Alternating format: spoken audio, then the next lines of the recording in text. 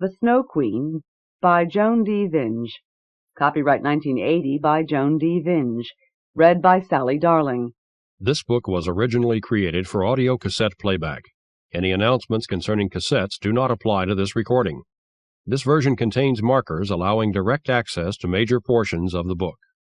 Annotation.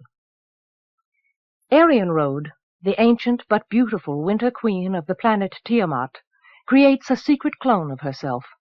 She seeks to ensure her survival through the harsh 150-year summer when the technologically advanced offworlders will abandon the planet, letting her artificially maintained life come to an end. From the book jacket. Arienrhod, as beautiful as she was ancient.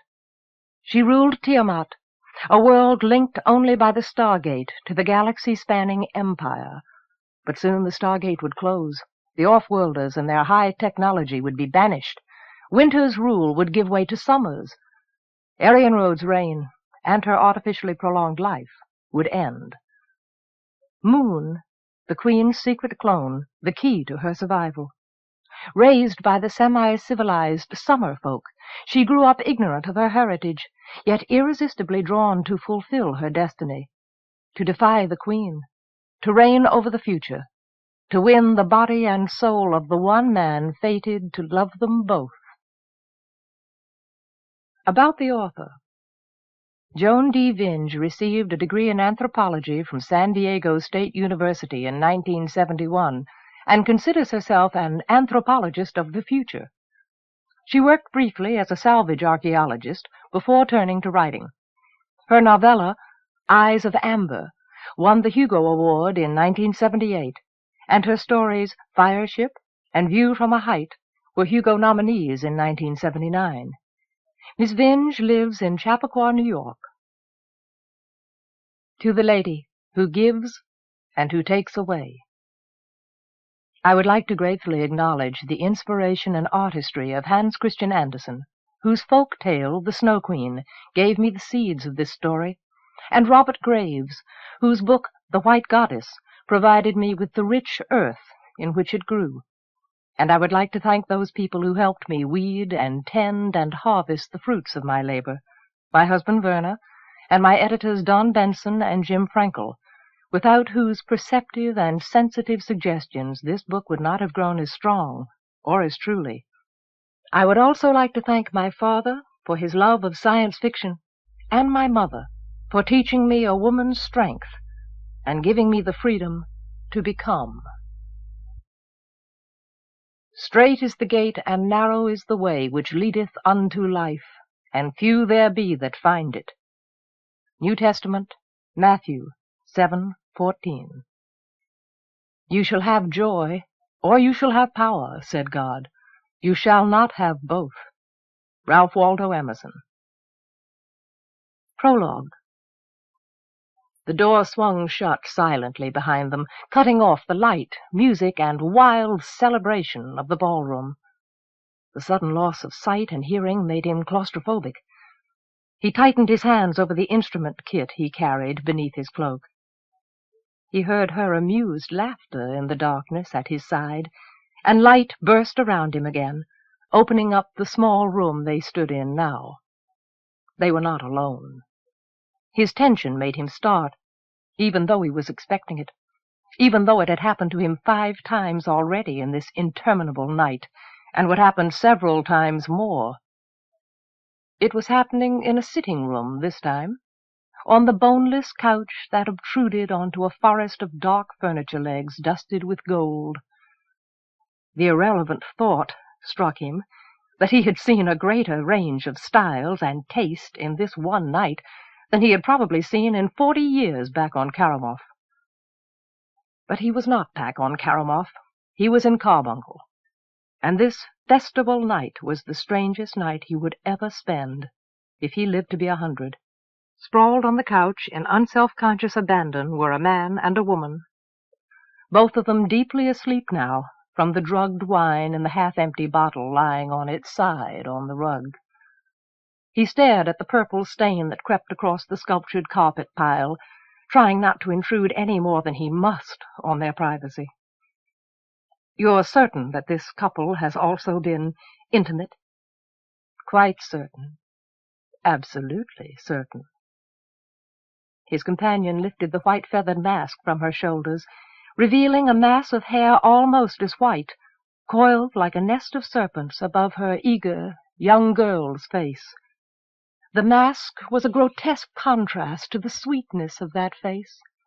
The barbed, ripping beak of a predatory bird, the enormous black-pupiled eyes of a night hunter that glared at him with the promise of life and death hanging in the balance. No. When he looked into her eyes, there was no contrast. There was no difference. You Karamogis are so self-righteous. She threw off her white feathered cape. And such hypocrites! She laughed again. Her laughter was both bright and dark. He removed his own less elaborate mask, reluctantly. An absurd fantasy creature, half fish, half pure imagination. He did not like having to expose his expression. She searched his face in the pitiless lamplight, with feigned innocence. Don't tell me, Doctor, that you really don't like to watch. He swallowed his indignation with difficulty. I'm a biochemist, Your Majesty, not a voyeur. Nonsense. The smile that was far too old for the face formed on her mouth. All medical men are voyeurs. Why else would they become doctors? Except for the sadists, of course, who simply enjoy the blood and the pain.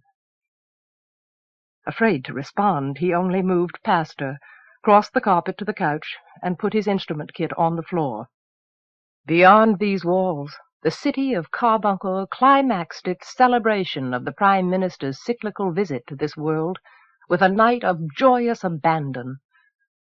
He had never expected to find himself spending it with this world's queen, and certainly not spending it doing what he was about to do. The sleeping woman lay with her face toward him. He saw that she was young, of medium height, strong and healthy. Her gently smiling face was deeply tanned by sun and weather beneath the tangled, sandy hair. The rest of her body was pale. He supposed she kept it well protected from the bitter cold beyond the city's walls. The man beside her was a youthful 30, he judged, with dark hair and light skin, and could have been either a local or an off-worlder. But he was of no concern now. Their festival masks looked down in hollow-eyed censure, like impotent guardian gods resting on the couch back. He dabbed the woman's shoulder with antiseptic, made the tiny incision to insert the tracer beneath her skin, doing the simple procedure first, to reassure himself. The Queen stood watching intently, silent now that he needed silence. Noise concentrated beyond the locked door. He heard slightly slurred voices protesting loudly. He shrank like an animal in a trap, waiting for discovery. Don't worry, Doctor.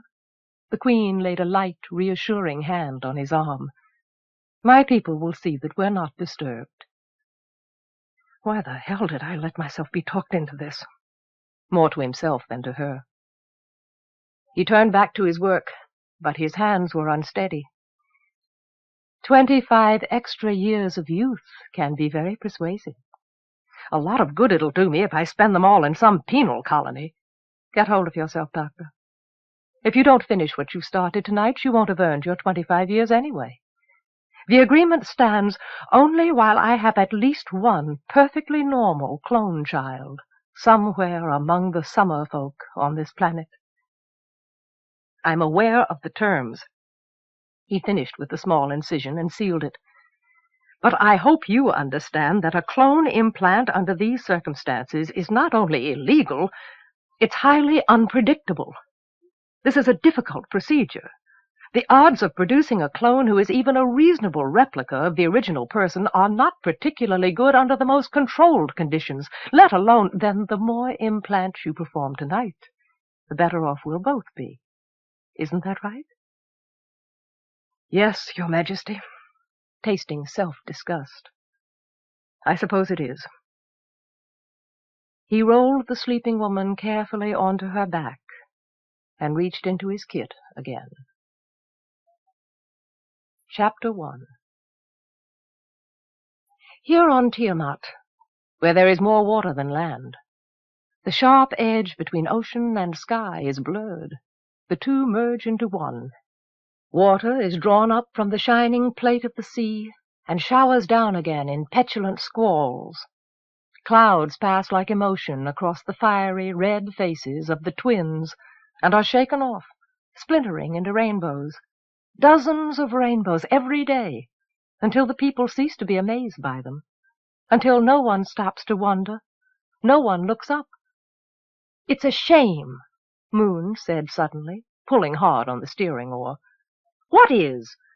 Sparks ducked down as the flapping sail filled and the boom swept across over his head. The outrigger canoe plunged like a wingfish. "It's a shame you aren't paying attention. What do you want to do, sink us?" Moon frowned, the moment's mood broken. "Oh, drown yourself." "I'm half drowned already, that's the trouble." He grimaced at the water lapping the ankles of their waterproof cleeskin overboots, and picked up the bailer again. The last squall had drowned his good nature anyway, she thought, along with the sodden supply baskets. Or maybe it was only fatigue.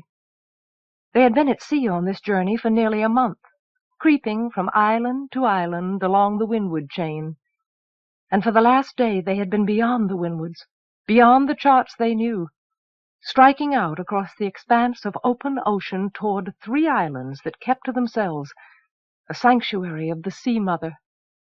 Their boat was tiny for such far-ranging, and they had only the stars and a rough current chart of criss-crossed sticks to guide them.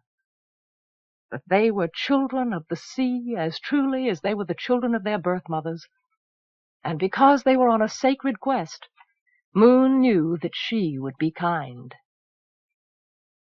Moon watched Sparks's bobbing head catch fire as the pinwheeled binary of Tiamant's double sun broke the clouds, to kindle flame in the red of his hair and his sparse, newly starting beard, throw the soft-edged shadow of his slim, muscular body down into the bottom of the boat. She sighed, unable to keep hold of her irritation when she looked at him, and reached out tenderly to finger a red, shining braid. "Rainbows. I was talking about rainbows.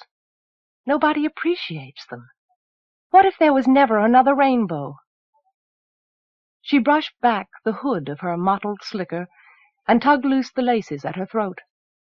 Braids as white as cream spilled out and down over her back. Her eyes were the color of mist and moss agate. She looked up through the crab-claw sail, squinting as she sorted tumbled cloud from sky to find vaulting ribbons of fractured light, dimmed here to nothingness, brightening there, until their banners doubled and redoubled. Sparks dumped another shellful of water overboard, sending it home, before he lifted his head to follow her gaze. Even without its sun-browning, his skin was dark for an islander's, but lashes and eyebrows as pale as her own tightened against the glare, above eyes that changed color like the sea. "Come on, we'll always have rainbows, cuz. As long as we have the twins and the rain. A simple case of diffraction. I showed you." She hated it when he talked tech, the unthinking arrogance that came into his voice. "I know that. I'm not stupid." She jerked the coppery braid sharply. "Ow!" "But I'd still rather hear Gran tell us that it was the lady's promise of plenty, instead of hearing that trader turn it into something without any point at all. And so would you. Wouldn't you, my star child? Admit it." "No!" He beat her hand away. Anger blazed. "Don't make fun of that, damn it!" He turned his back on her, splashing. She pictured his knuckles whitening over the corroded crosses inside a circle, the token his off-worlder father had given to his mother at the last festival. Mother of us all! It was the one thing that drove between them like a blade, their awareness of a heritage that he did not share with her, or with anyone they knew. They were summers, and their people rarely had contact with the tech-loving Winters who consorted with the offworlders, except at the festivals, when the adventurous and joyful from all over this world gathered in Carbuncle, when they put on masks and put off their differences to celebrate the Prime Minister's cyclical visit and a tradition that was far older.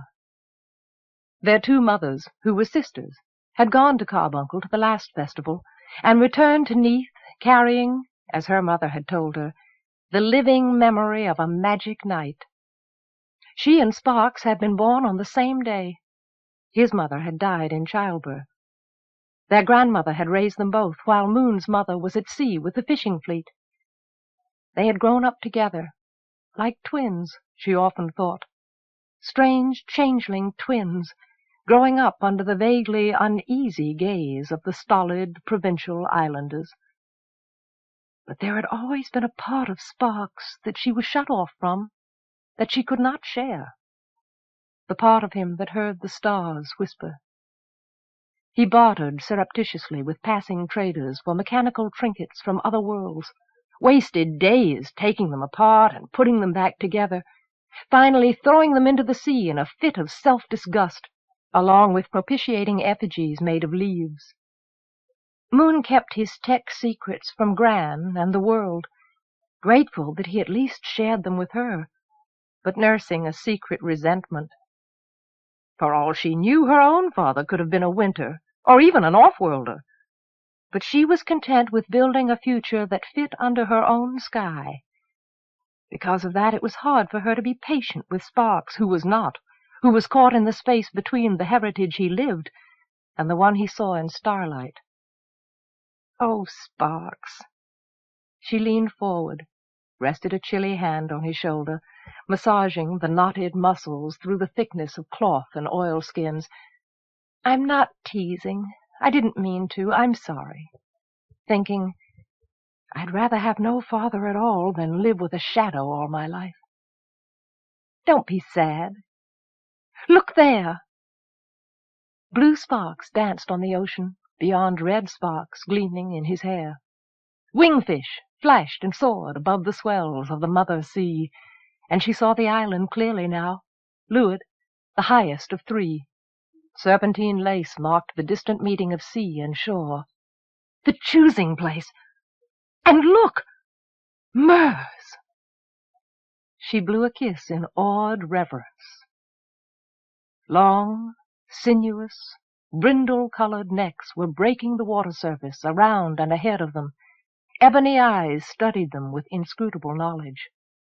The Mers were the sea's children and a sailor's luck. Their presence could only mean that the lady was smiling. Sparks looked back at her, suddenly smiling too, and caught her hand. They're leading us in. She knows why we've come. We've really come. We're going to be chosen at last. He pulled the coiled shell flute out of the pouch at his hip and set free a joyous run of notes. The Mers' heads began to weave with the music, and their own eerie whistles and cries sang counterpoint. The old tales said that they lamented a terrible loss and a terrible wrong, but no two tales agreed on what the loss or the wrong had been. Moon listened to their music, not finding it sad at all. Her own throat was suddenly too tight for song. She saw in her mind another shore, half their lifetime ago, where two children had picked up a dream lying in a rare, coiled shell in the sand at the feet of a stranger. She followed the memory back through time. Moon and Sparks ran barefoot along the rough walls between the shallow harbor pens, the net slung swaying like a hammock from shoulder to slim shoulder between them. Their deft, calloused feet slapped and splashed along the piled-stone pathways, immune to bruises and the lapping, icy water. The clee in the pens, usually as sluggish as stones on the weedy bottom, surfaced with ungainly haste to watch the children pass. They blew spray and grunted with hunger, but the net was empty, its burden of dried sea hair already dumped into the family stock pens for the midday feeding. "Hurry up, Sparky!" Moon, in the lead as usual, pulled the netting taut between them, hauling her shorter cousin along like a reluctant load of fish. She swept the white fall of her bangs back from her face, eyes on the deep-water channel that drove straight into shore beyond the fish yards. Already the tall tops of the cloven sails, all she could see of the fishing fleet from here, were sweeping ahead. "We'll never get to the docks first!" She pulled harder in frustration. "I'm hurrying, Moon! It's almost like my mother coming home, too!" Sparks found an extra burst of speed. She felt him catch up behind her, heard him panting, "Do you think Gran will make honey cake?" "For sure!" Leaping, she almost stumbled. "I saw her getting out the pot." They ran on, dancing over the stones toward the gleaming noonday beach and the village beyond. Moon pictured the brown, smiling face of her mother as they had last seen her 3 months ago. Thick sand-colored braids piled on her head, hidden under a dark knit cap. The thick high-necked sweater, slicker, and heavy boots that made her indistinguishable from her crew as she tossed them a last kiss, while the double-hulled fishing boat leaned into the winds of sunrise. But today she was home again. They would all go down to the village hall with the other fishing families to celebrate and dance, and then, very late at night, she would curl up in her mother's lap, although she was getting too big to curl up in her mother's lap, held close in the sturdy arms, watching Sparks through heavy lids to see if he fell asleep first, in Gran's arms. There would be the warm snap and whisper of flames on the hearth, the smell of sea and ships that clung to her mother's hair, the hypnotic flow of voices as Gran reclaimed her daughter from the sea, who was mother to them all. Moon leaped down into the soft golden-brown beach sand. Sparks thumped down from the wall behind her, their shadows tangling in the noonday glare. With her eyes fixed on the cluttered stone houses of the village and the boats dropping sail in the bay, she almost darted past the stranger who stood waiting, watching, as they came. Almost. Sparks collided with Moon as she slid to a stop. "Look out, fish brain!" A cloud of sand exploded around their ankles. She threw her arms around him for balance, squeezed the indignation out of him as her own amazement tightened her hold. Sparks pulled free, subsiding. The net dropped, forgotten, like the village, the bay, their reunion. Moon tugged at the hem of her hand-me-down sweater, knitting her fingers into the heavy rust-red yarn. The woman smiled down at them, the radiant oval of her face touched with windburn above her ancient gray parka, the thick pants and clumsy boots worn by any islander. But she was not from Neath, not simply from any island. Did you come out of the sea?" Moon gasped. Sparks gaped beside her. The woman laughed. Her laughter broke the spell of otherworldliness like window glass. "No, only across it, on a ship." "Why? Who are you?" Their questions ran together. And in answer to both, the woman held out the medallion she wore on a chain, a barbed trefoil like a bouquet of fishhooks, glittering with the darkly sinister beauty of a reptile's eye. "Do you know what this is?" She went down on one knee in the sand, her black braids dropping forward. They shuffled closer, blinking. "Sybil?" Moon whispered timidly, seeing Sparks clutch his own medal out of the corner of her eye. But then her gaze was wholly the woman's, and she knew why the dark, compelling eyes seemed to open on infinity. A Sybil was the earthly channel for supernatural wisdom, chosen through the lady's own judgment, who by temperament and training had the strength to withstand a holy visitation. The woman nodded. "I am Clavally Bluestone, Summer." She set her hands against her forehead. "Ask, and I will answer." They did not ask, dazed by the knowledge that she could answer any question they could imagine, or that the lady herself would answer them with Clavally's lips. while the Sibyl was swept away in a trance. No questions? Formality fell away again, held at bay by her good humor. Then tell me who you are, who already know everything you need to know. I'm Moon, Moon said, pushing at her bangs. Moon Dawntreader Summer. This is my cousin, Sparks Dawntreader Summer. And I don't know enough to ask about anything, she finished miserably. I do. Sparks pushed forward, holding out his medal. What did this used to be? Input. Clavally took it between her fingers, frowned faintly, murmuring. Her eyes turned to smoky quartz, moved wildly, like a dreamer's. Her hand fisted over the disk. Sign of the hegemony.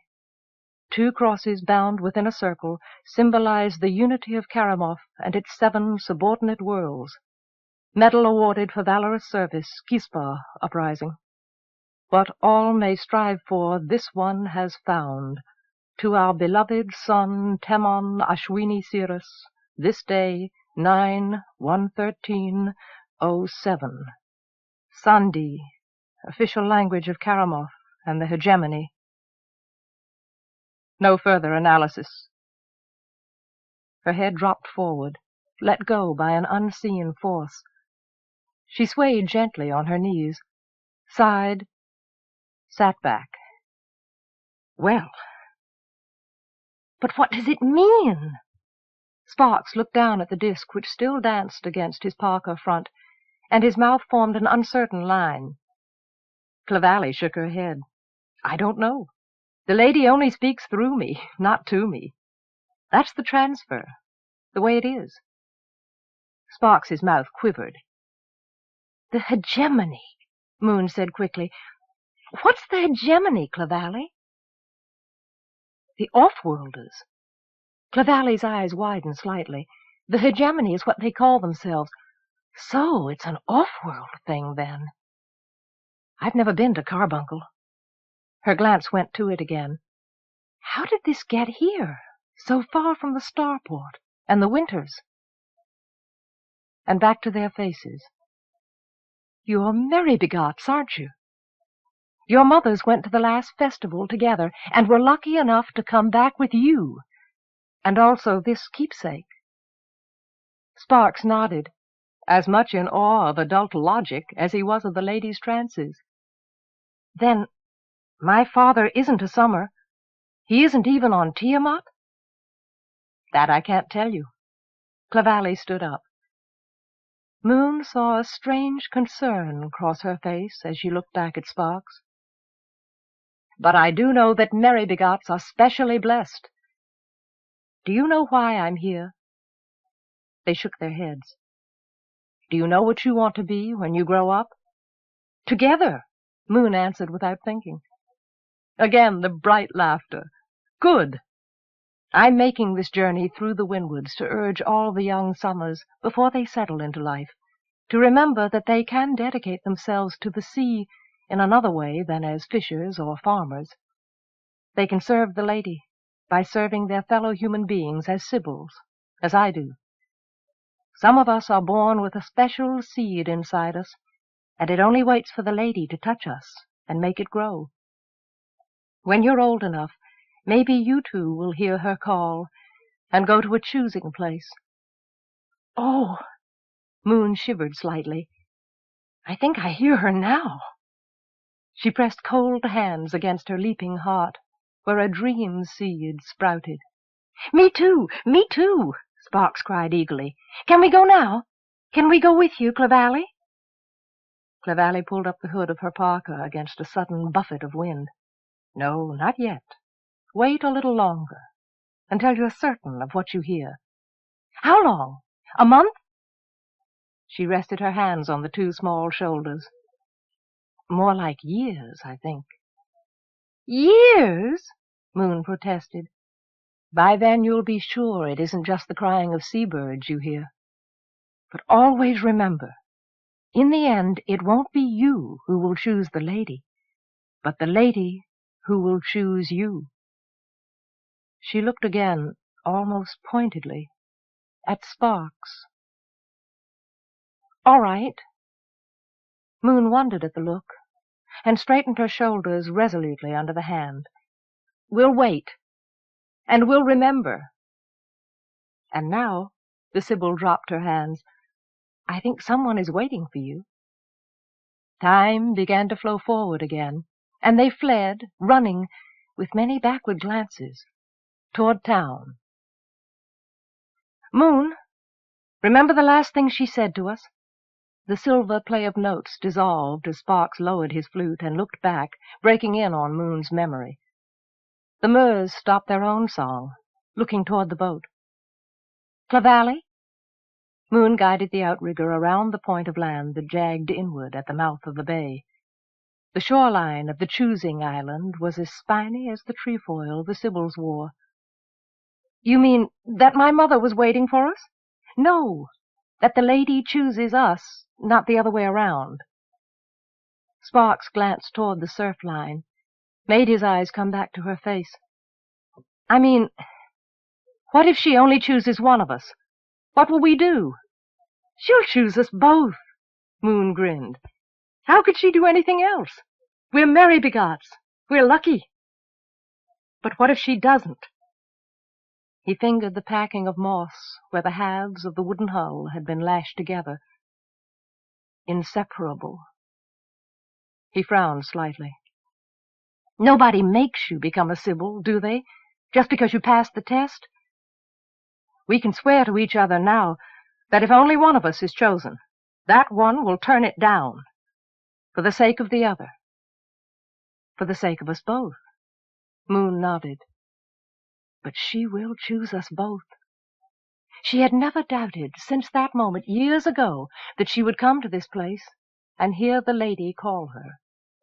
It had been her heart's desire for half a lifetime, and she had made certain Sparks always shared it, not letting his hopeless star dreams lead him away from their common goal. She put out her arm, and Sparks took it somberly. They shook, hands clasping wrists. The clasp became a hug before she knew it, and the doubts in her heart burned away like morning fog. "Sparky, I love you more than anything under the sky." She kissed him, tasting salt on his lips. "Let the Sea Mother witness that you hold my willing heart, only you, now and forever." He repeated the words, clearly and proudly, and together they sipped seawater from their cupped hands to complete the vow. "Nobody can say we're still too young to pledge after this journey." They had pledged their love for the first time when they were barely old enough to recite the words, and everyone had laughed. But they had been true to each other ever since, and through the years they had shared everything, including the hesitant, yearning inevitability of lips touching, and hands, and flesh. Moon remembered a hidden cranny among the rocks on a lurid bay, warm, calloused hands of stone cupping their shivering bodies as they lay together in love under the bright noon, while the tide whispered far away down the beach. Now, as then, she could feel the strength of the need that bound them together, the heat they made between them that held the cold loneliness of their world at bay, the union of souls that overcame them in the final moment, the height, the wholeness that nothing else in their world could ever give her. Together they would enter this new life, and at last they would belong to their world as completely as they belonged to each other. Sparks's lips brushed her ear. She leaned forward, her arms going around him again. The boat nosed toward shore, untended. "Do you see anything?" Sparks checked the boat a last time where it lay beached firmly in shells and storm wrack, beyond the high tide line. The family totem, carved at its prow, regarded him with 3 staring, painted eyes. The tide was still going out, but it had already exposed enough wet mirrored sand so that dragging the canoe up the beach had taken away their breath. One of the Murs had actually come out onto the shore with them, let them stroke its wet, slick, brindle fur with timid hands. He had never been close enough to touch one before. They were as large as he was, and twice as heavy. "Not yet! Here!" Moon's voice reached him, along with the frantic waving of her hand. She had followed the Mer's floundering progress as it moved on up the beach. "Here, by the stream, a path. It must be the one Gran told me about." He started across the littered beach slope toward the freshwater outlet, abandoned shells crunching under his feet. The stream had laid down a wide band of red silt in the ochre, cut into the red with channels of moss-green water flow. Where it left the shore, Moon stood waiting to start into the hills. "We follow the stream up?" She nodded, following the swift blue-green rise of the cloaked land with her eyes. Naked peaks of raw red stone soared even higher. Those islands were new on the measureless time scale of the sea. Their spines still clawed the sky, undulled by age. "Looks like we climb." He jammed his hands into his pockets, uncertain. "Yeah." Moon watched the Mer start back down the beach. Her hand tingled with the feel of its heavy fur. "We'll dance in the rigging today." She looked back at him, suddenly very much aware of what their presence here meant. "Well, come on," almost impatiently. "The first step is the hardest."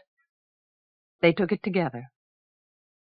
But it was a step that had been taken before, Moon thought as she climbed. How many times? She found the answer engraved in the hillsides, where the passage of feet had worn down the airy volcanic pumice until sometimes they walked in narrow tracks eaten away to the height of their knees. And how many have climbed it just to be refused?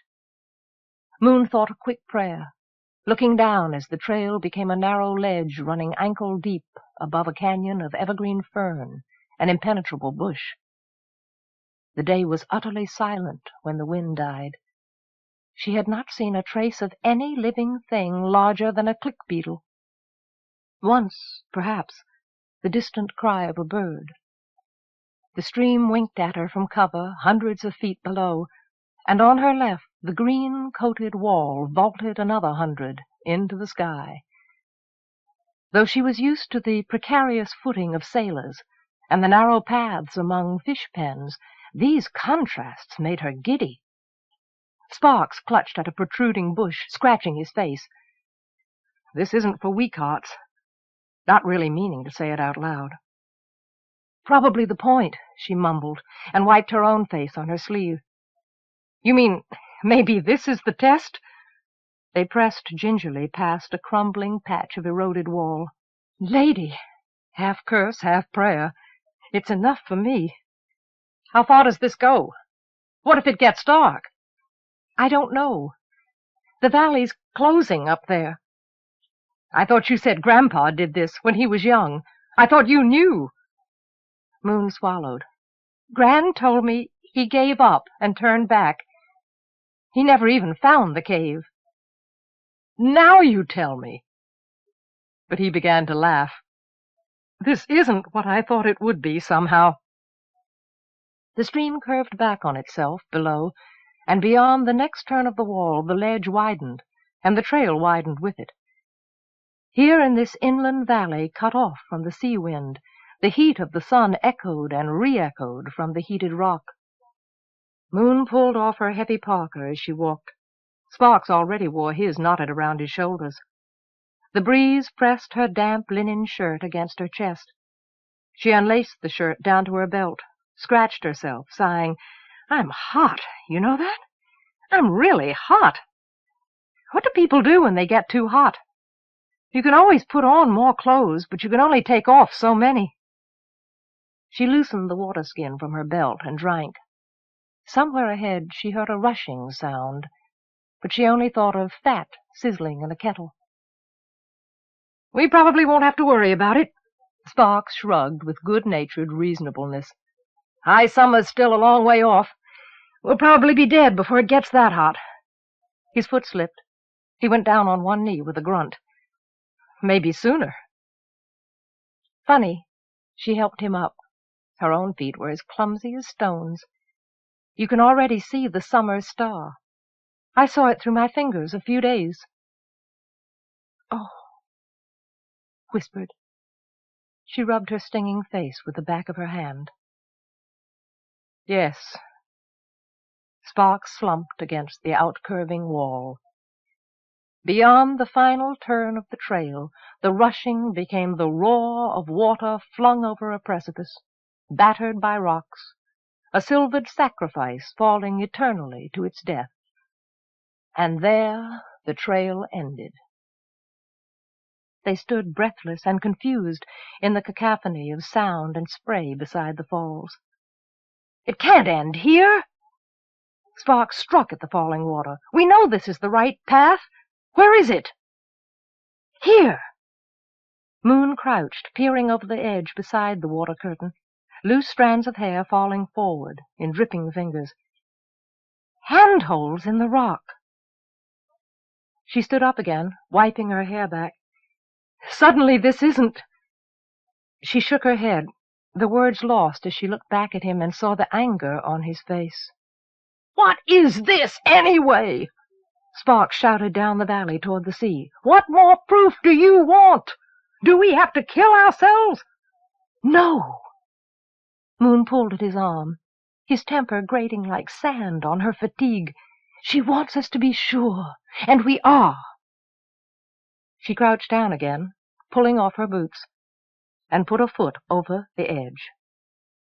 She began to climb down, letting the roar and the spray fill her senses, batter down her fear. She saw Sparks begin the climb above her, telling herself that countless people had gone down before her through countless years, foot stumbling over wet rock.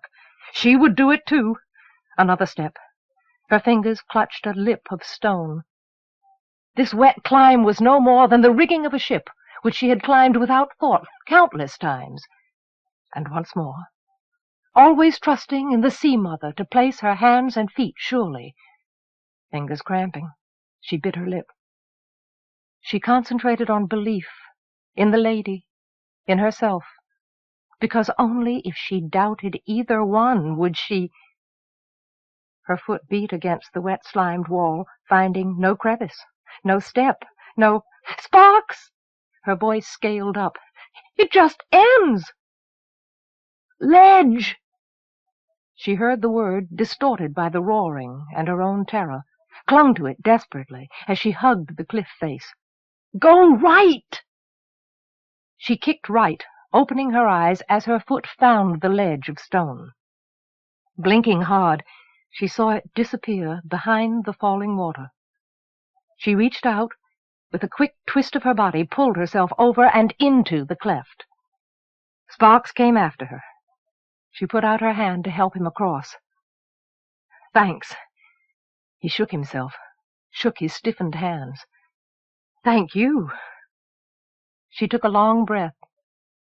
They moved deeper into the cleft together, realizing, as their eyes adjusted to the green dappling of light, that it pushed on into the side of the valley. This is it. This must be it. We're here. The choosing place. They stopped again, their hands reaching out for each other instinctively. They stood breathless, waiting. Nothing called them but the voice of the falls. Nothing touched them but the random drift of spray. Come on. Sparks tugged at her. Let's go deeper. The cleft peaked in shadows far overhead, making Moon think of praying hands as they followed the serpentine shaft into the rock face. Sparks collided abruptly with a sharp turn. I knew I should have brought a candle. It's not dark. Moon looked at him in surprise. It's strange how the light keeps getting greener. What are you talking about? It's like being buried alive. I can't even see you. Come on. Unease began to stir in her. It's not that dark. Just open your eyes. Come on, Sparky. She pulled on his arm. Can't you feel it? Like music. No, this place gives me the creeps. Come on. She pulled harder, straining now. No, wait. He gave a few steps, and a few more. The music filled her now, centered at her head and spreading through her body like the rhythm of her blood. It touched her like silk, with the taste of ambrosia and the green light of the sea. Don't you feel it? Moon, Sparks grunted as he came up against another wall in the darkness. Moon, stop. It's no good. I can't see anything. I don't hear anything. I'm failing, Moon. His voice wavered. No, you're not. You can't. She turned distractedly to the truth in his eyes, unfocused like a blind man's, the confusion on his face. Oh, you can't. I can't breathe. It's like tar. We've got to turn back before it's too late. His hand tightened over her wrist, pulling her back toward him, away from the music and the light. No. Her free hand closed over his, tried to break his grip. You go back without me. Moon, you promised. We promised. You have to come. I do not. She jerked loose, saw him stumble back, surprised and hurt. Sparks, I'm sorry. Moon, I'm sorry. She backed away into the arms of the music. I have to. I can't stop now. I can't help it. It's too beautiful. Come with me. Try. Please try. Getting farther and farther away from him. You promised. Come back, Moon! She turned and ran, his voice drowned by the song of her breaking heart's desire. She ran until the cleft widened again, spilling her out into an unnatural space lit by the perfectly ordinary flame of an oil lamp. She rubbed her eyes in the sudden gold, as if she had come out of darkness. When she could see again, when the shining song fell away and released her, she was not surprised to find Clavally waiting, and a stranger.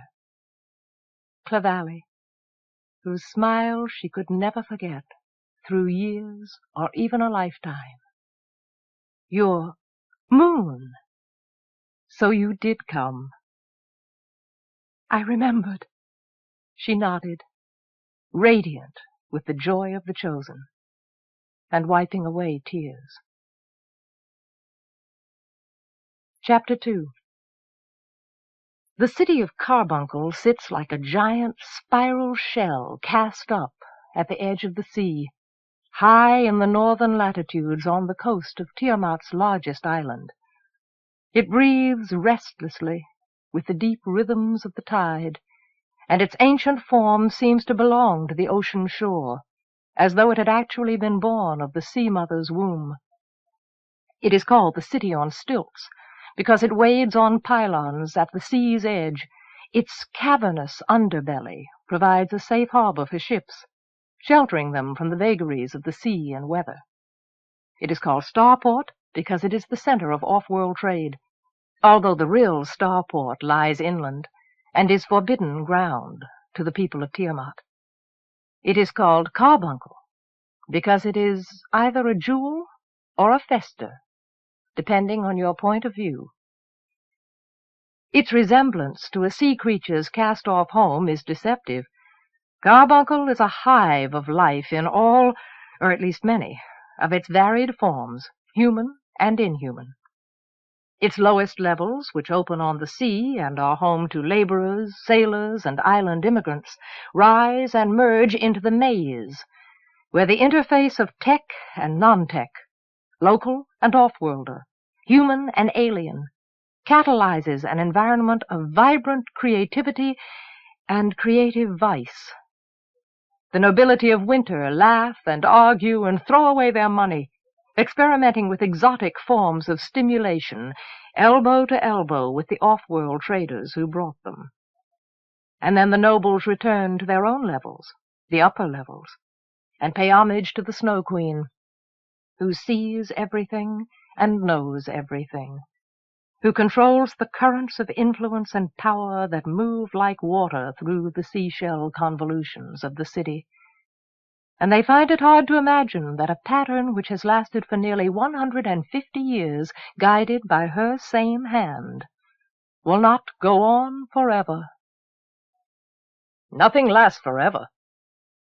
Arienrhod stood silently and quite alone, eavesdropping, as the voices poured out of the speaker in the sculptured base of the mirror. The mirror was also a view-screen, but dark now, showing her only her face. The unseen nobles were discussing a broken-stringed Celix, and not the future. But they might as well have been, because the breaking of the former and the ending of the latter were ultimately interrelated, and her own mind was absorbed with the future, or the lack of one. She stood at the wall, which was also in this chamber a window rising up to the star-pointed pinnacle of the roof.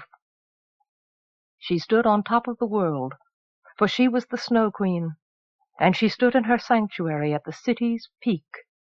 She could gaze down its folded slopes, the undulations of a mountain's side cracked from the mass of land, or out across the white-flecked, iron-gray sea, or, as she did now, up into the sky, where the night was a glowing forge fired by the incandescence of 50,000 suns, the stellar cluster into which this footloose system had blundered eons ago.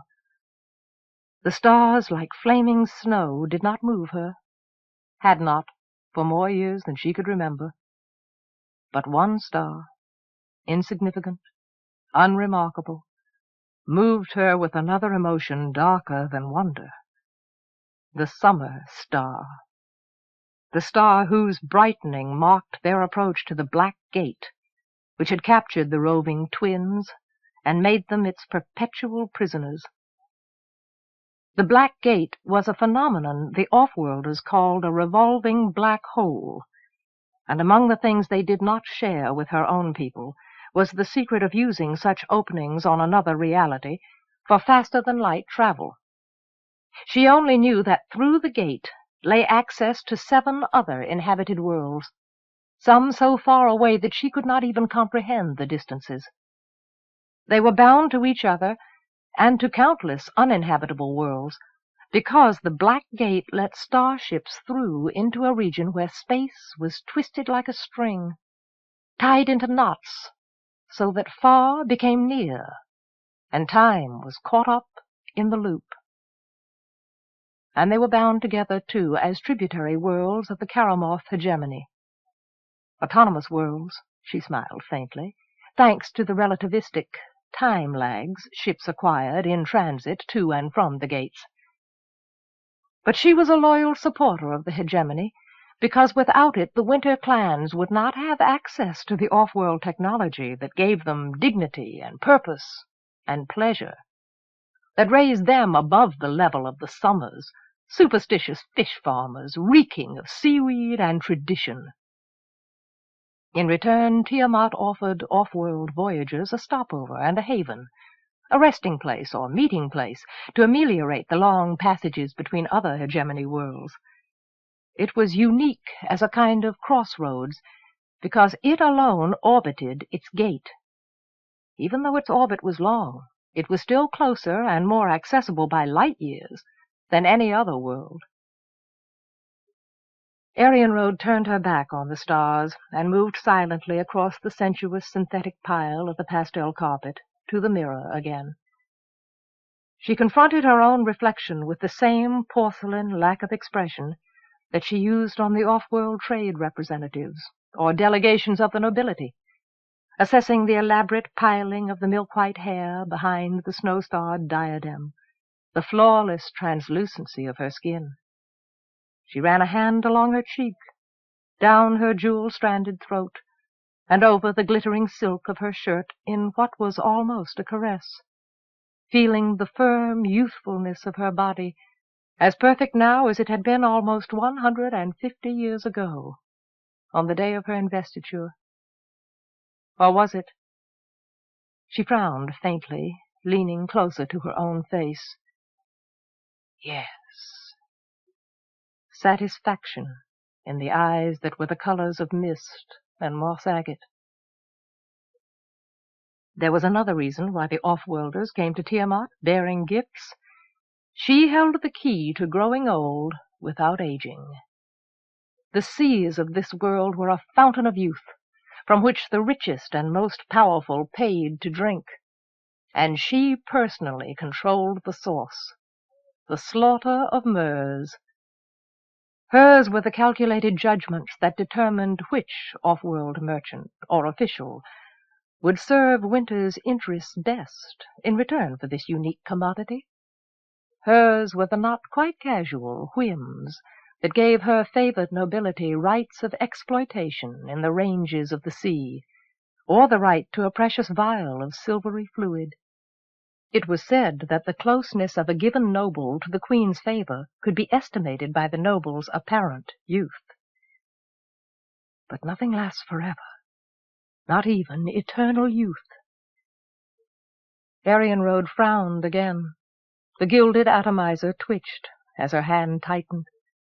She lifted it, opened her mouth, and inhaled the heavy silver spray. It turned the back of her throat to ice, making her eyes water. She sighed with relief, a release from anticipation. The ideal state of preservation was maintained by a daily renewal of the water of life, as the offworlders euphemistically named it. She found the term amusing, if only for its hypocrisy.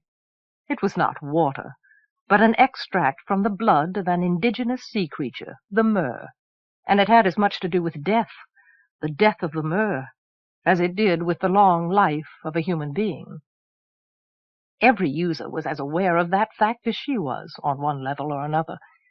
But what was the life of an animal compared to the chance for eternal youth? So far, technology had failed to reproduce the extract, a benign virus that enhanced the body's ability to renew itself without genetic error. The virus died after a short time outside the body of its original host, no matter how carefully it was maintained.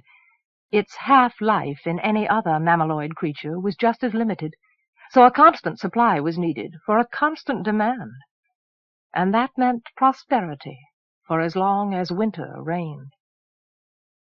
But the summer star was already visible in the daytime sky. Spring was official. The change was coming. Even the summers would be aware of that by now. This world was moving into its high summer at last, the time when the unnatural stresses created by their approach to the black hole caused a flare-up of the twins' own energy, and Tiamant became insufferably hot. The summers would be forced to move north from their ranges in the equatorial islands, and their influx would disrupt winter's status quo as they filled the interstices of its territory. But that was only a part of the greater change that would overtake her people, because the twins' approach to the black hole would also make Tiamant a lost world, the hegemony. She looked back out the window, at the stars. As the twins neared the black gate, as its other tormented captive, the summer star, brightened in Tiamant's heaven, the stability of the gate itself deteriorated. The passage from Tiamant to the rest of the hegemony, and back, was no longer simple or certain. Tiamant ceased to be a meeting place and stopover for hegemony travelers. The outflow of the water of life and the inflow of technology ceased together. And Tiamant was an embargoed world. The hegemony allowed no indigenous technological base to be developed, and without the crucial knowledge of how their imported goods were made, the machinery of winter's society would quickly, irrevocably, decay. Even without the summers moving north at the change to hurry it along, the world as she knew it would cease to exist. She detested even the thought of life in such a world. But then, that would scarcely concern her, would it? They say death is the ultimate sensory experience. Her laughter sounded in the quiet room. Yes, she could laugh at death now, even though she had been withholding payment from it for 150 years. Soon it would claim its debt, and the summers would take payment from her at the final festival, because that was the way of things. But she would have the last laugh on the summers. At the last festival, nearly a generation ago, she had sown among the unsuspecting summers the 9 seeds of her own resurrection, 9 clones of herself, to be raised among them and accepted by them as their own, who would learn their ways and, being the children of her mind, know how to manipulate them when the time came. She had kept track of the children as they grew, always believing there would be at least one among them who would be all that she herself was. And there had been one. Only one. The off-worlder doctor's pessimism almost 20 years ago had not been purely spite. 3 clones had been lost in spontaneous abortions. Others were born with physical deformities, or grew up retarded and emotionally disturbed. Only one child was reported to be perfect in every way, and she would make that child the Summer Queen. She reached down, picked up the small, ornate picture cube from the tabletop beside her. The face within it might have been a picture of herself as a girl. She rotated the cube, watched the laughing face change expressions through 3 dimensions as it moved. The island trader who kept track of the child's progress had taken the hologram for her, and she found herself moved by strange and unexpected emotions when she looked into it. Sometimes she found herself longing to see more of the child than just this picture, to touch her or hold her, to watch her at play, watch her grow and change and learn, to see herself as she must have been so long ago that she could not really remember it anymore. But no, look at the child, dressed in coarse, scratchy cloth and greasy fish skins, probably eating out of a pot with her hands in some drafty stone hovel. How could she bear to see herself like that? To see in microcosm what this world would be reduced to in a few more years, when the off-worlders abandoned it again. But it might not have to happen again, at least not so completely, if only her plan could be carried through. She looked more closely at the face in the picture, so like her own. But when she looked this closely, there was something that was not the same, something missing. Experience. That was all that was missing. Sophistication. Soon she would find a way to bring the girl here, explain things to her, show her what she had to look forward to. And because she would be explaining those things to herself, the girl would understand. What little technology the off-worlders left to them must not be allowed to die again. This time they must preserve and nurture it, at least try to meet the off-worlders as something more than barbarians when they returned again. She crossed the room abruptly, switched the endless courtly banalities into oblivion by twisting a pearl on the mirror's base. She changed the audio and brightened video to pick up images from another hidden eye. The inconspicuous incorruptibility of mechanical spies, and the sheer pleasure of manipulating them, had led her to have installed a network of thousands throughout the levels of the city. Omniscience and license were blossom and thorn on the same vine, both fulfilling their separate needs while feeding from the same source. She looked now on the image of Starbuck, watched him striding impatiently inside the mirror's heart. The muscles knotted and flowed as he moved under his dark, off-worlder's skin. He was a powerful man, and he seemed too large for the confinement of the chamber's intimacy. He was nearly naked. He had been waiting for her to come to him. She stared with frank admiration, her memory a kaleidoscope of images of passion, forgetting for the moment that he had come to bore her like all the rest. She heard him mutter a profanity, and decided that she had kept him waiting long enough. Starbuck was many things, but he was not a patient man. And knowing that Arienrhod knew that, and used it against him, did nothing to improve his mood. He might have spent the time she kept him waiting, contemplating the fine line between love and hate, but he was not particularly introspective either.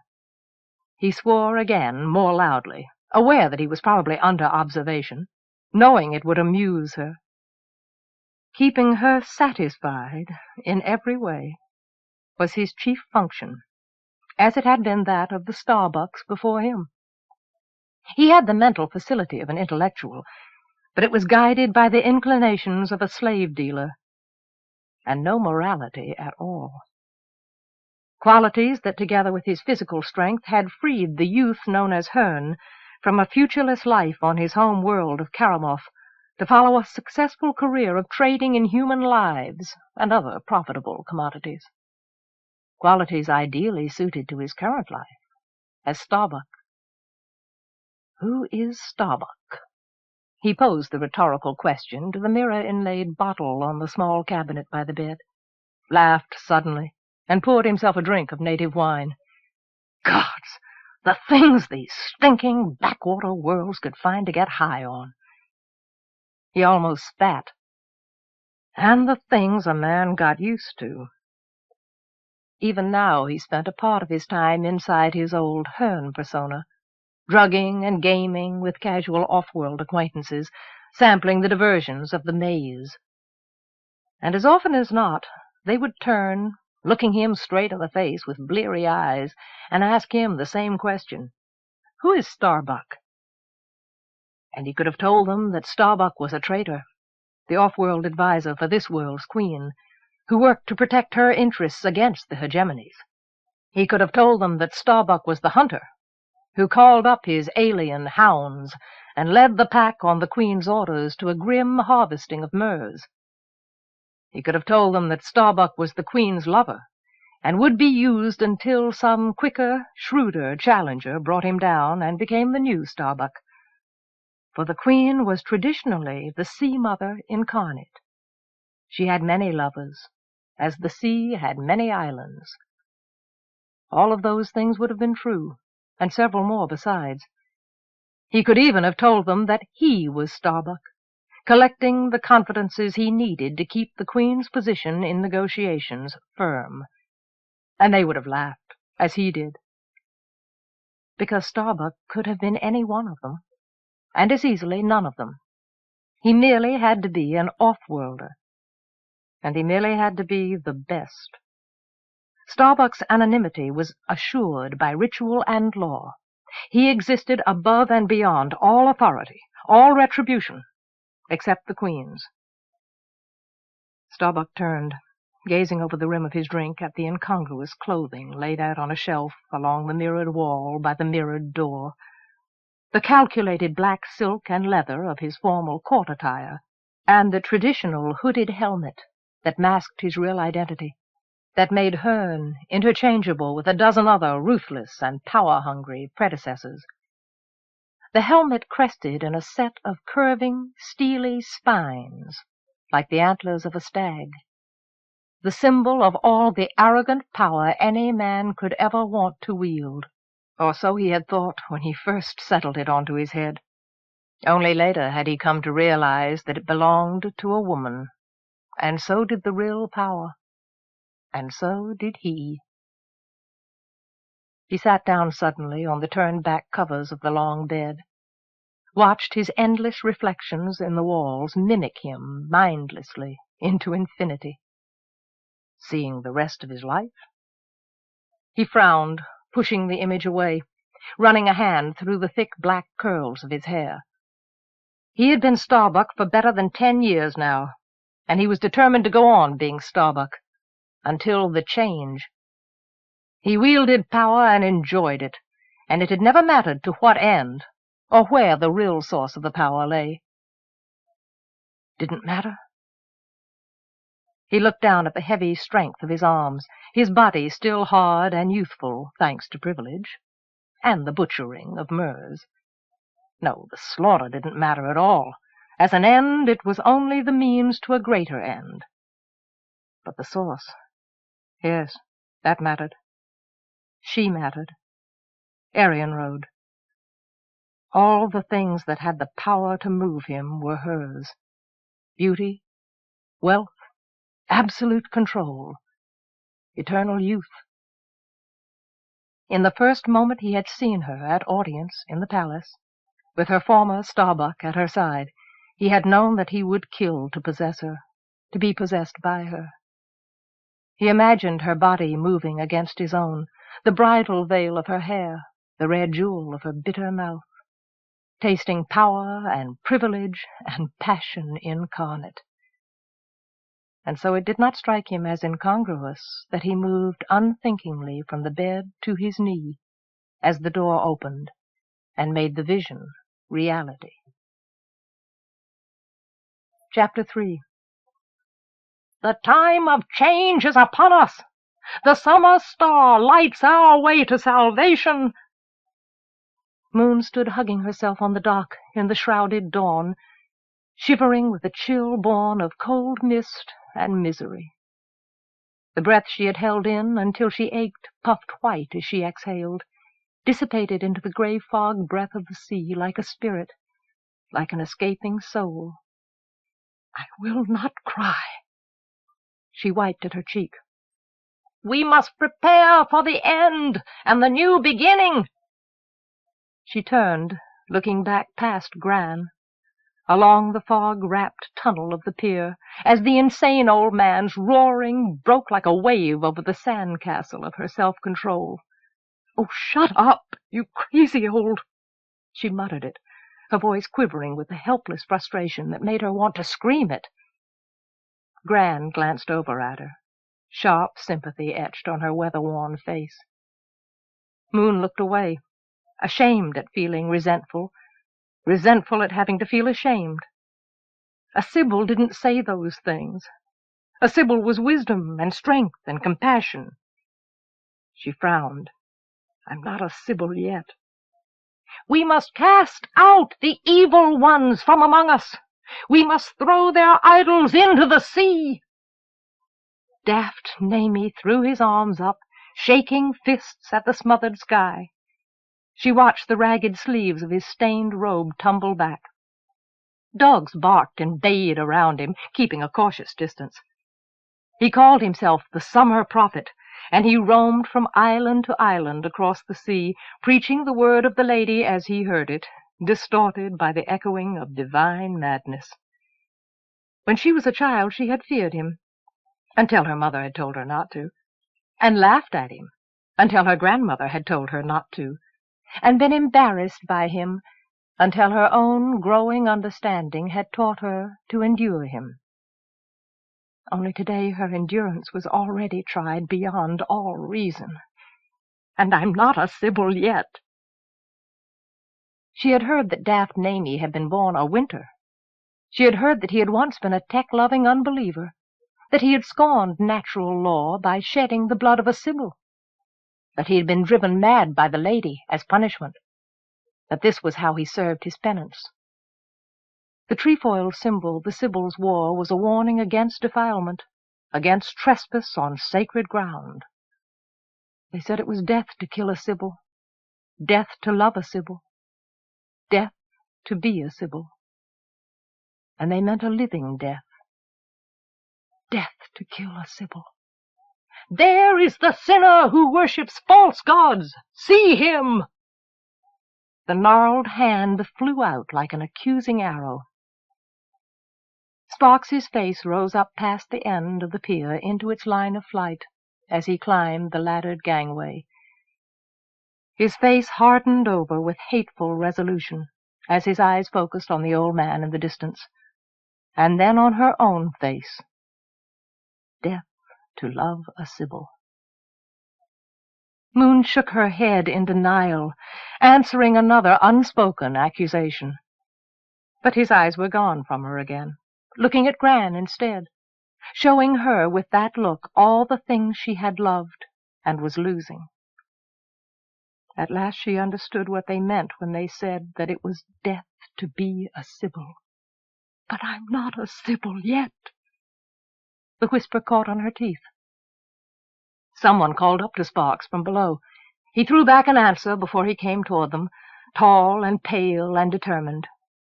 The tide was ebbing. The water of the bay lay far below the pier. All she could see from here of the winter trader's ship that would take him away was the tip of its mast, like a beckoning finger. "Well, I guess that's about it. All my things are on board. They're ready to sail." He looked down at his feet as he stopped before them, suddenly awkward. He spoke only to Gran. I guess I'm saying goodbye." "Prepare for the end!" "Sparks."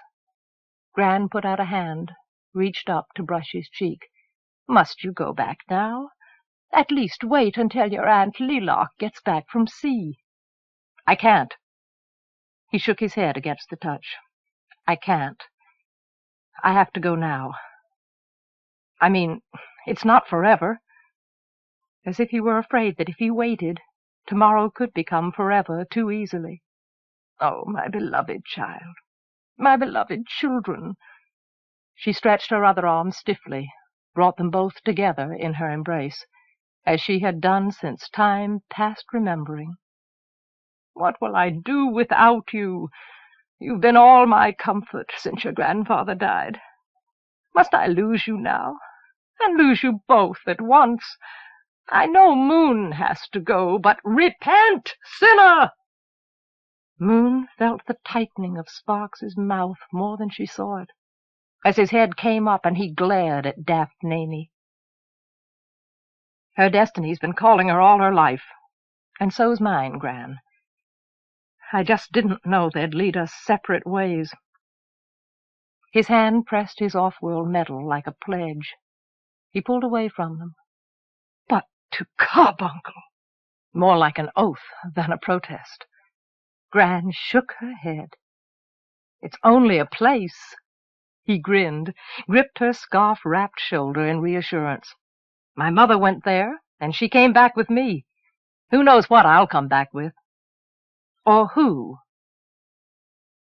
Moon turned away, clutching the sleeves of her parka as though she was strangling something. "You can't do this to me!" She moved to the edge of the pier, looked over the rail and down along the sheer, seaweedy face of the stone-built jetty, at the trader's ship rocking patiently far below.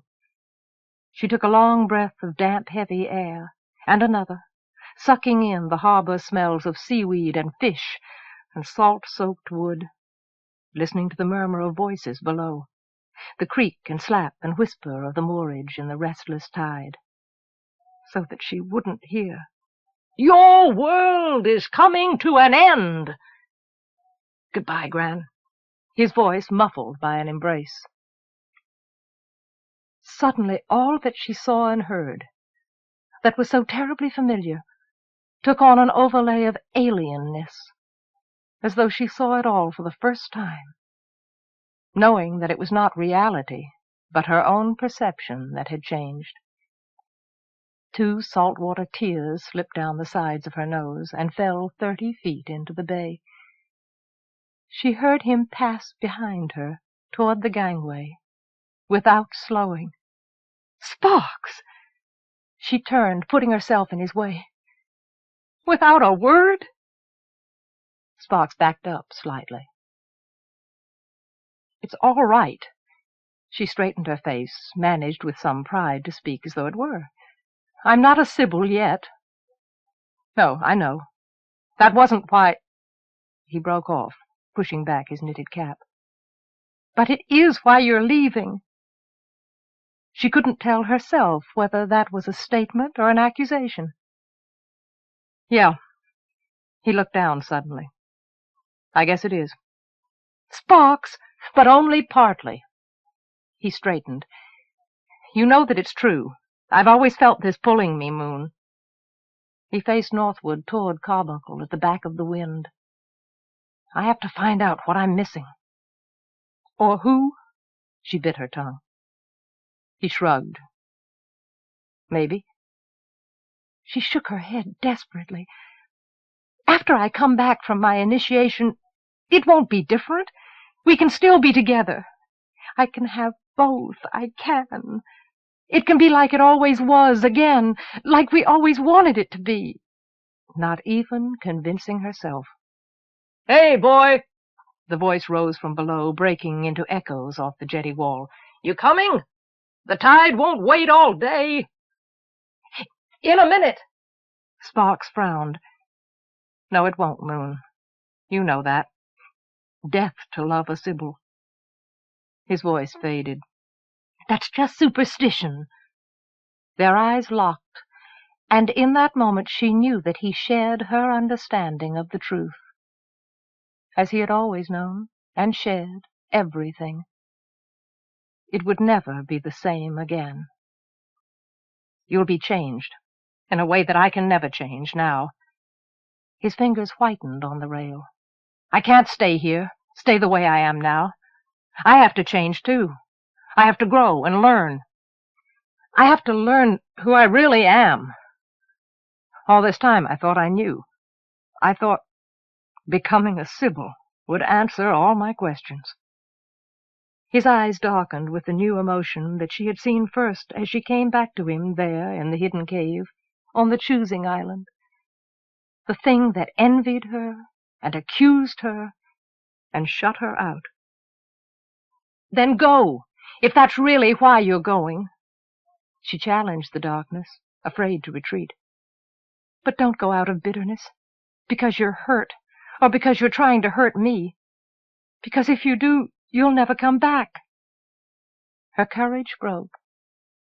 "And I don't think I could stand that, Sparky." His hands came up, but as she reached out to him, they dropped to his sides again. He turned away, shaking his head, with no forgiveness or understanding or even sorrow. He moved to the gangway, started down the ladder. Moon felt Gran come up beside her, watch with her as Sparks dropped to the boat's cross-deck where it rose on the water to meet him. He disappeared into the cabin on the broad platform that joined the double hulls, and though she kept watching, he did not come out on deck again. The deckhands cast off the mooring ropes. The crab-claw sails fell jingling down the masts, and filled with moist wind. The fog was lifting as the world brightened. Moon could see as far as the channel leading to the open sea, and she watched the trader's catamaran grow smaller as it angled out into the bay, reaching for the gap. She heard its engine start once it was well away from the summer docks. At last it reached the channel entrance and merged with the wall of fog, snuffed out in an instant, like a ghost ship. Moon rubbed at her eyes, her face, wetting her hands with mist and tears. Like a sleeper waking, she turned to look at her grandmother, small and stooped with sorrow beside her. She looked beyond her at the silhouetted nets and winches along the dockside, the ancient sea-worn storage house at the foot of the steep village street.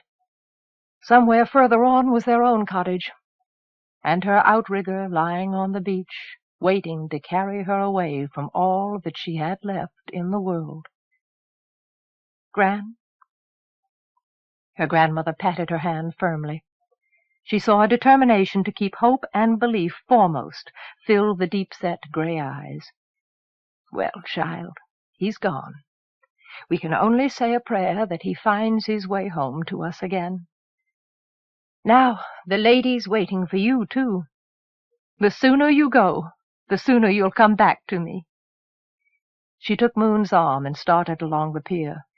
"At least that motherlorn old crackbrain won't be around to see you off." Moon glanced up, realizing with some relief that daft Namie had gone his way. Gran remembered herself and made the triad sign, poor soul that he is. Moon's mouth twitched up briefly, made a firm line as she felt her strength come back. Sparks had gone to Carbuncle to spite her. Damned if she'd drift with the tide. She had her own destiny lying across the water, one she'd waited half a lifetime for. The calling beauty of it filled her again. She began to walk faster, hurrying her grandmother along. Chapter 4. Sparks stood on the deck, pressed against the mast by the force of the frigid wind from behind him, listening to the ship's engines strain against the heavy seas. Gazing straight ahead, he saw Carbuncle, lying at the sea's edge like the incredible fragment of a dream. They had been approaching it for an eternity across the white-flecked sea, as they had sailed north forever along the boundary of this endless island's shores. He had watched the city grow from the size of a fingertip into something beyond the range of his comprehension. Now it seemed to spread like a stain across the sky, filling his awareness until there was nothing else in the world. "Hey there, Summer!" The trader's voice broke open his reverie. A gloved hand cuffed his shoulder lightly. "Damned if I need another mast. If you can't find anything useful to do on deck, get inside before you freeze." Sparks heard the high laughter of a deckhand, turned to see the smile on the trader's heavy face that took the smart out of the words. He pulled back from the mast, felt the crackle of resistance as his gloves broke away from the ice film. "Sorry." His breath rose up in a cloud, half blinding him. He was bundled in heavy clothes until he could barely bend his arms, but still the northern wind cut him to the bone. Carbuncle was protected from being totally ice-locked only by the presence of a warm sea current following this western coastline. There was no feeling left in his face. He couldn't tell whether his own smile still worked or not. "But, by Our Lady, it's all one piece. How could anyone even imagine a thing like that?" "Your lady had nothing to do with it, boy, and she's had nothing to do with the people who live there ever since. Always keep that in mind while you're there." The trader shook his head, looking at the city, and pressed his wind-chapped lips into a line. "No, nobody really knows how Carbuncle came to be, or why. Not even the offworlders, I think. Not that they'd tell us, even if they did." "Why not?" Sparks glanced around. The trader shrugged. "Why should they tell us their secrets? They come here to trade their machines for what we have. We wouldn't want them if we knew how to make our own." "I guess not," Sparks shrugged, flexing his fingers inside his mittens. The winter trader and his crew ate, talked, and slept trade as they sailed from island to island. It had worn thin very quickly.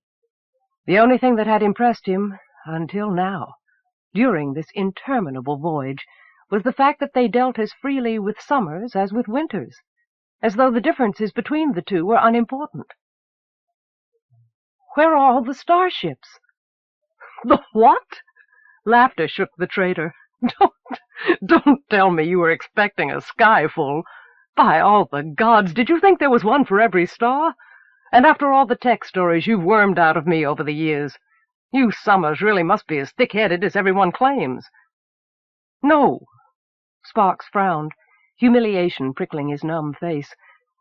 I just wanted to know where the starport was, that's all." "Sure you did," the trader wheezed. "It's inland, and forbidden territory to us." He sobered abruptly. "Are you sure you know what you're doing, Sparks? Going to Carbuncle? Are you sure you understand what you're getting into?" Sparks hesitated, glanced out over the water. Moon's face at parting drove the distance out of focus. He heard her voice and the calling of seabirds. In the air. Death to love a Sibyl. Cold pain lodged suddenly in his chest like a dagger of ice. He shut his eyes, shivering. The voice, the vision, were gone. "I know what I'm doing." The trader shrugged and turned away. The trader's ship nudged the floating pier where Sparks stood, a skater on the calm, dark water. It was dwarfed on every side by larger, taller, longer ships, dwarfed in turn by the expanse of the moorage like a mat of floating weed, and reducing it all to insignificance, Carbuncle itself, crouching like a great sheltering beast overhead. Pylons whose girth would swallow a house rose barnacled from the sea, a strange forest crowned by the city's underbelly, trailing festoons of chain and pulley and incomprehensible appendages. The smell of the sea mingled with stranger and less appealing odors. The city's underside dripped and oozed unnameable effluence. A broad causeway bristled with more alien shapes, rising from the artificial harbor's floating docks into the city's maw. He thought suddenly of a great beast's waiting hunger. "You stick to the lower levels, boy!" The trader had to shout to make himself heard over the shouting of 100 others, the clanking and groaning and shifting that reverberated in this strange underworld caught between land and sea. "You look for Gadathy's place in the Periwinkle Alley. She'll rent you a room." Sparks nodded absently, lifted his hand. "Thanks."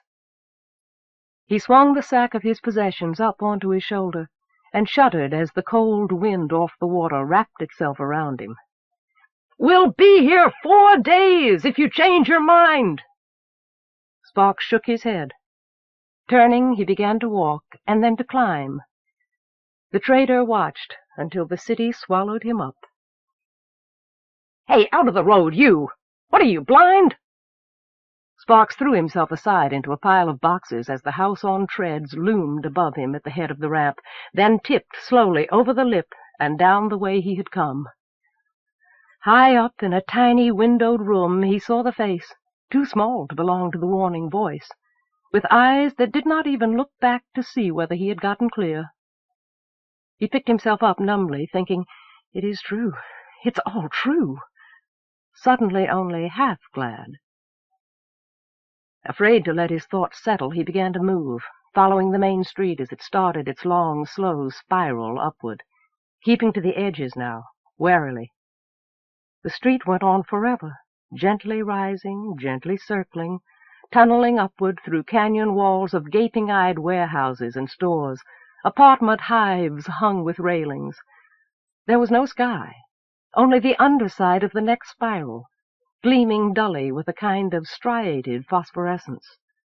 Spurs of alleyway like centipede legs scrabbled at daylight, at the true sky of the world that he had always known, dim and unreachable at the alley ends beyond the shuttered storm walls. He picked his way past piled goods and piled rubbish, the vacant storehouses and the vacant faces of the mob, trying to keep his own face expressionless. There were fisherfolk among them, in clothing enough like his own, but there were shopkeepers, laborers, others whose clothing matched their occupations, and whose occupations he couldn't even imagine. And everywhere there were what seemed to be sexless, semi-human beings doing with mindless precision tasks that no 2 humans could have done. He had approached one of them timidly, asked inanely, "How do you do that?" The thing had gone on loading crates, not dignifying the question with an answer. He began to feel as though he had been walking forever along the street, that he had only been going in circles. Every alley was like every other. The noise and the crowds and the stink of fumes clogged his senses to overload. Makeshift buildings cluttered the cracks of the city's hive form, sand and plaster, sagging and peeling, aging scabrously, ungracefully, against the support of far more ancient buildings as eternal as the sea itself. Nothing happened singly here, but in 2s and 3s and dozens, until every impression became a beating. The crushing weight of the city bore down on the fragile ceiling above his head, on his own shoulders. The catacomb of walls converged on him, closed in around him, until— "Help me!" He stumbled back against the unnatural warmth of a building side, cowered in a nest of cast-off wrappers, covering his eyes. "Hey, friend! You all right?" A hand nudged his side tentatively. He raised his head, opened his eyes, blinked them clear. A sturdy woman in laborer's coveralls stood beside him, shaking her head. "No, you don't look all right to me. You look a little green, in fact. Are you land-sick, sailor?" Sparks grinned feebly, feeling the green go red over his face. "I guess so," grateful that his voice didn't shake. "I guess that's what it was." The woman bent her head with a faint frown. "You a summer?" Spock shrank back against the wall. "How'd you know that?" But the woman only shrugged. "Your accent. And nobody but a summer would dress up in greasy hides. Fresh from the fish farms, huh?" He looked down at his slicker, suddenly embarrassed by it. "Yeah. Well, that's all right. Don't let the big city beat you down, kid. You'll learn. Won't he, Polly?" "Whatever you say, Tor." Sparks leaned forward, peering past her, as he realized that they weren't alone. Behind her stood one of the metal half-humans, its dull skin dimly reflecting light. He had no idea whether the thing was male or female. He realized that it had lowered a third leg, almost like a tail, on which it was now sitting, rigidly at ease. Where its face should have been, a clear window showed him the sensor panels set into its head. Tor produced a small, flat bottle from a sealed pocket in her coveralls and unstoppered it. "Here, this'll stiffen your spine." He took the bottle, took a swig from it, gasped as a cloying sweetness burst into flame in his mouth. He swallowed convulsively, eyes watering. Tor laughed. "You're a trusting one." Sparks took another mouthful deliberately, swallowed it without gagging before he said, "Not bad." He handed the bottle back. She laughed again. Is... Sparks pushed himself away from the wall, looking at the metal being, trying to find a way to ask the question without offending. "Is that a man in a tin suit?" Tor grinned, pushing a finger of drab-colored hair behind her ear. He guessed that she was maybe half again as old as he was. "No, he just thinks he is. Don't you, Pollux?" "Whatever you say, Tor." "Is he, alive?" "Not in the way we think of it. He's a servo, an automaton, a robot, whatever you want to call it. A servo-mechanical device. He doesn't act, he only reacts." Sparks realized that he was staring, glanced up, down, uncertain. "Doesn't he mind us talking about him? No, he doesn't mind anything. He's above all that. A regular saint. Aren't you, Polly?" "Whatever you say, Tor." She slung an arm over his shoulder, bumping against him familiarly. "I do his maintenance myself, and I can guarantee he's got no missing parts. He's got a short circuit somewhere, though. Tends to limit his vocabulary. You may have noticed." "Well, yeah, kind of." Sparks shifted from foot to foot, wondering if it was catching. Tor laughed. "At least he isn't stuck on screw you." "Say, where'd you get that, anyway?" She reached out abruptly toward the off-world medal on his chest. "It was my—" Sparks pulled back, keeping it out of reach. "I, got it from a trader." Tor looked at him. He had the sudden feeling that his skull was made of glass. But she only let her hand drop. "Well, listen, Summer, why don't you stick with me and Polly here, until you get used to the way we do things in Carbuncle? As a matter of fact, I just got off shift. We were heading down to check out a little subterranean action. Have a good time, a little excitement, maybe pick up a bet or two on the side." "Got any money on you?" Sparks nodded. "Well, this could be your chance to double it. Come on along with us. I've got a feeling this is going to be a real education for him, Pollux." "Whatever you say, Tor." Sparks followed them down the alleyway, toward the twilight fading beyond the storm walls. Somewhere along the way, Tor stopped at an unobtrusive door in a paint-thick warehouse front, rapped twice, then 3 times, with her fist. The door slid open a crack, then wider, to let them into a cavernous darkness. Sparks hung back, went forward again at Tor's impatient gesture, as he heard the rising murmur of sound and realized they were not alone. "How much are you betting?" Tor called back at him through the noise from across the vast room. She was already passing a fistful of coins to a shrunken man drowned in a cloak. She stood on the edge of a crowd of watchers who kneeled, squatted, sat, their attention fixed on the small arena closed off in their midst. Sparks joined her, trying to see through the pall of throat-catching smoke that lay in the stifling air. "Betting on what?" "On the blood wart, of course. Only a fool would bet on a starl against a bloodwort. Come on, how much are you good for? Her eyes flashed the eager electricity that he felt rising around him everywhere, like the tide. A lot of people are fools, then. The man in the cloak stretched his mouth and jingled the markers in his fist. Tor made a rude noise. Behind her the crowd murmur crested and broke. The echoes flowed away into cracks and shadows. The room waited.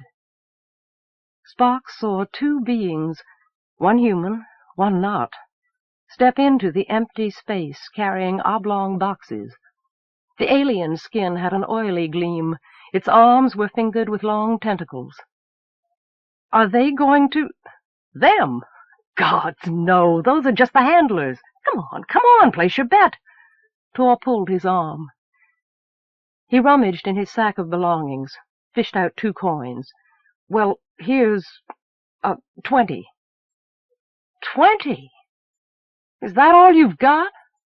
Tor looked crestfallen. That's all I'm betting. He held them out.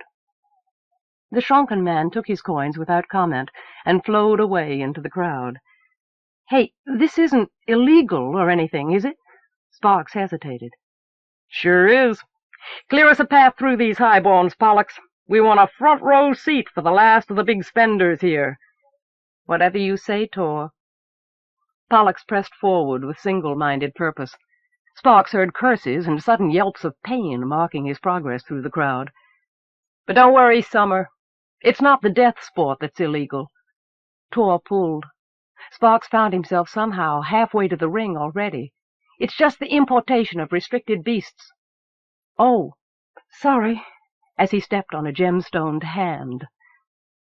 About half of the crowd seemed to be laborers or sailors, but the other half glittered with jewels in the dim light, and some of them had skin the color of earth or hair like clouds. He wondered whether they had stained themselves on purpose. Tor jerked him down at ringside. He folded his long legs under. Beside him, Pollux towered back on his support leg. There were useless shouts of "Down in front!" Tor pulled out her flask and drank, handed it to Sparks. Finish it off. The changing flavor of the smoke was already weaving a soft cocoon around his head, separating him from himself and everyone else. He put the bottle to his mouth and drank recklessly. There was plenty to finish. His throat hurt, making him cough. Tor patted his knee. That puts you in the mood, doesn't it? He grinned. For anything, hoarsely. She took her hand away. Later. Gulping, Sparks turned back with her to look out over the low partition. The movement made him giddy, like the sudden drop of a sea swell. The potential energy of the place was singing in him now, and the crowd's long sigh of indrawn breath was his, as the handlers threw open their cases and leaped clear. If the whip-fingered alien in the arena had stunned his eyes, although suddenly nothing surprised him, it had been no more than a promise. Now, over the rim of the container in front of him spilled a mass of lashing, fleshy tentacles, groping, slipping downward, drawing after them a flaccid pouch of body mottled like a bruise. "The bloodwort," Tor whispered. It had no head that Sparks could see, unless its head and body were all one, but ragged pincers scissored among the tentacles. He heard them click in the waiting silence. Abrupt movement at the other end of the square pulled his eyes away. "The starl," Tor muttered, to a liquid shadow of black on black, the dappled hide of a sinuous creature as long as his forearm. He caught the spear of light from a bared tusk as the starl whined far back in its throat. All light was centered on the square now, and every eye. The starl circled the bloodwort, oblivious to the crowd, still keening far back in its throat. The bloodwort's tentacles lashed the air, but it made no sound, even when the starl struck, ripping a flap of skin from its heaving pouch body. Its tentacles whipped frantically, caught and wrapped the starl's narrow head. Poison! Tor hissed gleefully. The starl began to scream, and its scream was lost in the hungry roar of the crowd. Sparks leaned forward, drawn like a wire, knowing a dim surprise as the cry of protest he had expected came out of his throat as a hunting cry. The starl pulled free, snapping and ripping in a frenzy of pain at the bloodwort's tentacles and its soft, flabby body. The bloodwort floundered, its oozing tentacles flailed again, and exulting in his own lost innocence, Sparks threw open his heightened senses to take in the ballet of death. An eternity later, but all too soon, the starl lay with sides heaving as the bloodwort wrapped it in strands of broken tentacle and closed in for the kill. Sparks saw the whiteness of the starl's wild eye, the white and red-flecked straining mouth, heard its strangled moan in the sudden silence as the pincers found its throat. Blood spurted, drops spattered his slicker and his sweating face. He jerked back, rubbing his face, stared at his hand freshly blooded, and suddenly had no need to look back again, no need to watch the flattened bladder fill and flush red, or the redness seep out through its torn sides as the bloodwort drained its victim. Suddenly he had no voice, either, to join the clamoring dirge of curses and cheers. He turned his face away, but there was no escape from the gleaming insanity of the crowd. "Tor, And turning, he discovered that she was gone, that Pollux was gone, and that the sack filled with his belongings had gone with them. "I'm telling you, Sonny, we got no city work available for a summer. You can't handle machinery. You don't know the social codes. You got no experience." The posting clerk looked at Sparks over the sill of the tiny office window, the way he might have looked at a backward child. "Well, how can I get experience if no one will hire me?" Sparks raised his voice, frowned as it beat back on his aching head. "Good question." The clerk gnawed on a fingernail. "That's not fair." "Life ain't fair, Sonny. If you want work here, you'll have to change your clan affiliation." "Like hell I will." "Then go back where you belong with your stinking fish skins and quit wasting the time of real people." The man behind him in the line pushed him aside. The gloved hand was studded with metal. Sparks turned back, saw the gloved hand make a fist twice the size of his own. He turned away again, away through the laughter, and went out of the hiring hall into the street. A new day brightened at the alley's end beyond the shuttered walls, after a night when storm clouds had blackened the stars, but darkness had never fallen here in the streets of the city. There had been no way to hide his rage or his humiliation, or the misery of the vomiting that had purged what he had drunk and seen and done. He had slept like a corpse on a pile of crates afterward, and dreamed that Moon stood looking down on him, knowing everything, with pity in her agate-colored eyes. Pity!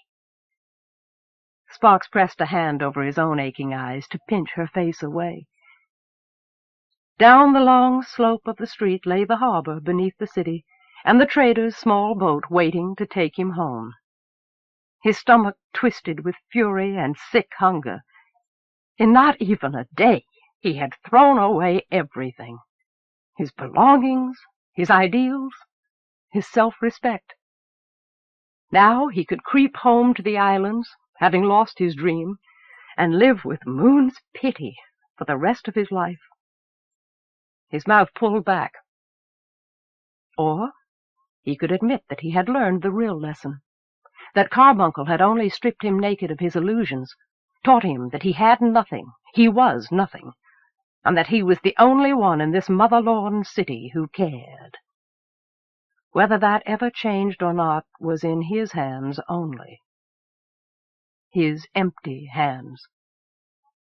He moved them helplessly, brushed the pouch hanging at his belt, the one thing that Tor and Carbuncle had left him, his flute. He drew it out gently, possessively, put it to his lips as he began to walk, letting melodies from the time he had lost ease the loss of everything else. He moved aimlessly up the street, shutting out the restless motion that never ceased even through the night. Strangers looked at him now that he had become oblivious to them. He did not notice, until at last something rang on the pavement in front of him. He stopped, looking down. A coin lay at his feet. He bent slowly, picked it up, flexed his fingers over it in wonder. "You'd make more if you worked the maze, you know. The listeners there have more to throw away, and more appreciation for an artist." Sparks glanced up, startled, saw a woman with dark, plaited hair and a band across her forehead standing before him. The crowd separated and flowed around them. He had the feeling that they stood together on an island. The woman was his Aunt Lelark's age, or older by some years, wearing a long dress of worn velvet and bands of feather necklace. She held a cane with a tip that glowed like a brand. The tip rose along his body to his face. She smiled. She was not looking at him. There was a deadness around her eyes, something missing, as though a light had been snuffed out. "Who are you?" she asked. "Blind."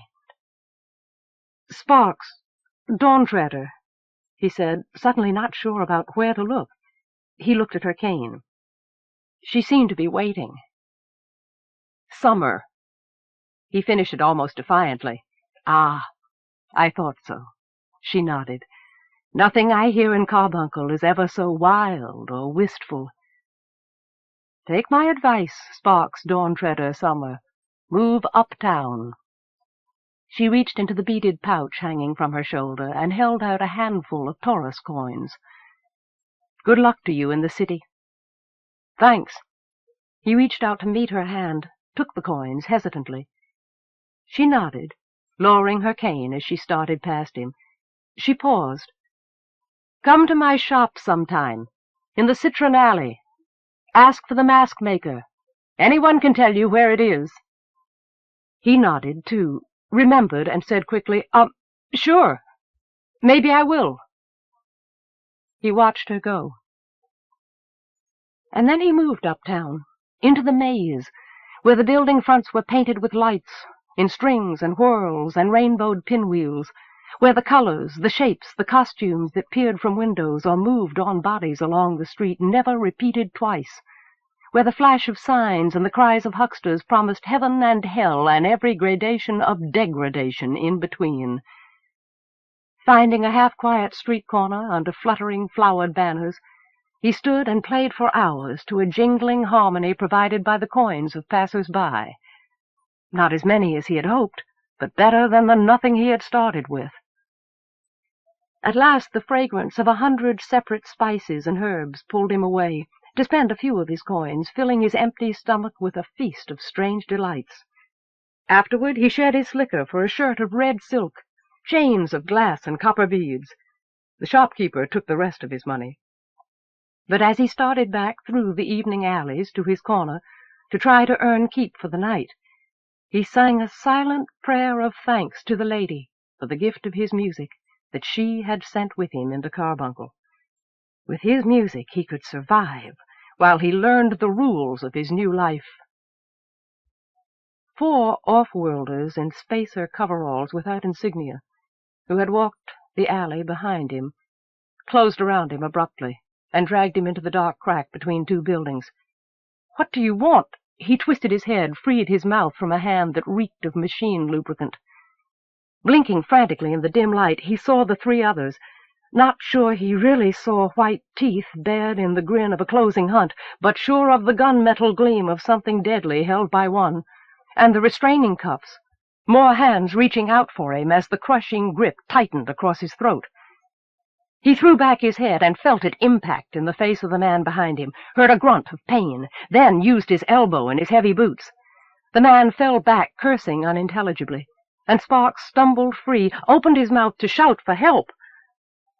but the shadow with the gunmetal gleam used his weapon first. The shout went out of Sparks in a gasp as black lightning struck him.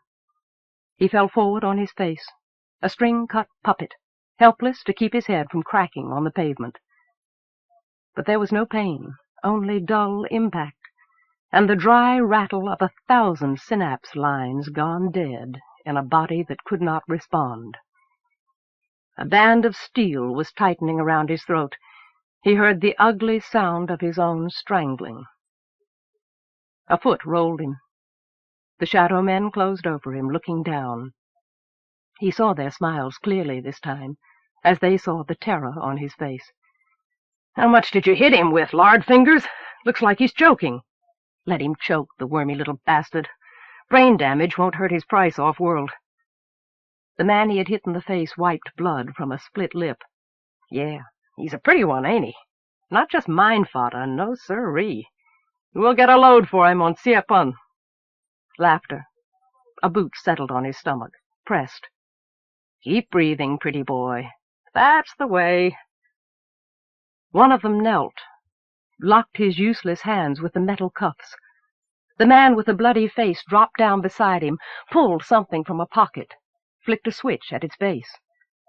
A narrow blade of light flamed, the length of the man's hand.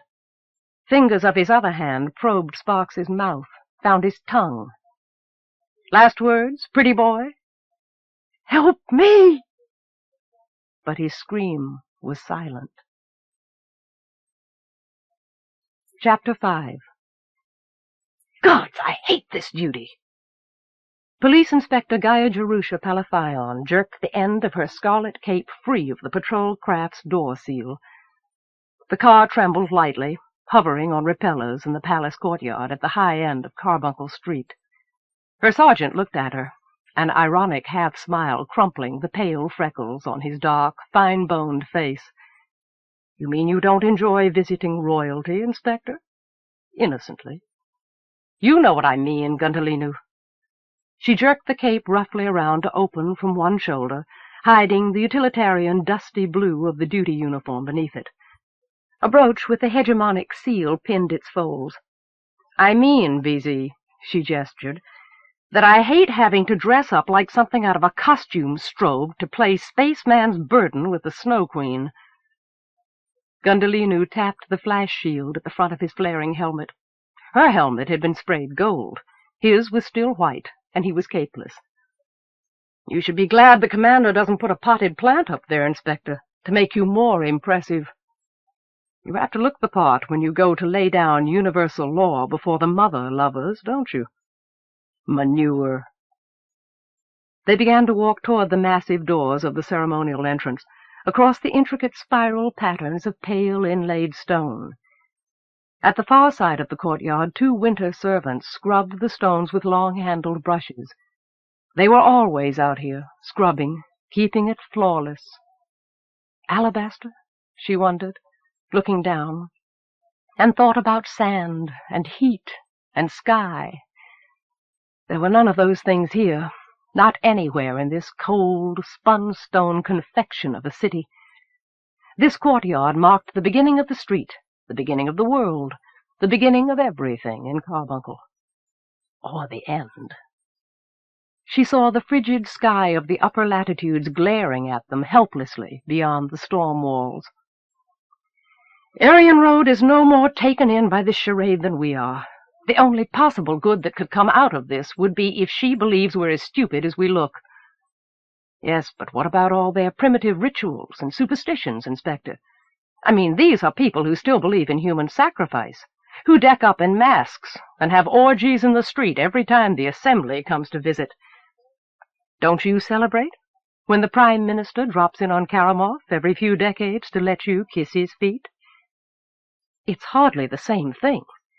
He is a Karamorgi. Gundalinu drew himself up, shielding himself from contamination. And our celebrations are dignified. Jerusha smiled. All a matter of degree. And before you start throwing around cultural judgments, Sergeant, go back and study the ethnographies until you really understand this world's traditions. She turned her own face into a mask of official propriety, letting him see it while she presented it to the Queen's guards. They stood stiffly at attention, doing their own costumed imitation of the off-worlder police. The immense, time-gnawed doors opened for her without hesitation. "Yes, ma'am." Their polished boots rang on the corridor leading to the Hall of the Winds. Gundalinu looked aggrieved. He had been on Tiamant for a little less than a standard year, and had been her assistant for most of that time. She liked him, and thought he liked her. She felt that he was on his way to becoming a competent career officer. But his home world was Karamoth, the world that dominated the hegemony, and a world dominated by the technocracy that produced the hegemony's most sophisticated hardware. She suspected that Gundalinu was a younger son from a family of some rank, forced into this career by rigid inheritance laws at home, and he was tech through and through. Jerusha thought a little sadly that 100 replays of the orientation tapes would never teach him any tolerance. "Well," she said more kindly, "I'll tell you one man in a mask who probably fits all your prejudices, and mine too. And that's Starbuck. And he's an off-worlder, whoever or whatever else he is." She looked at the frescoes of chill winter scenes along the entry hall, tried to wonder how many times they had been painted and repainted. But in her mind's eye she already saw Starbuck standing at the Queen's right hand, wearing a sneer under that damned executioner's hood, while he looked down on the hamstrung representatives of the law. "He wears a mask for the same reasons as any other thief or murderer," Gundalinu said sourly. "True enough. Living proof that no world has a monopoly on regressive behavior, and that scum tends to rise to the top." Jerusha slowed, hearing the sigh of a slumbering giant deep in the planet's bowels.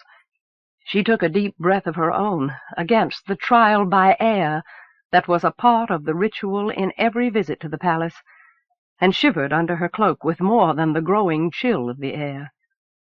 She never got over the fear, just as she never got over her amazement at the thing that caused it, the place they called the Hall of the Winds. She saw one of the nobility waiting for them at the brink of the abyss, glad that for once the Queen had seen fit not to keep them waiting. The less time she stood thinking about it, the less trouble she would have getting across. It might mean that Arienrhod was in a good mood, or simply that she was too preoccupied with other matters to indulge in petty harassments today.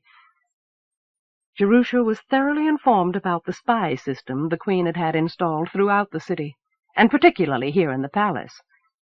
The Queen enjoyed setting up minor ordeals to demoralize her opposition, and it was obvious to Jerusha that she also enjoyed watching the victims sweat. Jerusha recognized Kirat-Set, an elder of the Wayaways family, one of the Queen's favorites. He was rumored to have seen 4 visits of the assembly, but his face, below the fashionable twist of turban, was still hardly more than a boy's. "Elder?" Jerusha saluted him stiffly, painfully aware of the crow's feet starting at the corners of her own eyes, more aware of the moaning call of the abyss beyond her, like the hungry laughter of the unrepentant damned. Who would build a thing like this? She had wondered it every time she came to this place, wondered whether the crying of the wind was not really the voice of its creators, those lost ancestors who had dreamed and built this haunted city in the north. No one she knew what they had been or done here before the collapse of the interstellar empire that made the present hegemony seem insignificant. If she had been anywhere else, she might have sought out a sibyl and tried to get an answer, obscure and unintelligible though it probably would have been. Even here on Tiamant, in the far islands, the sibyls wandered like traveling occultists, thinking they spoke with the voice of the Sea Mother. But the wisdom was real, and still intact even here, though the Tiamantans had lost the truth behind it, just as they had lost the reason for carbuncle. There were no sibyls in the city, the hegemonic law, conveniently supported by the winter's disgust with anything remotely primitive. Calculated and highly successful hegemonic propaganda kept them believing it was nothing more than a combination of superstitious fakery and disease-born madness for the most part. Not even the hegemony would dare to eliminate Sibyls from an inhabited world, but it could keep them unavailable. Sibyls were the carriers of the old empire's lost wisdom, meant to give the new civilizations that built on its ruins a key to unlock its buried secrets. And if there was anything the hegemony's wealthy and powerful didn't want, it was to see this world stand on its own feet and grow strong enough to deny them the water of life. Jerusha remembered suddenly, vividly, the one Sibyl she had ever seen in Carbuncle, 10 years ago, only a short time after her arrival here at her first post. She had seen him because she had been sent to oversee his exile from the city, had gone with the jeering crowd as they led their frightened, protesting kinsman down to the docks and set him adrift in a boat. There had been a witch-catcher of iron studded with spikes around his neck. They had pushed him along at pole's length, rightfully afraid of contamination. Then, down the steep drop-off to the harbor, they had pushed him too roughly, and he had fallen. The spikes bit into his throat and the side of his face, laying them open. The Sibyl's blood that the crowd had been so afraid of spilling had welled and run like a necklace of jewels under his chin, patterning down his shirt. The shirt was a deep sky blue. She was struck by the beauty of the contrast. And stricken with fear like the rest, she had watched him sit moaning, with his hands pressed against his throat, and done nothing to help him. Gundalinu touched her elbow hesitantly. She looked up, embarrassed, into the faintly scornful face of the elder Wayaways. "Whenever you're ready, Inspector." She nodded. The elder lifted the small whistle suspended from a chain around his neck and stepped out onto the bridge. Jerusha followed with eyes looking fixedly ahead, knowing what she would see if she looked down, not needing to see it. The terrifying shaft that gave access for the servicing of the city's self-sufficient operating plant, servicing that had never been needed as far as she knew, during the millennium that the hegemony had known about it. There were enclosed elevator capsules that gave technicians safe access to its countless levels. There was also a column of air, rising up this shaft at the hollow core of Carbuncle's spiral the way an updraft formed in an open chimney. Here was the only area of the city not entirely sealed off by storm walls. The bitter winds of the open sky ran wild through this space, sucking the breath out of the subterranean hollows.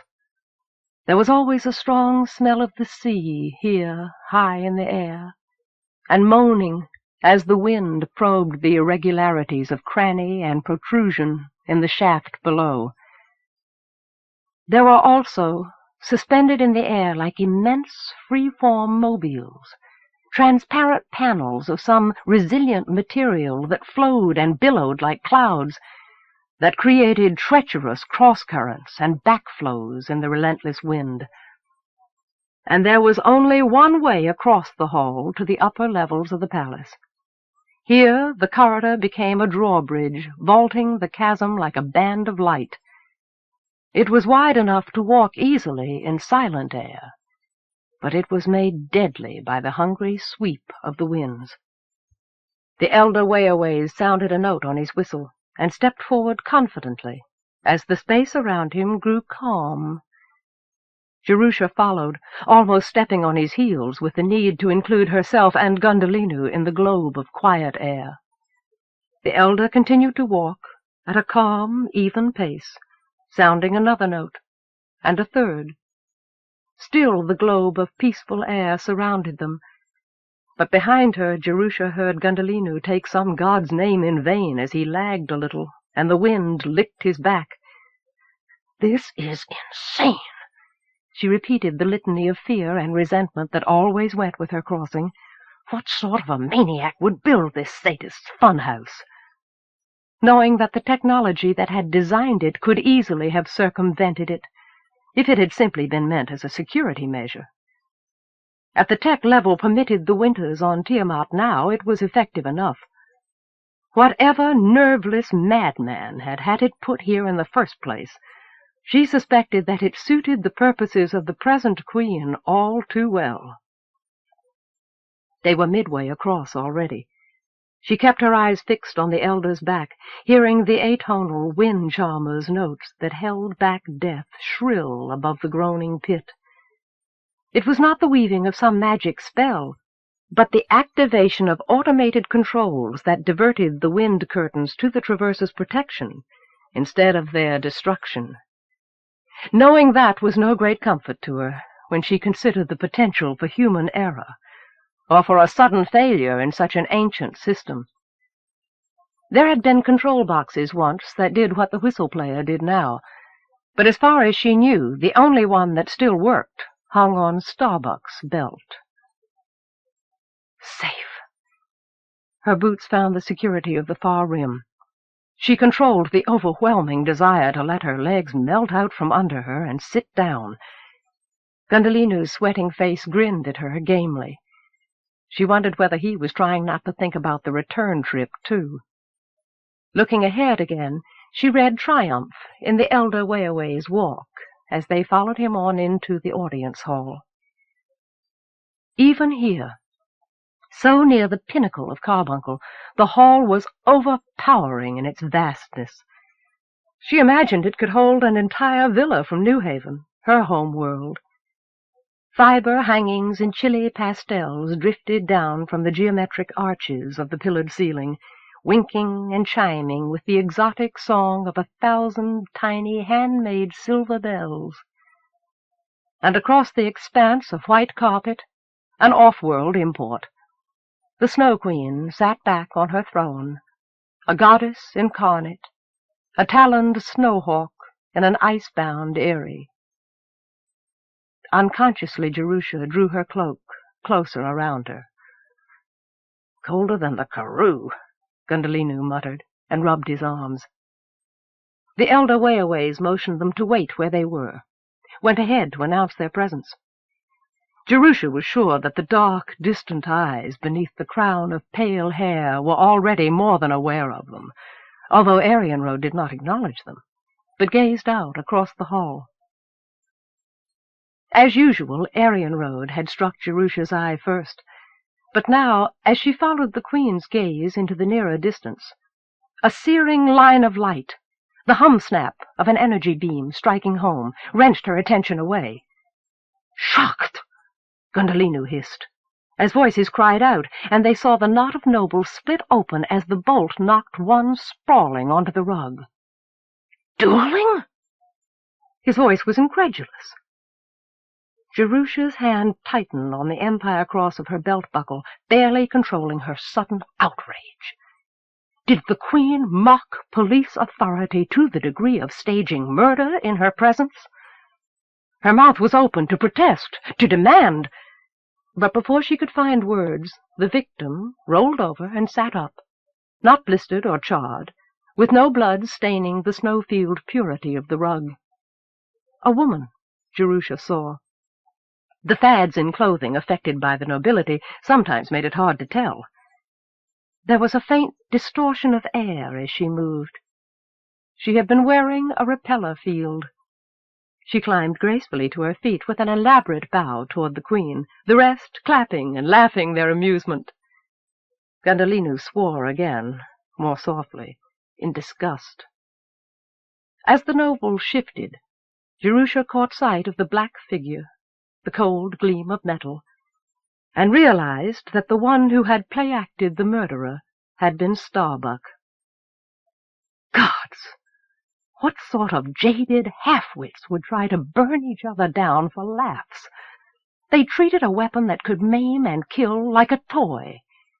They no more understood the real function or significance of technology than a pampered pet understood a jeweled collar. Yes, but whose fault is that if not ours? Arienrhod's gaze caught her, suddenly, in mid-expression. The strangely colored eyes stayed on her. The Queen smiled. It was not a pleasant expression. Who says the pet doesn't understand its collar? Jerusha held the gaze stubbornly. Or that the savage doesn't see through the lie that makes him less than human. The elder Wayaways had announced them, and was backing from the Queen's presence as Starbuck came to stand beside her throne.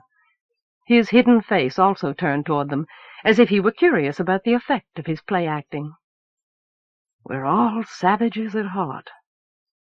You may approach, Inspector Palathion. The Queen lifted a desultory hand. Jerusha removed her helmet and walked forward, Gundolino treading close behind her. She was certain that no more than the bare minimum of respect showed on either his face or her own. The noble stood off to one side, striking poses like so many hologramic traders' dummies, watching with sincere disinterest as she made her salute. She wondered briefly why they found playing at and with death so amusing. They were all favorites, young-faced. The gods only knew how old in reality. She had always heard that users of the water of life became pathologically protective of their extended youth. Could it be that there really came a time when you had experienced everything you could possibly desire? No, not even in a century and a half. Or could it be that they simply didn't know? That Starbuck hadn't warned them of the danger? Your Majesty.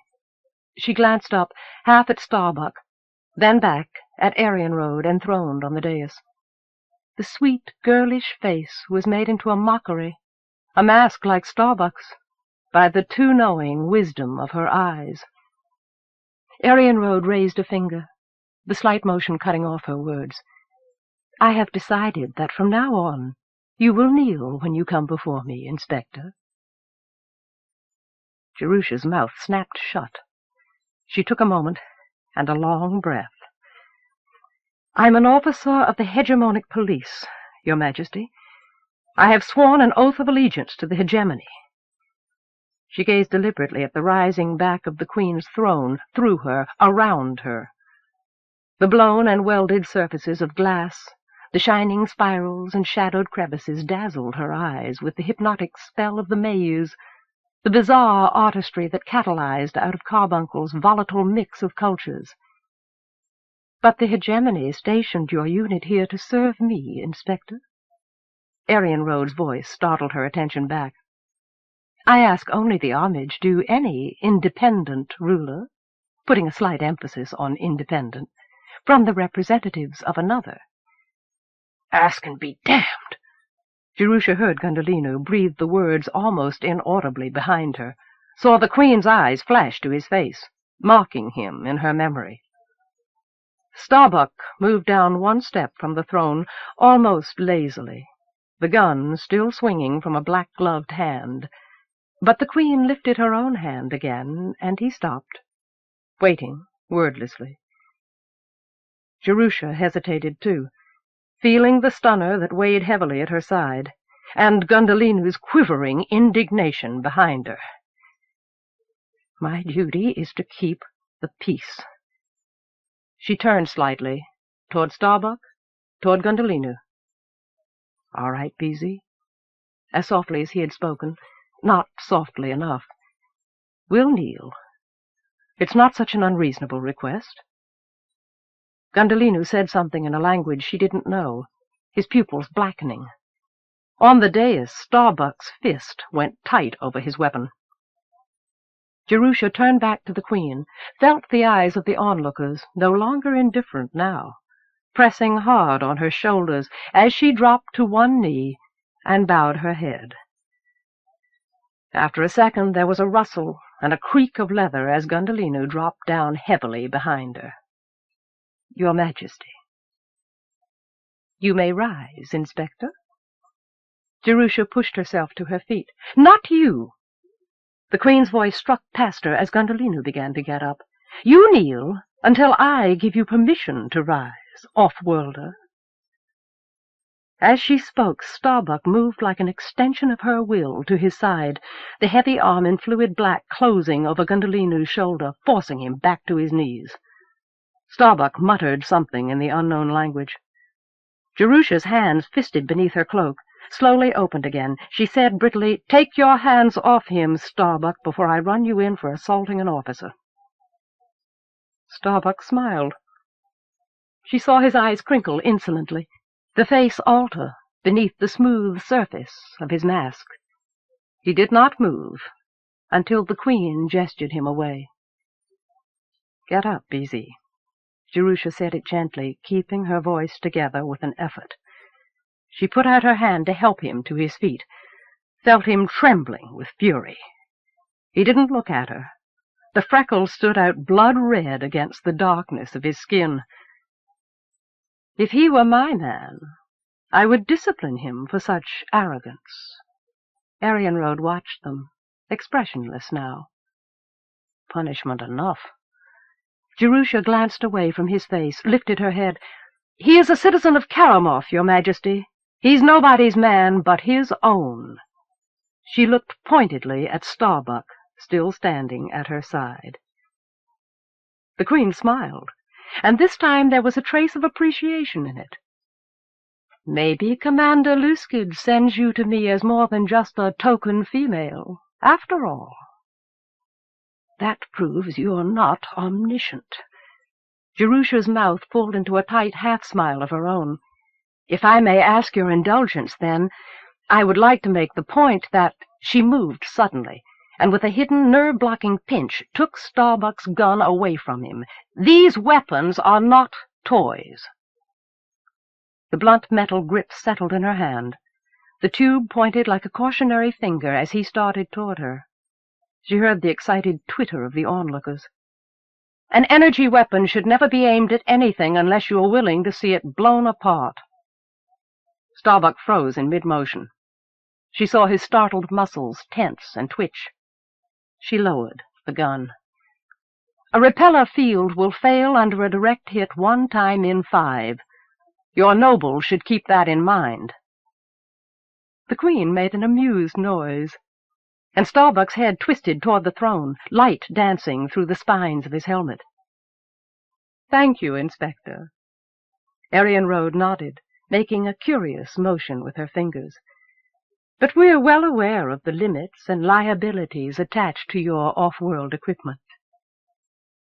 Jerusha blinked her disbelief, held the gun out again, silently, but first to Starbuck. "You'll regret this, bitch." For her ears only. He twisted the gun out of her hand, bruising her palm, and strode back to the dais. She grimaced involuntarily. "Then, with your permission, Your Majesty, I'll present the Commander's monthly report on the status of crime in the city." Arienrhod nodded, leaning out to lay a possessive hand on Starbuck's arm, as one might soothe a hackled dog. The nobles began to drift away, backing out of the Queen's presence. Jerusha suppressed a smile of pained empathy. This report was no more significant than 100 others before it, or any that would follow. She would sooner be elsewhere herself. She reached down and switched on the recorder at her belt, heard her commanding officer's voice reciting the statistics on the number of assaults and robberies, arrests and convictions, off-world or domestic crimes and victims. The words ran together into a meaningless sing-song in her mind, raising all her familiar frustrations and regrets. Meaningless. It was all meaningless. The hegemonic police were a paramilitary force stationed on all hegemony worlds to protect its interests and its citizens, which usually involved protecting the interests of the local on-world power structures. Here on Tiamant, with its low technology and sparse population, half of which barely even entered into the hegemony's consideration, the police force was only a single regiment, confined to the starport and carbuncle, for the most part. And its activities were confined, hamstrung, restricted. The breaking up of drunken fights, the arresting of petty thieves, An endless cycle of nose-wiping and futile prosecutions, when right under their own noses some of the most blatant vice in the civilized galaxy went unchallenged, and some of the hedge's most vicious abusers of humanity met openly in the pleasure hells where they were so much at home. The Prime Minister might symbolize the hegemony, but he no longer controlled it, if he ever had. Economics controlled it.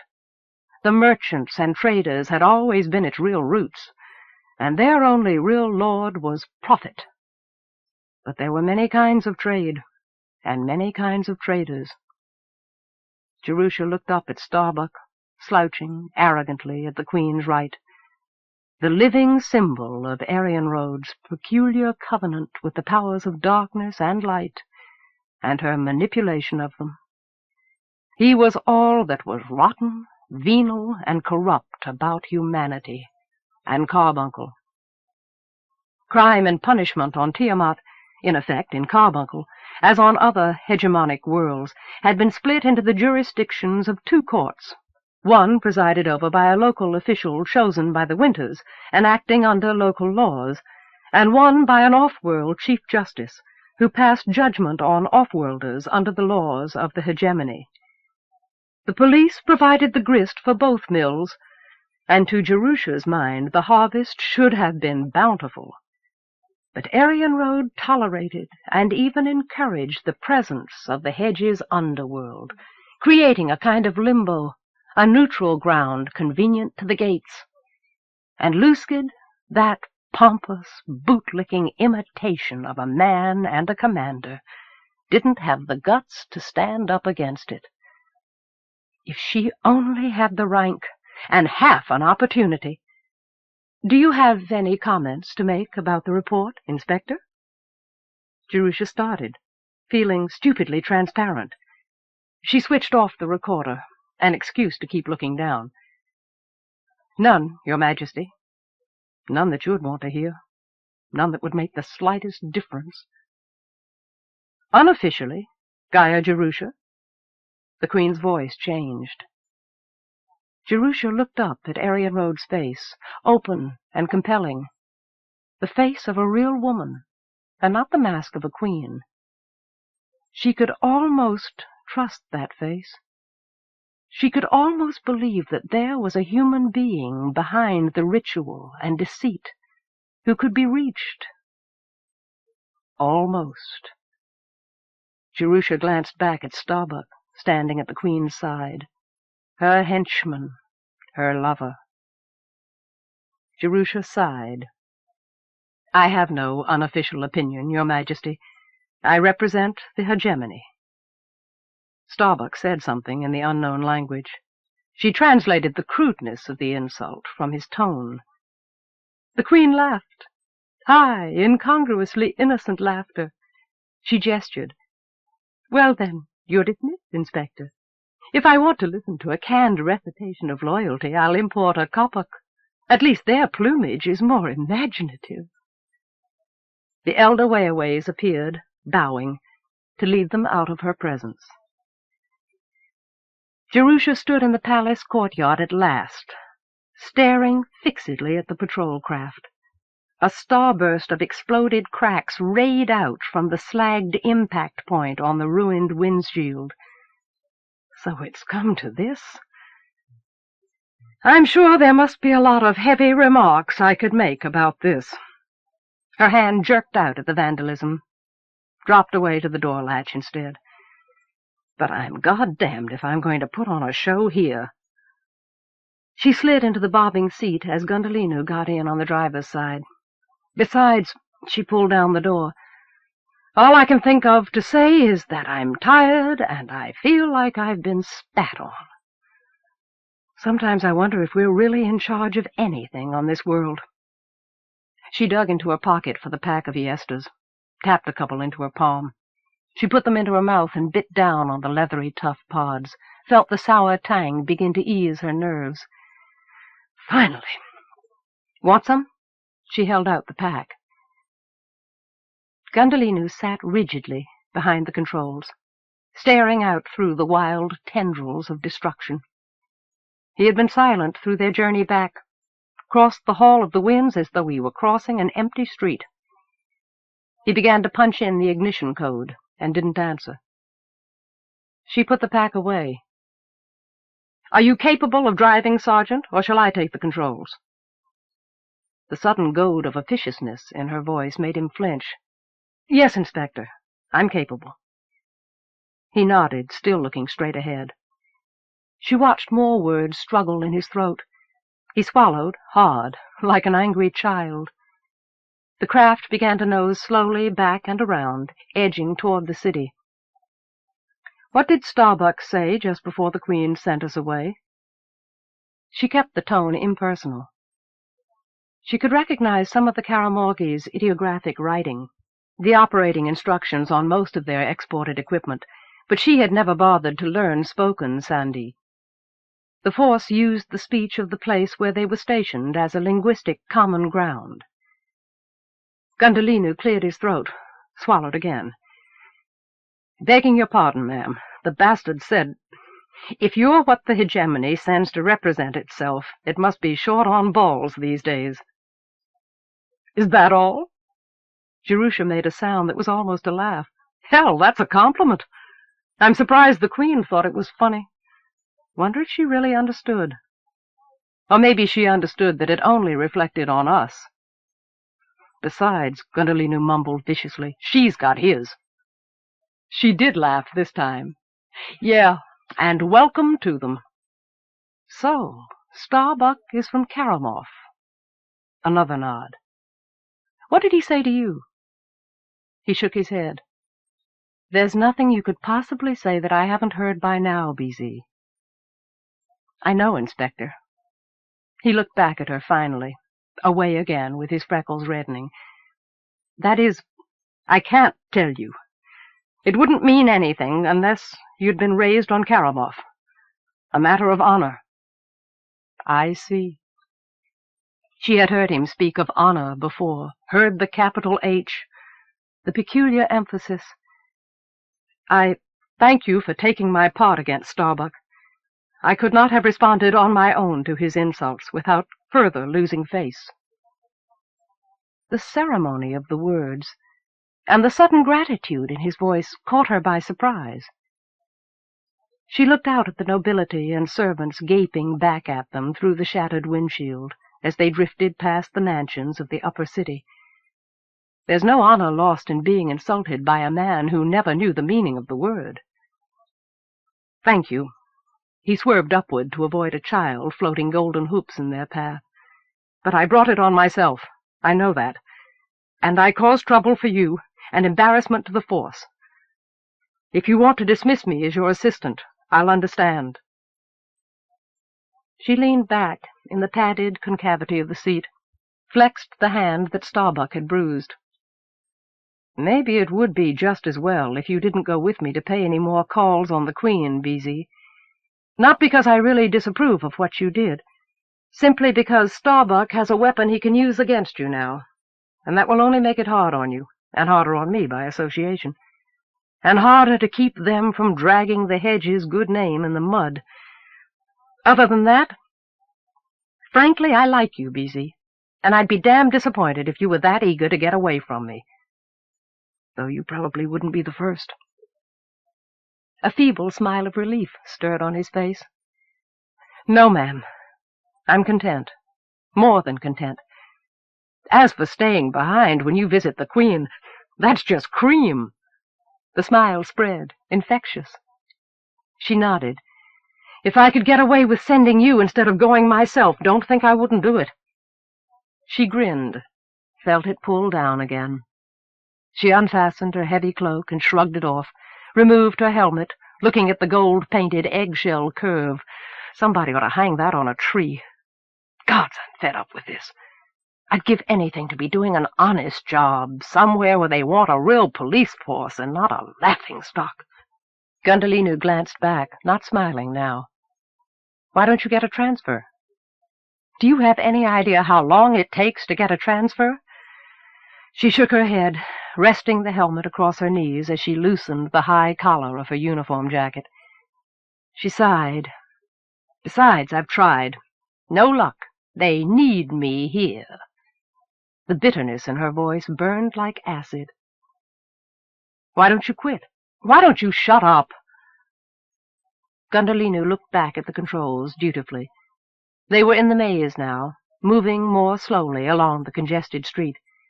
Evening stained the sky beyond the storm walls already. Jerusha watched the tatterdemalion alleyways, the garish hells along the street front, pass by like a mockery of her own dreams and ambitions. And would she really give anything to be doing a better job? Would she take the risk of losing the rank she knew Luskid had given to her simply to make her a respectable offering to the Queen? She pulled an auburn black curl over her left ear. After all, in another 5 years it would all change anyway. The hegemony would be leaving Tiamant, and it would send her somewhere better. Anywhere was better. Patience. Patience was all she needed. The gods knew it was hard enough for a woman to survive in a career as a Blue at all, even now, let alone rise to a position of any authority. She glanced down another alley as they passed its entrance. This one was predominantly blue-violet. Painted walls, lights, banners. Indigo alley. She had been sent to Tiamat in the first place, she was almost sure, because she was a woman. And at first the idea had appealed to her. But it had soured soon enough. She was a Blue because she liked the job, and the job wasn't getting done. Half-glimpsed movement set off an alarm in her unconscious. "BZ, back up! Hit the flasher! I saw something down that alley." She clapped on her helmet, jerking the strap under her chin as she hit the door open. "Follow me down!" She was out, running, as the patrol craft jounced to a stop at the dim alley entrance. Cooking smells hung heavy in the air. The narrow cul-de-sac was lined with hole-in-the-wall eateries, and dinner-time empty. The few bodies who were out in it seemed to melt into the walls at the sight of a red light and a dusty blue uniform. Halfway. It had been just halfway. She slowed, reaching for the light button on her helmet, angling toward the black crevices that pitted the 3-story makeshift building face on her left. She switched on her headlamps. It showed her nothing in the first one but piled metal drums, nothing in the next. She was aware of Gundolinu's footsteps coming after her down the pavement. Voices. Her lamp flooded the next break in the wall, deeper than the others. It pinned 3 figures, no, 4, 5. One squatting over a prostrate victim, something alive with its own light in his hand. "Freeze!" Her stunner was in her hands and pointing. "Blues!" A confusion of movement, like insects, dazzled in the light. One movement that struck her wrong. She fired, saw a weapon fly free as the man went down. "I said freeze! Get up, you with the blade. Switch it off and throw it out here. Now!" She felt Gundolinu stop beside her, stunner out, all her own attention focusing on the 4th man as he obeyed her order. The light pencil slid across the pavement and struck her boot. "Now flat on your belly, scum, and spread eagle. BZ, pull their teeth. I'll cover you." Gundolinu went forward quickly. She watched while he crouched down by one, and then another, and checked them for weapons. While she waited, her gaze wandered to their victim, lying helpless to one side. She frowned, moved closer to look down at his face. Uh-oh. She caught a blurred image of youth and red hair in the harsh light, saw the terror whitening his eyes, and heard the raw noise of his crippled breathing. She dropped to her knees beside him. Gundolinu was searching the last of the slavers. "BZ, find the key for the cuffs they put on this boy. He took a bad jolt. I think he needs some antifreeze." She snapped open the aid kit at her belt, removed a pre-filled syringe of stimulants. "I don't know if you can see my face, boy, but picture a big smile. It's going to be all right." Smiling, she pulled open the boy's shirt and injected the medication directly into the muscles of his chest. He gave a small grunt of pain or protest. She lifted his head, let it rest on her knees as Gundolinu moved in with jingling keys to take the handcuffs off him. The boy's hands dropped limply at his sides. "I know where I can put these to good use." Gundolinu grinned, holding up the cuffs. She nodded. "Good. Do it." She unhooked her own binders and passed them across to him. "Here you go. Equal treatment under the law. Gundalinu got up again. She watched him handcuff the 3 mobile slavers. A tremor ran through the boy's body. Glancing down, she saw him begin to gulp air with desperate relief. The lids drooped closed over his wild, sea-colored eyes. She smoothed the wet tendrils of red hair back from his face. "Better radio in, Vesey. We'll never get this crowd into the back seat. I think our young friend is coming out of it all right." Gundalinu bobbed his head. "Right, Inspector."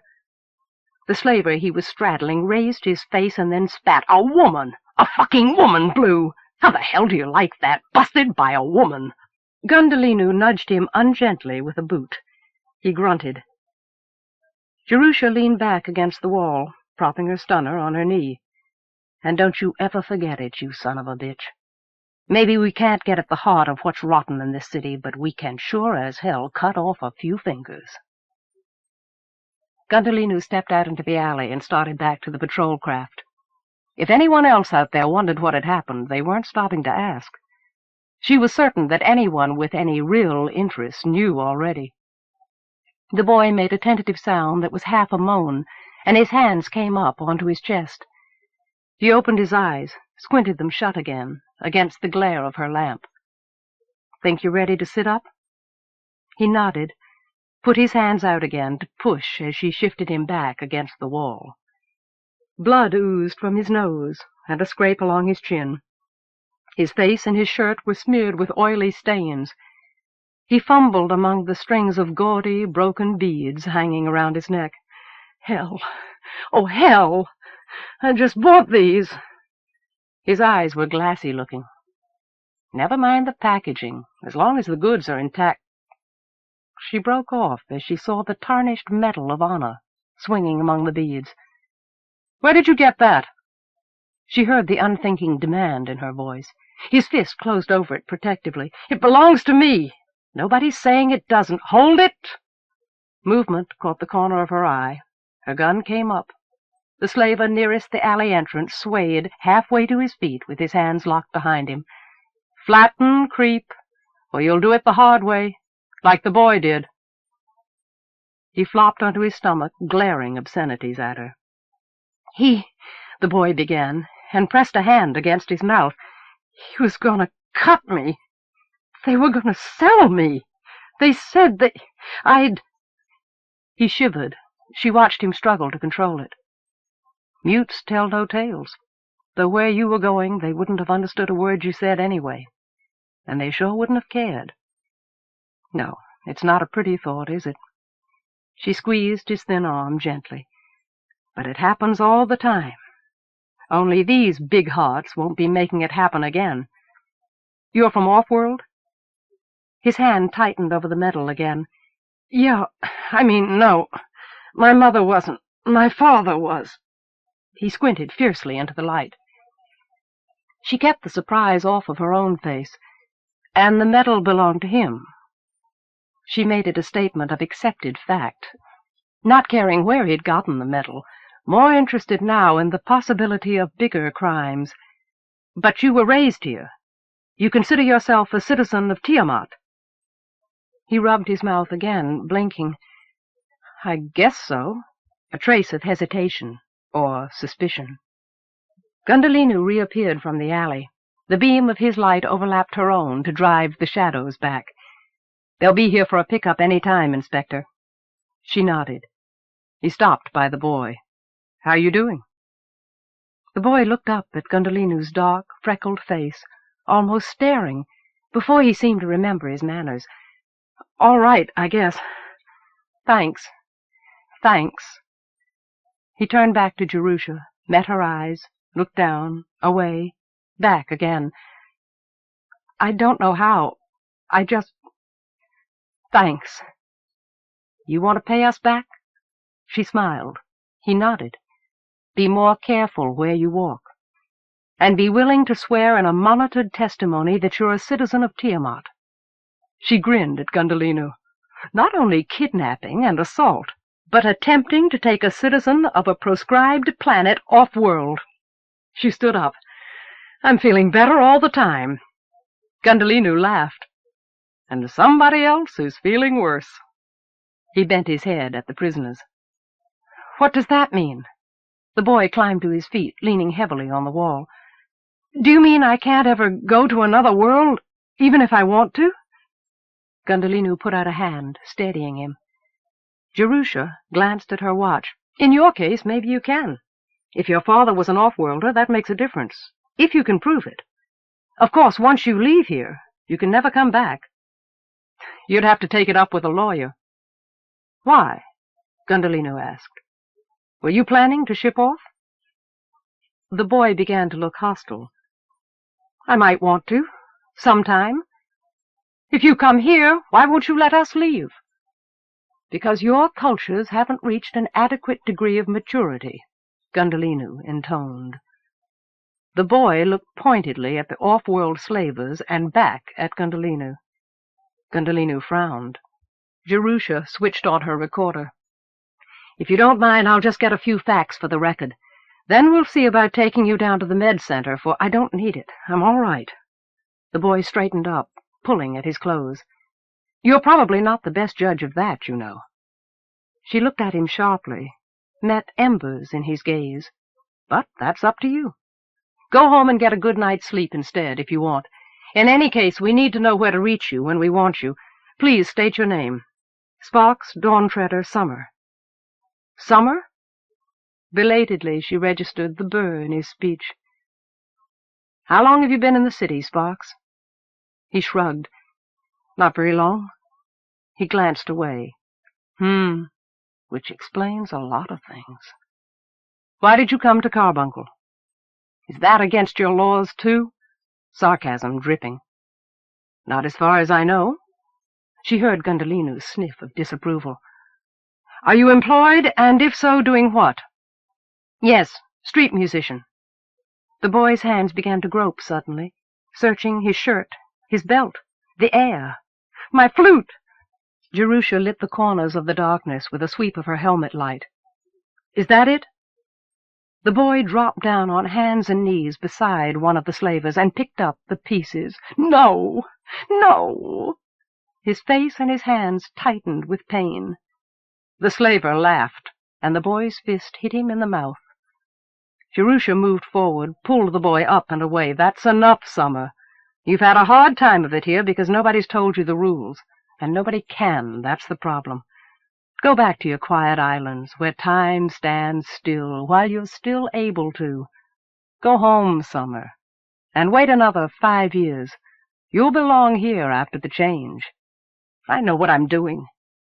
"Like hell you do," she thought, looking at his battered face and the broken flute still clutched in his hands. "In that case, since you now lack a means of earning a living, I'm going to charge you with vagrancy. Unless, of course, you leave the city within the next day period. Anything to get you back on a ship and away from here, before Carbuncle ruins another life." The boy looked incredulous. Then his anger came back, and she knew that she had lost. "I'm not a vagrant. The mask makers, in the Citron Alley. I'm staying there." Jerusha heard the sound of another patrol craft arriving, and booted feet in the alleyway. "All right, Sparks. If you have a place to stay, I guess you're free to go home. Only you won't go home, you fool. But I still need your monitored victim's deposition to put these leeches away for good. Stop in at police headquarters tomorrow. You owe me that much, at least." The boy nodded sullenly and stepped out into the alley. She didn't expect to see him again. Chapter 6. "What do you mean you don't know what happened to the boy?" Arienrhod leaned out of her seat, glaring at the bald dome of the trader's bent head. Her fingers sank into the soft arms of the lounging chair like talons. "Forgive me, Your Majesty." The trader glanced up at her with the eyes of a terrified rodent. "I didn't think you were interested in him, only in the girl. I told him to go to Gaddafi's, in the Periwinkle Alley, but he didn't go there. If you want me to search the city—" His voice wavered. "No, that won't be necessary. She managed to produce a placating tone of voice, not wanting the old man to keel over dead at the thought of it. "My methods are much more efficient than yours. I'll find him myself, if I decide that I need him. And I think that perhaps I was meant to find him. You said that he decided to come here because Moon has become a Sibyl, while he was rejected. How hard it is to call yourself by another name. What does he expect to find in Carbuncle?" "I don't know, Your Majesty." The trader wrung his tooled leather belt end between his hands. "But like I told you, they were pledged to each other. They were always together. I guess it hurt his pride that he couldn't join her in the hocus-pocus. And his father's an off-worlder. He always wears that medal. I guess he's curious." She nodded, not looking at him.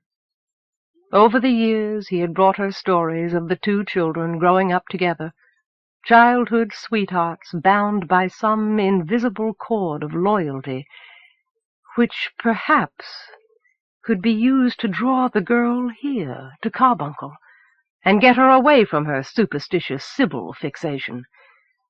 She couldn't blame the girl for aspiring to the highest honor in her limited world. That only proved how surely they were the same woman. But Moon's obsession had kept her unreceptive when the trader had tried to interest her in winter technology, though it had caught the boy's interest, perhaps because of his off-worlder father. At least Moon had never rejected her cousin for being a tech lover, as any true summer would have. That had prompted Arienrhod to tolerate their relationship, in the hope that even such diluted contact with technology would help make Moon ready for her destiny. At least she hadn't gotten pregnant by him. Even the summers grew childbane, and knew how to use it. If he were here, in the palace, waiting for her. "You're sure that Moon is studying with these Sibyls on their island now? Will she be safe there?" "As safe as anywhere in summer, Your Majesty. Probably safer. She may even be back on Neath by the time I put in there again." "And you say the Sibyls you've seen aren't actually deranged?" Her voice tightened. She had hoped to bring the girl here before she had the chance to contract the Sibyl disease, but now it was too late. "No, Your Majesty." He shook his head. "They controlled their fits completely. I've never seen one who couldn't." His own lack of fear reassured her. Arienrhod studied the mural on the wall behind his head. As long as the girl was sane, that was all that really mattered. The disease could even be an asset, a protection, if it made the Summers trust her. She looked back at the trader. "Then you'll bring her a message from her cousin, which I will supply. I want her to come to Carbuncle." Moon would have to come of her own free will. The Summers would never stand by and let someone kidnap a Sibyl. The trader kept his head bowed. She could not tell what his expression was, although he twitched slightly. "But, Your Majesty, if she's become a Sibyl, she may be afraid to come to the city." "She'll come." Arienrhod smiled. "I know her. She'll come. If she thinks her lover is in danger, she'll come." "You've served me well." She realized that she had forgotten the man's name, and did not use it. "Trader, you deserve to be well rewarded." Gods, I must be getting old. The smile altered slightly. She pressed a sequence of lighted keys on the chair arm. "I think you will find that the debts for your new cargo of trade goods have all been cancelled." "Thank you, Your Majesty." She watched his sagging face jiggle as he made obeisance, hating the sight of the ugliness that age inflicted, even while she took pleasure in the awareness of her own invulnerability. She dismissed him, not even cautioning him to keep this meeting to himself.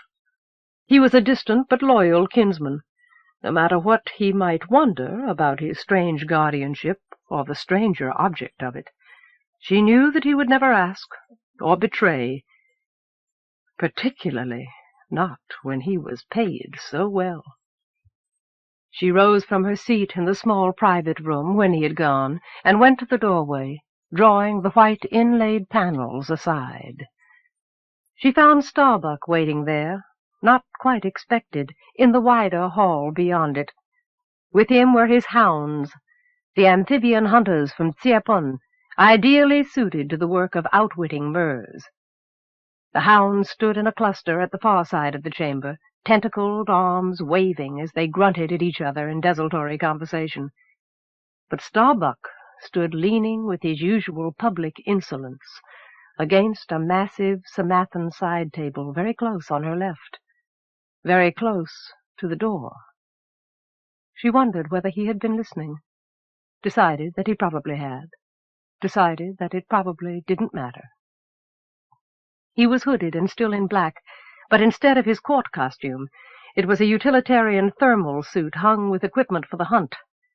Light caught on his sheathed killing knife as he straightened up.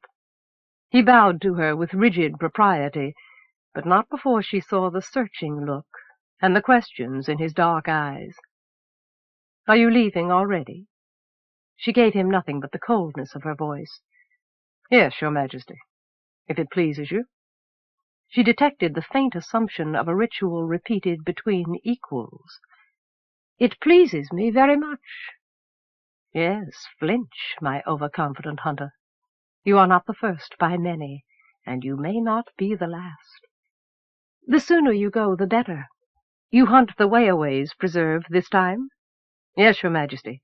The weather is clear there and should hold." He hesitated, came toward her. "Give me luck in the hunt?" His hand caressed her arm through the film of cloth. He lifted his mask, and she drew his face toward hers with her hands, giving him a kiss that was a promise of greater rewards. "Hunt well." He nodded and turned away. She watched him gather the hounds and go looking for life and death. Chapter 7. Input: an ocean of air, an ocean of stone. She was flying. Moon gaped with a stranger's eyes at the vaulting walls of striated rock that funneled her out into the canyon lands, an immeasurable vastness of eroded stone like scrimshaw lace, stained violet, green, crimson, gray. She was trapped in the maw of a transparent bird, an airship in flight. Dials and push-buttons and strange symbols blinked and clicked on the panel before her, but she was held in stasis by her trance, and she could not reach them, as the ridge of purple stone rose like a wall into her headlong flight. The ship banked steeply on its own, clearing the ridge and plunging into a deeper chasm, leaving her giddy. Something on the panel flashed red, bleeping critically as her altitude stabilized once more. Where she had come from, where she was bound, where this lithified sea existed, were mysteries she would never be able to answer, along with who and how and why. Overhead, the sky was a cloudless indigo, blackening toward the zenith, lit by only one tiny, silvery sun. She could not see water anywhere.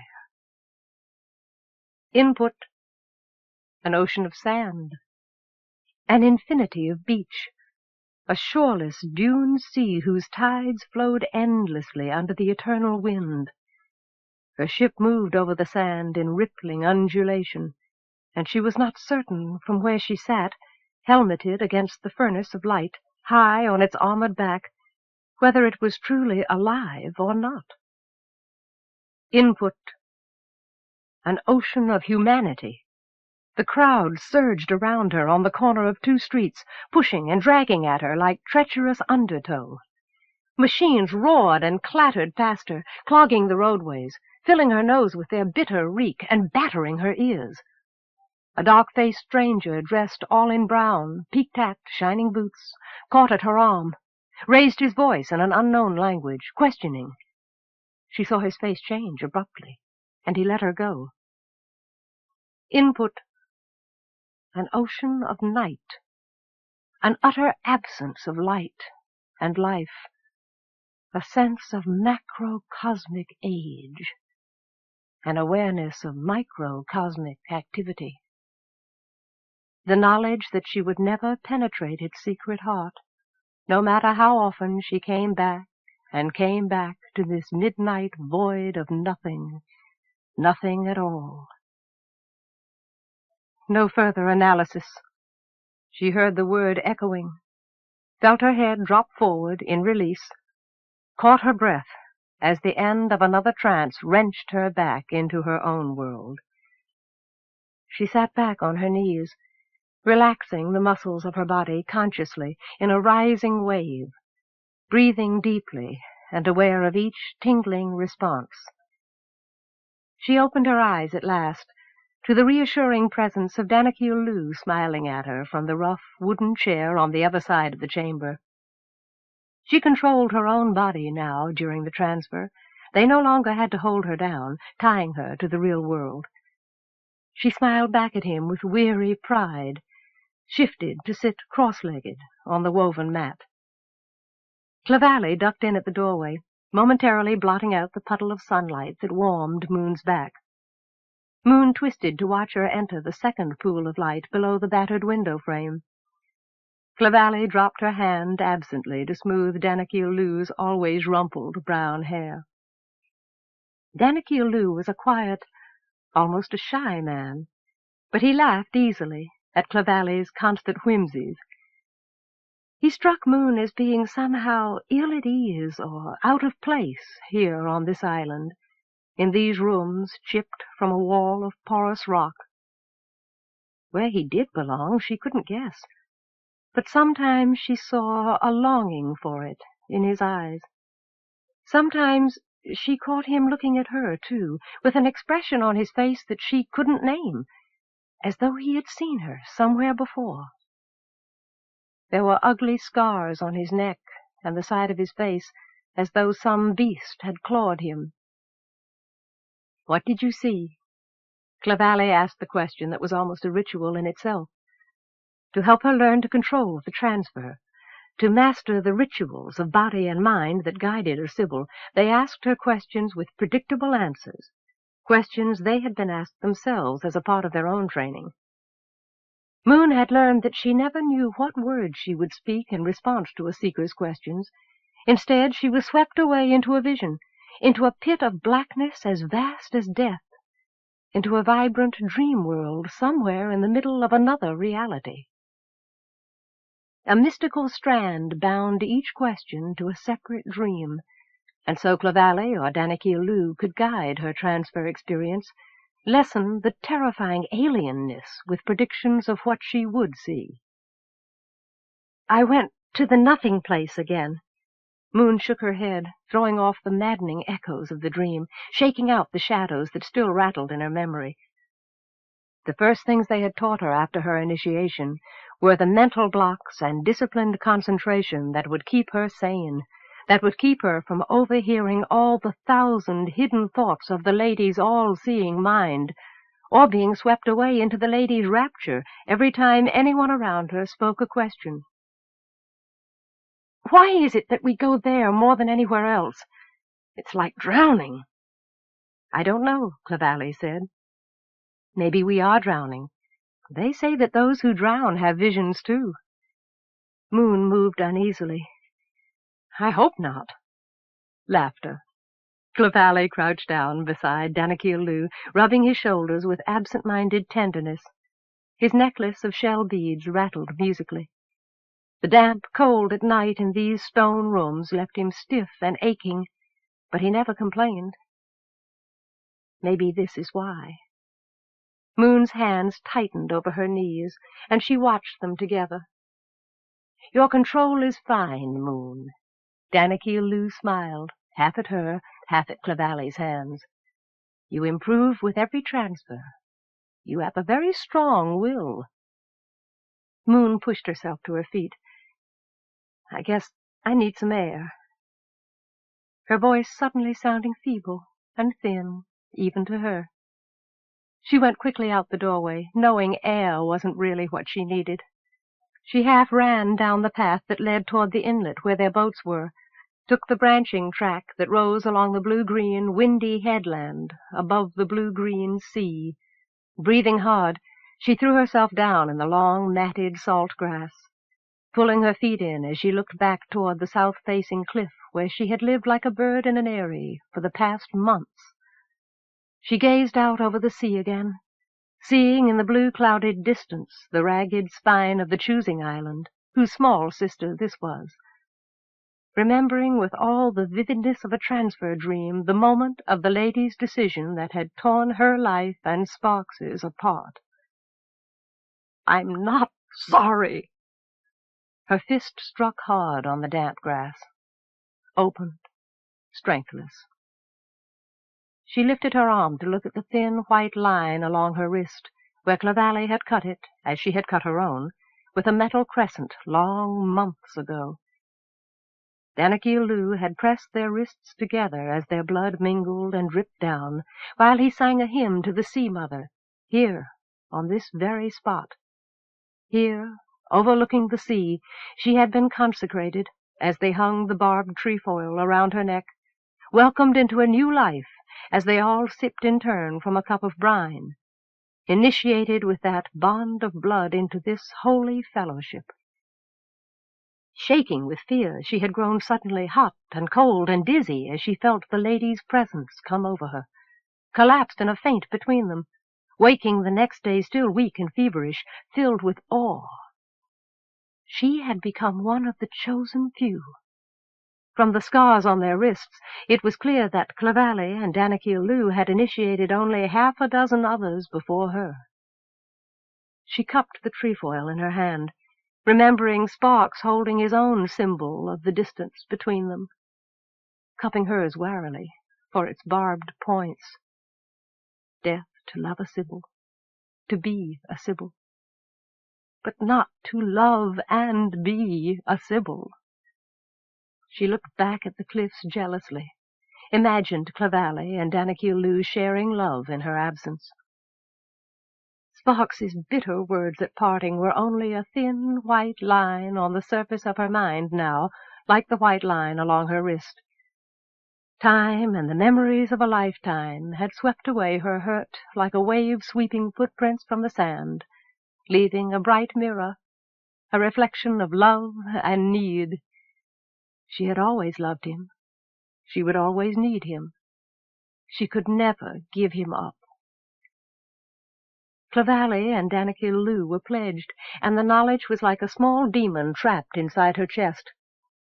To islanders, sex was a thing as natural as growing up, but they were private about their private lives, so she had spent many hours in dutiful, solitary meditation that too easily bled into daydreams of envious longing. And one of the things she had learned about Sibyls was that they were not more than human. Sorrow and anger and all the petty frustrations of life still grew from the seeds of her dedication. Wrong still came out of the best intentions. She still laughed and cried and ached for the touch of him. Moon? She twisted guiltily at Clavally's voice behind her. Are you all right?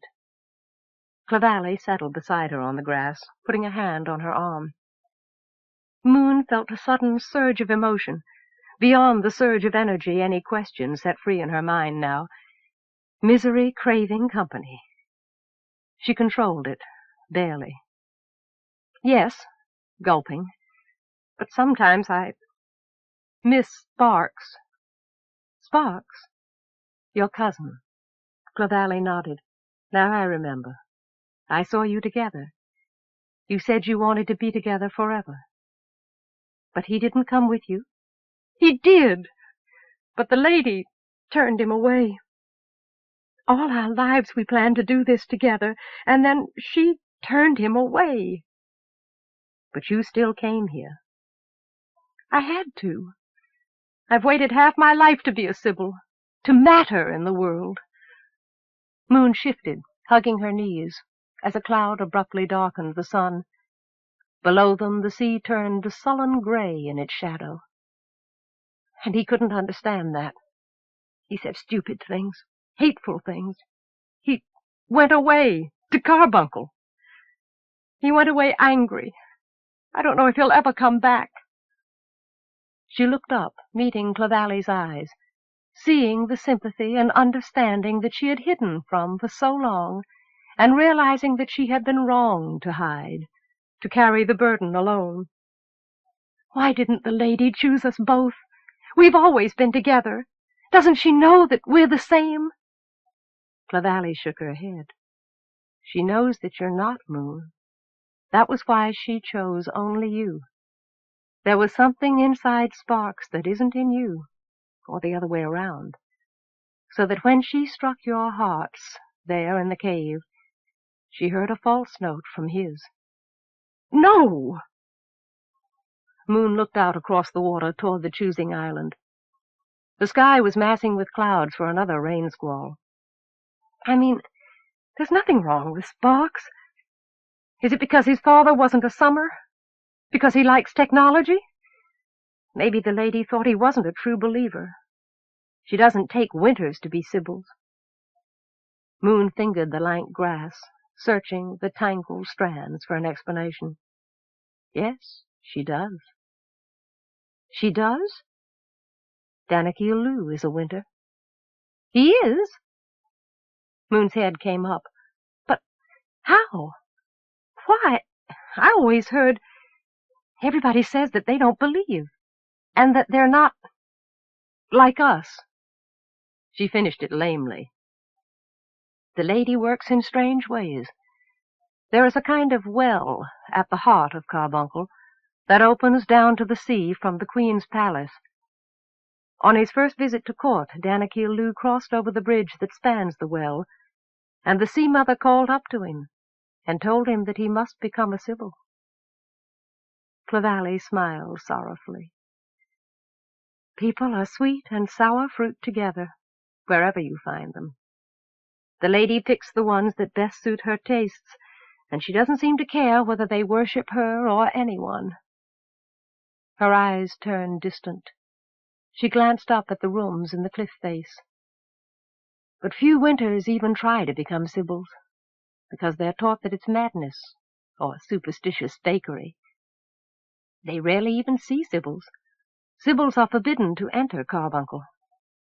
The offworlders hate them for some reason, and whatever the offworlders hate, the winters hate too.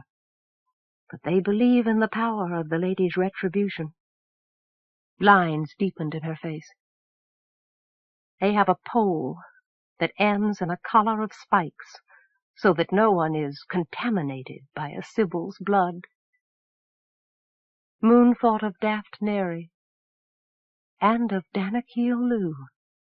Her hand touched the trefoil tattoo at the base of her neck, beneath the ivory wool of her sweater. Danakil Lu was punished, driven out of Carbuncle. He can never go back, at least while the Snow Queen rules. I met him during one of my circuits through the islands. I think since we've been together, he's been happy, or at least content, and I've learned many things from him. She glanced down, suddenly, unexpectedly, looking like a girl. I know it's probably wrong of me, but I'm glad they sent him into exile. Then you know how I feel. Clavalley nodded, smiling down. She pushed back her parka sleeve, exposing the long-heeled scars on her wrist. I don't know why we were chosen, but we weren't chosen because we're perfect. I know. Moon's mouth twitched. But if it's not because he's interested in technology, how could Sparks be less perfect than I am, when you think there couldn't be anything more perfect than the lover you remember? A sheepish nod. When I first saw you together, I had a feeling, after a while you do, that if you came here you would be chosen. You felt right to me. But Sparks, there was an unsettledness. I don't understand. You said that he left angry. You think he left as much for the wrong reasons as for the right ones. That he did it to hurt you. That he blamed you for your success and his failure. But I would have felt all those things, too, if he'd been chosen instead. Would you? Clavally looked at her. Maybe any of us would. All the goodwill in the world can't keep us from swallowing the fishhook baited with envy. But Sparks blamed you for what happened. You would only have blamed yourself. Moon blinked, frowned, remembered their childhood, and how rarely he had tried to disagree with her. But when they did argue, he would run away and leave her alone. He would hold his anger for hours, even days. And in the lonely space he left behind, she would turn her own anger in on herself. She would go to him every time and apologize, even when she knew he was wrong. I guess I would have, even though it's nobody's fault. But that's wrong, too. Yes, except that it hurts no one but you. And I think that's the difference. 2 sudden drops of rain pelted Moon's uncovered head. She looked up, confused and startled. She pulled up her hood as Clavally got to her feet and gestured toward shelter. They ducked under a stand of young tree ferns. The rain smothered all other sound for a space of minutes. They stood silently, blinded by a field of molten gray, until the rain squall moved off across the sea on the back of the wind. Moon stirred away from the fern's dark, pithy trunk, watched the pattern of droplets stranded like pearls in the fragile lacework of its canopy, watched them fall. She put out a hand. It stopped already. Her anger at Sparks had passed as swiftly as the rain, and had as little effect on the greater pattern of her life. But when they met again, so much would be different between them. I know people have to change, but I wonder if they know when to stop. Clavally shook her head. They began to walk back together along the path, sidestepping the sudden stream that it had become. Not even the lady can answer that. I hope you'll find that Sparks has answered it for himself when you see him again. Moon turned in the track, walking a few strides backwards as she looked out across the restless sea toward home. Chapter 8. And then a part of the wealth from the last festival was put into a new fund for me, so that I could begin work without interruption on the masks for this one. Almost 19 years ago. How time slips past, masked in the rhythm of the days. That's the rhythm of creation for you. Individual creation, universal creation. Red orange feathers, please. The mask maker held out her hand. Sparks leaned forward on the stoop, reached into one of the trays scattered in the doorway between them, and passed her a handful. Malkin, her long-limbed gray cat, poked a surreptitious paw among the feathers still in the holder. Sparks pushed him away, went back to separating strands of beads, dropping them into their appropriate cups. He looked up and down until it made him dizzy, trying to watch her work while he worked himself. I don't know how you do it. How can you create so many masks, and everyone different, when you can hardly— He stopped, still unsure of his words in spite of her reassurances. Tell a red feather from a green one? She smiled, lifting her head to look at him with the dark windows of her eyes and the light sensor on the band across her forehead. Well, you know, it wasn't easy in the beginning, but I had a desire to learn, a need to create something beautiful myself. I couldn't paint or draw, but this is more like sculpture, really.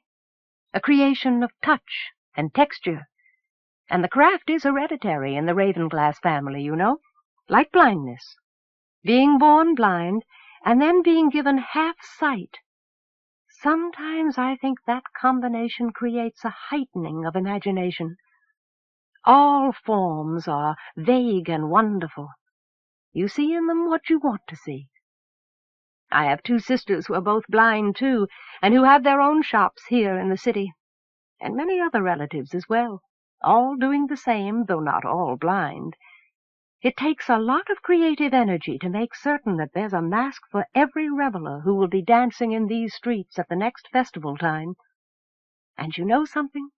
She smiled, the pride shining through it. Mine are the best of all. I, Fate Ravenglass Winter, will make the mask of the Summer Queen. A piece of red velvet, please. Sparks passed her the piece of cloth, letting it slither sensuously between his fingers.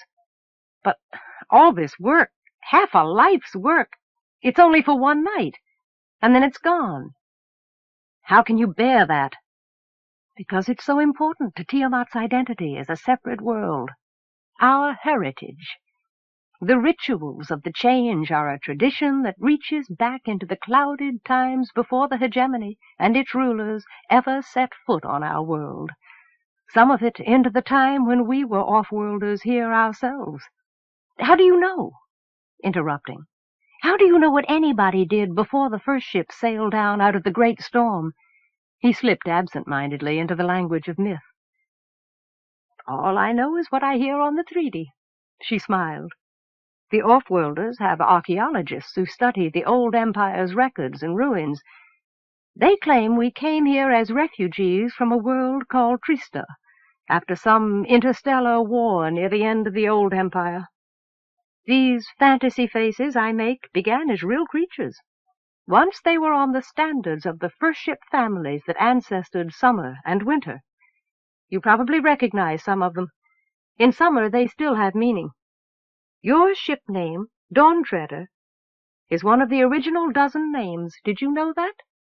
Sparks shook his head. But when the hegemony came, they made us ashamed of our primitive traditions.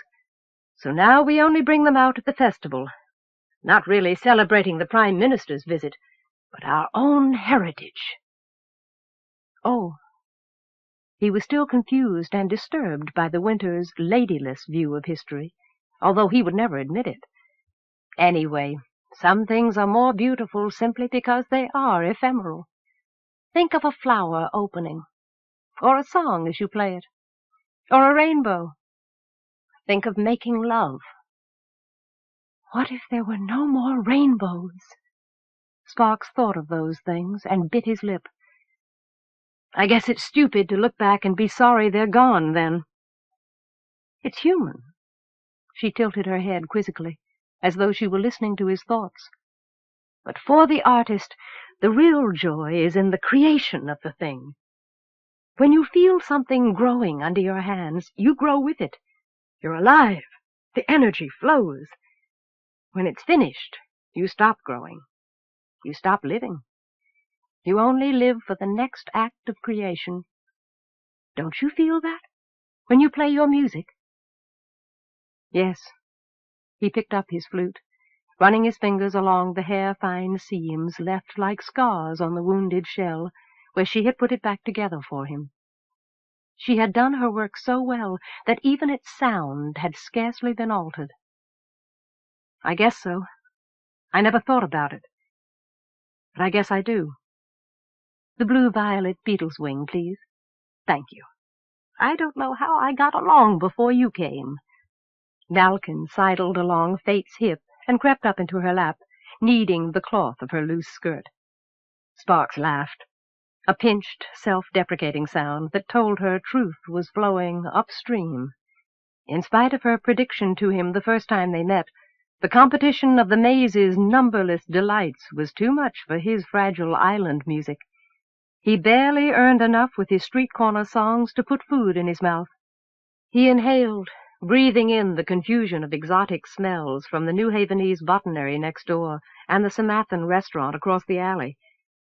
If she hadn't given him the shelter of her back room, instead of sleeping under the watchful gaze of 1,000 spirit face masks, he would be sleeping in the gutter, or worse. He looked back at her, grateful at last that she had forced him to go to the off-worlder police to make his accusation against the slavers. He remembered the surprise on the face of the blue who had saved his life when she saw him again, and the guilt that had reflected on his own. He sighed. Are the offworlders really all going to just pack up and leave Tiamant after the next festival? Abandon everything they have here? It's hard to believe. Yes, almost all of them will go. She twisted a tassel from golden cord. Their preparations have already begun, just as ours have. You could sense the changes if you had grown up here. Will that make you sad? He looked up, because it wasn't the question he had expected. I don't know. Everybody in summer always said it was a day to look forward to, the change, that we'd come into our own. And I hate how the offworlders blind winter with a lot of glory while they take what they want, and then think they can just forget about us. His hand closed over his metal. He twisted his fingers through the openings. But you've been blinded by the glory, just like all of us winters. She broke off her knot-tying to stroke Malkin's silvery, sleeping back. She smiled, watching him with her third eye. What's wrong with that? Nothing. You asked me once whether I resented not being able to leave our world when I might have my blindness cured somewhere else. You were thinking that I must resent being given these sensors instead, having to settle for half sight instead of full vision. If I looked at it with perfect eyes, that's what I might have seen, too. But I looked with blind eyes, and to me they look wonderful. Wonderful. Sparks leaned back against the wall of the shop, looking away down the alley. And after the festival, it all ends. Yes, the last festival. Then the offworlders will abandon us, and the summers will have to move north again, and life, as I've always lived it, will cease. This time the choosing of the queen for a day will be in earnest. The Summer Queen's mask will be my last and best creation. What will you do after the festival is over? He realized suddenly that the question was more than rhetorical. Begin a new life. She tightened the final knot, just like everyone else in Carbuncle. That's why it's called the change, you know. She held the finished mask up, like an offering to the people passing in the alleyway. He saw some of them stare and smile. Why did they call you Fate? Your parents, I mean. My mother. Haven't you guessed? For the same reason you were called Sparks. Merry-begots have special names. You mean 2 festivals ago? She nodded. And it's been a heavy load to carry a name like that around for a lifetime. Be glad you don't have to. He laughed. It's hard enough to carry summer around in Carbuncle. It's like an anchor. It keeps me from getting anywhere. He picked up his flute again and put it to his lips. Put it down, looking toward the alley entrance as a murmur of surprise traveled from person to person back to them. What is it? Fate put the mask aside, her forehead wrinkling in an unconscious squint. Somebody's coming up the alley. Somebody rich. He could see the fineness of the clothing before he could make out the faces as the strangers came up the narrow way. There were 6 women and men, but his gaze caught on the one who clearly led the rest. The richness of her exotic clothing suddenly meant nothing as he saw her face clearly. Sparks? Fate's hand found his arm and tightened around it. He didn't answer. He stood up, slowly, feeling the world draw back until he was left alone in a private space with only Moon! She stopped, smiling recognition at him, and waited while he crossed the space to her. Moon! What are you? Her attendants closed around him, catching his arms, holding him back from her. What's the matter with you, boy? You dare to approach the Queen? But she lifted her hand, signaling them to let him go. It's all right. I remind him of someone else, that's all. Isn't that right, Sparks, Dawn-treader, Summer? They all looked at her, but none of them could match his own disbelief. She was Moon! She was Moon! But not Moon, too. He shook his head. Not Moon. The Queen! Then this was the Snow Queen, the Queen of Winter, who stood before him. Embarrassed, half frightened, he dropped to his knees before her. She reached down, took his hand, and drew him to his feet. "That isn't necessary." He raised his head, found her studying his face with an intensity that made him blush and look away. How rare to find a summer with any respect!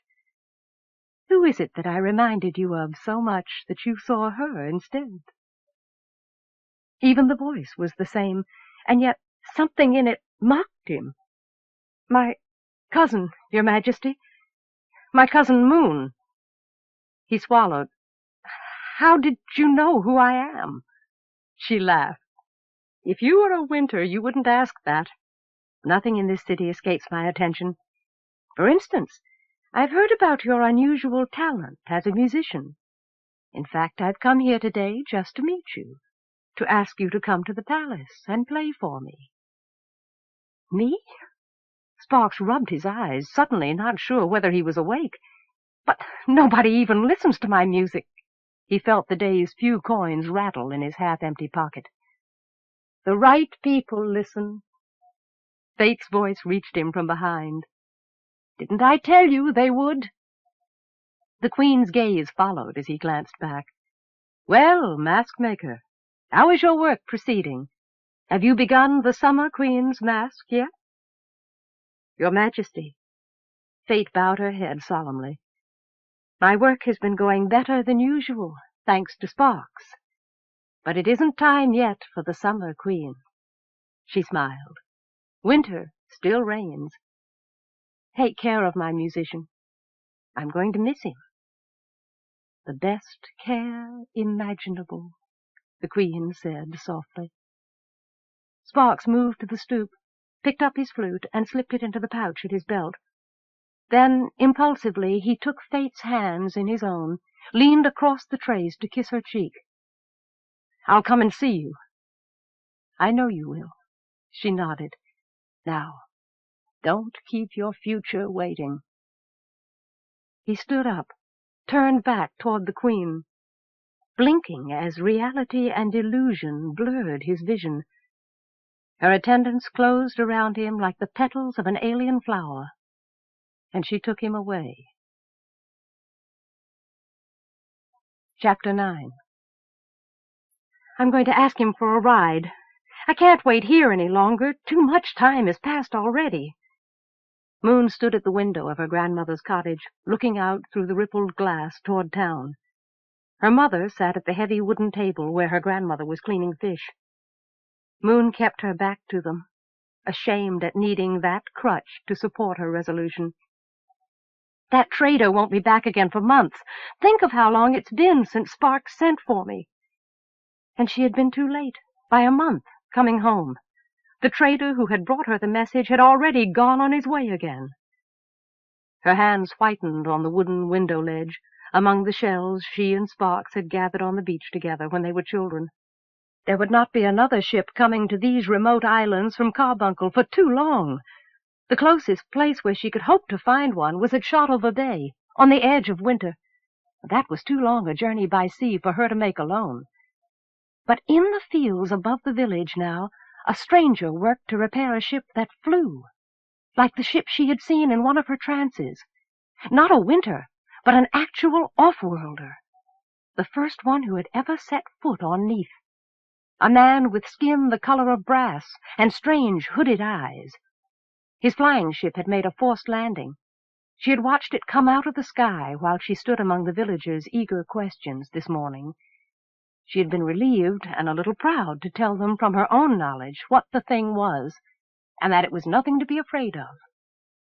And the offworlder had looked relieved, too, that the villagers had known enough about technology not to panic. Listening to him speak, Moon had realized that he was just as uneasy about his presence among them as they were. They had all gone away at his brusque urging, leaving him to work in peace, hoping that if they ignored him he would disappear again. And she had to act now, before he did disappear. He must be on his way to Carbuncle. All the offworlders were from there. If he would only take her, too. "But, Moon, you're a Sybil now," her mother said. Angry with half-guilt, she turned back to them. "I won't be abandoning my duty. Sybils are needed everywhere." "Not in Carbuncle." Her mother's voice strained. "It's not your faith I'm questioning, Moon. It's your safety. You're the sea's daughter now. I know I can't forbid you to lead your own life, but they don't want Sybils in Carbuncle. If they learned what you were—" "I know." She bit her lip, remembering Danakil Lou. "I know that. I'll keep my trefoil hidden while I'm there." She picked it up on its chain, cupping it in her hands.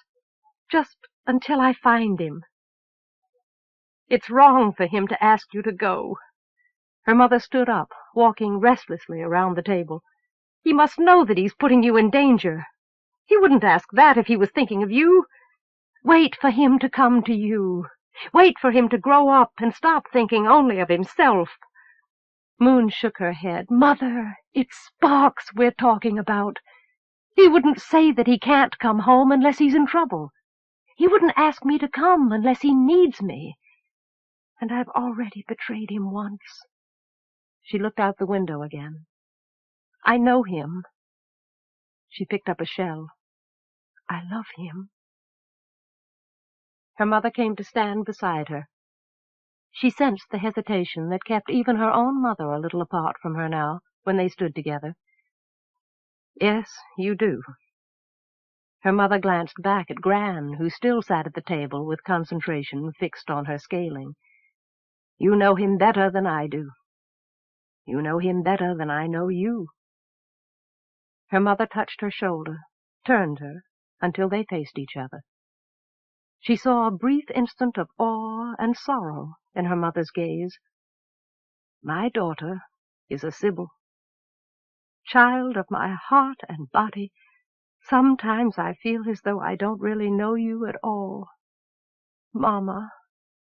Moon bent her head, pressed her cheek against her mother's calloused hand. "Don't say that." Her mother smiled, as though an unspoken question had been answered. Moon straightened again, took her mother's hand carefully, and lowered it in her own. "I know I've only just come home, and I wanted so much to have this time with you." Her hand squeezed tight, she looked down. "But at least I have to talk to the offworlder." "I know." Her mother nodded, still smiling. She picked up the slicker that lay at the foot of Moon's cot and handed it to her. "At least I know the lady goes with you now, even if I can't." Moon pulled the slicker on over her head and went out of the house. She followed the stony track to the terraced village fields, half running with the fear that she would see the offworlder's ship rise into the drizzling gray sky before she reached it. And as she climbed the parapet onto the terrace where the flying ship sat, a high whine filled the sodden air around her, the unearthly sound of a power unit engaging. "Wait!" She began to run, seeing the handful of curious children who lurked at the field's perimeter point at her and wave, thinking she waved at them. But the man in the flying ship stuck his head out the door opening to look at her, too, and the whining died. He stepped out of the craft and straightened up. He wore the clothing of an islander, but it was made from a material she had never seen before. She slowed as she realized that he was not about to leave without her. He put his hands on his hips, glaring down at her as she approached. She saw suddenly how very tall he was, that she barely reached his shoulder. "All right, what's the crisis, missy?" She stopped, reduced by the tone of his voice to another childish nuisance in a mucky field on a rocky, God-forsaken island. I thought you were taking off." "I will be, just as soon as I get my tools aboard. Why do you ask?" "That's soon." Moon looked down at her slicker, tightening her resolution. If it had to be now, it had to be. "I'd like to ask you a favor before you go." He wasn't looking at her. He slid a compartment shut beneath the window curve at the craft's front and rapped on it with a hand. "If you want an explanation about how the magic ship flies, I'm afraid I just haven't got the time. I'm late for an appointment." I know how they fly. My cousin told me. Her own irritation chewed the words. I just want you to take me to Carbuncle. He did look up this time, in mild astonishment. She forced the smile that said she had every right to ask. Several responses almost got past his lips before he stooped to pick up his toolkit. Sorry, I'm not going to Carbuncle. But she took a step, putting herself between him and the door opening as he started toward it. Where are you going? I'm going to Shotover Bay, if it's any business of yours. Now, if you'll just... That's all right. That's fine, in fact. Will you take me there instead? He pushed back his black, reed-straight hair, leaving a muddy track through it. He was beardless, but a black mustache draped his downturned mouth. Just why in the names of 1,000 gods should I do that? Well, she almost frowned at his lack of generosity. I'd be glad to do anything you ask to repay you. She hesitated, as his expression changed for the worse. I guess I've made a mistake, haven't I? He laughed, unexpectedly. That's all right, Missy. He thrust the toolkit past her into the space behind the seats. But you shouldn't be so ready to run off with the first stranger you see. You might just wind up in a worse situation than the one you think you're in. Oh! Moon felt her cheeks burning in the cold air. She put a hand up, covering her face. Oh, no, that's not what I meant. Here in the islands, when someone wants to go somewhere and you're going, you just take them. Her voice disappeared. I'm sorry. She started away, stumbling over a rut, suddenly feeling like precisely the foolish child she had seen in his eyes. Well, wait a minute! The sand of annoyance was still in his voice, but its sting wasn't as sharp. Why do you want to go there? She turned back again, trying to remember the trefoil hidden beneath her slicker, and that she had a right to a Sibyl's dignity. I want to find a ship at Shotover Bay to take me to Carbuncle. It's very important to me. It must be, to make a summer willing to get into a flying machine with an offworlder. Moon's mouth tightened.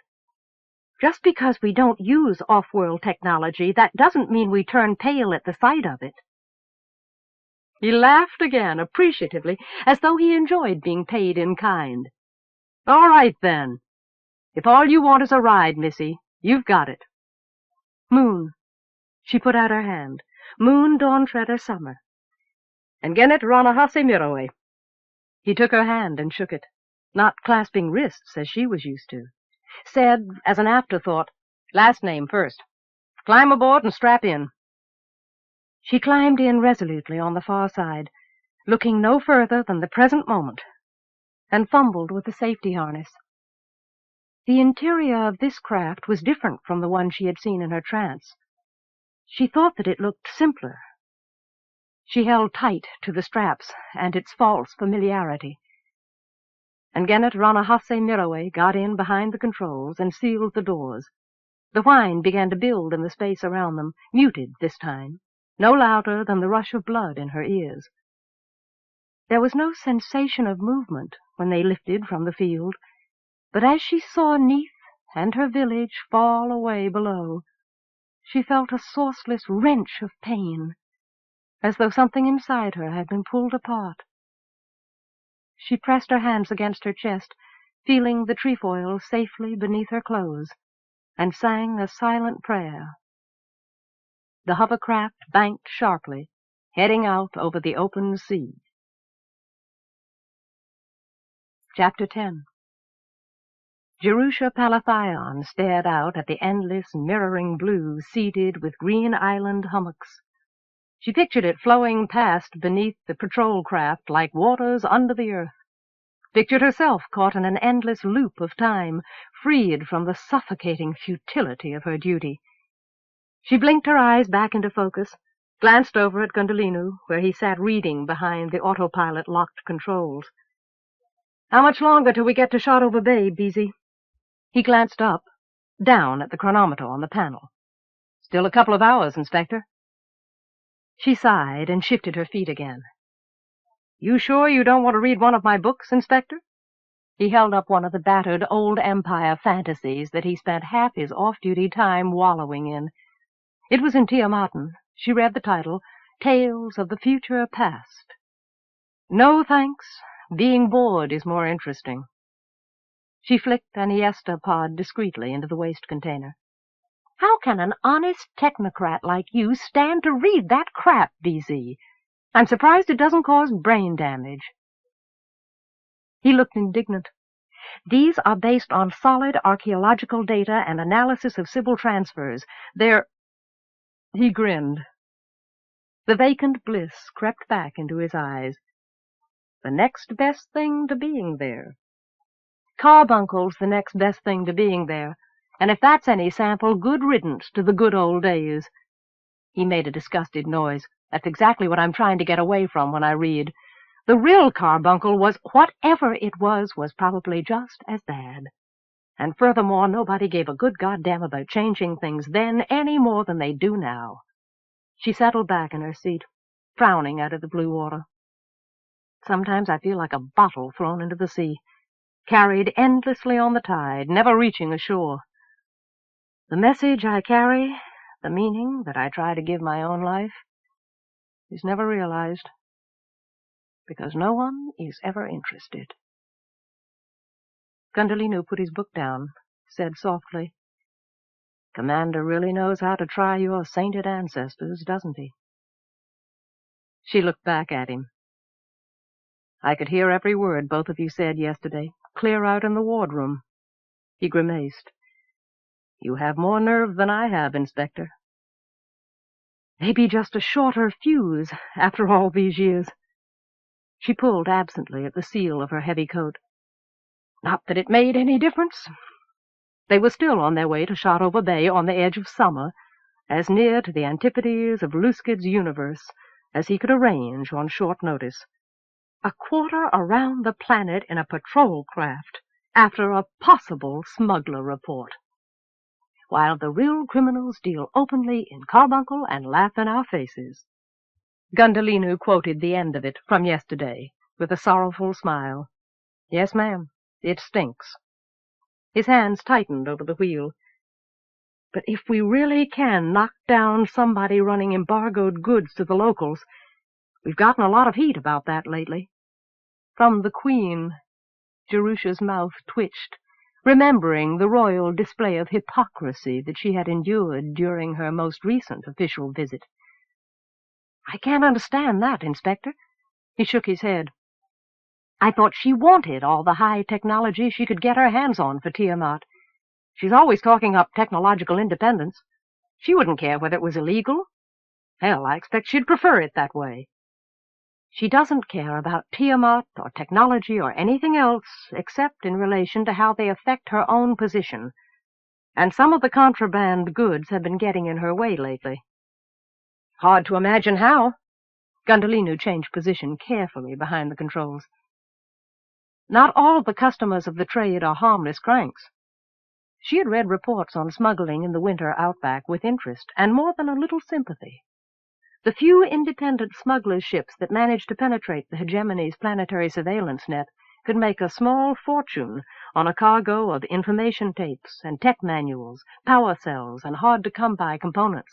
There were always wealthy winter nobles with an obsession about what made things shine, and hidden labs on their island estates, self-styled mad scientists trying to crack the secrets of the atom and the universe. There were others privately stockpiling technology against the coming off-worlder departure, too, planning to set up their own little fiefdoms, and never realizing that the hegemony had its way of making sure they didn't. There were even a few off-worlders who had gone native, living out here in this wilderness of water, and not all of them liked the restrictions the hedge put on their adopted home. Somebody's been harassing Starbuck and the hounds when they go myrrh hunting, and I gather they've been having too much success. The myrrh population must be pretty well depleted by now. It must be cutting into the Queen's profits, and her measure of control over us. The interference involves some sophisticated jamming devices and comm gear, and there's only one place that it could be coming from. So if we arrest any smugglers, we might get a lead on who's doing the harassing? He shifted restlessly again. Maybe. I'm not holding my breath. This whole trip is a waste of energy as far as I can see. And that's just what Luskid intended it to be. Frankly, I hope we don't find anything. Does it shock you, Beezy? She grinned briefly at his expression. You know, I hate to admit it, but sometimes I have trouble convincing myself these tech runners are doing anything wrong, or that anybody who objects to cutting one species' life short so that another species can stretch out its own abnormally is in the wrong either. Sometimes I think that everything that disgusts me about Carbuncle is tied to the water of life, that the city draws rottenness and corruption because its survival depends on a corrupt act. Would you still feel that way if you could afford immortality, Inspector?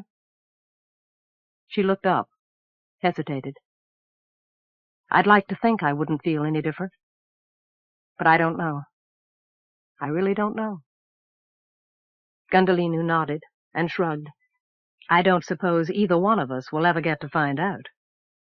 He changed position again, glanced down at the chronometer. What's the matter, Beezy? Nothing, ma'am. He gazed out at the sea with stoic Karamorgi propriety.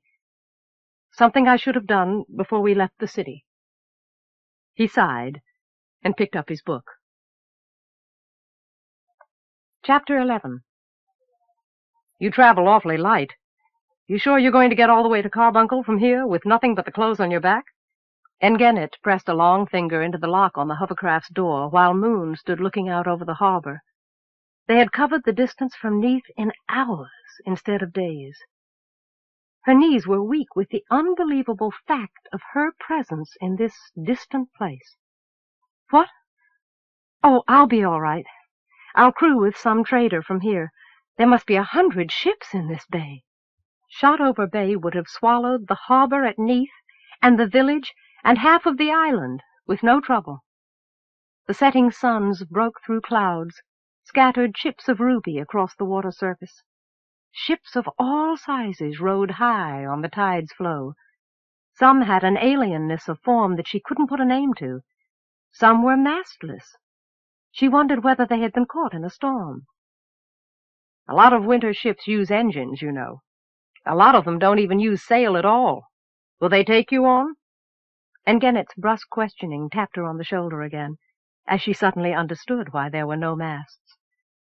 During their Arrow's flight across the sea, she had not learned much about him except that he didn't like to talk about himself, but his curt inquiries about her journey told her more than he knew. I'm not afraid of engines, and the work will be the same. There's only so much you can do on a ship. She smiled, hoping it was true.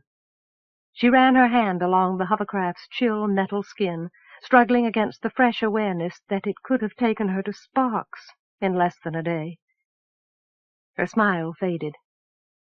Well, you just make sure you find yourself a ship run by females. Some of the winter men have picked up bad habits from the starport scum.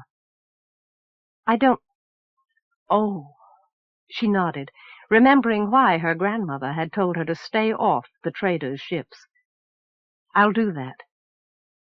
Even though she was certain that Engenet was an offworlder, he spoke as if his people meant no more to him than summers or winters seemed to.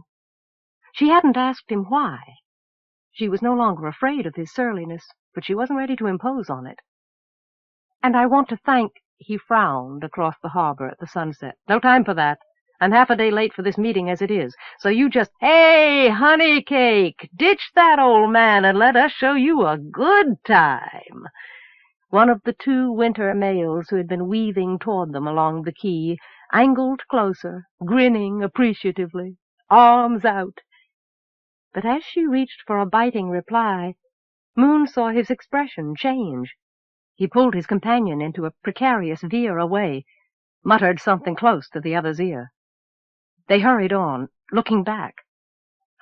How did they know? Moon's hands pressed against her slicker front. Know what? The frown was still on Engenet's face, etching deeper as he watched them go. That I'm a Sybil. She reached down inside and brought the trefoil out on its chain. You're a what? He turned back to her, actually took the trefoil into his hands as if he had to prove its reality. He dropped it again, hastily. "Why didn't you tell me that?" "Well, I didn't. That settles it." He wasn't listening. "You're not staying here alone overnight. You can come with me. Elsie'll understand." His hand closed around her upper arm. He pulled her after him across the expanse of paving toward the Keys townside. "Where are we going? Wait!" Moon stumbled after him with impotent anger as he strode toward the nearest street entrance. She saw light blossom at the top of a slender pole, and then another and another ahead of them, immense flameless candles. "I don't understand." She dropped her voice. "Do you believe in the lady?" "No, but I believe in you." He guided them onto a sidewalk. "You're an off-worlder." "That's right, I am." "But I thought—" "Don't ask, just walk. There's nothing strange about it." He let go of her arm. She kept up with him. "Aren't you afraid of me, then?" He shook his head. "Just don't fall down and skin your knee, or I might worry some." She looked at him blankly. Behind them, another hovercraft, with the markings of the hegemonic police, drifted down toward a landing on the quay. But he did not look back, and so he did not see it settle beside his own. "Where are we going?" Moon maneuvered around a cluster of laughing sailors. "To meet a friend." "A woman friend? Won't she mind?" "It's business, not pleasure. Just mind your own when we get there." Moon shrugged and pushed her numbing hands into the pockets of her pants. She could see their breath now, as the temperature followed the sun down. She peered curiously into the assortment of 1- and 2-story building fronts, more buildings than she had ever seen in one place, but stolidly familiar in form. Mortared stone and wood planking leaned on each other for support, and among them she saw an occasional wall made of something that was not really dried mud. Multiple layers of exotic noise reached out to catch at her ears as they passed by one tavern after another. "How did they know what I was, if you didn't, Engennet?" "Call me Mirroway." "I don't think they did. I think they probably just noticed that I was a lot bigger and a hell of a lot more sober than either one of them." Moon fingered the scaling knife at her belt thoughtfully. She felt the knots go out of her back muscles as she realized that the eyes of everyone passing were not staying on her too often and too long. Engennet turned down a narrow side street. They stopped at last before a small, isolated tavern. Light rainbowed out onto the cobbles through colored glass. The peeling, painted sign above the door read, "The Black Deeds Inn." He grunted. Elsie always did have a peculiar sense of humor. Moon noticed a second sign that read "Closed," but Engennet pulled on the latch. The door opened, and they went inside. "Hey! We're closed!" An immense balloon of woman pouring beer into a mug for no one glowered at them from the bar. "I'm looking for Elsevier." Engennet moved into the light. "Oh, yeah?"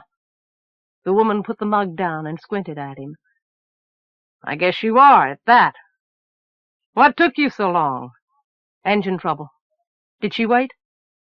"She's still in town, if that's what you mean. But she's out looking into other arrangements, in case you decided not to show." The woman's buried eyes found Moon. She frowned. Engennet swore. "Damn her, she knows I'm dependable. But she didn't know if maybe you'd been permanently delayed, if you take my meaning." "Who's that?" "A hitchhiker." Moon felt Engenet's hand on her arm again, moved forward at his urging, reluctantly. "She won't make any trouble," cutting off the woman's indignation.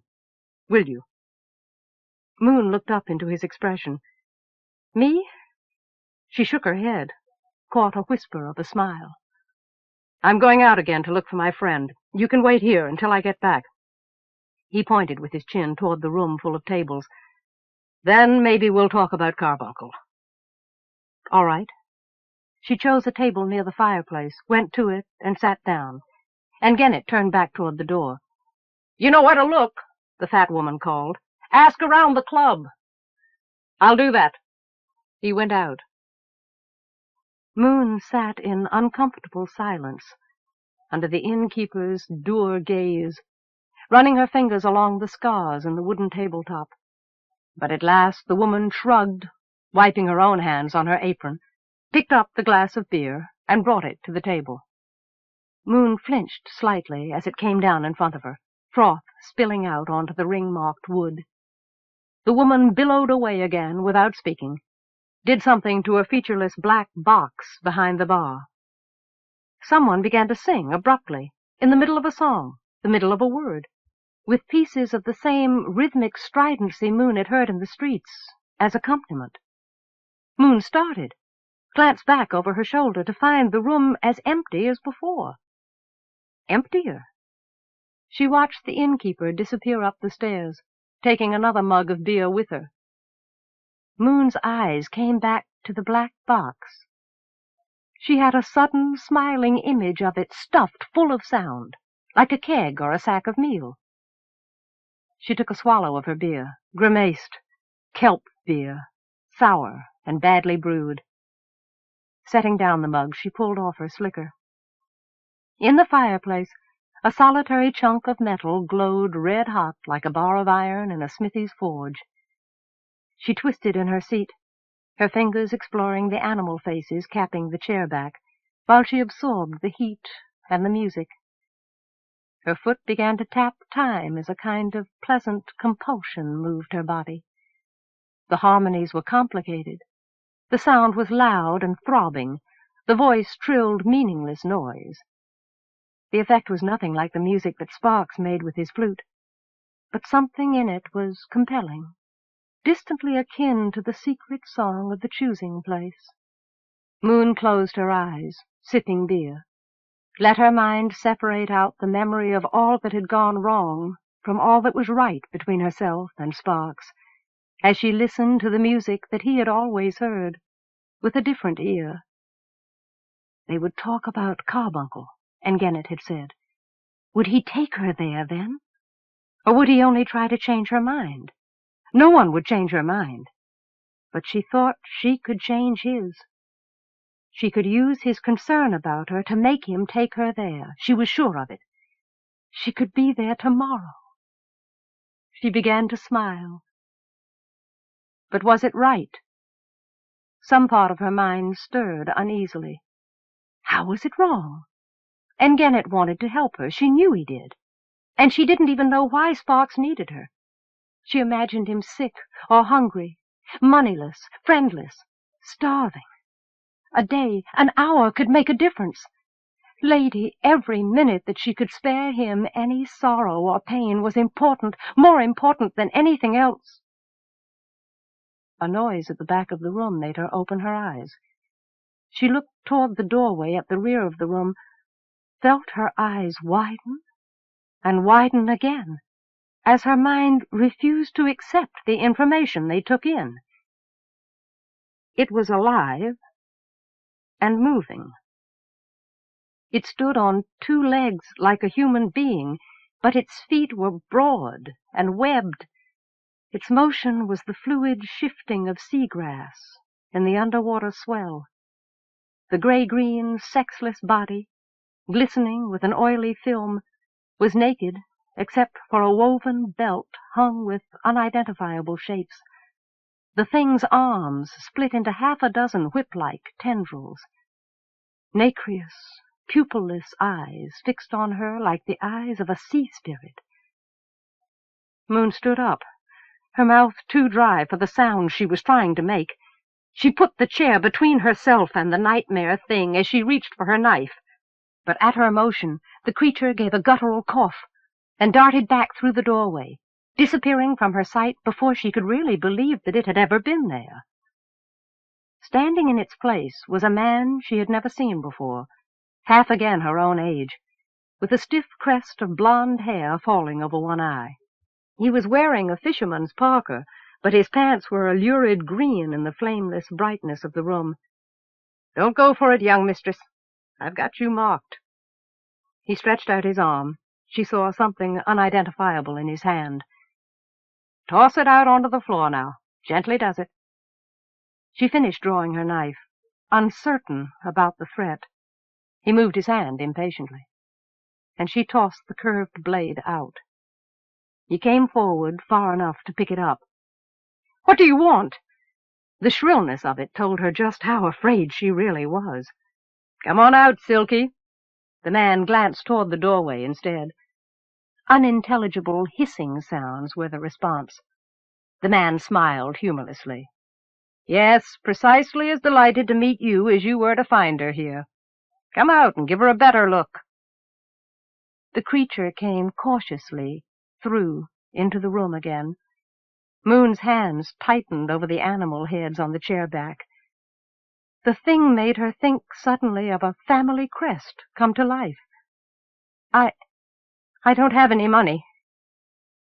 The man looked at her blankly, laughed. "Oh, I see. Then we're all in the same boat at the moment, but not for the same reason. So just stay calm and you won't get hurt." "Chris! What in the world is going on here?" A third stranger entered the room behind him, human again, but just as unexpected. Moon saw the small, plump woman with blue-black skin and silvery hair stop, hands clasping in surprise. "My dear, you'll never get a date by holding the girl at gunpoint." Not quite smiling as she studied Moon back. The blond man didn't laugh this time. "I don't know what she knows, but she shouldn't be here, Elsie." "Obviously." "Who are you, girl? What are you doing here?" The words asked her to answer as a simple courtesy, but the voice was steel. "Friend. I'm a friend of Engenet Miraway. Are you Elsevier? Are you the one he came to see?" Moon took the initiative as she saw the answers start to register. "He went to look for you. I can go find him." She glanced toward the door. "That won't be necessary." The woman waved her hand. The man lowered his weapon, pushed it into the pocket where her knife had gone. Both their faces eased a little. "We'll wait with you." The spirit thing hissed an almost human-sounding question. "Silky would like to know what kept him." "Engine trouble," Moon repeated mechanically, shifted her weight, still keeping the chair between them. "Ah, that explains it." But she thought something in the old woman's voice was still not entirely satisfied. "Well, no need for us to stand up while we wait, is there? My old bones creak at the thought. Sit down, dear. We'll all just sit by the fire and get acquainted until he comes back. Cress, bring us some beers too, won't you?" Moon watched in dismay as the woman and the nightmare came toward the table. But the creature crouched on the hearth, just out of kicking range, looking down, its body glistening in the heater's radiance. Its flat tentacles traced the patterns of the hearthstones with rhythmic, hypnotic motions. Some of the tentacles were maimed, distorted by old scars. The woman pulled out a chair and sat down beside her with a smile of seeming encouragement. She unfastened a slicker several sizes too large, revealing a plain one-piece garment, its orange color as vivid as the green of the man's pants. "You'll have to excuse Silky if he doesn't join us at the table. He's not very fond of strangers, I'm afraid." Moon moved slowly around her own chair and sat down. The man came back with 3 mugs of beer and set one down on the hearth. Moon watched the tracing tentacles of the sea-demon caress the mug, wrap it, and lift it to drink. She picked up her own mug and drank in long gulps. The man sat down on the other side of her, grinned. "You sure put away the brew, young mistress." The old woman clucked disapprovingly, sipping at her own mug. "Never mind. Tell us about yourself, dear. I don't think you've told us your name." "I am Elsevier, of course, and this is Cress, and that is Silky, my late husband's business partner. Silky is not his real name, obviously. We simply can't say his real name. He is a Dilip from Tiamant, from another world, as we are," with quiet reassurance. "Are you one of Miraway's colleagues?" "I'm Moon. She hesitated, aware of their hesitations, still not sure of them, not sure whether a lie or the truth would be a worse choice.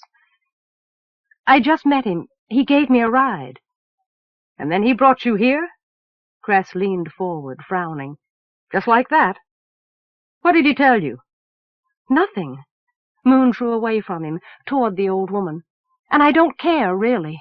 I'm just going to Carbuncle. He said that you'd understand."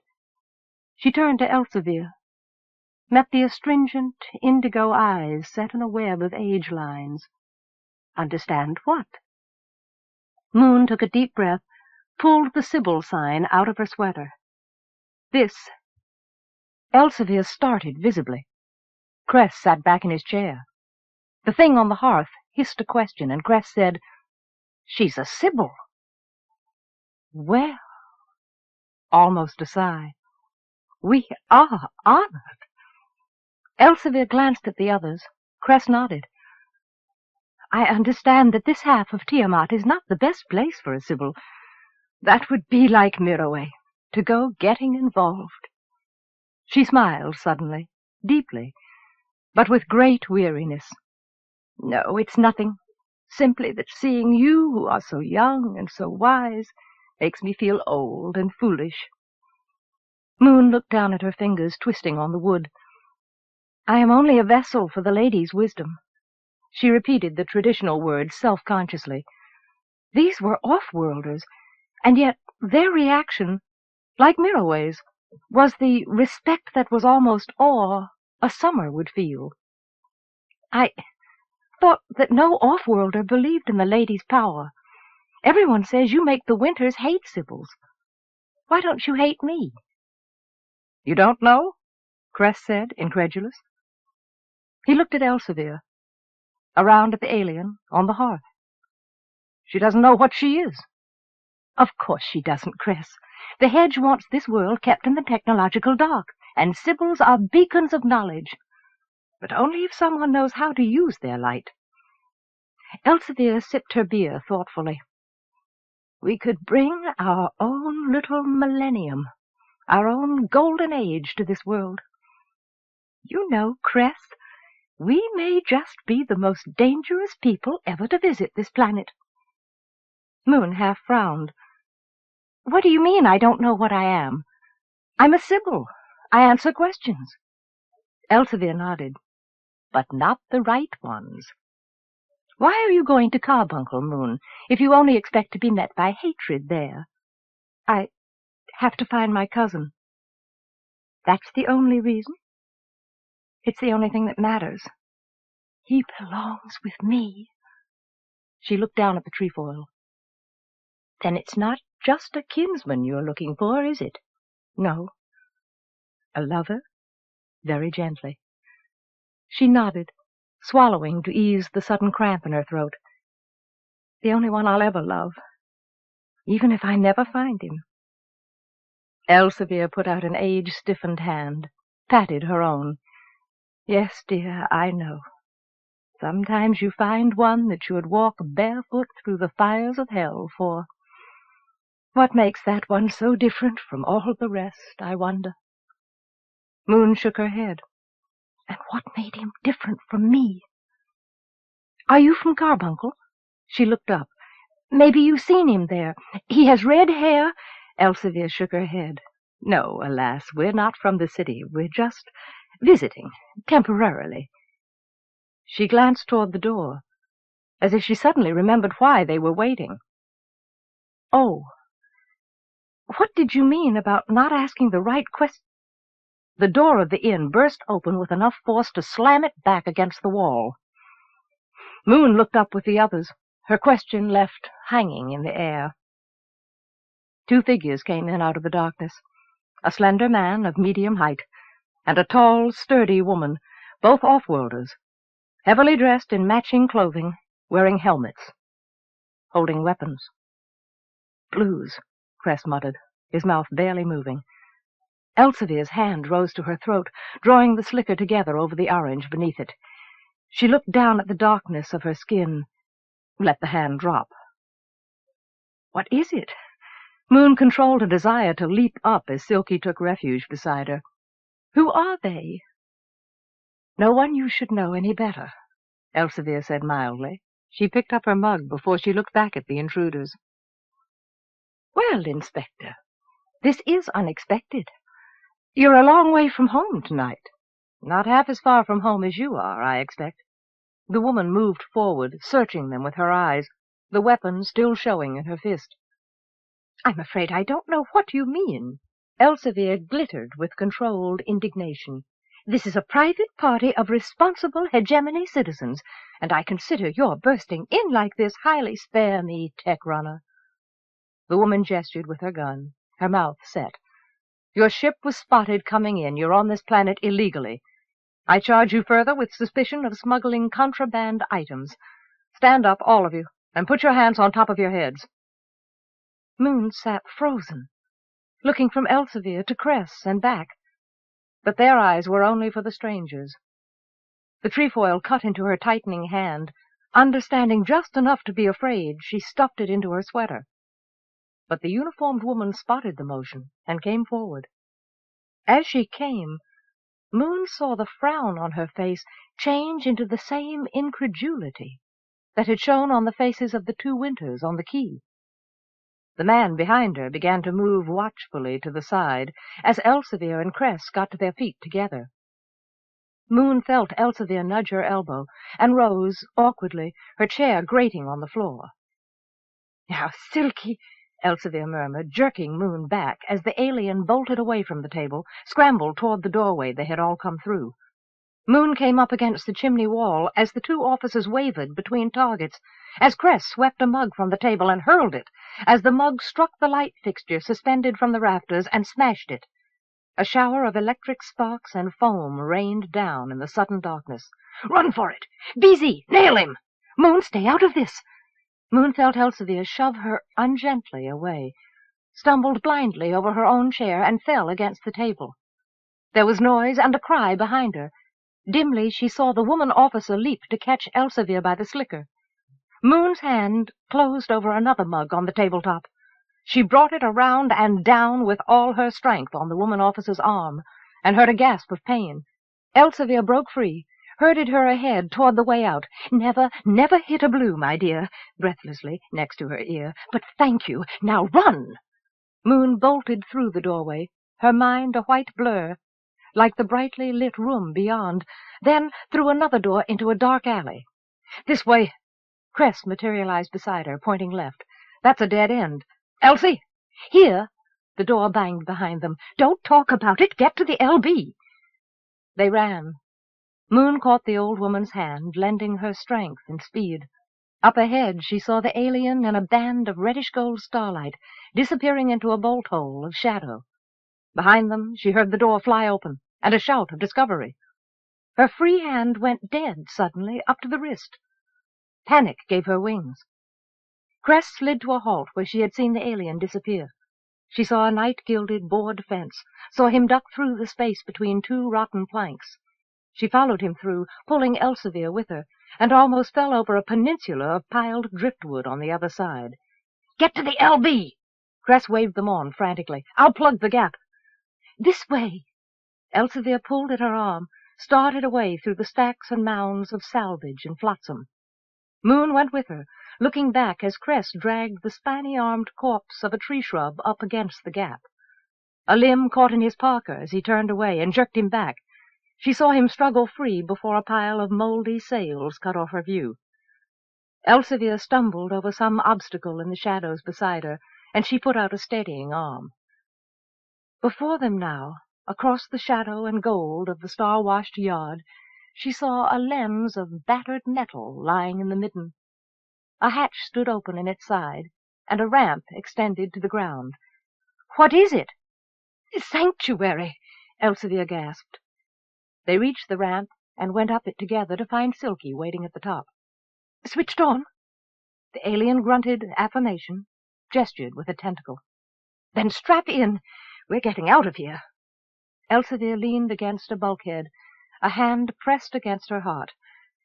"Cress?" She looked toward the hatchway, but it showed them only junk and smoldering sky. Moon turned back, leaned out to look down the ramp.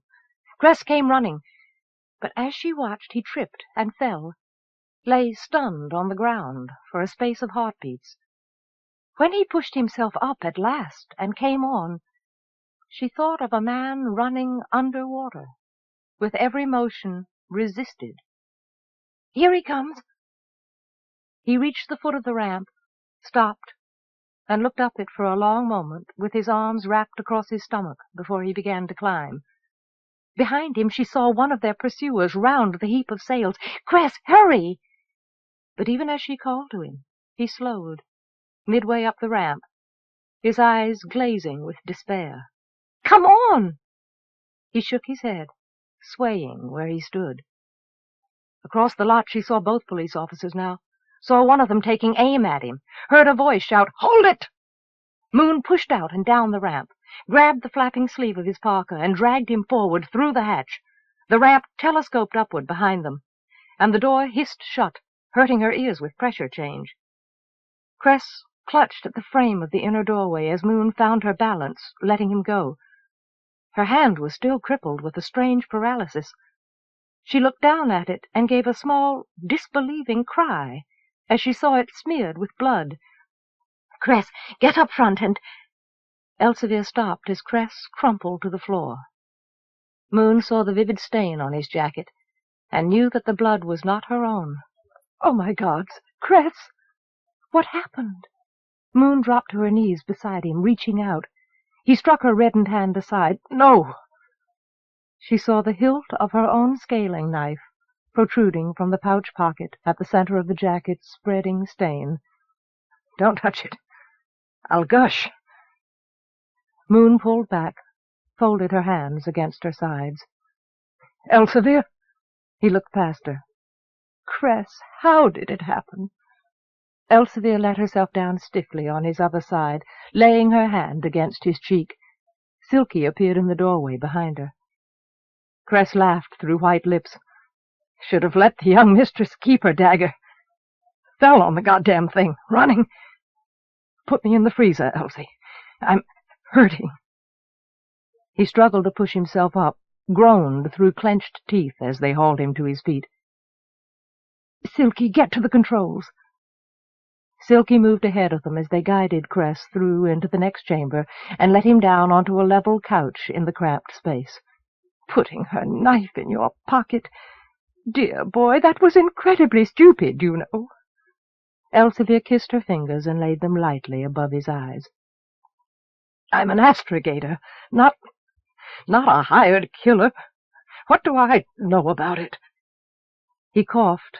A trickle of blood appeared at the corner of his mouth, ran down his cheek toward his ear. Elsevier stepped back as a smoke-colored translucent cone lowered over the couch, shutting him away from their view. "Sleep well." It had the sound of a benediction, but she shook her head, looking up into Moon's unspoken question. "No, this will keep him alive until we can get him to help." Her face changed. "If we can even get out of the atmosphere before those blues call down heaven's wrath. Strap in, dear. The acceleration may be unpleasant your first time." She pushed past, settled into a padded, upright seat before a panel of controls. The alien was settled in a second seat, tentacles suspended above a board of lights. In front of them, a wide, thickly glassed port showed her another view of the junkyard. Moon took the third upright couch and fastened the straps uncertainly. The alien made a guttural query. "Well, what else am I going to do?" Elsevier said sharply. "We can't leave her to the police. Not a Sybil. Not after she fought to save me. You know what they'd do." "Lift!" Moon leaned forward, listening, was driven back into the seat by the crest of an unseen wave. She gasped in surprise, gasped again as the pressure went on increasing, squeezing the air out of her lungs. She fought against it like a drowner, with no more success, collapsed into the cushioning curves with a whimper of disbelief. Between the forward seats she could no longer see the junkyard, or any ground at all, but only stars. As she watched, the moon fell like a stone past the window and disappeared. She shut her eyes, felt herself being sucked down into a whirlpool of nightmare, bottomless and black. But among the tumbled waters of dark panic, she found the memory of another blackness, more utter, more absolute than any she would ever know. The black heart of the transfer. The transfer. This was like the transfer. She clung to that anchor, felt the solid weight of familiarity slow the spiraling of her fear. She centered her concentration on the disciplined rhythms of mind and body that kept the narrow thread of her awareness tied to reality. Slowly, she settled into enduring.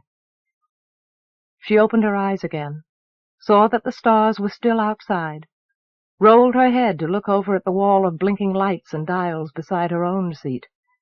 She did not try to touch them. She became aware of Elsevier's voice, strained, almost inaudible, and the alien's responses. One was as unintelligible to her as the other. Checking. No tracking alerts going out yet. Hope that they hadn't relayers.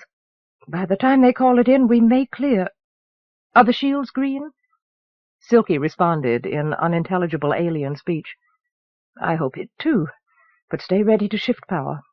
Response. Affirmative. We're damped. They look for inbound runners anyway. They don't look behind them enough. I pray they don't. Response. A weak chuckle. Of course. Time elapsed. Moon closed her eyes again, comforted, letting the words go on by. They were flying, somehow, in this metal-bound cabin. But it was nothing like her flight with Engenet. She wondered why and how, wondered dimly whether this was anything like being on an off-worlder's starship. Her eyes came open suddenly. Elsevier? Yes? Are you all right, Moon? What are we doing? Where are we going?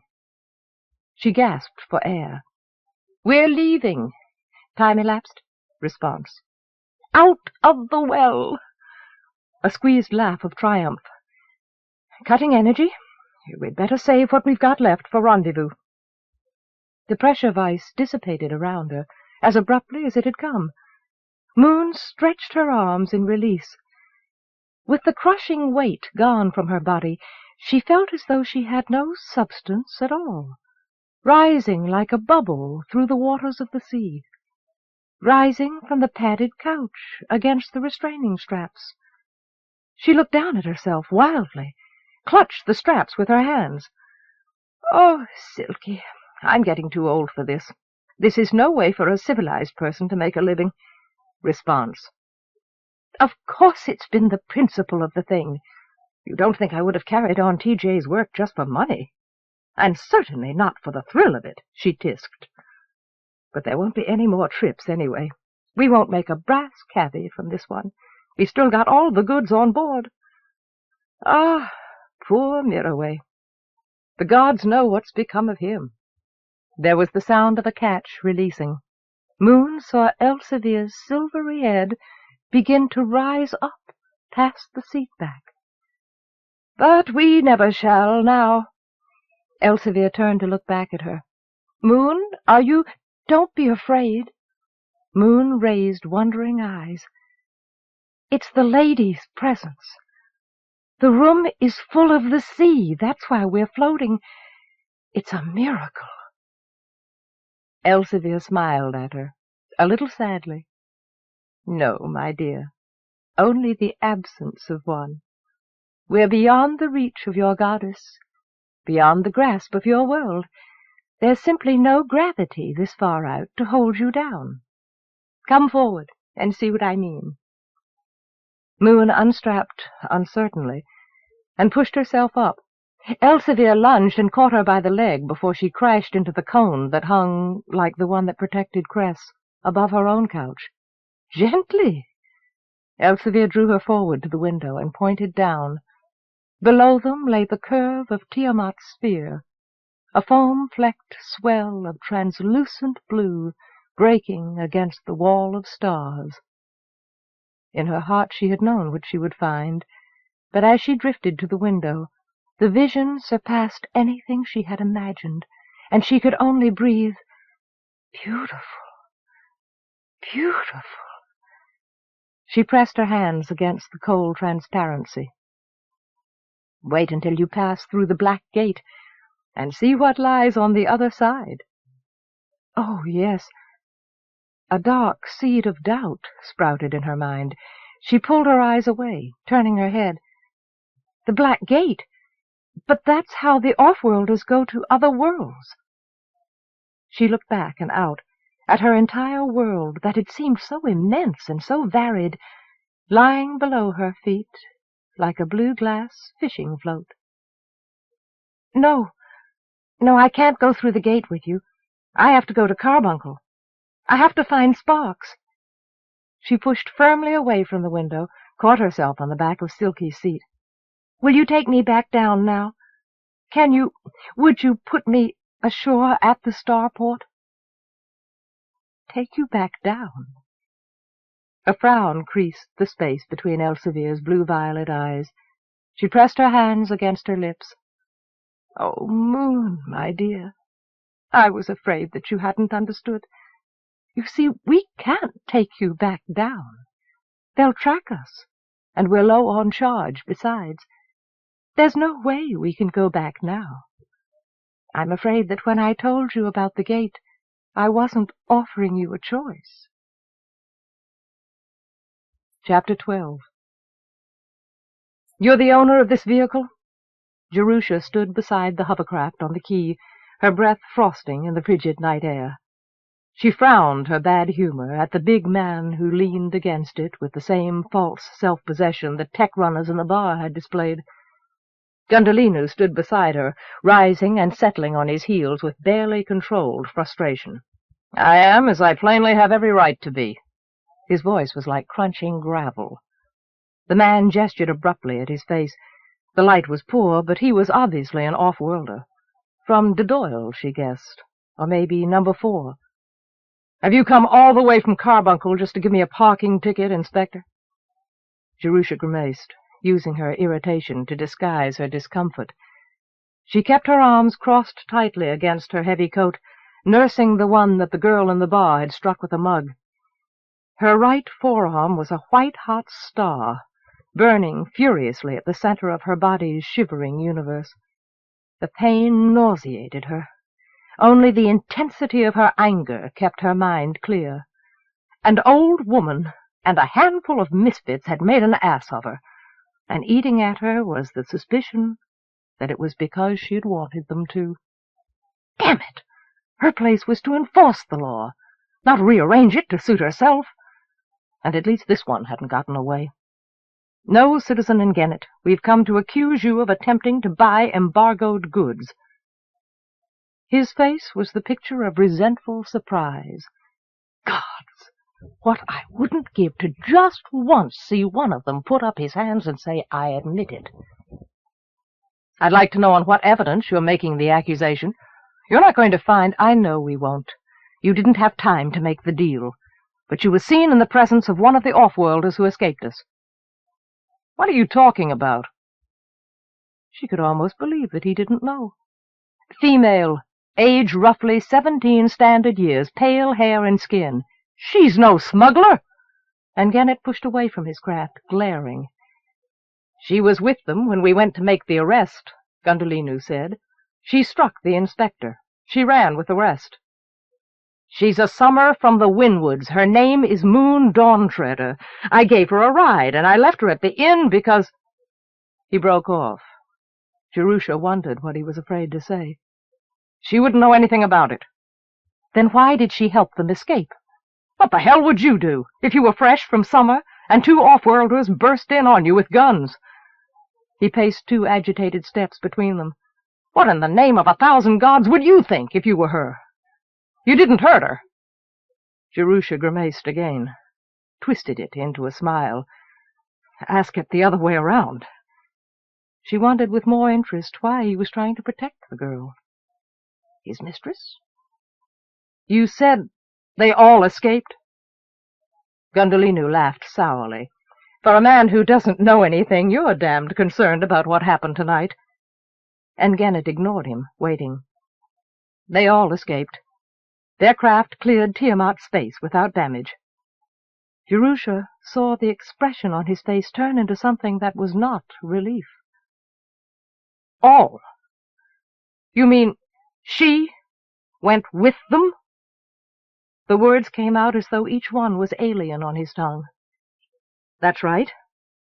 She nodded, tightening her good hand over her other elbow, pinching off the nerve paths. They took her off. You mean to tell me she really was an innocent bystander? A local? And Gennett turned away, struck the frost-rimed windshield of the hovercraft with a gloved fist. My fault. And mine. If we'd held on to them, she would have been all right. And that's what happens when you start trying to change the rules. What was she to you, Citizen Gennett? Gundolinu asked. More than a passing stranger. Not a question. She's a Sybil. He looked back at them. It doesn't matter if you know that now. Jerusha raised her eyebrows. A Sybil? The wind off the bay clutched her in icy talons. Why would that make a difference to us? Come now, Inspector. His voice turned bitter, like the wind. We're law officers. We enforce the law, liar. And the law protects Sybils, even on Tiamant. Like it protects the Mers? Like it protects this world from progress? She saw Gundolinu stiffen, like a hunter scenting his prey. How long have you been living in the outback, Citizen Gennett? All my life, with a kind of pride. And my father before me, and his father. This is my home world. And you don't like the way we're running it? Gundolinu made it a challenge. Damn right I don't. You try to choke the life out of this world's future. You let a maggot like Starbuck wipe his boots on you, while he slaughters innocent beings for the gratification of a few filthy rich bastards who want to live forever. You make a mockery of law and justice, and so do you, citizen. Gundolinu stepped forward. Jerusha could see everything that had locked into place inside his head.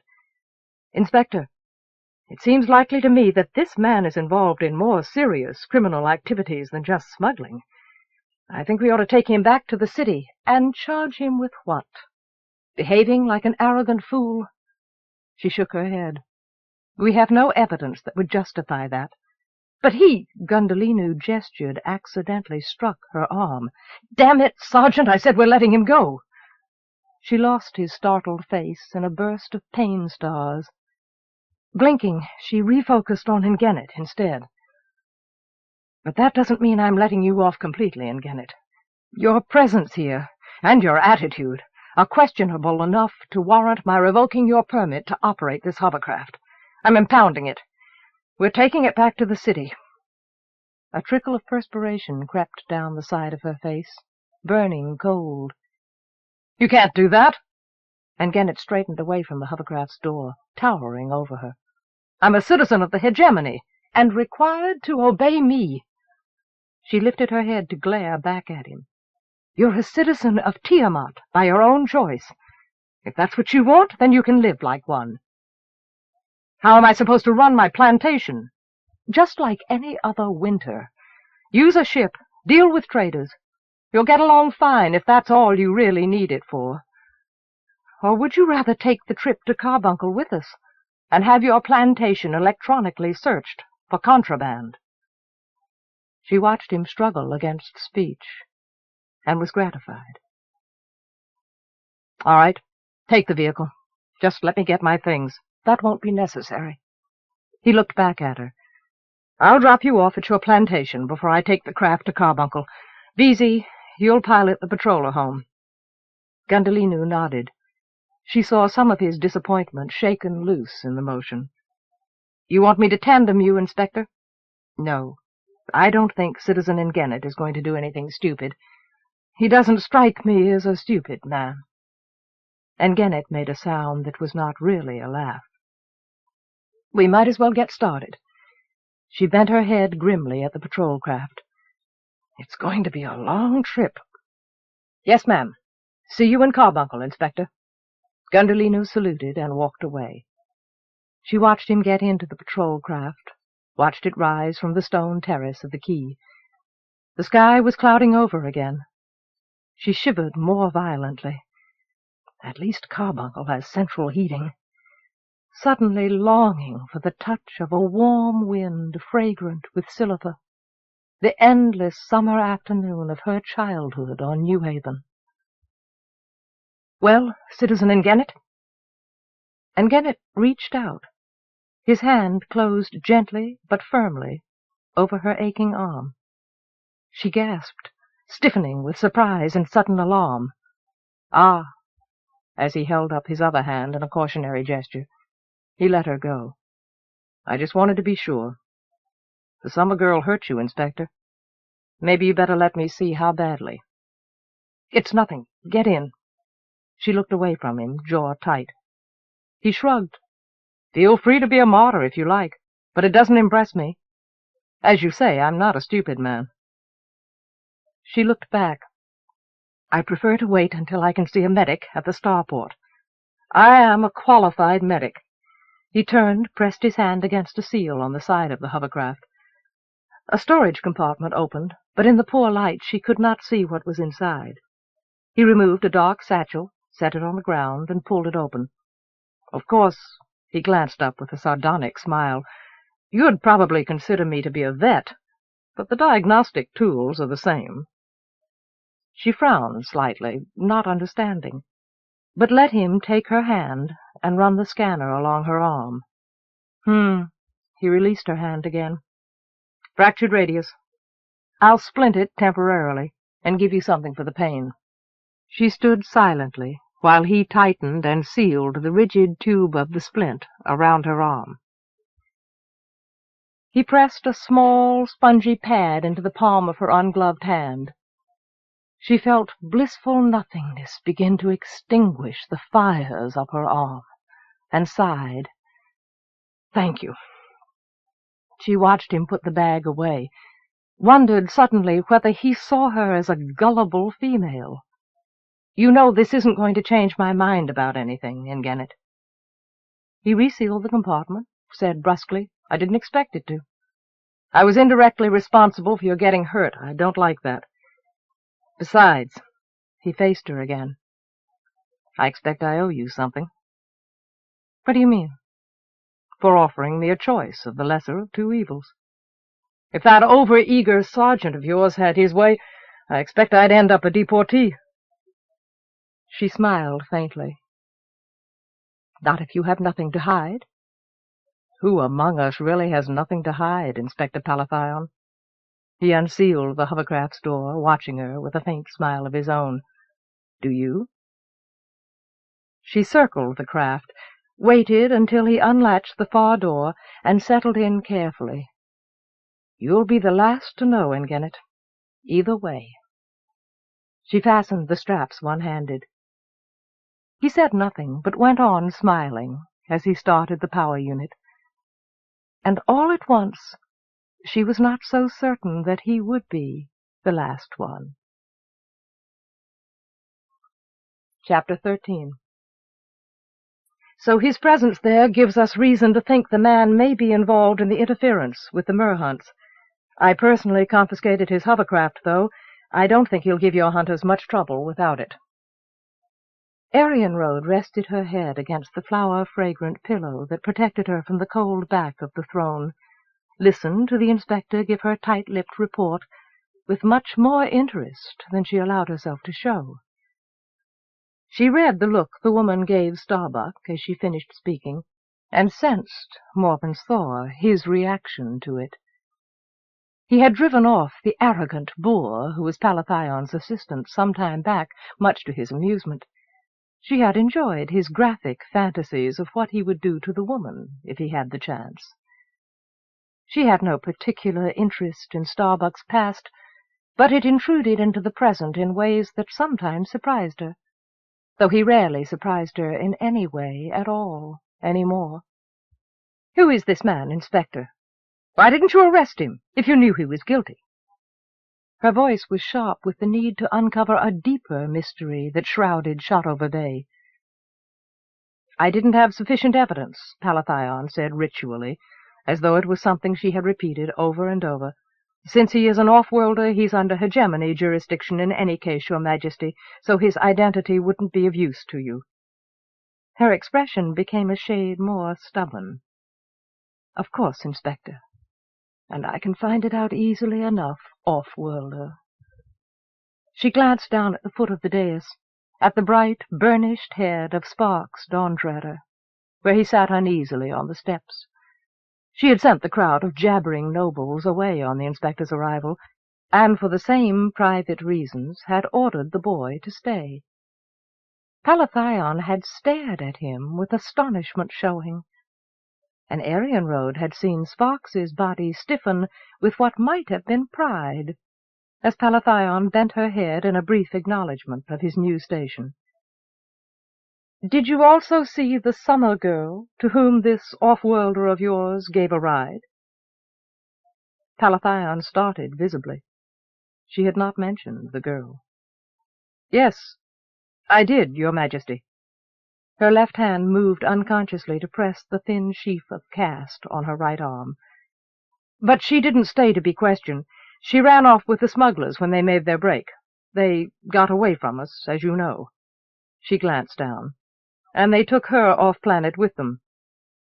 "No!" Arienrhod pushed forward. The one word escaped between her teeth before she could trap it. "Gone!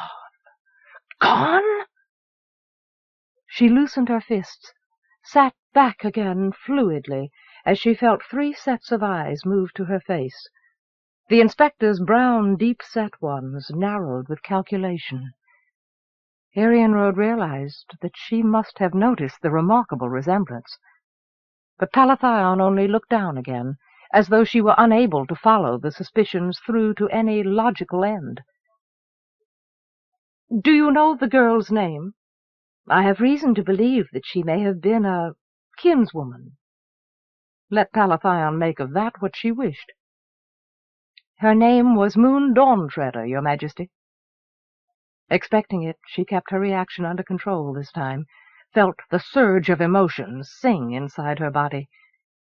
But below her, the boy, hearing the name and understanding at last, dropped his flute. It rolled down from the step onto the carpet at Palathion's feet, soundlessly, leaving the silence of the hall perfect. Palathion looked at the boy for a long moment before she looked up. "I'm sorry this happened, Your Majesty." She glanced at the boy again as she said it, as though she had realized there was some tie between them. "I don't think anybody meant it to happen that way."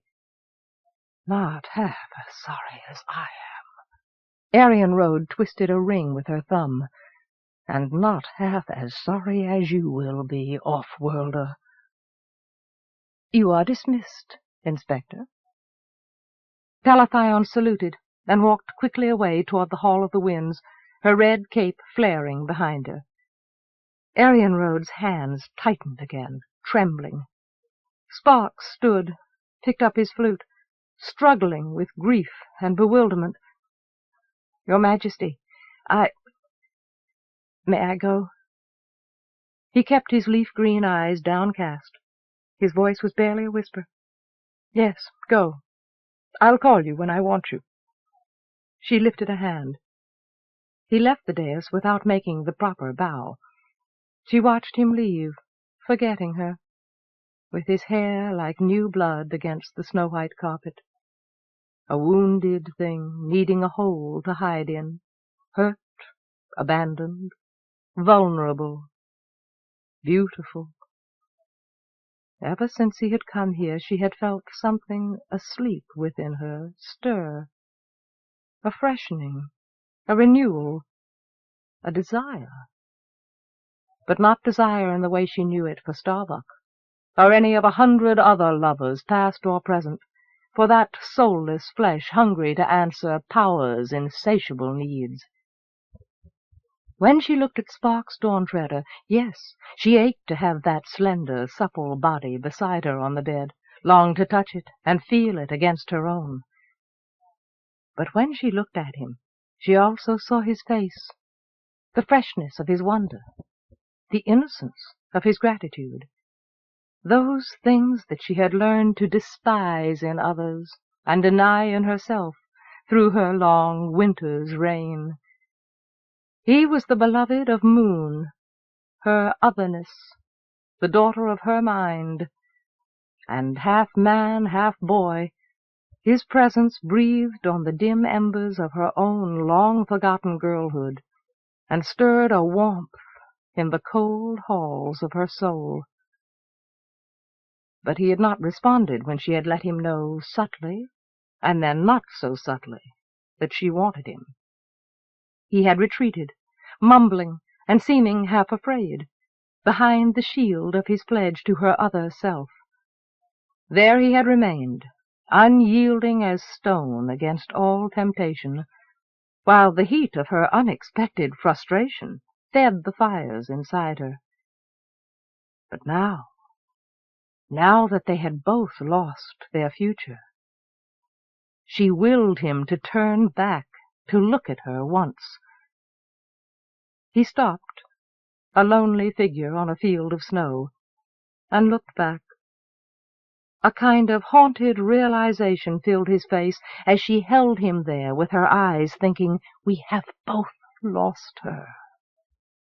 He turned away again at last, went on to the spiraling stair that led to the upper levels. "Now that you've lost the fish, maybe you'll throw the bait back." She twisted to look at Starbuck, feeling the razor edge of envy that was always on his voice when he was talking about the boy. "Get rid of that summer weakling and his damned whistle, Arienrhod. The sight and sound of him makes me want to puke. Throw him back on the street where you found him Before you what, Starbuck? Are you commanding me now?" She leaned toward him, lifting her scepter. He drew back slightly, dropped his eyes. "No. Just asking, Arienrhod. Just asking you. Get rid of him. You don't need him, now that the girls—" She brought the scepter down sharply on the hand that rested on the throne arm. He gave a yelp of startled pain. "I told you never to speak of it." She pressed a hand against her eyes, shutting him out of her view. She had lost the gamble. She had lost it. Her plan, her future, all were gone on this one final miscasting of fate. 9 seeds that she had succeeded in planting, one flawless blossom that had grown up from them. And now that one was gone, because of the interfering incompetence of those same offworlders whose cycle of tyranny she had hoped to break. If they had known what she was planning, they could not have ruined her plans more neatly. And now, what was she going to do now? She would have to begin again, with a new plan, and one that would have to be less subtle, less fragile, and so potentially more dangerous to her own position. But it would take time to search out the possibilities, and in the meantime she could have her revenge on the ones responsible. Yes, she could. "Luskid, I want him to pay for this. I want the blues to suffer. I want him taken care of, gotten rid of." "You want the commander of police killed over this?" Starbuck's voice betrayed a small astonishment. "No." She shook her head, shifting her rings on her fingers. "That's too easy. I want him ruined. I want him utterly humiliated. I want him to lose everything, his position, the respect of his friends, his respect for himself. I want the police degraded. You know the kind of people who can make it happen to him. Go into the maze and arrange it."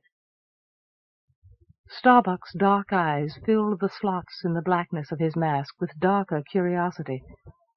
"Why, Arienrhod? Why all this over a summer brat you've never even seen? First the boy to get her here. Now this, because she's gone. What in 7 layers of hell could she possibly be to you?" "She is something to me." She took a breath, held it. "Was something to me that I could not begin to explain to you, even if I wanted to." She had given him only the skeleton of the matter, no flesh on the bones, when his jealousy of the boy's presence had begun to make him unmanageable. As long as he was certain her interest in other lovers was superficial, he was content. But Sparks was something more, and she was not the only one who realized it. She disliked Starbuck's possessiveness, but like his other weaknesses, it had its uses. And so she had told him of the girl's existence, but not the reason behind it. Since she's gone now, there's no reason for you to know what she was in any case. Forget about her. As I must. And the boy? Resentfully. Forget about him, too, if it makes you feel better. She saw him frown. The more one withdraws, the more eagerly one is pursued. She thought of Sparks' dawn-treader. Concentrate on Luskid, and you'll make me feel much, much better. She reached out, touched his arm lightly. He nodded, easing under her touch. What about Palathion? It was her fault the smugglers got off planet at all. You want me to arrange something for her, too? No. She glanced away toward the Hall of the Winds. I have other plans for her. She'll pay her debt. Believe me, she will. Now go. I want it to happen soon. He bowed and left the hall. She sat alone in the vast white silence. Chapter 14. Sparks lay spread-eagled across the bed in his private suite of rooms, his fingers tracing the tendrils of an alien vine across the elaborately carven headboard, and retracing them. Gone. She's gone. Repeating the words as he repeated the pattern, over and over. But he had no strength to believe, no strength to react, to move, to feel. No tears. How could she be gone? Gone from his world as irretrievably as if she had died. Not Moon, who had been a part of his life from the day he was born. Not Moon, who had pledged herself to be a part of him forever. Moon, who had broken her pledge and become a Sibyl. Why? Why had she done that to him? Why had she done this to him now? Because she'd believed he was never coming back? Then why hadn't he gone back to Neath long ago? If he'd been there when she came home, this wouldn't have happened. But he hadn't gone back. First, because of all that had gone wrong, and then, after the Queen had come to find him, because of everything that had gone right. And always because of Carbuncle. Neath and the whole of Summer's world seemed as distant and gray as a bank of fog now. The only reality was the kaleidoscope of city images that had expanded his senses and his awareness until he would never be content in that narrow world of islands and sea again. The sea. The sea was no more than a film of water on a ball of stone to the people of the city. They swore by 1,000 gods, and prayed to them rarely. And the answers they really wanted, they got from their machines. He had an outlet for one of those machines here on a table in the next room. He had filled up the absurd amount of space the Queen had set aside for him with instruments that talked and sang and even listened, that took pictures and showed pictures, that told him the time or the distance to the nearest stars. Sometimes he had tried to take them apart, only to find that their workings crumbled to dust in his hand, or that they were empty, except for flakes of metal painted with insect tracks and furred with filaments. But the Queen had encouraged him to do it, let him explore the tech devices of the palace, even sent him out into the labyrinth of shops in the maze to choose more. He still wondered why she had chosen him, and why she had rewarded him so greatly for the little he had to offer, although he no longer wondered about it as much as he had in the beginning. He had first grown aware of the way the Queen watched him while he played for her, the intensity that had nothing to do with his music, that made his fingers begin to stumble, and left him feeling as though he stood before her naked. And later there had been a touch, a whispered word, a kiss, a chance encounter in a private place. And she was so like Moon that he had found it hard to keep his own eyes off her, hard not to meet her gaze, hard not to match the emotion and answer the demand he found there. But she was not Moon. She was the ageless Queen of Winter, and as he watched her deal with the offworlders and nobles who came before her at court, that truth was made plain to him over and over. There were things she was that Moon lacked the years for, the wisdom, the calculating judgment, the depths of experience that lay behind her knowing smile. And there were things she was that Moon would never be, things he found harder to name, like the nameless things that were Moon which he never saw in her. And she could never become the memories, never be the one he had shared everything with. Yet they were so alike, and it had been so long, until sometimes, like the city, Arienrhod became the reality, Moon only an after-image. And that made him afraid. The fear of losing his own reality stopped his tongue when he would have taken her invitation. But now the string had been cut that kept him bound to the summer half of his life. Moon was gone. She was gone. There was no reason now for him ever to go home. They would never unravel the tangle they had made of their future now. He would never see her again. He would never lie beside her again, as he had lain beside her for the first time on the braided rug before the hearth, while the wind rattled and wailed through a midnight blackness beyond the walls, and Gran slept peacefully in the next room. The tears came at last. He rolled onto his side and buried them in the soft darkness of his pillow. He did not hear so much as feel someone enter the room, a chill draught as the door opened and closed again silently. He sat up, wiping at his face, started to rise as he recognized the Queen. But Arienrhod put a hand on his shoulder, forced him gently back down onto the bed. No. Tonight we aren't subject and queen, but only two people who have both lost someone they loved. She sat down beside him, the pleated fluidness of the robe she wore baring one shoulder. She was dressed almost plainly, with no jewels, but a necklace of beaten metal leaves on a knotted silk cord. He wiped his face again, wiping away his embarrassment, but not his confusion.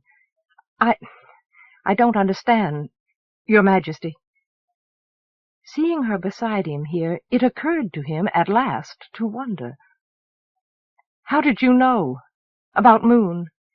About Moon and me? You're still asking me how I know things, after all the time you've been here? She smiled. He looked down, pressed his hands over his knees. But why us?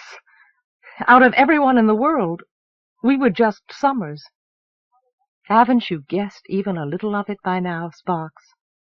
Look at me. He looked up again. I reminded you of someone. I remind you of Moon, don't I? He nodded.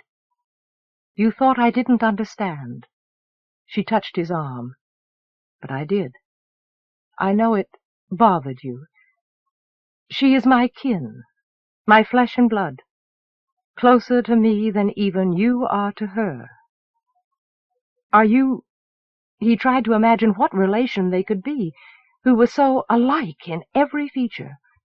Moon's aunt? Her father's— She shook her head. A creamy strand of hair came loose and uncoiled along her neck. Moon has no father. Any more. And we don't have her any more, you and I. I never even had the chance to meet her. but she was as important, as precious to me as she was to you. Perhaps even more so. I had hoped in time that we could have her with us here in the city. Her eyes left him, moving restlessly over the ornate, cluttered table along the wall. She wouldn't have come. His voice went flat. Not after she was a Sibyl. You think not? Not even for you? The hand still rested sympathetically on his arm. He sighed. I wasn't ever as important to her as being a Sibyl was. But why didn't you tell me about her and you and us? Somehow he was no longer speaking to the Queen, but to the one person who understood his own loss. I would have told you. I am telling you now. But I wanted to know what sort of lover my kinswoman would choose over all the rest. I wanted to know you for myself first, and I approve of her choice very much. The hand squeezed lightly, left his arm again. She brushed irritably at the loose strand of her hair, only setting more free. He had never seen her like this, weary and distraught and disappointed, so very human, so much like he was, so much like Moon. I'll never know Moon now, Sparks. I only have you to tell me about her, to remind me of her. Tell me what you remember most clearly and feel the most deeply about her. What things did she love? What things about her did you love more than all the rest? Tell me how much you loved her. The night of firelight and wind came back to him, overlaid by 1,000 more images of Moon. The child whirling with arms outflung on the shining beach, the muffled girl hauling in a netful of coppery fish beside him on an icy deck, and again the lover, whispering soft words, warm against his heart. I can't tell you about her. His voice fell apart. Not if she's gone. She is gone, Sparks. Arienrhod pulled the diadem from her hair, shook it free like a fall of water, down over her shoulders and her back, over the muted cloud colors of her simple robe. But you haven't lost her. Not if you don't want to. She leaned forward. We are very alike, aren't we? She and I. He stared at her, at the fall of ivory hair, the slender girlish body, and the soft stuff of the robe drawn tight across her small, high breasts, the lips, the moss-agate eyes that asked the question, her face that was the answer. Yes, then let me be Moon for you. Her fingertips lifted a strand of his own hair in a hauntingly familiar gesture. He felt the pulse begin to beat in his temple. Inside his head he heard the voice of the sea, but whether it blessed him or cursed him he did not know or care any more. He was on fire, and not even the sea could quench the flame of his need. He reached out, touching her for the first time, let his hand fall along her bared shoulder, down the cool, curving surfaces of her arm. She leaned eagerly into his caress, drew him down onto the bed beside her, guiding his hands. Show me how much you loved her. Sparks lay with his eyes closed, absorbing the messages that reached him through his other senses, senses heightened by the grateful heaviness of his weary body. He inhaled the warm, musky scent of Arienrhod's presence beside him, felt the soft pressure of her body contoured against his own. There was no smell of the sea about her, but instead a fragrance of imported perfumes. And yet he felt the sea's presence in her. She who was the lady incarnate, robed in foam, sea-birds flying from her hair, with lips like sunrise, like blood, who had lain waiting for him for centuries. He listened to the rhythm of her quiet breathing, opened his eyes to look over at her face. Her own eyes were closed, smiling in half-sleep as she lay beside him. She could even be the one he had named her at the moment when he lost control. Amazement touched him with a tingling hand as he realized again that he lay beside the Queen of Winter. But a profound tenderness filled him. He ached to give her the love, the loyalty, the life that he had pledged to her lost otherness. Arienrhod. He breathed the unfamiliar name against her ear. Arienrhod, I want to be the only one with you. She opened her eyes then, regarded him with gentle censure. No, no, my love. Why not? His arms closed her in possessively. I was the only one for Moon. Let me be the only one with you. I'm not just another fish in the net. I don't want to share you with 100 others. But you must share me, Sparks.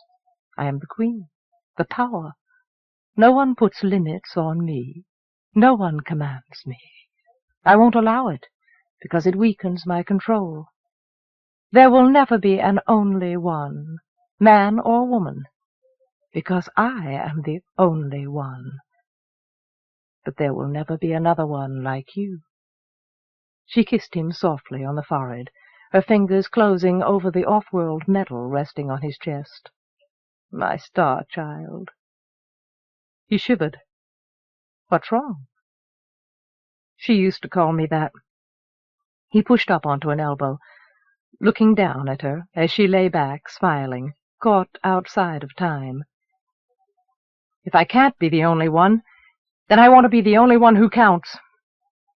He saw in his mind the mocking figure dressed in black who stood always at the Queen's right hand, who baited him and bullied him at every private opportunity, with an evil enjoyment rooted in bitter jealousy. I want to challenge Starbuck. Starbuck? Arienrhod blinked at him with honest surprise before she began to laugh.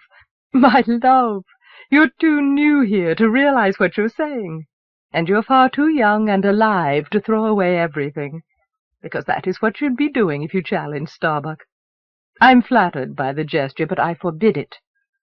Believe me when I tell you that he counts for nothing in my heart. Since the first festival night, when I put on the mask of the Winter Queen, so long ago. Her eyes changed, and she was no longer seeing him. There has been no one in my bed, or in my life, who made me long for the time when I was only Arienrhod, and lived in a world that was ignorant but free, when wishes and dreams meant something, because they weren't always realized. You make me dream of lost innocence. You make me dream. There is no need for you to do or be anything more to make me love you, and want to keep you from harm. Starbuck could kill you with any weapon you could choose, including bare hands. And besides, Starbuck must be an off-worlder. He must have the knowledge and the contacts among his own kind to help me keep them at bay. I'm enough of an off-worlder. He held out the medal, let it spin on its chain in the air above her. And enough a part of this world to hate them like you do. I've listened and watched. I've learned a lot about the court, and the city, too, how the off-worlders use it. Anything I didn't know, you could teach me. He smiled, a smile that Moon would not have understood. And I know the one thing I really need to know, even if you don't believe it. How I can challenge Starbuck and win. He stopped smiling. Arienrhod studied him silently. He felt her measure and weigh with her eyes. He thought a shadow passed across her face before she nodded. Challenge him, then. But if you do and fail, I'll call you a vain little braggart, and make love to him on your grave." She caught the winking pendant and drew him down on top of her. "I won't fail." He found her lips again, hungrily. "And if I can't be your only lover, I'll be the best." Chapter 15. This was the morning of the day. Starbuck prepared himself slowly, deliberately, in the innermost room of his private suite, reassuring himself with each precise movement and small decision that his control was absolute. He wore the utilitarian coveralls of his hunting clothes instead of the funereal foppery of his court clothing, for comfort and ease of movement. He pushed the black leather gloves down over each finger, settled the hooded helmet onto his head. It entered his mind that this might be the last time he would wear the mask, or perform this ritual, and his muscles tightened. He brushed the thought aside disdainfully, the way he would brush aside Spark's Dawn-Treader. So that wet-eared mother-lover thought he could be Starbuck, had even gotten up the nerve to issue a challenge. And Arienrhod had accepted it. It would have smarted that she'd done this to him, except that the contest was such an absurd mismatch he couldn't believe she took it seriously. She wouldn't let an ignorant punk from the outback with a pawn-shop medal claim to be an offworlder unless she knew there was no chance in hell of his winning the contest. No, she just wanted amusement. It was like her to come up with this. She hadn't been the same since she'd gotten the news about Dawn-Treader's cousin, moody and spiteful, even harder to live with than usual. He wouldn't have believed there was anything on this world that could pierce the armor of her supreme egotism, or shake her unshakable arrogance. What had the girl been to her, that Arienrhod had had her watched all those years? He'd give a lot to know what made Arienrhod vulnerable. He knew already what the boy had been to her, that she'd finally gotten the elusive quarry bedded, after the longest pursuit he had ever known her to need. The kid was either crazy, or he had played the reluctant innocent on purpose. It could have been either one, and either way it had worked too well. Arienrhod's face, when she watched the boy, had driven him to private fury, with a jealousy he had never known toward any of her lovers in the past. But none of that mattered now. It had been a waste of time to sweat over it.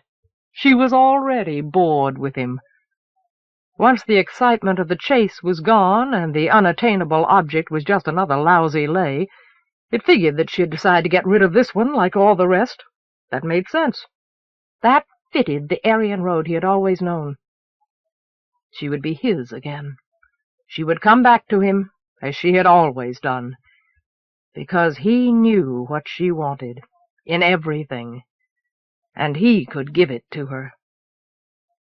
And it was going to be a pleasure to take care of this next piece of business for her, by killing that troublesome little son of a bitch. Arienrhod had granted the boy choice of weapons. That didn't bother him either, because he was good with any weapon, and the kid was a flute-playing sissy. It was almost beneath his dignity, but he planned to enjoy it anyway. Starbuck studied himself in the long mirror, and was pleased with the effect.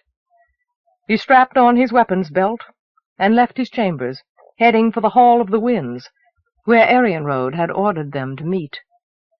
That had surprised him, but he hadn't questioned it. The nobility and servants he passed in the halls gave him a wide berth, stealing fleeting, nervous glances. Even the nobility always treated him respectfully to his face, pampered, high-born weaklings that they were. They all knew that there had been a challenge, and that this was the day, although none would ever know who the challenger was, or the outcome, although everyone would guess. What weapon would the kid try, he wondered. An electric eagerness tingled in his hands. He flexed them. The challenges were the kind of thing no respectable winter liked to admit still existed anywhere in their half of the world, something left over from the dim, dark times before the hegemony had brought enlightenment back to this lost world, a time when the Queen was the actual sea-mother in her people's eyes, and men fought for her divine favors, just as they did now. The fact that it was a vestige of an uncivilized age did not bother him. He enjoyed testing himself against other men, proving to the world, to Arienrhod, to himself, every time he won, that he was a better man than the ones who tried to bring him down. Not just the strongest, but the smartest, too. That was why he had always won, and why he always would. Even if he had been born unclassified on Karamoth, with the whole world on his back making him eat shit, he had fought his way out of that sewer, and into a position of power the best-educated technocrat on Karamoth could not match. He had everything they had, and more. He had the water of life. How many of them squandered their lives' fortunes to erase a day from every week or month that they aged? He drank from the fountain of youth every day. It came with the job. As long as he gave Arienrhod what she wanted, he would have everything he wanted, and he would never have to grow old. And as long as he stayed in his prime, no challenger would ever take that away from him. He reached the audience hall. It was empty now, vast and still, as though it held its breath. He started across it, and his passage did nothing to disturb the stillness. He wondered what it would be like to hold power for 150 years, as Arienrhod had. What would it be like just to be alive for that long, to have seen the return of the offworlders and the rebirth of winter, to watch civilization reborn, and to have your pick of its pleasures? He would like to know how a man, or a woman, would feel after all that. And he wondered whether, if he'd lived that long, he might have begun to understand the involutions of Arienrhod's mind. He'd lost count long ago of the women he'd known, from high-born tech to slave. He'd hated some of them, and used most of them, and respected one or two, but he'd never loved even one of them. Nothing had given him any evidence that love was anything but a four-letter word. Only weaklings and losers believed in love or gods. But he had never experienced anything like Arienrhod. She was not so much a woman as an elemental. Her magnetism was created of all the things he found desirable. She had made him an unwilling believer in his own vulnerability, and that had made him half willing to believe in the power of strange gods, too, or strange goddesses. And he wouldn't have 150 years of youth and pleasure, 150 years to work at unraveling her mysteries, even if he wanted to. He had only 5 years before he would have to leave this world forever, or die. In 5 years it would all end at the change, and Arienrhod would die, and he would die with her, unless he cleared out in time. He loved her, and he had never loved anyone except himself in all his life. But he didn't think he loved her more than life. She stood waiting for him on the platform as he entered the Hall of the Winds. The pit groaned and sighed its eager greeting at her back. Stray tendrils of wind lifted her milk-white hair, let it fall free over the enfolding whiteness of her ceremonial cape. The cape was made from the down of Arctic birds, flecked with silver, the softness of clouds. He remembered the feel of it against his skin. She had worn it 6 times, at each of his previous challenges.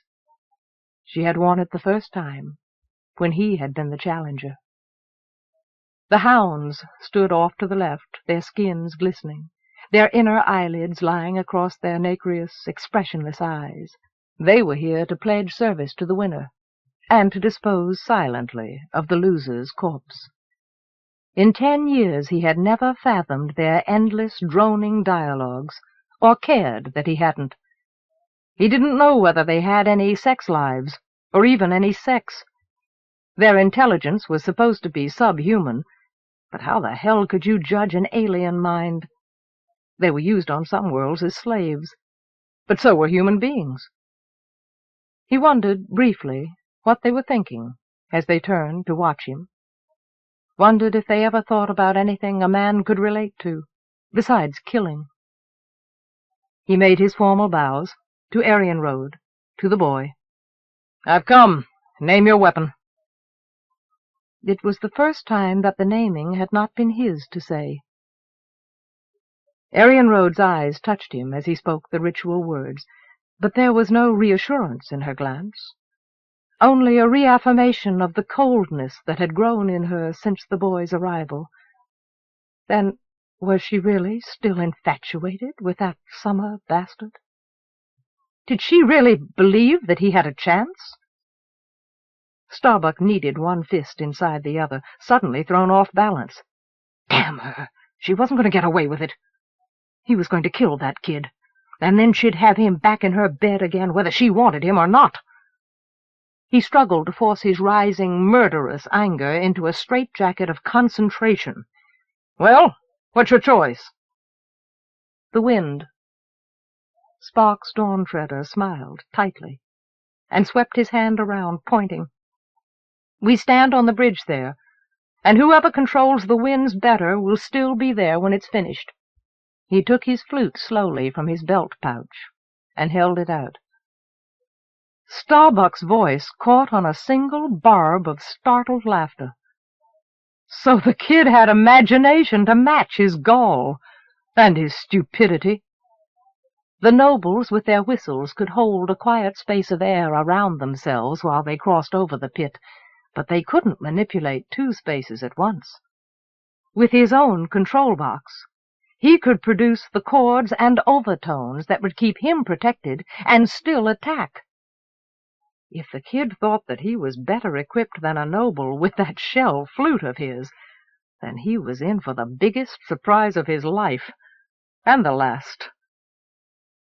Arienrhod moved back, her cape billowing like mist, like the translucent wind panels above the bridge, left the 2 of them alone facing one another. "May the best man win." Her voice was expressionless. Without waiting for Sparks to move first, Starbuck walked past him and onto the bridge. He crossed it almost carelessly, his fingers pressing the singing sequence of buttons at his belt. Once the wind licked him, and his breath caught, but he was sure no one had noticed. He stopped at last, more than halfway along the span, and turned, stood waiting with one hand on his hip and the other at his belt. He had never stood still above the abyss before. The groaning entrails of the city machinery seemed infinite beneath him, and the span on which he stood far too frail. He pressed the piercing tone buttons automatically, massaged by the fluctuations of the pressure cell around him, very carefully not looking down. Sparks lifted his flute to his lips and stepped out onto the bridge. The fluid purity of the notes reached Starbuck clearly. He saw with some surprise that it actually worked. The music wrapped the kid like a spell. He moved in quiet air, the blaze of his hair and the green silk of his shirt unruffled. He must have spent a lot of time analyzing this place. Not that it was going to do him any good. Starbuck pressed a second button when the boy was barely out past the brink. The bellying, translucent panel shifted in the air. Wind swept up from an unexpected quarter and struck like a snake at the boy's back. He staggered and went down on one knee at the lipless edge of the walkway, but his fingers never released the flute, and he countered the cross-draft deftly, throwing himself back onto his feet in the center of the path. He came on, sudden, ruthless anger in his face. A rush of shrill notes danced ahead of him, guarding his advance, blurring the sounds of Starbuck's own feint and parry. Starbuck stumbled, barely managing to keep his feet as the wind struck him hard across the face.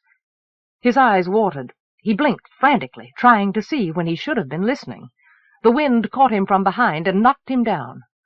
On hands and knees he found the controls again, stabilized his space of air with desperate skill as he climbed to his feet. The wind panels cracked and rattled as Sparks attacked again, grinning now with mirthless concentration.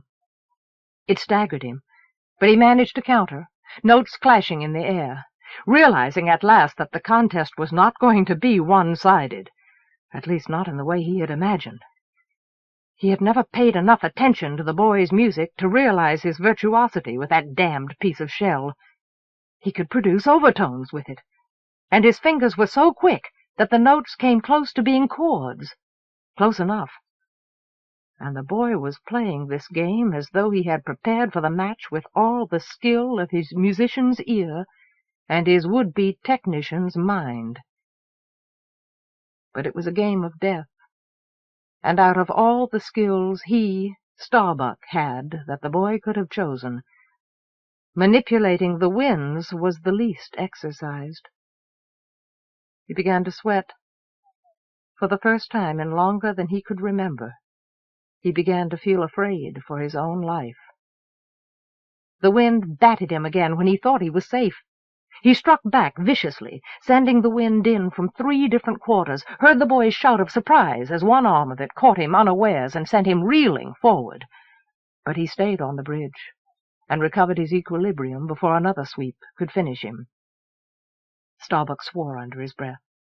There were too many options.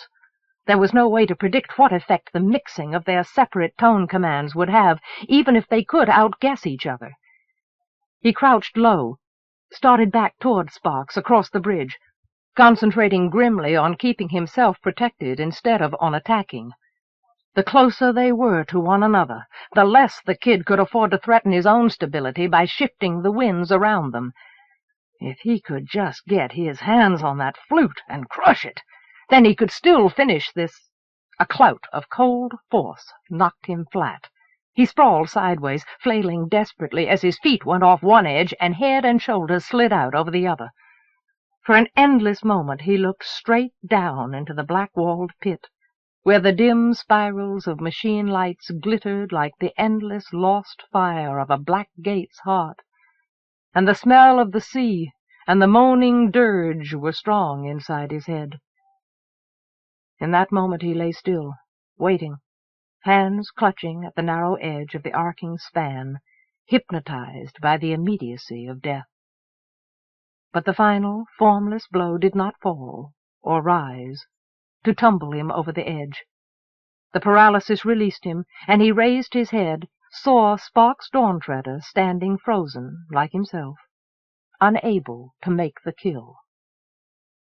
He levered himself back onto the meter-wide solidity of the span, reacting instinctively now, flung himself up and into a protective hole in the air. He ran forward, almost in reach before the boy finally reacted, lashing out at him with a double buffet of wind. He countered it easily, and at the same time brought his booted foot up with all his strength to kick the boy in the groin. Sparks collapsed with an animal cry of agony. The flute stayed in his fist, but it was no use to him now, no danger to his rival. Starbuck backed slowly away, savoring his triumph, sorry only that the kid hurt too much to care about what was going to happen to him next. Starbuck lifted his head to look at Arienrhod, still standing on the brink, far away, like some unattainable dream. In another moment the road to her would be clear again. His hand moved at the controls on his belt. Arienrhod moved slightly where she stood. 2 discordant notes collided in the air. Astounded, he felt his own feet go out from under him as the wind struck him down. Not the boy! Not the boy! Himself! Falling! Arienrhod! He screamed her name, a curse, a prayer, an accusation, as he fell, and it followed him down into darkness. Chapter 16. The black gate filled the shielded view screen that filled the center of the wall, a flaming wall against the amber blackness of the distant star field. In the heart of this stellar cluster there had once been a glut of cosmic flotsam to feed a black hole's hunger. Through eons it had been mostly consumed, and the deadly excrement of the hole's gravitational radiation had dimmed. But it had also captured the star the Tiamantans called the Summer Star, held it prisoner on a narrow tether, siphoning away its chromosphere. The minutiae of dust and molecules blazed up, giving off their potential energy as they were sucked down to destruction, as this ship was being sucked down.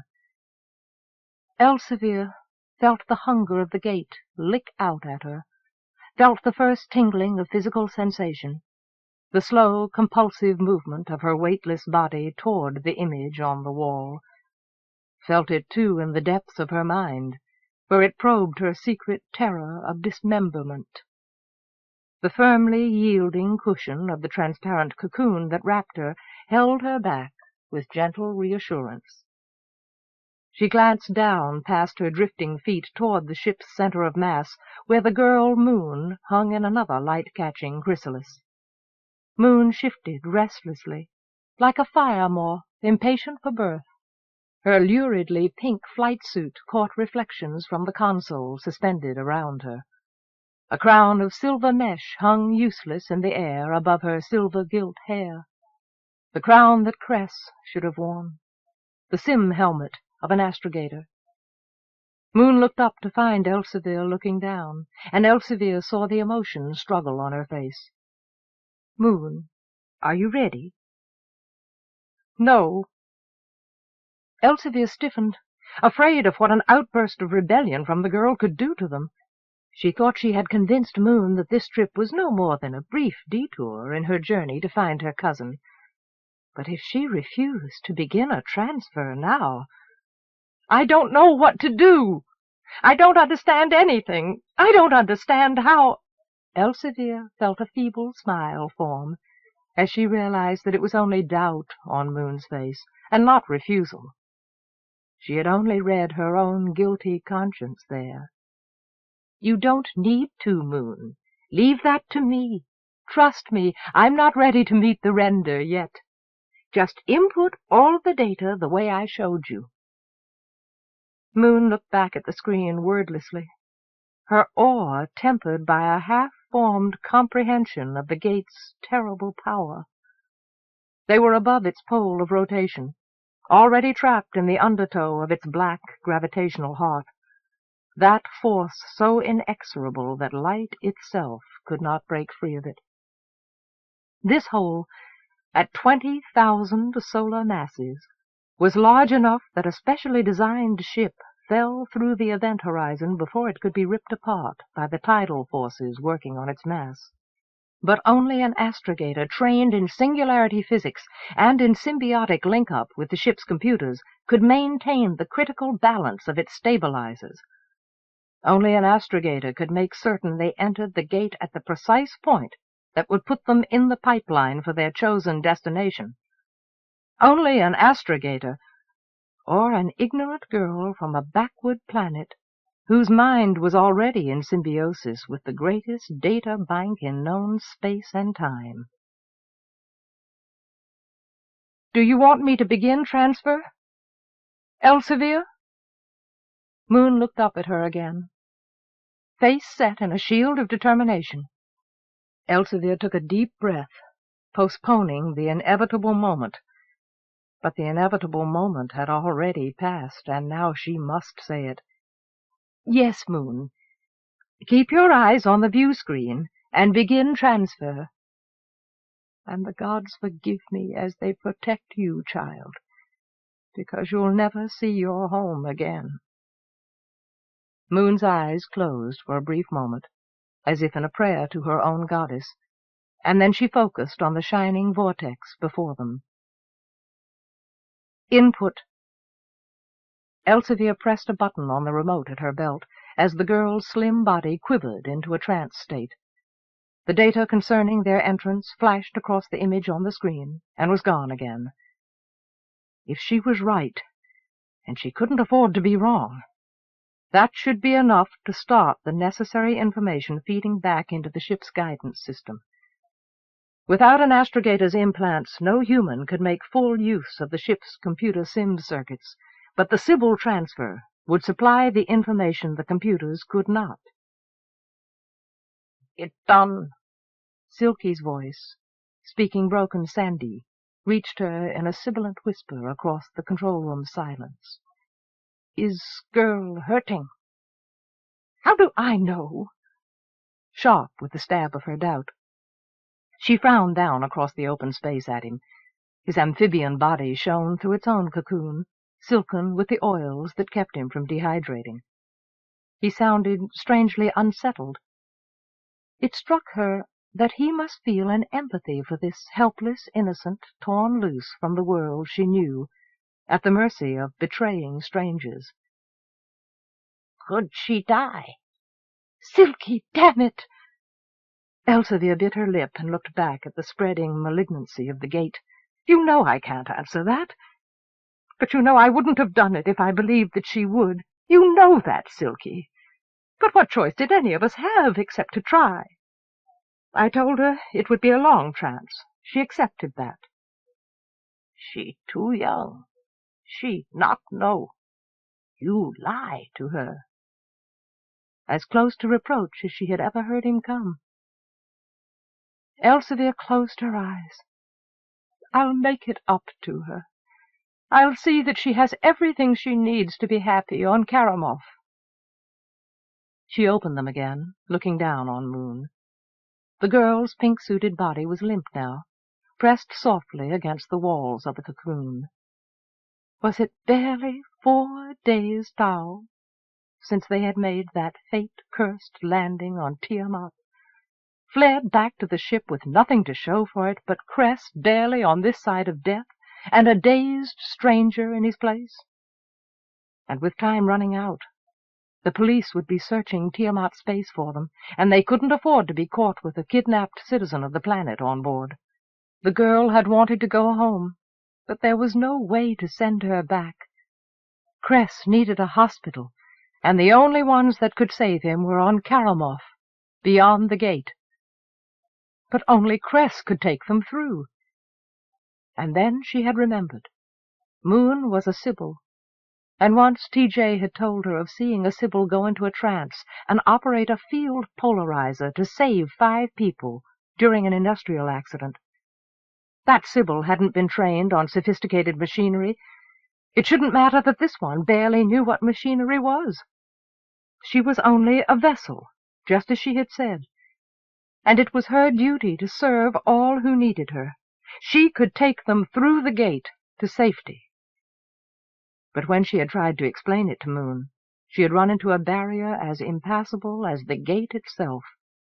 Moon sat firmly strapped into her seat on the LB, refusing to set foot inside the greater ship. "Take me back! I have to go to Carbuncle!" Her face was like a clenched fist, and she had answered every imaginable argument with the same 2 sentences, immovable and unmoved. "But, Moon, the offworlders will never let you go back if they find you with us. Your world is proscribed. They'll sentence us all to the cinder camps on Big Blue, and believe me, my dear, you'd be better off dead." "It doesn't matter if I can't go back. Nothing matters without him." "Oh, child, how lucky you are to believe it's that simple. And how naive." And yet a part of her said it was true, that since T.J.'s death she had only lived half a life. "I know, truly. I know it seems that way to you now. But if you won't think of yourself, then think of Cress."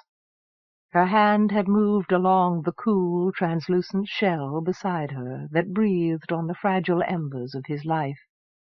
"He'll die, Moon. Unless we reach Karamov, he will die. You're a Sybil. It's your duty." "I can't do what you ask." Moon shook her head, her braids drifting with emotion. I can't! I don't know how to do that. I can't fly a starship! Her voice rose. And I can't leave Sparks! It's only for a few weeks! The words had burst out of Elsevier in exasperation, but before she could take them back, she saw the girl's head come up, the eyes fix on her, quizzically. How long? About a month, one way. Ship's time. And more than 2 years would have passed on Tiamant in the meantime. But Elsevier did not say that. Inspiration took root in her need. Only a month each way.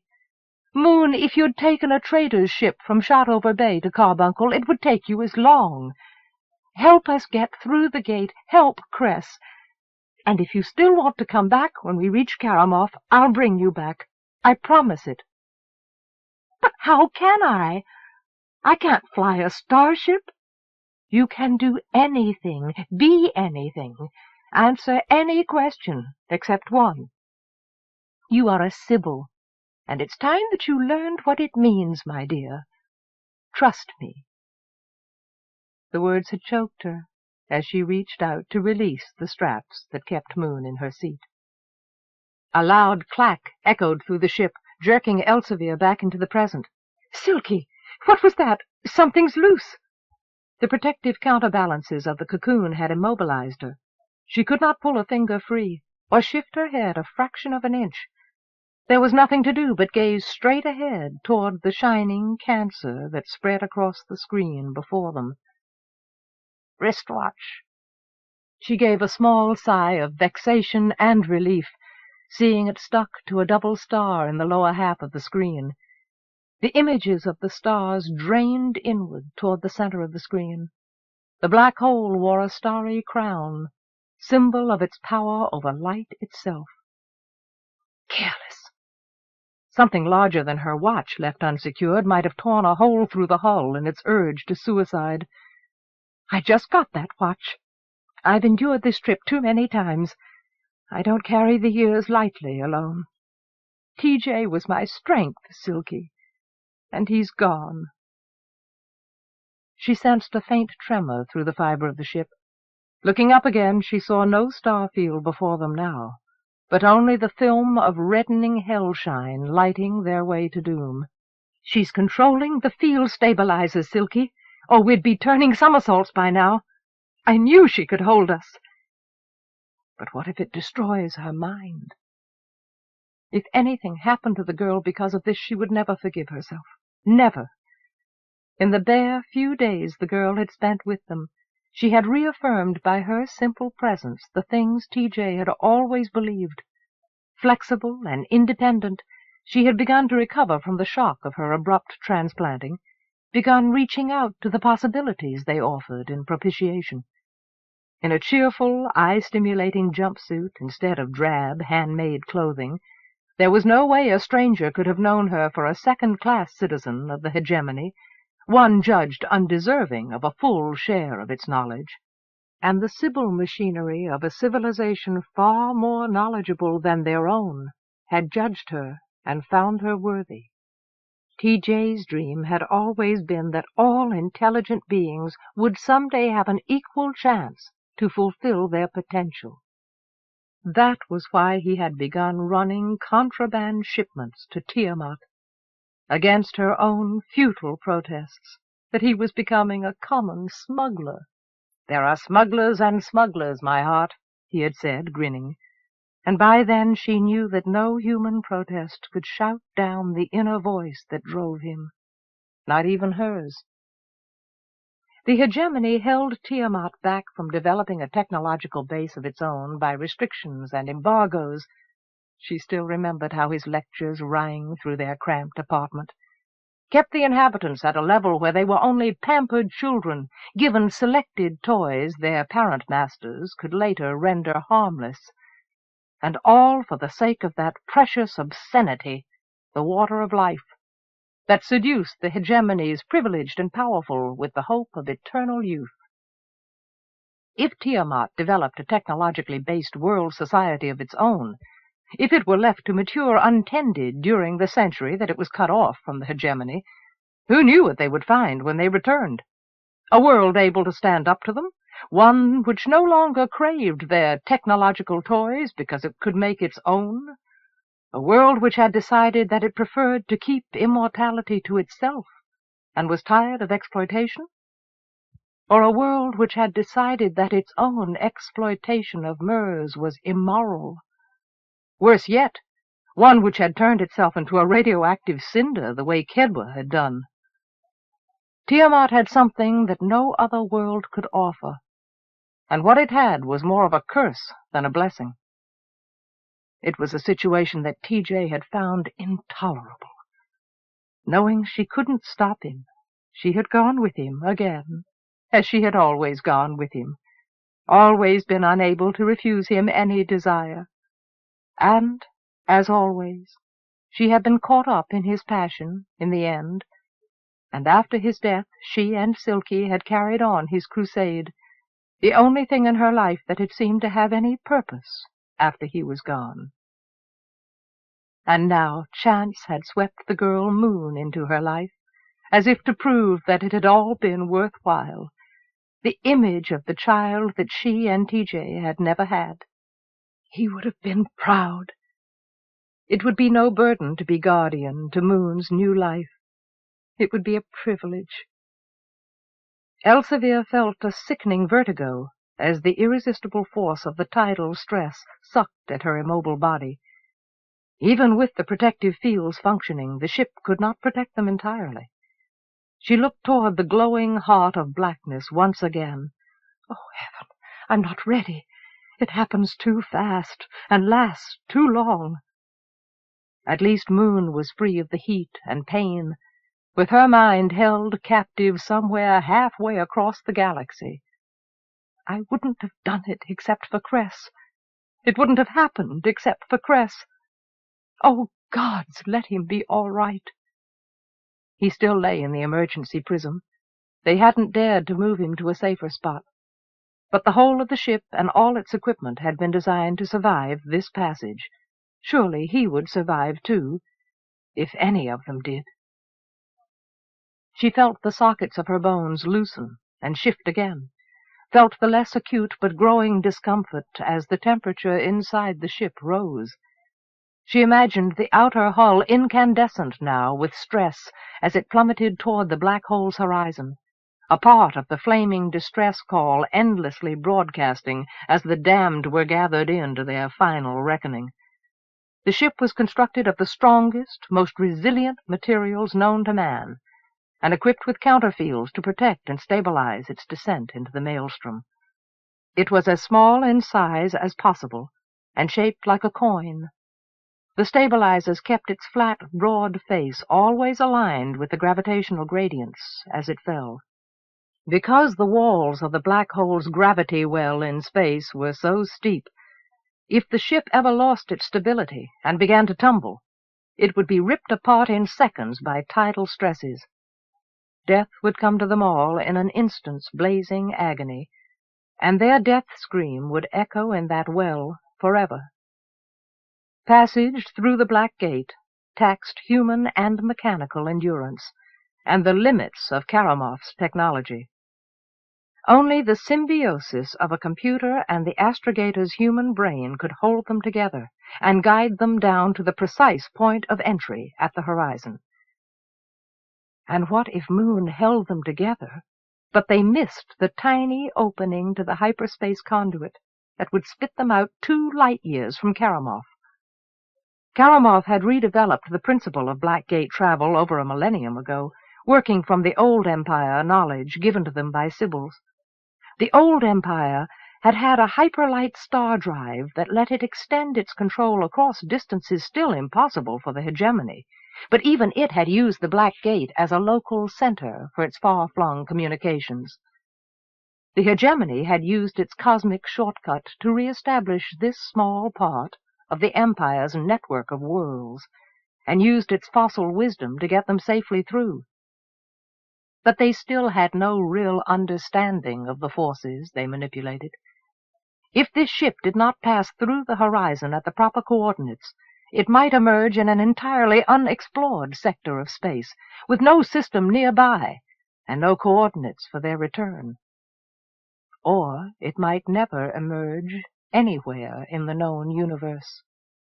Ships had been lost before, and they had been lost forever.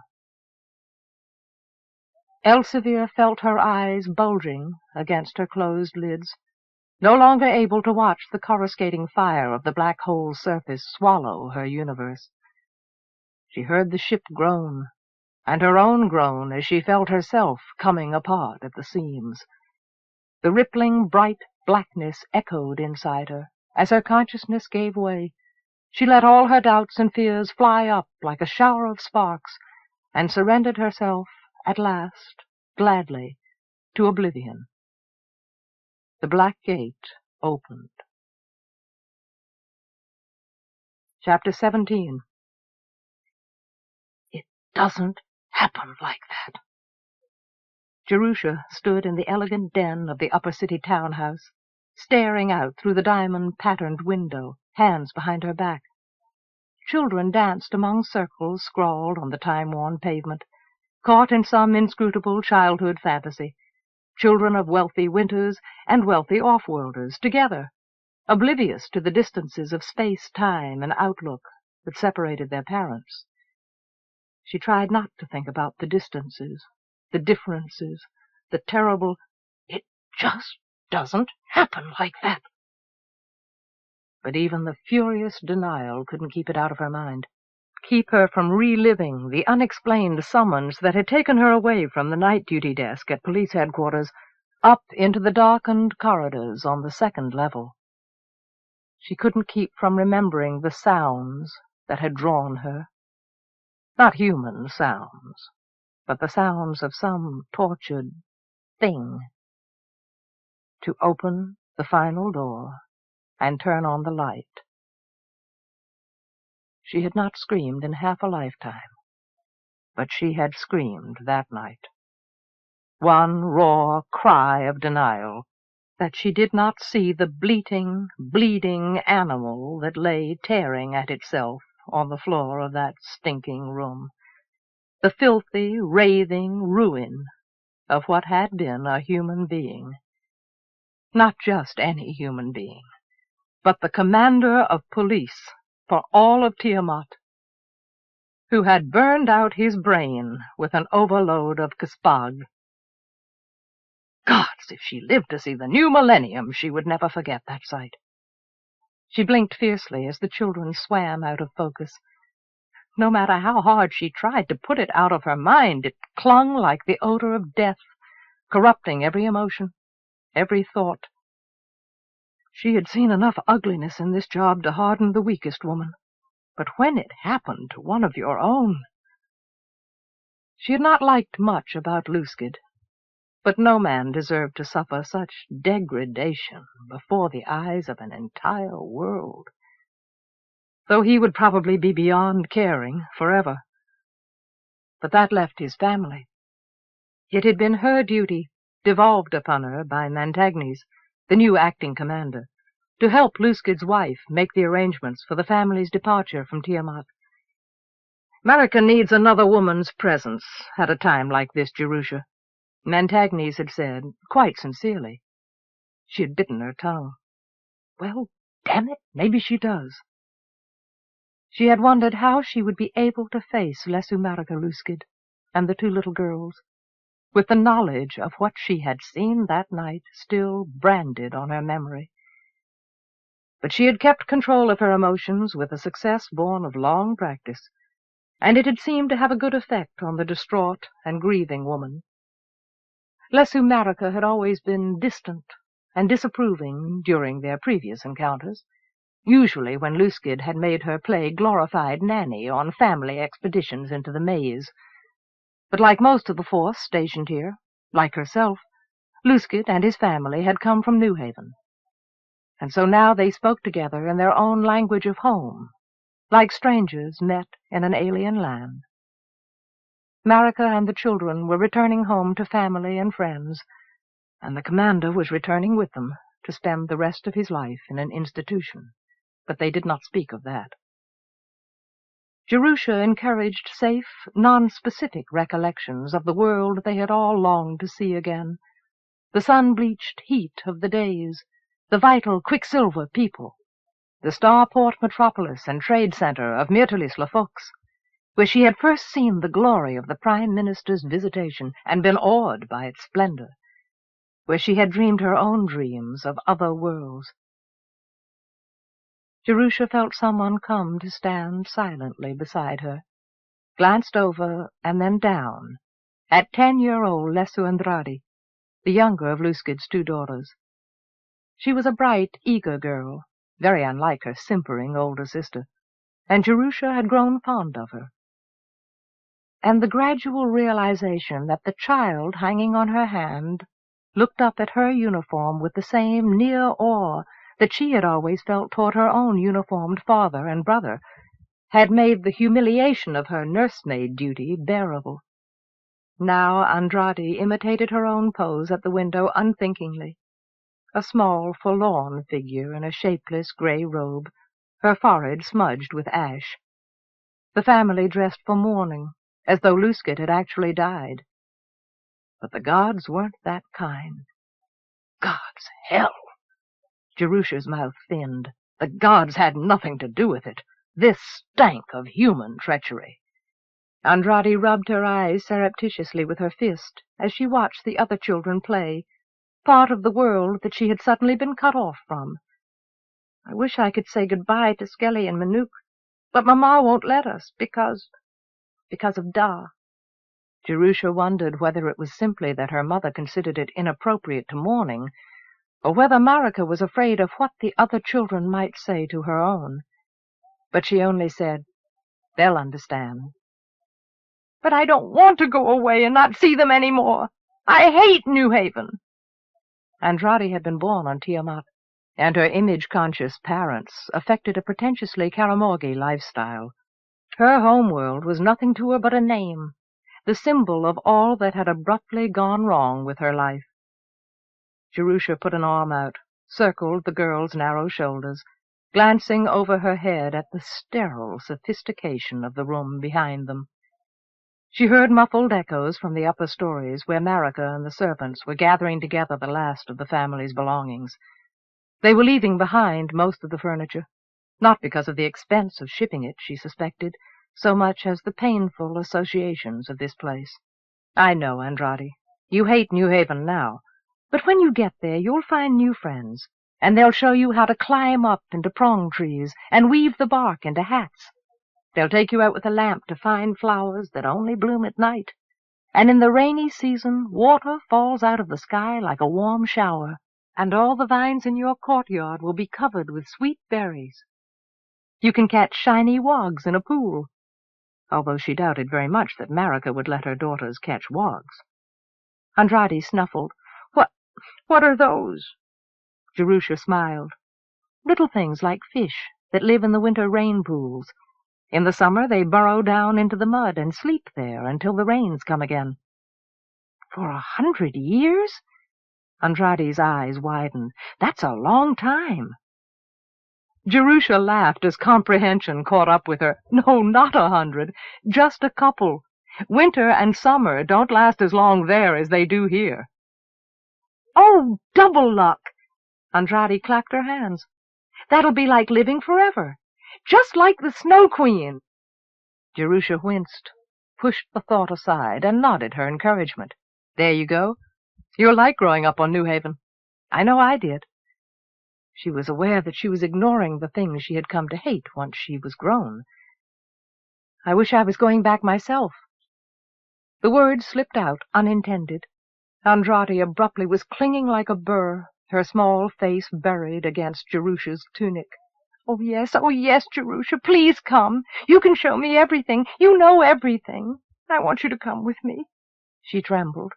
"You're a good blue." Jerusha stroked the dark, curly head, speechless with the sudden comprehension of what she meant now to this child, whose rightful symbol of firm stability and trust had suddenly destroyed himself. She let herself realize at last how deeply Andrade's bewildered grief had penetrated her own defenses and tightened its grip around her heart. She pried the girl's arms loose where they wrapped her waist above her equipment belt and took the slim, warm hands in her own. "Thank you, Andrade. Thank you for asking. I wish I could go with you, but my job here isn't done. Your father didn't do this thing to himself, Andrade. No matter what anybody says, don't you ever believe he did. Somebody did it to him. I don't know who yet, but I'm going to find out. I'm going to make sure that person pays. And when I do, you'll get a message from me, so that you'll know he has. Or she has. Maybe after that, I'll be ready to go home myself." "All right." The curly head bobbed once, and then the somber, upslanting eyes found her face again. "When I'm grown, I'm going to be a blue, too." Jerusha smiled without irony or condescension. "Yes, I think maybe you will." They glanced up together as Marika entered the den, veiled in gray. She gestured her daughter to her side, and Andrade moved away reluctantly. "Everything is ready, Jerusha." Her voice was as dreary and gray as she was. "You may see us to the starport now." Jerusha nodded. "Yes, Madame Lusket." She followed them gladly out of the abandoned room. Jerusha left the hovercraft to an attendant whose presence she barely registered, walked toward the heavy windowed doors that separated the cavernous garage from police headquarters on the other side. The whole of this alley was taken up by offices and detention cells and the court buildings, a drab stain of moral rectitude on the crazy quilt of the maze. Officially it was the Olivine Alley, but everyone, including its inhabitants, knew it as Blue Alley. She barely remembered to pause for the second it took the sluggish doors to snap open and let her pass through, into the anonymous hallway beyond. Her mind still lay on the trip she had just made, the reason for it, the whole incredible, ugly chain of events that had shaken everyone in this "Excuse me, patrolman, excuse me, patrolman, excuse me, patrolman." Something clutched at her uniform sleeve as she pushed into the crowded wardroom.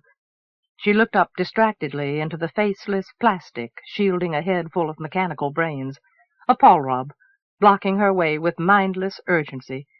"Inspector," she said, with something of the same robot monotony. Someone jostled her from behind.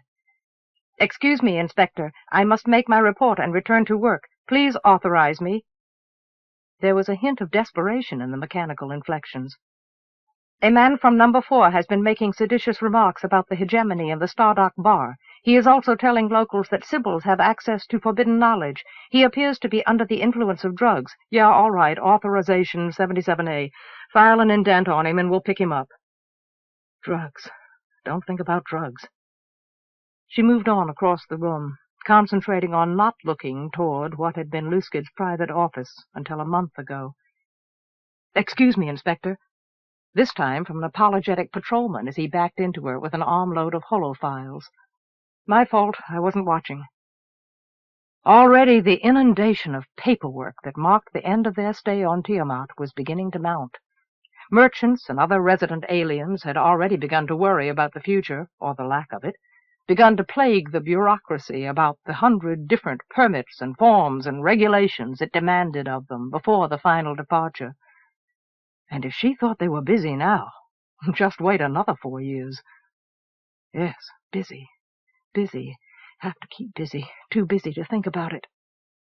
But nothing kept her mind clogged with interference loud enough to drown the images of horror and grief for long. She had not lied when she told Andrade that her father didn't make himself into a drooling vegetable. It made no sense. She knew that man, and whatever he might have been or done, he was not the kind of man to play with drugs. Hell, he wouldn't touch a pack of Iestas. But there were half a dozen dealers in carbuncle who could arrange to have an overdose dropped into a cup of tea or a bowl of soup. And one person who might want to see it happen. Arienrhod. Jerusha had seen the look on her face at the news of the girl Moon's kidnapping, the fury and despair. And suddenly she had known why Moon Dawntreader had looked at her from the face of another woman, the face of Winter's queen. There was only one way a perfect stranger could be the queen's double, and that was if that stranger was the queen's clone. Arienrhod had had plans for that girl, plans that must have had something to do with the coming change, when the offworlders would leave and turn this world over to the Summers again. Their record showed that every past Snow Queen had tried something to keep her power and Winter's reign intact when the change came. Somehow that girl had fitted into this queen's plan. She was sure of it. But she had spoiled that plan, inadvertently. And Arienrhod was not a woman to let an injury go unpunished. She had taken revenge on the Force, on Luskid. Jerusha was sure of that, too, just as she was sure that she would never be able to prove it. But she might be able to find out who had done the actual deed, if the Queen didn't take revenge on her before then. Jerusha swallowed the familiar lump of tension that formed in her throat. She was the one actually to blame. If Arienrhod wanted to punish anyone, it ought to be her. She had barely been able to eat or drink for a week, afraid that the thing that had happened to Luskid was waiting to happen to her. And maybe that was part of the punishment. The waiting. God, she couldn't stand it, to end up like that. Inspector. She flinched with the shock of her return to the real world, blinked the corridor that led to her office and Gundalinu's worried face into focus. Oh, VZ, what are you doing here? Waiting for you. He glanced over his shoulder in the direction of her office, back at her, concern spreading on his freckled face.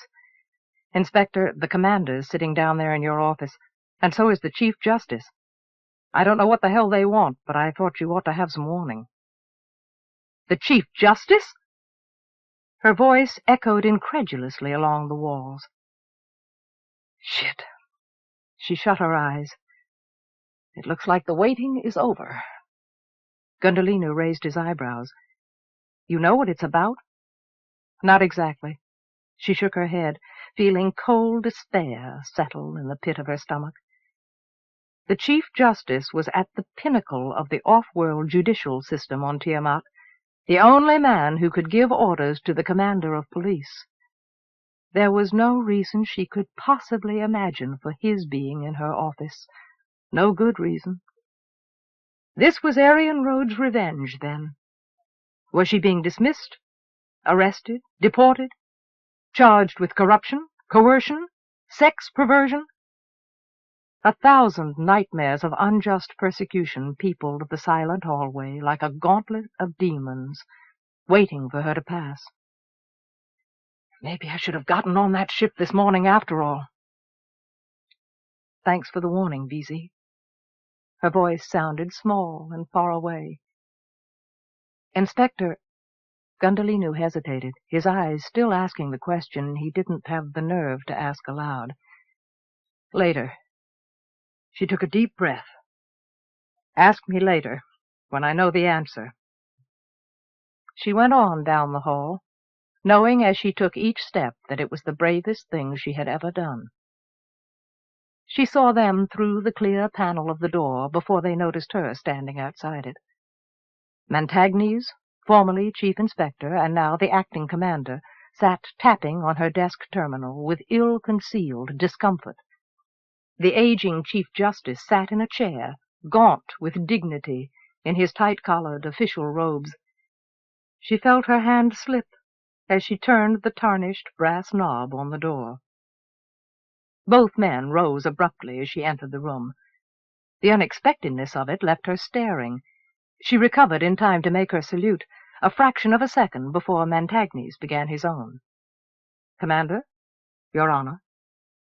The Chief Justice acknowledged her. They both remained standing. She wondered whether they were waiting for her to sit down first out of some misguided sense of tribunal chivalry. She glanced at the emptiness behind her. If they were, then they must be expecting her to sit on the floor. "Please, don't stand on my account." The gracious tone rang very false in the small space. She didn't try to match it with a smile. Montagnes moved out from behind her desk, offered her own seat with a silent gesture. The anger that she read in his eyes made her skin prickle. He was a Karamorgi, like the Chief Justice. Karamorgis tended to rise to the top in the Foreign Service, not surprisingly, since their homeworld dominated it. She knew that on Karamoth, women enjoyed relative social equality, since their society valued skill and class status more than sheer physical strength. But the Foreign Service, which included a wide variety of recruits from less enlightened worlds, seemed to attract the most regressive and autocratic Karamorgis as well, Montagnes included. She didn't know anything about Hovhaness, the Chief Justice, but she could read nothing encouraging in his expression. She went to the desk and sat down, the feel of familiar territory easing her fear a little. She glanced from wall to wall, wished with more than usual feeling that the room had a window. They were still standing. "You're probably wondering why we're here, Inspector Palathion," Hovhaness said, with pitiless banality. She fought down a sudden, monstrous urge to laughter. "If that isn't the understatement of the millennium." "Yes, I certainly am, Your Honor." She folded her hands on the gray-lettered keyboard of her terminal, watched her knuckles whiten as they formed a hopeless prayer gesture. She noticed a battered parcel sitting at the corner of the desk, read her name, considered absently that she did not know the handwriting. Her name was misspelled. "I hope it's a bomb." "I understand that former Commander Luskid and his family left Tiamant today. You saw them off?" "Yes, Your Honor. They left on schedule." "The gods go with them." He looked down grimly at the stained, ancient ceramic floor tiles. How could he do such a thing to his family and his good name? "Your Honor, I can't believe—" She felt Montagnes' hostile gaze catch her, and faltered. "They want to believe it. He wasn't a Karamorgi." The Chief Justice tugged sharply at his tailored doublet. Jerusha pulled surreptitiously at the collar of her own tunic. It secretly surprised her to see him looking so ill at ease. Karamorgis were made to wear uniforms. It was the New Havenese who were miserable in the formality of any clothing. "As you know, Inspector, Commander Luskid's departure leaves us without an official head of the police force on Tiamat. Naturally, we need to fill the post as soon as possible, for reasons of morale. The responsibility for filling that post belongs to me, but of course it has always been the policy of the hegemony to allow local rulers some say in the choosing of officials who will work most closely with them." Jerusha leaned back into her chair as Montagnes' expression darkened further. "The Snow Queen has demanded, that I appoint you as the new commander." "Me?" She caught at the desk edge. Is this a joke?" "A monumental joke," Montagnes said sourly, "and we're the butt of it." "You mean you're going along with it? You want me to accept the position?" She could not believe the words when she said them. "Of course you'll accept the position," Hovhaness said tonelessly. "If this is what she wants from the police force that protects her people, this is what she'll get," suggesting that he thought Arienrhod had chosen her own punishment. Jerusha pushed slowly up out of her seat, leaned across the desk. "You're ordering me to become commander, then? I don't have any choice." Montagnes put his hands behind him. "You had no objection to being made an inspector over men who deserved it, to please the Queen." It was the first time anyone had ever acknowledged it openly. "I'd think you'd jump at the chance to become commander of police just because you're female." It's better than never being promoted at all just because I'm female." She felt pressure growing in her chest until she thought her heart would stop. "But I don't want this. Damn it, I don't like the Queen any better than you do. I don't want to be commander. Not if it only means being a puppet. A trap. This is a trap." "That isn't up to you, Commander Palathion, unless, of course, you resign," Hovhaness said. "But I'll see that your doubts about your ability to do a satisfactory job as commander are duly recorded." She said nothing, unable to think of a single appropriate response.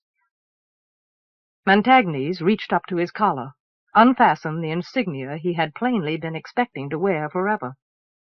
He threw them down on her desk. She put out a hand just in time to stop one of them from skidding over the edge. "Congratulations." He saluted with utter precision. She bent her head stiffly. "Dismissed, Inspector Montagnes." The two men left the room without a word. Jerusha sat down again in her seat. Her hands closed over the winged commander's badges, felt them cut into her palms. This was Arienrhod's doing. Arienrhod's revenge. Commander Palathion. The Queen had hung her up to twist in the wind, thrown a challenge at her that Arienrhod expected would ruin her career. But, by the bastard boatman, she hadn't gotten to be a blue by being a weakling or a quitter. So she was Commander Palathion now. Well, damn it, she'd make the most of it. She reached up with great deliberateness and pinned the badges to her collar. "If you think you're going to ruin me, if you think I'm going to fail," she said aloud to the Queen of the Air, "then that's your second mistake." But her hands trembled. "I won't fail. I'm as good as any man," feeling the pain of old, deep wounds that weakened her self-belief. She pulled open the drawer in front of her, reaching for the pack of Esters, but the image of Luskid's agony crossed her vision, and her hand closed over itself instead. She shut the drawer. She had not touched the pack of Esters in all the time since his overdose. Her glance found the mysterious parcel again. She pulled it across the desk instead, to give her hands and her mind a focus. She untied the twine, unwrapped the rough brown cloth that covered a crude box. It looked like something that had come from the outback on a trader's ship, and there was no one out there whom she could envision sending a parcel to an inspector of police. She opened the box and lifted the contents out carefully. A shell, the size of her two open hands, with one of the spiny fingers broken off of its fragile crest. It was the color of sunrise, and its surface had been patiently burnished until it glowed like the dawn sky. She had seen it last and admired it on the mantel over the fireplace at Engenet Ranahasi Miraway's plantation house, while she stood listening to the flames crack in the easy silence, sipping the strong black tea Engenet had urged on her before she went on her way to Carbuncle. That surprisingly peaceful moment came back to her now, quite clearly, soothing her. Ironic to think that the only pleasant social visit she could remember since coming to this world 10 years ago had been 15 minutes spent in the company of a man who was probably breaking the law. She probed inside the shell with her fingers, dumped the packing out of the box. But there was no message for her. She sighed, not sure what she had been expecting, only disappointed that it wasn't there. "Congratulations on your promotion, Gaia Jerusha," she said wearily. She picked up the shell again, closed her eyes, held it against her ear in the way Engenet had shown her, listening for the voice of the sea. Chapter 18. "Hey, Sparks, don't leave while you're hot. Give us a chance to break even." The hologramic torso above the ravaged city on the game table threw the protest at him as he removed his fragile headset, but he hung it up on the terminal, officially withdrawing. Sorry, he grinned with nonchalant smugness, making his answer more to the hostile stares of the other players than to the computer controlling the phantom croupier. It's getting boring. He tapped his credit card into the slot, saw it pop out again with a new sum. More money than he had imagined existed in the world a few months ago. The idea that it all belonged to him had almost stopped impressing him now that he knew how much wealth circulated along the spiraling street of Carbuncle. He was even getting a feel for how much money must flow through the black gates to the other worlds of the hegemony. He was learning fast, but not fast enough. He lurched away from the table, drunk on rose-colored Samathan wine, but not so drunk that he couldn't quit while he was ahead. That was one of the things he was good at, he thought, knowing the odds and his own limits. That was why he was winning more and more often at the games. Arienrhod kept him supplied with money, and he spent the time when he was free of Starbuck's official persona squandering it in the saloons and gambling hells up and down the street, ingratiating himself with as many of his fellow pleasure-takers as he could stomach, listening, asking, watching the undercurrents shift, trying to get a feel for where the information came from and flowed to. But he was struggling to climb out of a pit of abysmal ignorance. And when the wine and the drugged perfume of too many rooms like this one began to clog his senses, the frustration rose up in him until he ached. There was nothing about the city that gave him any pleasure anymore. The things that had delighted a summer boy might still exist here in the maze's vibrant convolutions, but he no longer saw them. The longer he lived in Carbuncle, the more he despised the people who were its life. He had begun to hate the sight of everything and everyone, without knowing why. The blackness stained his past and future, and even the sight of his own face. Everything, except Arienrhod. Arienrhod understood the blackness that lay like poisoned pools in the deepest places of his mind, knew how to bleed off his hostility, reassured him that every soul was black at the heart. Arienrhod comforted him. Arienrhod brought him peace. Arienrhod granted his every wish. Arienrhod loved him. And the fear that he might lose her love, make her regret that she had let him become Starbuck, see her cast him off as she had cast off his rival, was a cloud always lying on the horizon of that peaceful sea. She used her own extensive system of electronic spies and confiding nobles to augment the scraps of information he brought her. But offworlders who really had something to hide had effective countermeasures, and he knew that she missed the insider's knowledge of a real Starbuck, a man who had spent his life among them. The day would come when she would begin to resent his summer ignorance. Maybe, drunk with the moment, he had lost sight of his own limits just once. Sparks pushed his credit card into the lining of his belt, felt his elation sour as he started away from the table. He wondered, briefly, resentfully, whether he was really any good at these games, or whether Arienrhod watched him secretly even here and arranged the winning for him. He shook the thought off, his hands bunching on his belt, glanced across the scape of turbaned heads, bare heads, caps, helmets, gem-woven coiffures, bowed in unholy worship within the flickering panoramas of their chosen games of chance. This was one of the high-class hells, more sophisticated, less luridly obvious than the cheaper joints in the lower maze, which catered to a crowd made up largely of winter laborers. But even here there was no honest joy. The players laughed and cursed with equal vindictiveness, oblivious to the glaring music that blurred conversation and muted the sounds from the next room. In the next room were the dream machines, where you could lock yourself into terrifying experiences on other worlds, commit any crime, experience anything up to the moment of death that you had the courage to endure. He used them more and more, and they gave him less and less. He began to weave his way between the tables toward the entrance, moving with a purpose and assurance that belonged to another man, a man who wore a mask and an off-world medallion on his chest.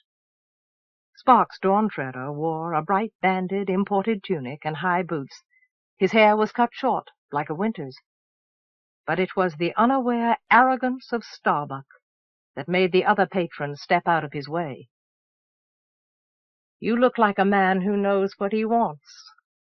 The one who didn't move aside stepped boldly into his path, the slitted silver of her long gown disguising nothing. He looked and looked away again, still less than comfortable with the publicity of sexual advances here in the city. "No, thanks. I just want to get out of here." The silver of her gown, for a flashing instant, made him think of silver-white hair. He pushed on past, trying not to touch her. He felt no real desire for any woman except Arienrhod now. Arienrhod, who was teaching him to desire things he had never even dreamed about. And the idea of sex for money seemed grotesque and perverted, even though he knew that half the women and men who offered their bodies in these places were winters. Bored or money-hungry, they had adapted their normal easiness about sex to the off-worlders' mercenary appetites. There were off-worlder prostitutes here, too, controlled by other off-worlders higher up in the covert power web that covered the maze. There were worlds in the hegemony where slavery was an accepted fact, or a tacit one, and Arienrhod did not interfere with the customs of her customers. Some of them looked no different from the local body sellers, only to his eyes more exotic. But there were the zombies, too, flesh and blood victims for hire, who satisfied the kind of customers who weren't content with dreams. They moved nearly naked through the crowds, flaunting their scars. No, flaunting was the wrong word. They were the living dead. They moved vacant-eyed, like sleepwalkers. Theirs was the dream and the nightmare. They were drugged, he had been told, or drugs had already destroyed their brains. He had been told by Arienrhod that they felt nothing, and once, when his own mood had turned especially black, he had almost. But the memory of lying helpless in an alley while 4 slavers called him pretty had broken the black mood the way his shell flute had broken that night, left him wondering whether it was really the off-worlders he despised, or the off-worlder in himself. But Arienrhod had eased his conscience again, brushed away his questions, laughed gently, and told him that there would always be evil on any world, in any being, because without it there would be no measure for good. Sparks took a deep breath as the casino doors swept shut behind him, stood letting his lungs clear on the inset slab of rare metallic ore that served as a doorstep. A tawny cat slipped past his feet, disappeared into a hidden cranny in the wall, hunting. "Come on, Sing! Give me a break!" Something familiar, yet strange about the voice, made him turn and look along the building front. "I'll do anything, for God's sake. Anything to get out of this hellhole and back to some place where they can help me. Sign me on." The speaker was an off-worlder, thick dark hair, brown skin, a sparse, half-grown beard. He sat on a box propped against the wall, wearing a stained crewman's coveralls with no insignia. He was a stranger. He looked like a strong man slowly starving to death, and Sparks began to turn away from the sight of him. But the voice— "You owe me, damn you, Sing!" He watched the stranger push away from the wall with an awkward twist of his spine, catch the pants leg of the second man's flight suit. The second man was a freighter captain, he guessed, or something less official. A heavy man with a scarred face. He stepped back suddenly, jerking the seated man off balance. Sparks watched the first man sprawl helplessly into the street, realized with a shock of empathy that the man's legs were paralyzed, The scarred officer laughed, the kind of laughter he had never wanted to hear again. "I don't owe you shit, Hearn, if you can't collect." Hearn's curses followed him down the alley. The man called Hearn rearranged his useless legs laboriously, ignoring the subtle and the not-so-subtle stares of the passers-by. Sparks stood staring like the rest, trapped in the voyeurism of pity. He moved forward at last, tentatively, as he watched the man try to drag himself back onto his seat. The man glanced up at him, slid back down onto the pavement. "You!" Hatred followed recognition like night behind day. "Did she send you here? Did she tell you where to find me? Yeah, take a good look, kid. Fill up your eyes, fill up your brain, and then don't ever forget that someday she'll do the same to you." Hearn's hand closed on a fistful of dust, flung it away. Starbuck. He was not sure he had even spoken it aloud, but he knew it for the truth. She said you were dead. He had imagined she meant fallen thousands of meters into the sea, but there were platforms and machinery jutting out into the shaft. One of those must have broken his fall, and broken his back, and now he might as well be dead. But he was alive. Sparks felt the sudden release of an unconscious pressure somewhere in his chest, a thing he became aware of only in its absence. "I'm glad—" Hearn twisted in futile rage. His hand leaped out at Sparks's leg. "You son of a summer slut! If I could get my hands on you, I'd finish what I started." He slumped back again, letting his hand drop. "Go ahead. Enjoy it, kid. I'm still twice the man you are, and Arienrhod knows it, too." Sparks stood just beyond reach, his face burning. The memory of what Hearn had done to him, and failed to do, there in the Hall of the Winds, drowned his compassion like a gnat in a bowl of bitterness. "You're no man at all, Hearn, any more, and Arienrhod is all mine." He turned and started away down the alley. "You fool!" Hearn's angry laughter beat at his retreating back. "Arienrhod is no man's! You belong to her, and she'll use you until she uses you up." Sparks walked on, not looking back, until he reached the corner of the street. But he did not start uphill toward the palace. He stood while his anger drained away and left him purposeless, before he chose the downhill route. He walked aimlessly for a long time, moving into the heart of the maze.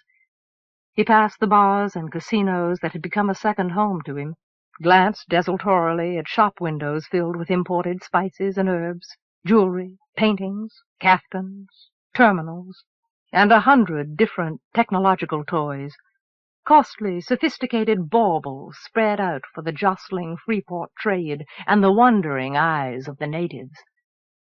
Once every window had stopped him in his tracks, and a walk in the maze had been like a walk through heaven. Now they barely caught his eyes, and somehow, without his being aware of it, time had coated his awe with a rind of disillusionment, and the wine of wonder had turned to vinegar. Even the many-colored alleys, the fertile meeting ground where artisans of this world and 7 more let their creativity bloom, had grown strangely dim and separate from his own reality. He was no longer drawn into the sight and fragrance and music as he moved along them, and now the vivid bruise left on his awareness by Hearn's living death pressed painfully, acutely, against the walls of yielding glass that closed him in. Surrounded by the beating heart of the city he had come here to discover, he discovered instead that somehow the thing he had reached out for had slipped through his hands again, like everything he had ever cared about, or counted on. His hand closed violently over the stem of a kinetic sculpture in the display stall he was passing. Harsh notes clashed among its spines, leaping like cats. But the jangling isotonic music stopped at his skin. The cool metal stem swayed into another dimension. Or maybe he only imagined their unreality, but still it did not pass. Why? What's wrong with me? What's wrong? He let it go in disgust as the sculptor came indignantly to the door of his shop.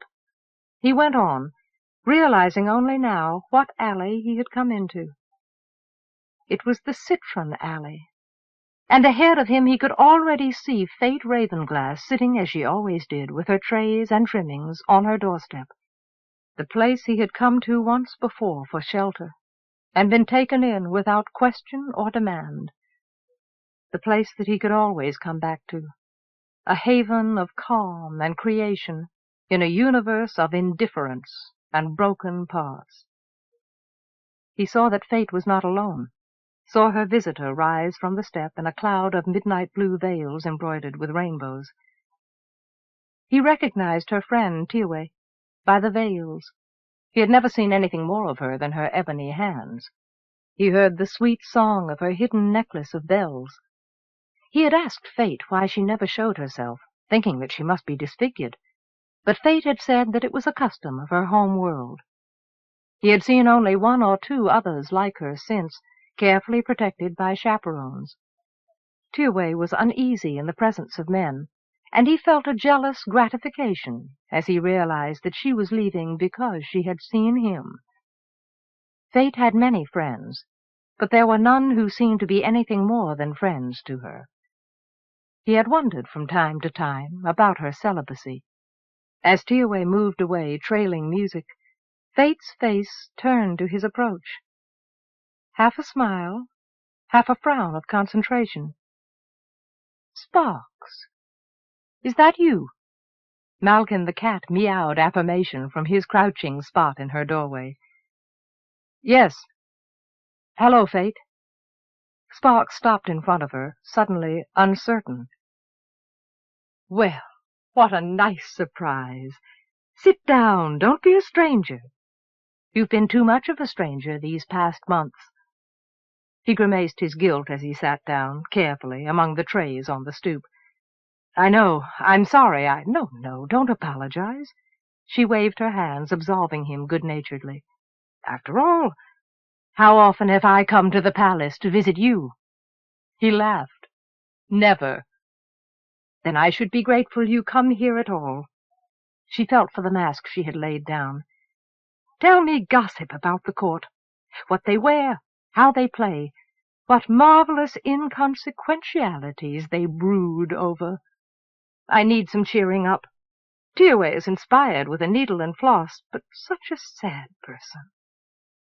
She looked away, frowning at nothing, reached out abruptly for a tray of beads, and upset it. "Damn!" Malkin leaped up from the doorway and disappeared into the shop. "Here, let me." Sparks leaned out, barely catching a cascade of shimmering green as it poured over the step's edge. He righted the tray and refilled it patiently, soothed by the mindlessness of the task. "There." He handed her 3 beads at a time, falling back gratefully into the habits and the comfortable feel of his days with her. "See how I've missed you." She smiled as the beads dropped into her palm. "But not just for your patient hands, for your lilting summer songs and the freshness of your wonder." Sparks let his fingers dig into his knees, said nothing. "Will you stay and play for me a while? It's been too long between songs in this alley." He swallowed the stone in his throat. "I didn't bring my flute." "No?" More incredulous than if he'd told her he wasn't wearing clothes. "Why not?" "I don't feel like playing lately." She sat leaning forward over the mask form, waiting for something more. "I've been too busy." Defensively. "I thought that was what you did for the Queen. Played your music." "Not anymore. I do, other things, now." He shifted on the hard surface of the step. Other things. She nodded. He had forgotten how disconcerting the gaze of her third eye was. Like gambling and drinking too much wine at the Parallax View. It was a statement of fact. How'd you know where I've been? Not quite willing to admit the rest of it. I can smell you. Their incense is imported from Doyle. Every place has its own identity, and so does every drug. And your voice is just a little slurred. Tell me if I won or lost. You won. If you had lost, you wouldn't sound so smug about it. He laughed, but it was not an easy laugh. You'd make a good blue. No. She shook her head and searched a bead for its hole with her needle. To become a blue, a person needs a certain sense of moral superiority, and I refuse to pass judgment on my fellow sinners. Ah, as the bead slipped into place. Some green feathers, please. I know you don't. He passed feathers to her. And is that why you've come here today? She dipped her fingers in glue and dabbed the feather stems.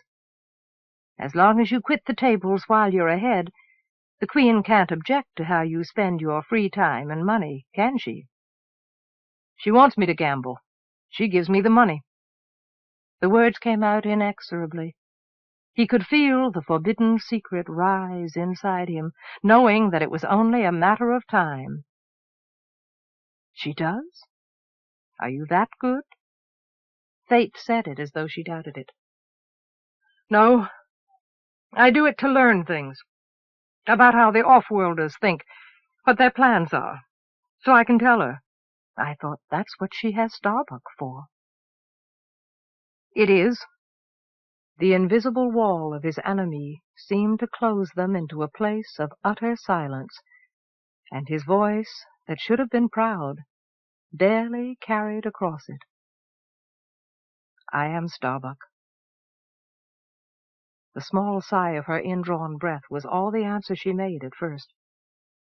I heard that there was a new Starbuck. Is this true, Sparks? You, a summer? A boy. But she didn't say it. Half summer. He nodded. Yeah, it's true. How? Why? Her hands lay motionless over the mask's gaping mouth. Because she's so like Moon. And Moon is gone. Arienrhod was the only thing that had not changed for him. The only thing whole and real, more real to him than his own flesh. She knew about Moon, knew what she meant to me. She's the only one who could understand. The wounded words crept out, to tell her what, but not all, had passed between Arienrhod and himself after the news of Moon's kidnapping reached them. So I had to challenge Starbuck, because I love her, and she let me challenge him because she loves me. And I won. How did you manage to kill a man like that? I killed him with my flute, in the Hall of the Winds. Only he didn't die. And you haven't played it since. Fate shook her head. Her thick braid rolled on her shoulder. Tell me, has it been worth it? Yes. He flinched back in surprise from his own voice. Why did I think I heard no? His fingers tightened over a tray of beads. His muscles tightened. She didn't see it. I had to be Starbuck. I had to be the best, or I wouldn't be worthy of her. I have to be the one who counts. But I thought once I won the challenge, the rest would be easy. And it's not. I thought it would be everything I ever wanted. And it's not. He shook his own head. What the hell's wrong with me, anyway? Everything always goes wrong for me. Everything I do. Then maybe you weren't meant to do it. You could still go back to summer. Nothing's stopping you. Back to what? He spat the words. No, I can't go back. He had already asked it of himself, and been answered. Nobody goes back. I know that now. We just go on, and there's never any reason. I won't leave Arienrhod. I can't. But if I can't be what she wants me to be, I'll lose her anyway. Hearn knew. Hearn knows everything. You'll find a way to take the offworlders' pulse. If you were smart enough to outwit Starbuck, you're smart enough to take his place. You'll get the feel of being him. You've already begun to. Something in the words, a sorrow, surprised him. He made a fist, wrapped it in his hand. I've got to believe it. Before the hunt comes again. The hunt that brings in the water of life? The Mer hunt? Yes. He stared down through the pavement, through the heart of the city and the world, toward the spaces of the sea controlled by the winter nobles. In his mind he could see the hunt again, the necklace of barren rocks strewn over the open sea, the rhythm of the ocean swells singing through the ship timbers, the song of the world he had left behind. Remembering how he had searched the horizon with sudden longing. But if the lady called him home, he could not hear her voice any more. Perhaps because he had come to hunt Mers, or perhaps because the sea was only the sea, a body of water, a chemical solution. He had watched the shore of the nearest island, where the dwindling colony of Mers had lain along the black-pebbled beach, until the hounds had driven them back into the sea, and into the waiting nets that would entangle and drown them.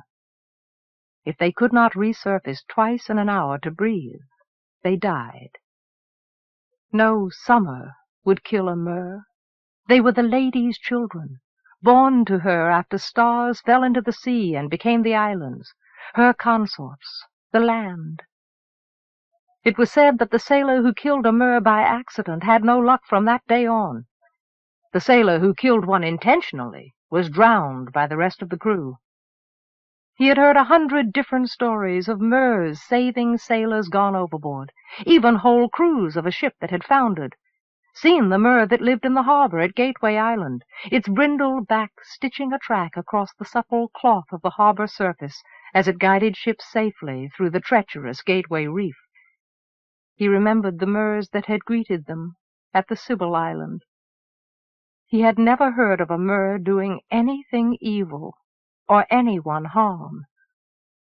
But for the good they could do humans, the ultimate good of eternal youth, they must die. He had always believed that the myth of Mers being immortal and granting immortality to humans was only an old tale, until he had come to Carbuncle.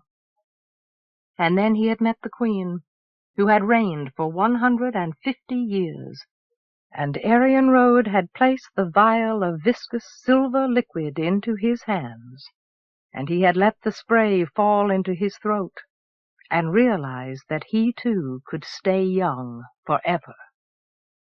And so he had stood by, paying for his immortality with his presence, betraying all that he had ever been or believed in, while the hounds netted and drowned their helpless victims somewhere below. Then they had hauled the carcasses aboard the ship, and shoving him aside like the useless thing he was, they had squatted down with their knives to rip open the dappled throats. They drained away the precious Mer blood while their tentacles reddened, and the deck turned slippery under his feet. And the red leaked back into the sea, and the mutilated bodies followed, their dark eyes still incredulous with death. Wasted, all wasted. He had turned away, sick at heart, long before the butchery was finished, trying to lose himself in the infinite vista of ocean and sky. But there was no escape from the splash of carcasses plunged back into the sea, too late, or the savage lashing of the water as the scavengers gathered, defiling the green-blue purity with the ecstasy of their feeding. The Sea-Mother, in her pitiless wisdom, wasted nothing, and cursed the wantonness of those who did. Sparks? Fate's voice called him back. The sheltering city closed around him, keeping him from the ladies' curses, denying that they even existed at all. It was so ugly. It was all wasted. I couldn't... He shook his head. But I'm going to do it right this time. I can gut a dead myrrh. I'm not some superstitious mother-lover anymore. Remembering the disdain of the hounds, which had been all too plain even without words. Remembering Arienrhod's soothing condescension as she set free the devils of doubt and self-disgust he carried back with him to Carbuncle. And then she had handed him the gilded vial of the water of life without comment. No, I suppose you're not, are you? Again the regret. Death is never an easy thing to face. That's why we all long to taste the water of life. And we take it for ourselves because our own death is the hardest thing of all. We do what we think we have to. She reached out, searched the air for his arm. Not to interrupt. A stranger's voice came at them over his shoulder. Got a delivery here. Sparks turned, looking up with fate at the two figures standing in the alley, one drab, one inhuman. You! The faceless face of the servo Pollux regarded him with unchanging nothingness, but Tor's gray eyes registered along a scale from incomprehension to acute chagrin. Dawn Treader? She shifted from foot to foot. Hey! Well, how have you been, kid? Looks like you've done all right for yourself, raising an eyebrow. I hardly recognized you. No thanks to you if I have. Yeah, well... She glanced away self-consciously. Hi, Fate. Got your new load of trims together, finally. You want Pollux to stack them for you? Fate began to push her trays aside, clearing a path to the door. I'll show him where. I didn't know you were a friend of Sparks's, Tor. She isn't. Sparks stood up and stood aside as Pollux moved unconcernedly toward the step, towing the floating platform of containers. He watched Fate disappear inside, moving easily into familiar surroundings, and Pollux after her. But he blocked Tor as she tried to follow, with an arm across the doorway. He backed her around and up against the building wall. Let's talk. About what you did to me at the stall baiting. About what you did with everything I owned after you cleaned me out. Tor pressed back against the peeling paint, her eyes looking everywhere but at his face. Listen, Sparks, I'm really sorry about that, you know. I really hated sticking you like that. I mean, you were so trusting and so stupid. But I owed my life to Hardknot over at the Sea and Stars. I lost part of the casino's daily take. I was delivering up the line. If I didn't pay it back, she'd have had it taken out of my hide, you know what I mean? It was either you or me, frankly. And I figured it'd teach you a lesson you needed anyway. She shrugged, beginning to recover her nerve. What did you do with my stuff? Pawned it. What do you think? He laughed once. How much did you get for it? Almost casually. Birdseed. What do you think? Her voice choked off as his arm came up and across her throat, pinning her against the wall again. Ye gods! She squirmed, trying to look away from something in his eyes. What's gotten into you, kid? I learned your lesson. He put more pressure against the arm, enjoying the expression on her face. And now you owe me, Tor, and I could take it out of your hide right now. You wouldn't do that? He felt her swallow in sudden fright. Her hands came up, tightened over his arm. What are you... Sparks! What are you doing? Fate's astonished voice. He blinked as the haze of his wounded pride cleared and let Tor go. You aren't worth the trouble. Tor sighed noisily, feeling her throat with her hands. Just a misunderstanding, Fate. I'll get you the money, kid. I mean, come payday, forget it. He turned away, feeling his face hot with anger and embarrassment, wondering how much of it fate could see. But something Tor had blurted in the diarrhea of her excuses caught in his mind, at the root of his bad humor, and he turned back again with calculated vengeance showing. On the other hand, no, don't forget about it. You owe me, and I'm going to tell you how you can pay me back. And there might even be something in it for you, if you play it right. He pulled out his credit card and held it up to her face. Tor looked at it blankly. Huh? She reached for it, hesitant. He pulled it away. You're a runner for the sea and stars, you said. You must know plenty about who controls what here in the maze. You must hear a lot of interesting gossip around. Oh, no, I don't know anything, kid. I keep my ears closed. She shook her head, shutting her eyes against temptation. I just run a few errands on the side, for a little extra credit at the tables, that's all. Don't give me that. He frowned. But maybe you don't know enough to find out the things I want to know. Inspiration struck him. Blinding. I know somebody who does, so it doesn't matter. You can get the information out of him, and I can't. You're going to take care of it for me. Take care of him. Understand? No. She shook her head again. What the hell have you gotten into, anyway? What are you trying to get me into? I work for somebody, too. Somebody up the line. Somebody who wants to know what the opposition's doing. And there's a man named Hearn who knows it all, only he's down on his luck. You're going to pick him up and help him out. And he's going to be so grateful, he's going to tell you anything you want to know. Ha! I know a Hearn, a big spender. And if he's down on his luck now, he can rot. Him and some of his buddies were drug ugly, and he tried to... The word wouldn't come out. Her hands tightened over the seal of her coveralls. I had bruises in places I wouldn't show my own mother, before Pollux pulled him off me and changed his mind. She glanced past Fate's silent witnessing at the phlegmatic metal being in the doorway. He may be a dumb machine, but he's a damn sight more of a man than the ones who program him.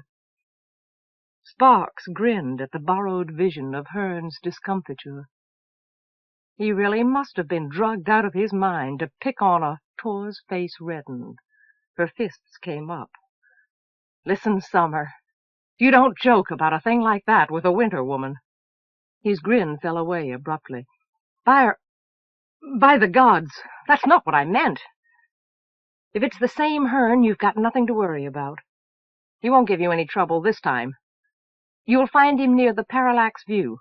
I'll pay the expenses and make it worth your while. Just make sure that he never knows why you're doing it. Don't ever mention me.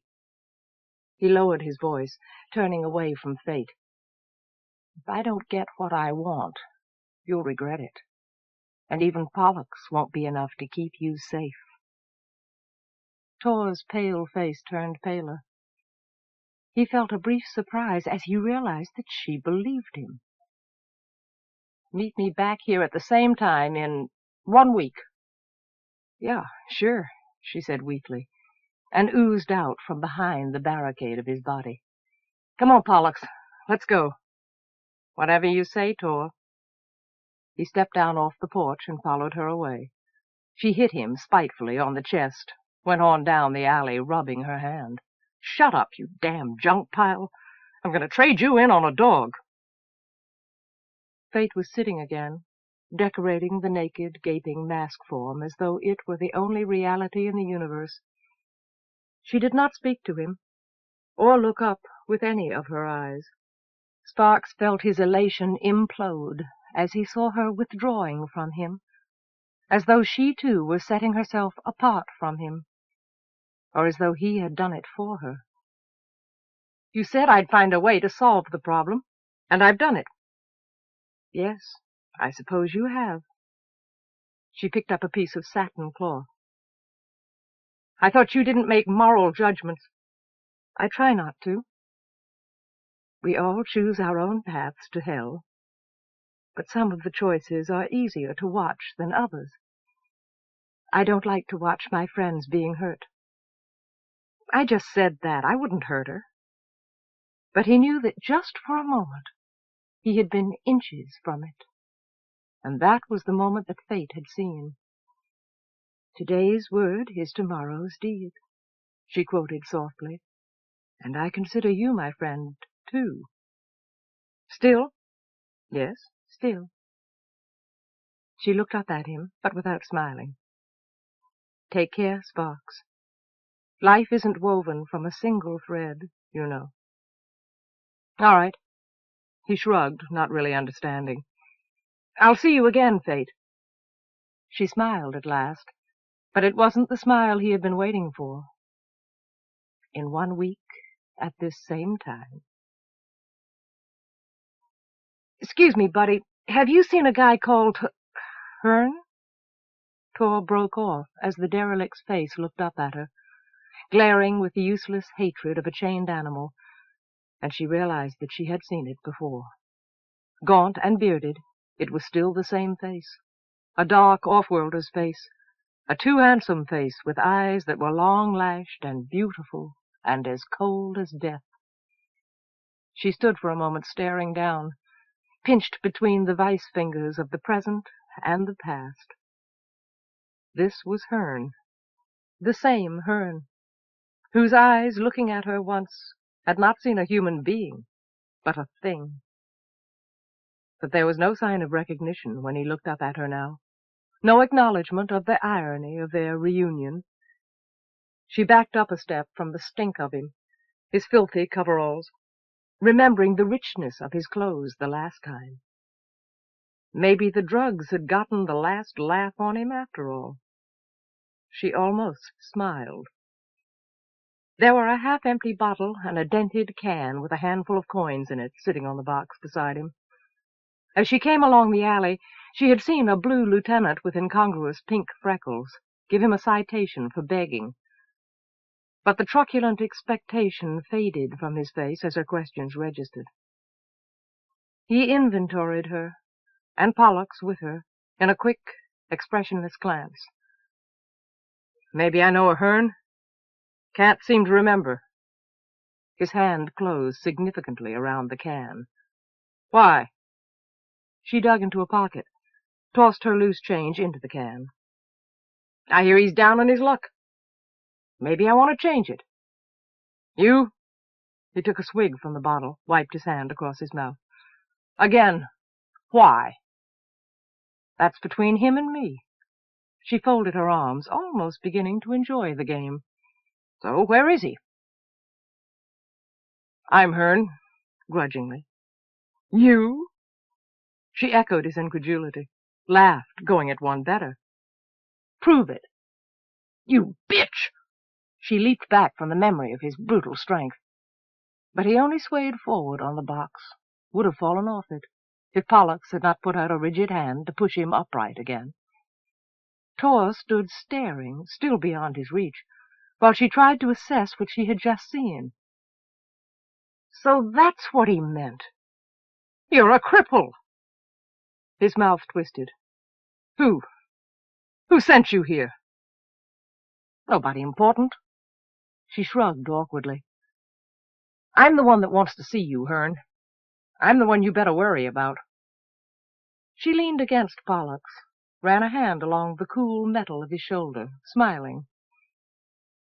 "What do you figure you'd do to me if our positions were reversed?" Startled doubt tightened the muscles in his cheek. He studied her again, and Pollux. For a moment she thought she saw recognition. Or maybe it was only the fear of recognition. How many enemies did a man like that have in a place like this? How many real friends did he have in the whole universe? Hearn slouched against the wall, resigned. "Do what you want. I don't give a fuck." He took another drink from the bottle. "No." She shook her head, remembering Dawn Treader and her own troubles with something nearing empathy. "Just asking. So, how's business?" She peered into the can. "Slow." She felt him refusing to ask her own business. A subtle tension filled the half of his body that still responded. Patrons from the Parallax View passed them by with averted eyes. "You've come a long way down since the last time we met." He didn't remember. She was certain now, not sure if she was glad or sorry. "I've begged before. It never killed me." She shifted her weight against Pollock, looked him over slowly. "I think it might, this time." He glanced up, down again. Didn't answer. "I hear you really knew your way around the maze before your, accident." She wondered what or who had done this to him. "I hear you really know which way the power flows, off-world and on." "Well, that's worth something to me." "Why?" sharply. "What's it to you?" she countered, not sure what reason was going to come off her tongue that wasn't the truth. "You ask a lot of questions for a beggar."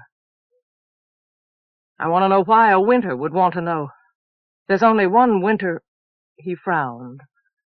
"There's thousands of us, and we're just as interested in making it big as you are, foreigner."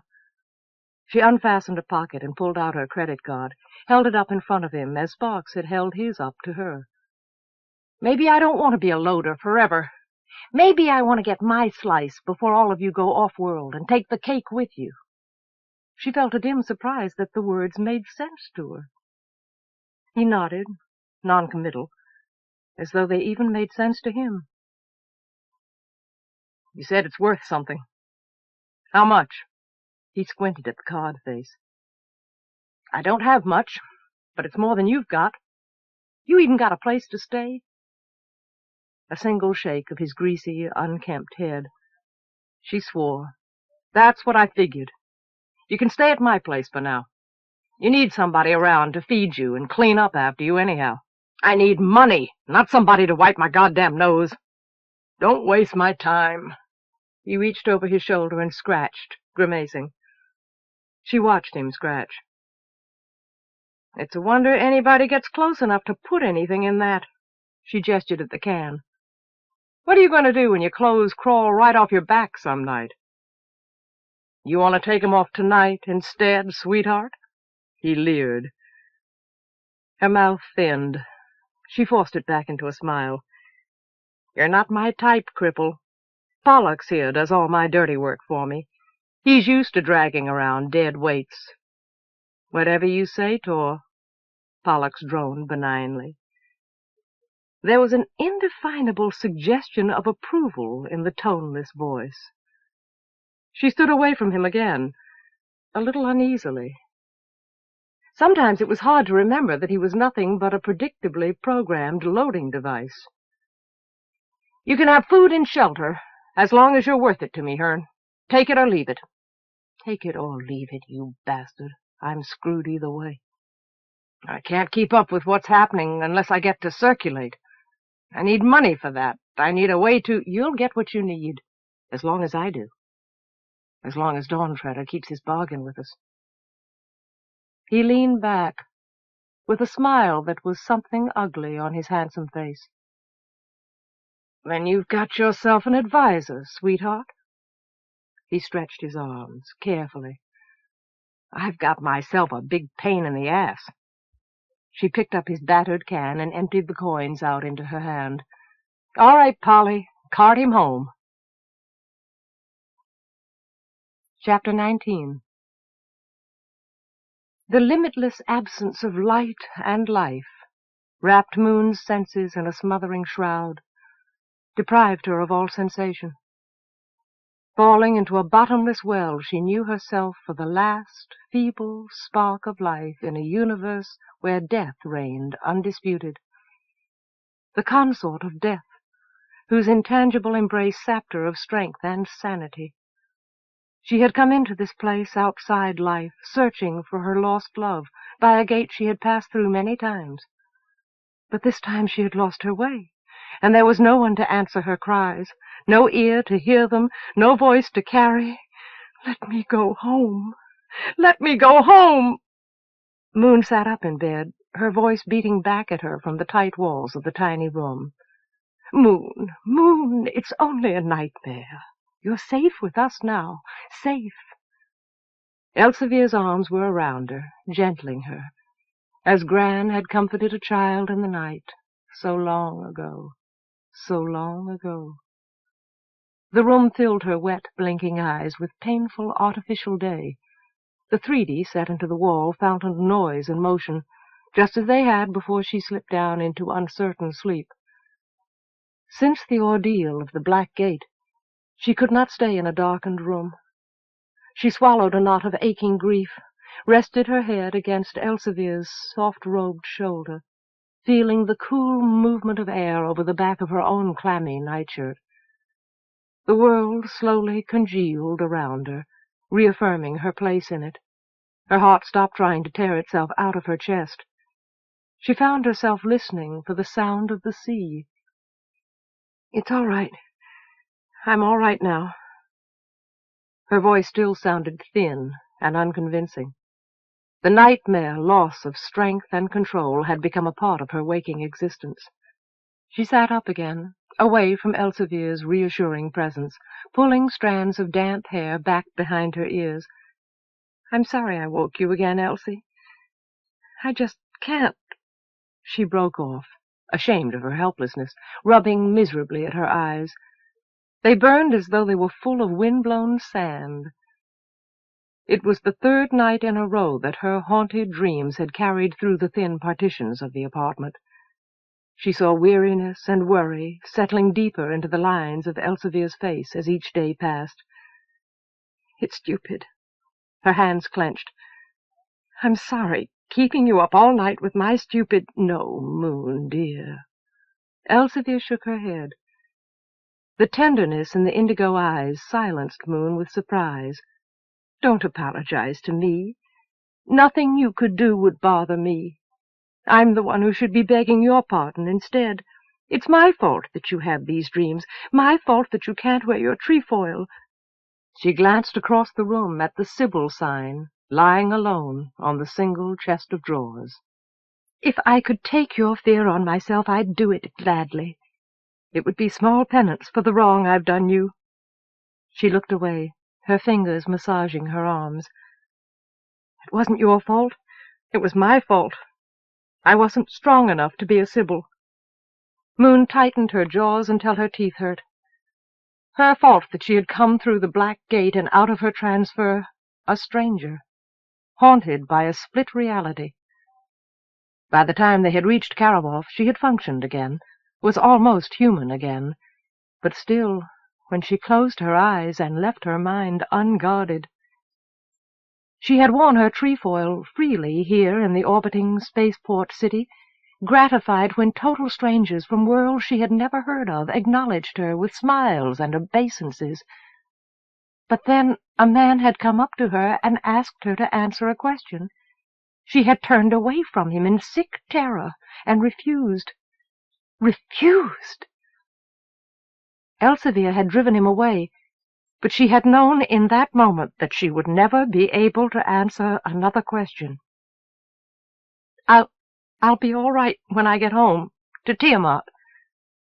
Where the sky at night was on fire with suns, not this black and bitter nothingness which consumed even the life force of a star, where even the stars were shrunken and icy and hopelessly alone, where the only thing that mattered to her as much as the thing she had destroyed coming here still waited to be done, and the one person who would understand what it meant to lose her life's desire.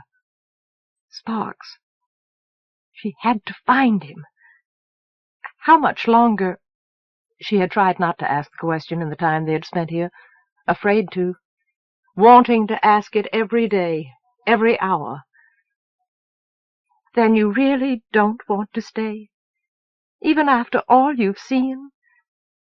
The depth of disappointed hope that Moon felt in Elsevier's voice pinched her heart. She had seen how very hard Elsevier had tried to fill her time and her mind with the incredible wonders of this city, this starport that sailed through space on an invisible tether held by the world below. She had thought that Elsevier only did it to drive away her fears, but now she realized that there had been another reason. "You really want me to stay with you forever?" "Yes, Very much, my dear. Elsevier smiled, hesitant. We never had any children, you know, TJ and I. Moon glanced down, steeling herself to deliver another disappointment. I know. If it was only me, if I was no one, I would stay with you, Elsie. She realized that it was true, even though she was like a child lost at a festival here in this incomprehensible, immaculate island wheeling in the sky. Elsevier had tried to make her a part of all she saw, until she had begun to feel the careless pride of the offworlders, who thought a starship was as natural as a sailing ship, who treated things that were awesome and miraculous as no more than their right. With each small technological marvel, Elsevier's patience taught her to control. Her awe of the greater ones faded, until she could stand on the balcony outside their apartment and look out over the thieves' market, pretending that she was a true off-worlder, a citizen of the hegemony, completely at home in this interstellar community. But then the thought would touch her that she finally understood what Sparks had always tried to make her feel, and she would think of how much it would mean to him to stand here where she stood, and she would remember that she had abandoned him when he needed her. Sparks is still in Carbuncle. I have to go back to him. I can't stay here without him. Exiled on an island surrounded by a lifeless void. I can't be a Sibyl here. She pressed a hand against the trefoil tattoo at her throat. I left my own world when I should have stayed. I failed my duty. I failed Sparks. I failed. The lady doesn't hear my prayers. I'm lost. That's why I've lost her voice. She pushed her bare feet off the edge of the bed, settling them on the cold floor. It's wrong. I don't belong here. I won't be happy here. I'm needed on Tiamant. Feeling it with a peculiar intensity. She held Elsevier's indigo eyes, willing Elsevier to understand her need, and her longing, and her regret. Moon. Elsevier pressed her hands together in the way she did when she was trying to make a decision. How can I say this, except badly? You can't go home. What? Nightmare dimmed her vision of the room and Elsevier's anxious face. I can! She threw the light of her will against the shadow. I have to! Elsevier held up her hands, half placating, half shielding herself. No, I meant that you can't go home until Cress is strong enough to astrogate again. The words faded like a lost opportunity. Moon frowned uncertainly. A veil of doubt still clouded Elsevier's face. She rubbed at her own, her body sagging with fatigue and disappointment. I know. I'm sorry. Her hand groped for the half-empty bottle of tranquilizers on the stand beside the bed. No! Elsevier's dark hand gripped her wrist, drew her arm back. That isn't the answer. And you won't find the answer to your fears by going back to Tiamant. They'll follow you everywhere, forever, unless you learn what a Sibyl really does. And I'm not wise enough to explain that to you, but there's someone who is. At the first good window, we'll go down to the ground and see my brother-in-law. She reached out and took the bottle of pills. It's something I should have done long before now, but I'm only a foolish old woman. She stood up, smiling down at Moon's incomprehension. I think it will do us all a world of good just to set foot on a real planet again anyway. Maybe Cress can join us. Rest now, my dear, and pleasant dreams.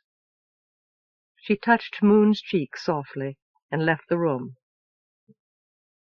Moon pulled her feet up onto the bed again, smoothed the one thin cover that was all she needed here over her stomach.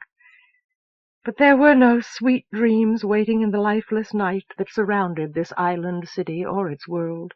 She lay staring at the half-intelligible action flickering eerily through the screen on the wall, her mind and body aching with their separate needs. There was no one in this alien place who could change any of her dreams from dark to light, unless they would let her go home. Home. Tears trickled down her cheeks as her eyelids slipped shut. She rode through the thieves' market in the artificial day, jammed into the crowded spaceport tram with Elsevier and Silky and a rubber-legged Cress, and enough surly commuters to populate an island. The space station's orbit passed over a window, a transportation and shipping corridor down to the surface of Karamoth, every few hours, but those were located hundreds or thousands of miles apart on the planet below. Someone who missed a stop would have to wait a full day for it to open again. There had been no seats when she boarded the tram, but a man had risen from his as she passed and offered it to her, inexplicably. She had smiled and given it to Cress, when another man stood up for her in turn. Embarrassed, she had pulled Elsevier forward into the seat instead, whispering, "Do they think I'm so pale because I'm sick?" "No, dear." Elsevier had frowned mock disapproval and tugged at the hem of her sleeveless, thigh-length yellow tunic. "On the contrary, you really should put on your robe." She touched the sedate wine-colored garment draped over Moon's arm. "It's too hot." Moon felt the criss-cross of braid she had woven out of the way on top of her head, remembering the voluminous robes and tight-fitting jumpsuits she had tried on and tossed away in the shops of the Center City Bazaar. She had tried to wear her own clothes, now that they were off the ship, but the air of the station was as warm as blood, and so she wore as little as Elsevier would allow. "When I was a girl, I went covered in veils from head to foot. It was part of a woman's mystery." Elsevier arranged the folds of her own loose, color-splashed caftan. Her necklace of bells jingled sweetly. "And what I wouldn't have given to throw them all off and run naked down the street in the steaming heat of summer. But I never dared." Moon clung to the seat back, one step behind a silently miserable Silky, empathizing with his discomfort locked in a press of strangers. She looked out through the open sides of the tram as they passed avenue after avenue of the port's interstellar community, where Elsevier shared an apartment with Silky and Cress, and now her, in the elegant claustrophobia of Karamoth's off-world ghetto. Already she was lost. She could no more comprehend this city's pattern than she could the customs of the people who controlled it. All she knew was that it all fit into a hollow ring, with the starport centered in the gap.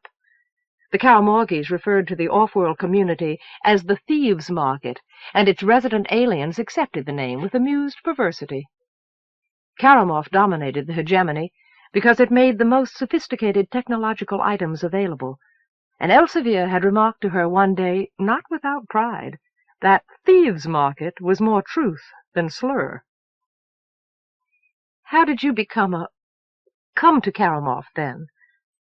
As Elsevier did not go on with her thoughts, it had seemed more and more unlikely to her that this gentle, self-effacing woman would ever have chosen a career that defied anyone, let alone interstellar law. "Oh, my dear, how I lost my veils and my respectability is a long, dull, involuted story." But Moon saw the smile that crept out of the corners of her mouth. "False modesty." Cress slouched in the seat ahead of them, eyes closed, hands pressing his chest. He had been back from the port hospital for only 2 daylight periods. "Cress, are you all right?" Elsevier touched his shoulder. "Fine, mistress," he grinned. "All ears." She nudged him, leaning back with a shrug of resignation. "Well, I come from Ondini, Moon, which is a world that would seem even more incomprehensible to you than Karamoth, I'm sure, even though their tech level is not nearly as high. Women in my country were not encouraged," "Allowed," Cress said, "to live full lives, the kind you've always known. Her voice drifted above the murmur of conversation like smoke rising into the city haze of another world, in a land dominated by the pyramidal temple tombs of an ancient theocracy. It was a land where women were bought and sold like bartered goods, and lived in separate quarters within the family compound apart from the men, who were not their partners, but their jealous lords. Their lives followed narrow paths worn deep over generations, lives that were incomplete, but reassuringly predictable. A timid girl called Elsevier, Obedience, had followed the worn paths of tradition, swathed in veils that hid her humanity from view, stumbling often in the ruts of ritual, but never seeing her own life from enough of a distance to wonder why. Until one day in the temple square, her curiosity had drawn her away from her offertory rounds at the shrines of her patron spirits, into the crowd gathered to hear a crazy off-worlder shouting about freedom and equality. He climbed brazenly up the steps of the great temple of Tiamant, while a gang of radical local youths jammed leaflets into the hands and clothing of anyone who stood still. But the mob had turned angry and ugly. The ruthless church security had come to break it up, and in the panic that followed they had thrown everyone they laid hands on into the black vans together. Elsevier had cowered, beaten down into a corner of the lurching van by the crush of bodies. Pawed and trampled, her veils torn, she had crouched there, sobbing, hysterical with fear of defilement or death. But strong hands had seized her suddenly, dragging her to her feet, and held her up against the wall. Mindless with terror, she felt the world turn to water around her, and her body with it. "Don't faint now, for God's sakes! I can't hold you up forever!" And a slap. Pain punctured the wall of her madness like a spike. She opened her eyes, whimpering, to see in front of her the haggard, bloodied face of the crazy off-worlder, the man who had caused this to happen, the one man she would love for the rest of her life. But at that moment nothing was further from her mind than love. "You okay?"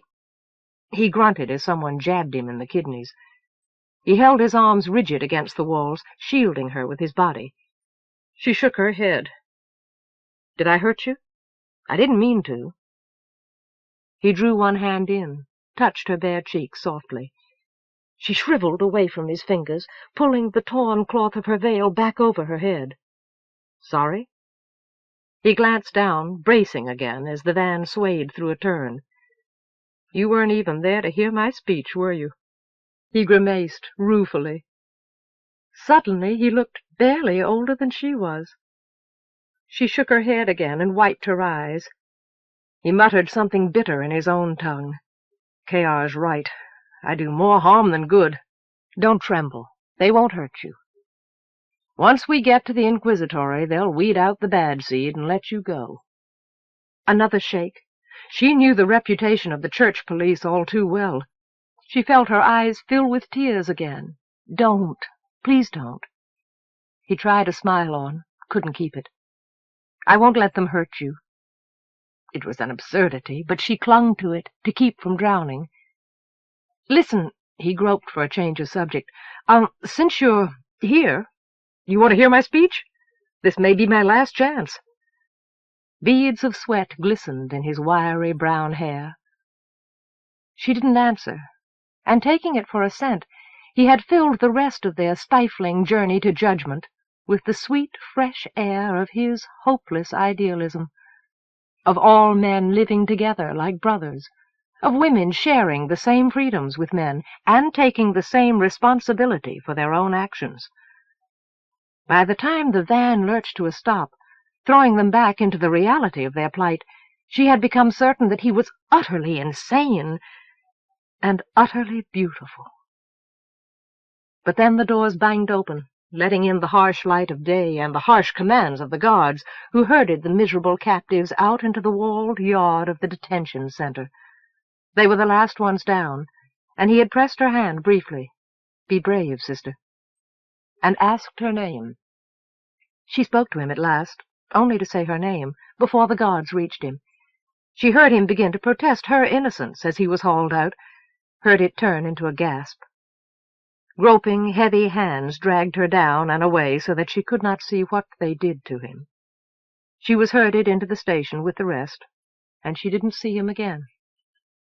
But waiting inside the station was her father, who had come at a frantic call from her chaperone after she had been carried off in the van.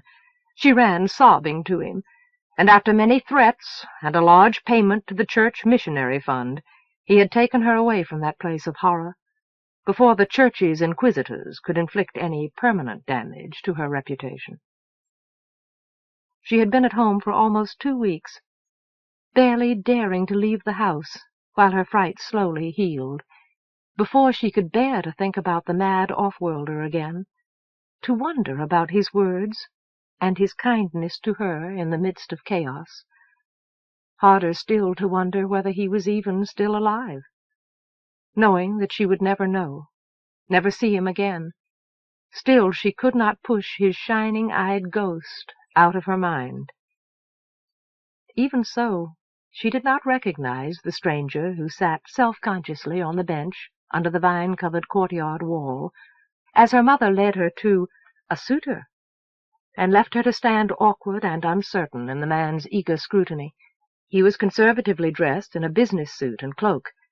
The shadow of a wide-brimmed hat half obscured his face, but what she could see of the face, dimly through her veil, was purple and green.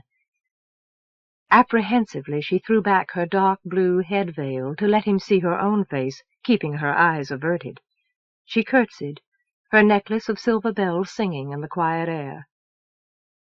"Elsevier, you don't recognize me, do you?" The words slurred, but his disappointment reached her clearly. He pulled off his hat, but she had recognized his voice, even distorted as it was, and sat down on the bench beside him with a small cry of astonishment. "You! Oh, hallowed Calvary!" Barely aware that she swore, her hand rose to, but didn't touch, his face. The warm brown of his skin was a tapestry of half-healed cuts and bruises. The sharp line of his jaw was still blurred and swollen. "I told your father I was in an accident." He smiled with his lips and his eyes, pointed, jaws hard shut, in explanation. Her own face furrowed with empathy. She twisted her hands in her lap. "It's all right. Hardly hurts at all now." The inquisitors had not given him to the blues, but instead had taken turns beating him bloody in holy vengeance for a day and a night, finally throwing him out into the street at dawn, to crawl away as fast as he could. "I don't want to think about it, either." He laughed once, but many years would pass before he even told her the smallest part of the truth. He fell silent, looking at her as though he expected something. "Is your jaw hard shut too, sister?" "No." She shook her head, jingling. I have thought about you, over and over. I thought I'd never see you again. I was afraid for you." She felt a sudden desire to cradle his bruised face against her heart. "Why did you come here?" She wove the cloth of her veil between her fingers. Not as a suitor. But she did not recover her face, or feel a need to, with him. "I had to be sure you were all right. You are all right." He leaned forward. "Yes, my father came. You were so kind to me. My father would—" "No, please don't tell him about me. Just tell me you listened to my ideas. Tell me I planted a seed in your mind. Tell me you want to know more." "Why?" Of all the questions and answers that filled her mind, all that escaped her mouth was the one that told him nothing. "Why?" But she saw in his eyes that he understood. "Elle, because I want to see you again." "Oh, I could touch the sky with my fingers." She giggled inanely, put her hands over her mouth at the look on his face. The woman who won this man's love would have to win his respect first. "Yes." She met his eyes boldly, impulsively, but with a muscle quivering in her cheek. "I do want to know more. Please come again." He grinned. "When?" "My father—" "When?" "Tomorrow." Her gaze broke. "How come?" He nodded his promise. "How many wives do you have?" Hating herself for asking it. "How many?" He looked indignant. "None. On Calmoff we believe in one at a time. One is enough for a lifetime, if she's the right one." He reached into his jacket, pulled out a handful of pamphlets. "I brought you these 'cause I can't speak for myself yet. But I wrote this one, and this one. Will you read 'em?" She nodded, feeling as though a shock ran up her arm as they touched her hand. "You have a beautiful garden here." A kind of longing crept into his voice. "Do you tend the flowers yourself?" "Oh, no." She shook her head, a little sadly. "I'm only allowed to come here on special occasions, and I'm never allowed to do anything that would get me dirty. But I love flowers. I'd spend all my time here, if I could." A look of peculiar resolution settled over his bruised face.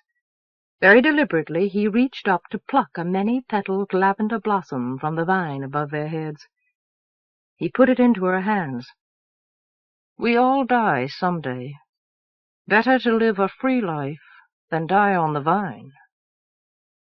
She cupped the flower in her hands, inhaling its fragrance. She smiled at him more than at his words. He smiled back. "Till tomorrow, then." He got stiffly to his feet. "You're going?" "Got a meeting at the university over in Murdy tonight." He beamed at her disappointment and leaned down, conspiratorial. "I'm an outside agitator, you know." "You won't—" She dared to touch him. He pulled his hat down over his eyes. "No more speeches. At least till I can open my mouth again." "Goodbye, sister." He moved away across the courtyard with a rolling lurch, before she could realize that she still didn't know his name. She looked down at the stack of propaganda, read Partners in a New World by T.J. Aspunt. She sighed. "What's that he gave you?" Her mother peered at the pamphlet suspiciously. Love poems."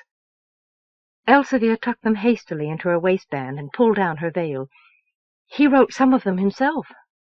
Her mother shook her head and bells sang. "But he's a Karamorgi. He gave your father a Videocom outlet for the right to see you. My lord was very pleased. And it's up to him in the end, after all, not to us." "Why?" Elsevier got up, crinkling with papers. "Why isn't it?" Her mother took the flower out of her hand and led her back to the women's quarters. T.J. came faithfully to see her, a paragon of respectability before her parents. In private, a headstrong dreamer falling in love, not with the girl she was, but the woman she could be. He brought her more revolutionary literature disguised as love poems, but before she could begin to explore the new world whose horizons he widened every day, her halting attempts to assert herself with her family led to the discovery of her hidden cache of pamphlets, and he was banished from her life. "But you didn't let them keep you apart." Moon leaned on the seat back. "Did you run away?" "No, my dear." Elsevier shook her head, folding her hands with remembered obedience. "My father locked me in the tower room because he was afraid I would, before I even thought of it." She smiled. But T.J. was dauntless. He came back one night in a hovercraft, climbed in my window, and kidnapped me. "And you?" I was frantic. I wasn't nearly as enlightened as he thought I was, or I did. In asserting myself, I'd really only been pleasing someone else again. Him. And now he'd ruined my reputation. I nearly died of shame that night. But by morning we'd reached the spaceport, and there was no going back. She looked out at the city, seeing another place and time. We were always like that, all our lives, I suppose. Him believing in, be certain you're right and then go ahead. Me believing in, do what you must. But even that terrible night, there was no doubt in my mind that he had done the deed with the purest of hearts, that he loved me in a way I had never dared to dream about being loved. I chided him, years later, for committing such a male-dominant act. He only laughed and told me he was just trying to work within the system. We were married at the spaceport by one of those dreadful notary machines, and the passage to Karamov was our honeymoon. Poor T.J. We were halfway across the galaxy before I let him touch me. But once I learned that all I'd been told about my body all my life was a lie, it was easier to believe that I had a mind as well, and nourish it. We were different in many ways, but our souls were one. She sighed. Darkness swallowed them unexpectedly as the tram entered one of the transparent spokes that spanned the Starship Harbor's vacuum to the spaceport hub of the city wheel. Moon lost the images of Elsevier's words as they flowed into a memory of her own, of firelight and wind, warm kisses, and two hearts beating together. The empty blackness seeped into the space in her own soul, which should have been filled, and hid her face, as her face turned as bleak as her heart. "Wish I could have known him." Cress's face shone briefly as he lit one of the spicy-smelling reeds everyone here seemed to smoke. "He gone," Silky said, pointlessly, remarking on the obvious. He spoke barely intelligible Sandhi, the international language of Karamov, which Moon had been learning with Elsevier's help. But the thoughts behind his murky mutterings were as opaque to her as they had ever been. "T.J. would have driven you right up the wall, Cress," Elsevier said fondly. "He was always switched on. You move through a much thicker temporal medium. You're much better suited to astrogation." Cress laughed. It became a fit of coughing. "You know they told you not to smoke." Elsevier reached forward and took the glowing reed out of his hand. He didn't protest. "Gone," Silky said. "Gone. Gone," as though he were obsessed by the feel of the word. "Yes, Silky," Elsevier murmured. "The good always die young, even if they live to be 100. She stroked one of the maimed tentacles draped across the back of Cressy's seat. "I never saw him as angry or as fine as the day he took you from that street carnival in Narlika." She shook her head. Her necklace of bells rang silverly. "He suffered everyone's pain, and that was why he wanted to end it. Thank the gods he was so strong. I don't know how he lived with it. Where is Sparks now? And who is hurting him? And why can't I help him?" Moon's booted feet moved restlessly beside the seat. She stared at Silky with sudden, unwilling insight. "Oh, lady, I can't wait longer." Her knuckles turned white on the seat back. "To think he cut all his radical ties because he was afraid for me, when I knew he would gladly have died for his beliefs himself. I was incensed, but I was glad, too. He was a pacifist among people who were not." She took a puff from Cressy's reed. "And then he took up smuggling. Oh!" The tram burst into the light again, on the passenger level of the starport itself. Wall screens were everywhere along their path, with changing scenics of other worlds. In the lower levels of the complex, an unimaginable number of goods imported from all of those worlds waited shipment down to the planet's surface. Countless more shipments from Karamov's sophisticated industries passed through the starport in the return trade. There were other scenics, designed to awe arriving visitors, that glorified the technological heights that could sustain major manufacturing processes in space itself. Moon had been told that this was the largest floating city, but not the only one, above Karamov. There were thousands of other production stations and factories whose workers spent most of their lives in space between the planet and its moons.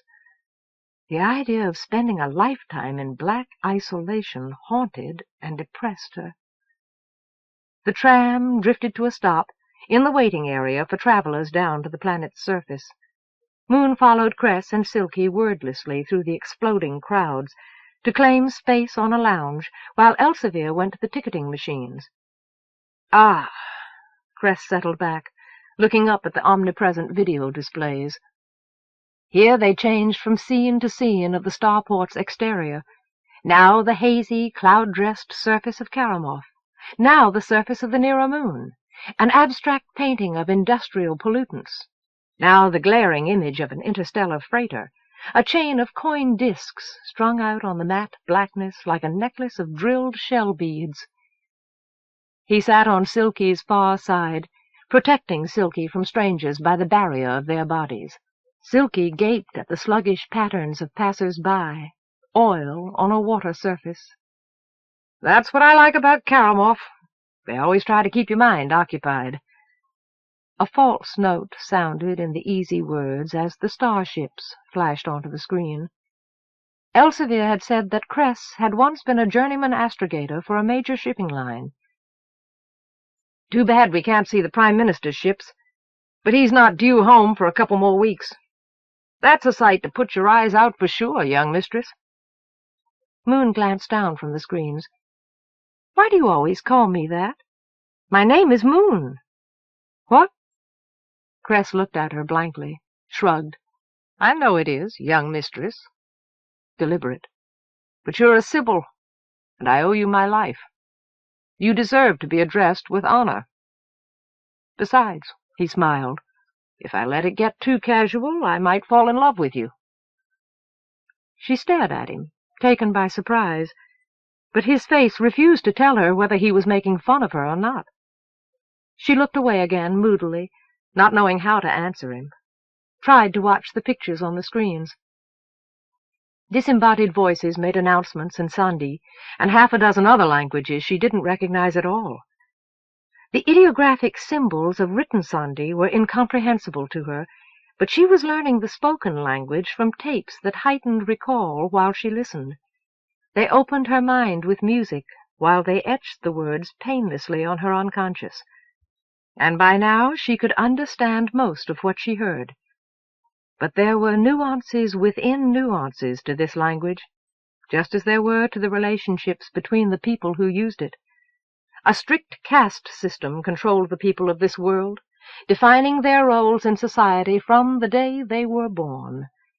Offworlders were immune to its restrictions, as long as they remained aloof from them. She had been given a ticket, over Elsevier's pleading, for addressing a shopkeeper by his Sandi classification instead of as citizen. More serious breaches of conduct within the system were punishable by stiff fines, or even loss of an inherited rating. There were separate shops, restaurants, and theaters for the technical, non-technical, and unclassified ratings, and the highest and lowest could not even speak to each other without an intermediary. She had wondered indignantly, clutching her ticket, why they put up with it. Elsevier had only smiled and said, "Inertia, my dear. Most people simply aren't unhappy enough with the known to trade it for the unknown." TJ could never understand that. Moon leaned forward on the quilt-surfaced couch as Elsevier rematerialized out of the crowd mass. "They're already boarding. We'd better go." Elsevier waved the ticket printouts toward the gateway at the far side of the waiting area, where passengers were funneling into the unknown. Cress stood up with Silky. Moon followed, resigned. "Don't look so glum, young mistress. You won't feel a thing. It's all in the hands of the traffic controllers. A shuttle's not like a ship. More like a crate. It's beautiful down there, Moon. Wait until you see KR's ornamental gardens." "Gardens aren't what I need, Elsie." Her eyes went to the view of space again, like iron to a lodestone.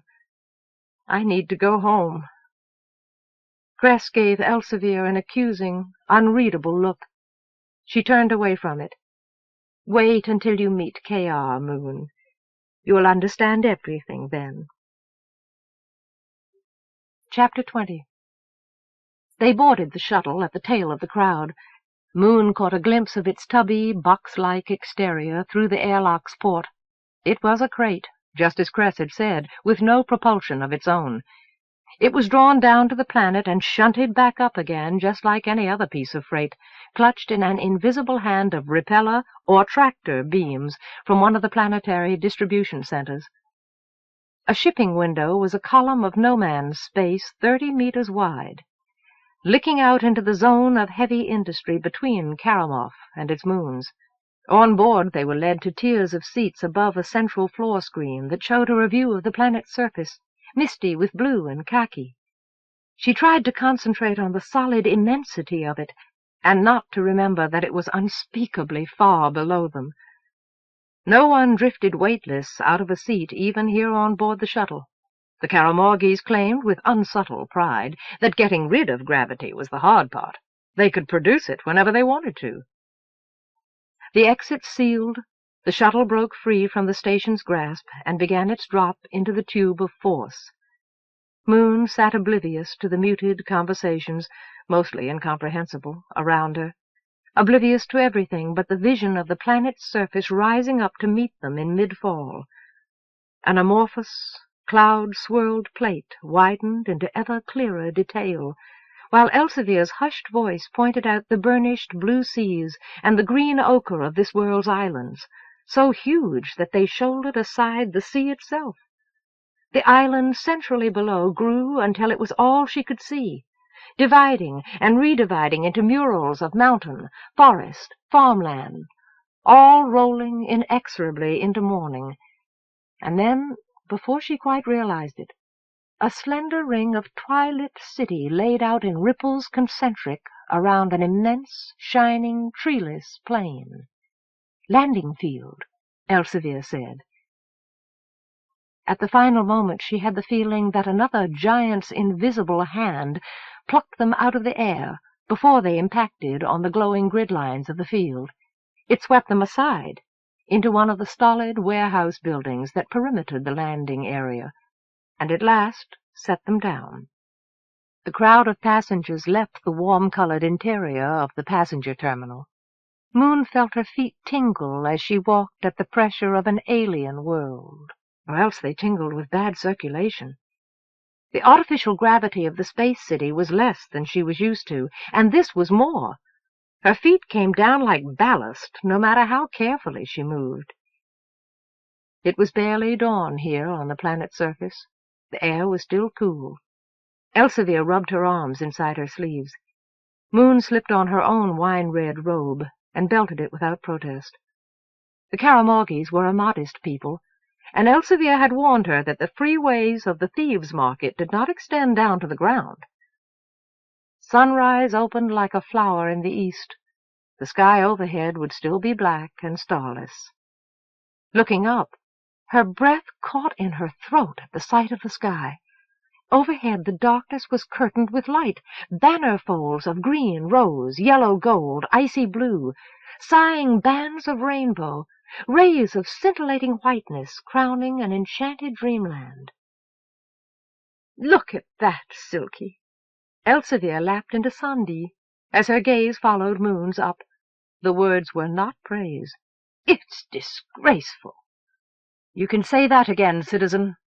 3 fellow shuttle passengers, dark, slender native Karamorgis, stood beside them waiting for a taxi. One of them nodded his helmeted head in disgust. "Pollution! You'd think there no tomorrow was. Ye gods, the sheer tonnage of cast-off junk floating up there. I don't know how they expect us our job to do. It's not traffic control anymore, it's a demolition derby." "SN." The second of the 3 was a woman. She laughed lightly, tapped him not quite playfully on his uniformed shoulder. "These citizens aren't from around here." A significant lifting of the eyebrows. "They don't need by our petty complaints to be bored, do they?" "Yes, old man." The third helmet bobbed. "You really do need this vacation. You're like a biopurist sounding. The first man pushed his hands into his belt, looking annoyed. What's wrong with the sky? Moon pulled her gaze down reluctantly. It's full of light, the way it should be. It's beautiful. The first man glanced at her with a frown starting, ended up smiling in spite of himself. He shook his head, more in sorrow than in anger. Ignorance is bliss, citizen. Be glad you're not a Karamorgi. A hovercraft slowed in front of them, and they climbed in.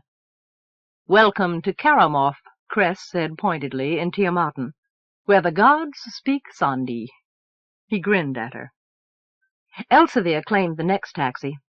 The Karamorgi non-tech at the controls gave them a group stare of mild astonishment when she asked for the estate of K.R. Aspud. She held up a graceful hand, showed him the ruby signet she wore on her thumb. He turned back to the controls without comment and began a long arc around the perimeter of the field. What's wrong with the sky, anyway? Moon peered out through the taxi dome. The sky was brightening. The aurora faded before the light of day. Industrial pollution, Elsevier said quietly. Are we forever doomed to repeat the errors of our ancestors? Is history hereditary or environmental? Nicely put, Cress said, glancing back from his seat beside the pilot. TJ's words. Elsevier brushed the compliment aside like a gnat. Karamoth was fairly well off even after the old empire fell apart, Moon. They still had some industrial base, though hardship was great here, like everywhere.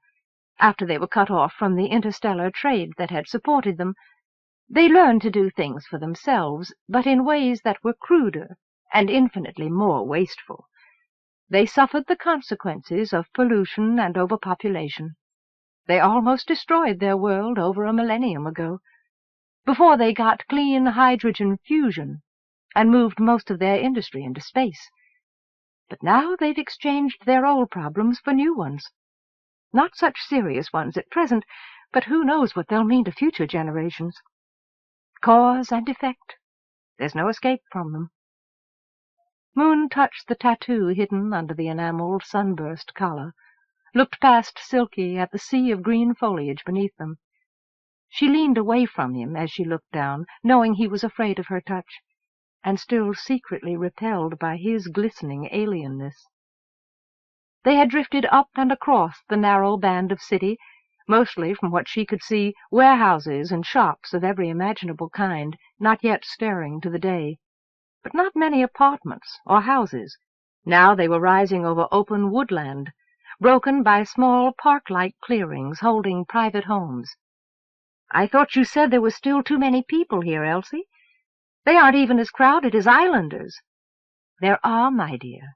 But with so many of them and so much of their manufacturing out in space, the surface dwellers have all the room they want and can afford. They gather around hubs like the one we just left that distribute everything they need. The wealthier you are, the farther out you live. K.R. lives quite a way out. Is he rich, then? Rich? Elsevier chuckled. Oh, filthy rich. It all should have been T.J.'s. He was the oldest. But he was censured and stripped of his rank for his scandalous behavior. I'm sure he did it on purpose. He loathed the whole caste system. But not K.R. He was always a supporter of the status quo. He and T.J. didn't even speak. Then why would he want to see us? Moon moved uneasily. He'll see us. Have no fear.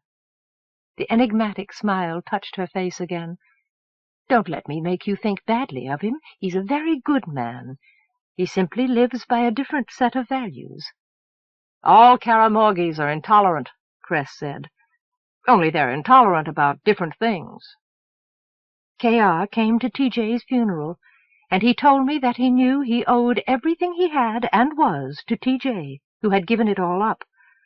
He said that if I ever needed anything, I had only to ask. How did T.J. die? Hesitantly. It was his heart. Passing through the black gates puts a strain on the human body, on the heart. and disappointment puts a strain on the heart. She glanced away, out and down, at the greens and the dusky reds of the rolling forest land. Immense knobs of grey rock pushed up through the trees now, like thick, stubby fingers. Houses clung precariously to the tips and sides. It was very sudden. I hope that I, too, may be taken by surprise. They were dropping down again now, into the grounds of a large estate, skimming above paintings laid out on the land in beds of glorious blooms, shrubs trained to mimic strange creatures, fragile summer houses wrapped in mazes of hedge. The pilot set them down on the flagstoned landing terrace before the main house, a structure the size of a meeting hall, but all curves and hummocks and gentle slopes covered with vines, imitating the land itself. There were many windows, many of them filled with colored glass, repeating the forms and hues of the art gardens. Gaping at the house, Moon saw the great frescoed doors begin to open. "You want me to wait, citizens?" The pilot hung an arm across the edge of his seat back, looking skeptical. "That won't necessary be." Elsevier passed him her credit card coolly. Moon climbed out with the others. "Looks like just the spot for a day in the country." Cress stretched his arms. "Many." Silky turned slowly where he stood, looking back and down over the tiers of gardens. Elsevier led them to the entrance. A dignified, middle-aged woman with pale freckles and a silver ring piercing one nostril stood waiting for them. She wore a simple white robe, wrapped by a wide sash, covered by strand on strand of heavy turquoise jewelry. Aunt Elsevier, what an unexpected surprise! Moon was not certain if the gracious smile that included them all went any deeper than her skin. "Hardly unexpected," Elsevier murmured. "One of the inventions that made my father-in-law's fortune was a system that screens callers electronically. Hello, ALV, dear. Insandi. How nice that our visits coincide. I've a friend your father to see brought." She touched Moon's arm. "I hope he well is." Moon noticed that she did not use the familiar thy. "Fine, thank you. But at the moment the physicist, Arienrhod, is him consulting." She ushered them into the cool interior, closing the doors. Light from the stained glass panels on either side fragmented Moon's vision, softened her sudden awareness of their group incongruity. "Let me you comfortable make until he's through." She gestured them on down the hall. Moon noticed that her fingernails were long and had been filed into sculptures. She took them through a series of rising rooms into one where the wide, color-banded window overhung the painted gardens. ALV pressed one of a series of controls in the wall inset by the door. A large painting of several Karamorgis picnicking under the trees became a 3D screen, full of arguing men. She nodded toward the mounds of red and purple tapestry cushions, the oases of low wooden tables inlaid with gold and amethyst. "Here you are. The servos will in and out be, in case you anything need. And now I hope you'll me excuse. I'm going over the tax data for father, and it's a dreadful project. He'll you join just as soon as he can." She left them alone with the declaiming debaters on the wall. My. Cress folded his arms, wheezed indignantly. "Make yourselves at home, steal some silverware." Family ties meant something on Big Blue. All my parents— "Now, Cress," Elsevier shook her head at him. "I've only met the woman, twice. Once when she was 8, and once at TJ's funeral. She can't have heard much good about any of us in between. And you know how the highborns are about—" She glanced down at herself. "Mixed marriages." Cress shook his head back at her, nudged a table leg with his sandal. "This is fine workmanship, Elsie," loudly. "We could 4 digits for a couple of those stones upstairs get." She hissed disapprovingly. "Control yourself." "Moon?" Moon started, turned back from the window. "Didn't I tell you it was beautiful here?" Moon nodded, smiling, without the words to say how beautiful. Do you think you could stay and be a Sibyl here?" Moon's smile faded by halves. She shook her head, moved slowly back into the room, and settled onto a pile of cushions.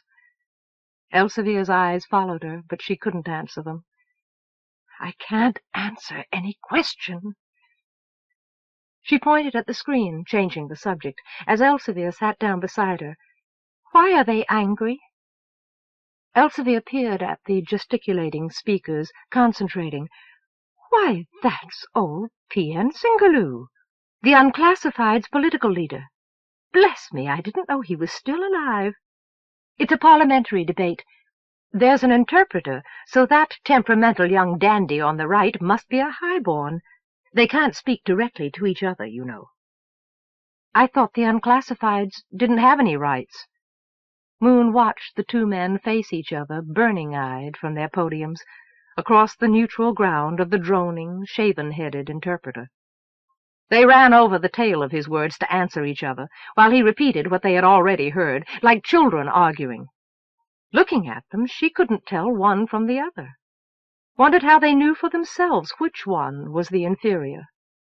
Oh, they have some rights, including the right to representation. It's simply that everything not specifically given to them is specifically forbidden, and they aren't allowed enough representatives to change the laws. But they keep trying. How can they run a government at all? I thought the Prime Minister was out in space. Oh, he's on another level entirely. Elsevier waved a hand. He and the Assembly represent Karamov, but they represent the days when Karamov was first making contact with the other worlds that became the hegemony. Karamov had thought that it was rebuilding the old empire in microcosm, with the help of the Black Gate. But in fact they came nowhere near the old empire's technological sophistication, and they had learned in time that real control over several subject worlds wasn't practical without a faster-than-light star drive. Their dreams of domination were swallowed up in the vastness of space. Until they could regain a star drive, they would have to be content with economic dominance, a kind the rest of the hegemony was willing to support. But the Prime Minister and his floating royalty continued as they had begun, a symbol of unity, although not the unity of empire. They traveled from world to world, accepting homage as virtual gods, seemingly ageless, protected by time dilation and the water of life from the procession of the universe outside. And they're always welcome, of course, because, ironically, they're nothing but a harmless fantasy. The voices of the debaters and the tempers behind them had been rising while Elsevier spoke. Her sudden gasp echoed the stricken silence that suddenly fell half a continent away in the Hall of Government. Moon saw the look of wonder that spread over the worn leather face of the old man, and the utter disbelief on the face of the arrogant young tech.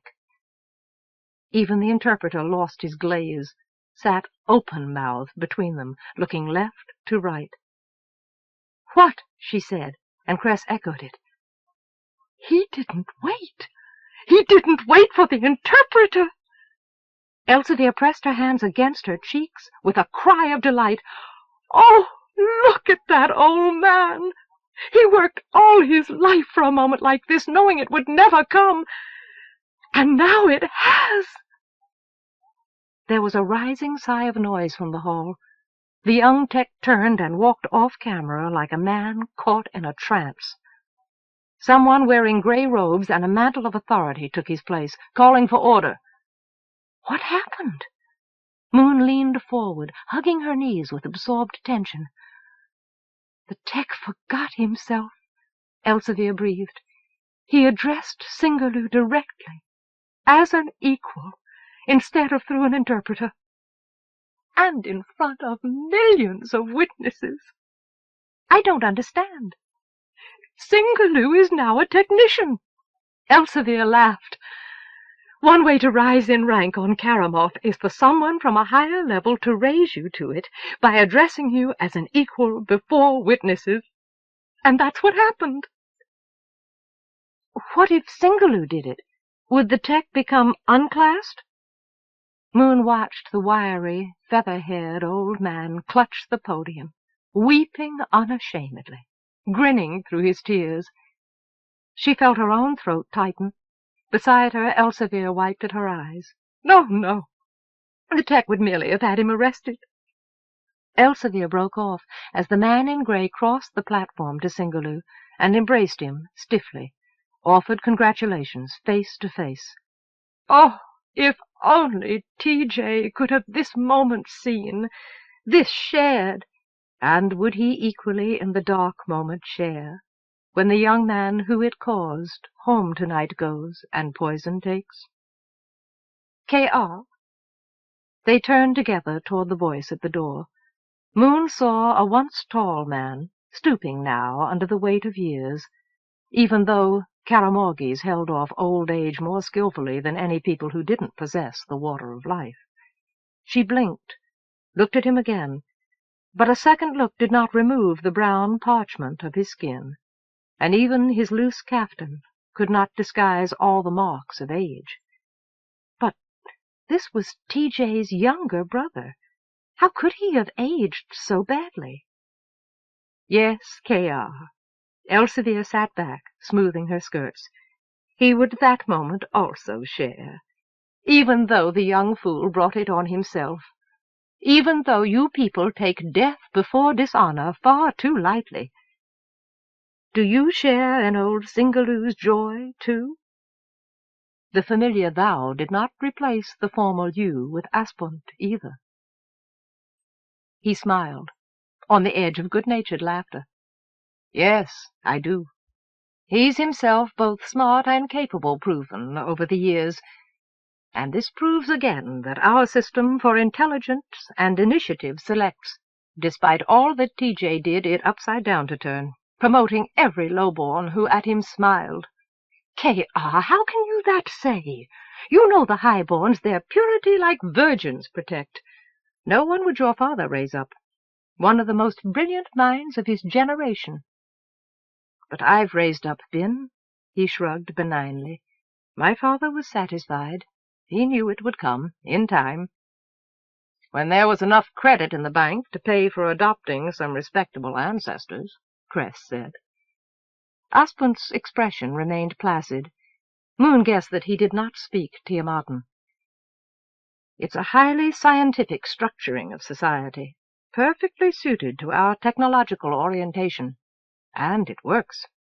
It raised us up out of the chaos of the pre-space era forever. It's us a millennium of stable progress given. Of stagnation, you mean? Elsevier frowned. He gestured indignantly. You can still that say, after living on the most advanced world in the hegemony? Technically advanced. Socially, you're hardly better than Undini. He sighed. Why do I feel that I've this conversation before had? Elsevier lifted her hands. Forgive me, K.R. I didn't come politics to argue, or your time or mine to waste. I've to you in your apolitical capacity come, and I've brought someone who your guidance needs. She got to her feet, drew Moon up from the cushions. Moon stood numbly, staring as K.R. Aspunt came forward on slippered feet, staring at the darkly gleaming trefoil suspended on his chest. A Sybil? He can't be. He stopped with a solemn nod. Ask, and I will answer. Elsevier reached up and unfastened the enameled collar, slipped it from Moon's throat, uncovering the matching tattoo. Your sister in spirit. Her name is Moon. Moon's hands flew to her throat. She turned away, hiding the sign of her failed inspiration, as though she had been caught naked in his presence. But Elsevier turned her back firmly, lifted her chin until she looked into his eyes again. You honor my house. Aspunt bent his head to her. Forgive me if my behavior has you disappointed, and made you ashamed that you came. No. Moon dropped her eyes again, spoke awkwardly in Sandhi. You have not. I'm not.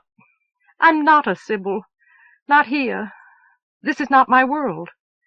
Our vision is not by time or space limited, thanks to the miracle of the old empire's science. He came forward, searching her face as he came. We can anywhere answer, any time. But you can't. You've tried and failed. He stopped before her, gazing evenly into her astonished eyes. Anyone could that much see. It doesn't any special insight take. Now, why? That's the question you must for me answer. Sit down now, and tell me where you come from. He lowered himself onto the cushions, using a tabletop for leverage. Moon sat down, facing him across the table. Elsevier filled in the circle with Silky and Cress. I came from Tiamant. Tiamant? A nod. And now the lady no longer speaks through me because I left my promises unkept. The lady? He glanced at Elsevier. The Sea-Mother, a goddess. Maybe I'd better, how we came to be here, explain, K.R. She pressed her hands together, leaning forward, and told him how it had happened. Moon saw a furrow deepen between Aspen's white brows, but Elsevier was not watching. We couldn't her back take, and we needed an astrogator through the gate to get. Because Moon was a Sibyl, I used her. A slight emphasis on used. She had only just a Sibyl become, and since then she hasn't into transfer been able to go. The fingers twined, twisted. A high albedo mechanical servant appeared in the doorway, moved to Aspen's shoulder with a tray of tall glasses. He nodded, and it set the drinks down on the table. Will there anything else be, sir? No. He waved it away with a hint of impatience. You mean her in transfer for hours left unprepared? My gods, that's the kind of irresponsible act I'd of T.J. expect. It's a wonder she's not a vegetable. Well, what were they supposed to do? Cress interrupted angrily. Let the blues us take? Let me die? Aspen looked at him, expressionless. You consider her sanity a fair trade? Cress's gaze dropped to the trefoil at Aspen's chest, moved to Moon's tattooed throat, but not to meet her eyes. He shook his head. I do. Moon watched Cress's profile soften as she spoke the words. It was my duty, but I wasn't strong enough. She took a sip from the tall, frosted glass in front of her. The apricot-colored liquid effervesced inside her mouth, making her eyes tear. Since you're me, this now telling, I would you call one of the strongest-minded, or luckiest, human beings I've ever known. Am I? Moon cupped her hands against the soothing burn of the cold glass. Then when will I stop being afraid back into the darkness to go? When I feel it over me start to come, the transfer, it's like dying inside. Another swallow, her eyes blurred. I hate the darkness.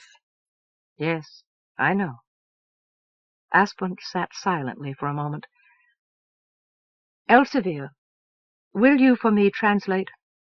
I think it important will be that Moon every word perfectly understands. Elsevier nodded, and began to give Moon the words in Tiamantan, as Aspen spoke again. Tiamat is undeveloped. Do you understand where you go when you are thrown into the darkness? Do you understand why sometimes you see another world instead? Elsevier shook her head at Aspen as she finished. That's why I heard who you brought. Moon looked toward the window, searching the air.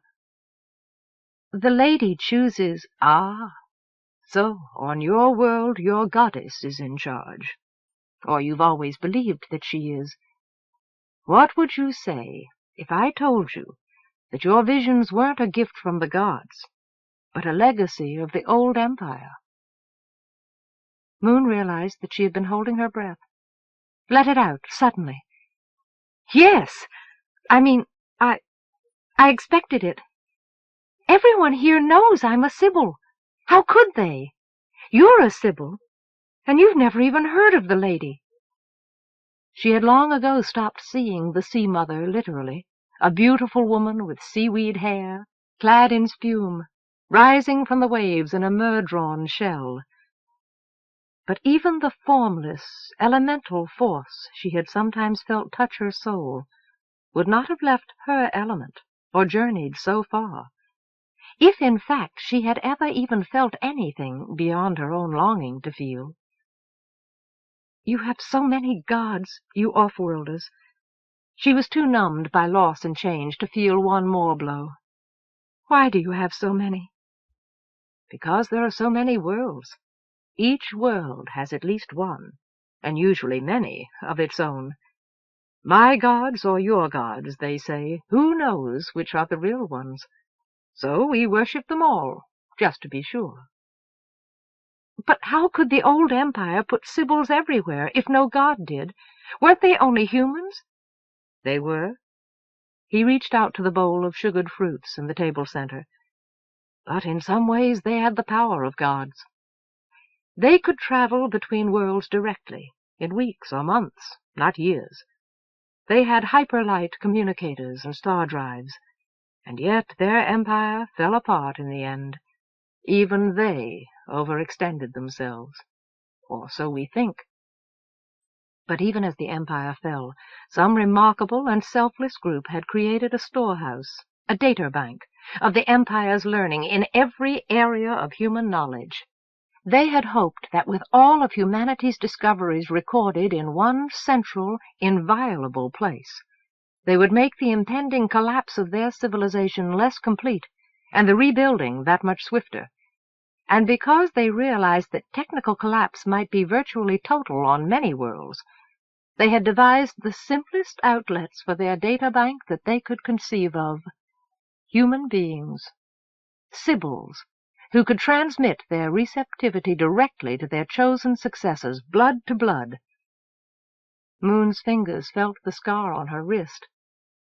"But how can someone's blood show you what's in a machine on some other world? I don't believe it. Call it a divine infection. You understand infection?" She nodded. "When someone is sick, you stay away from them." "Exactly.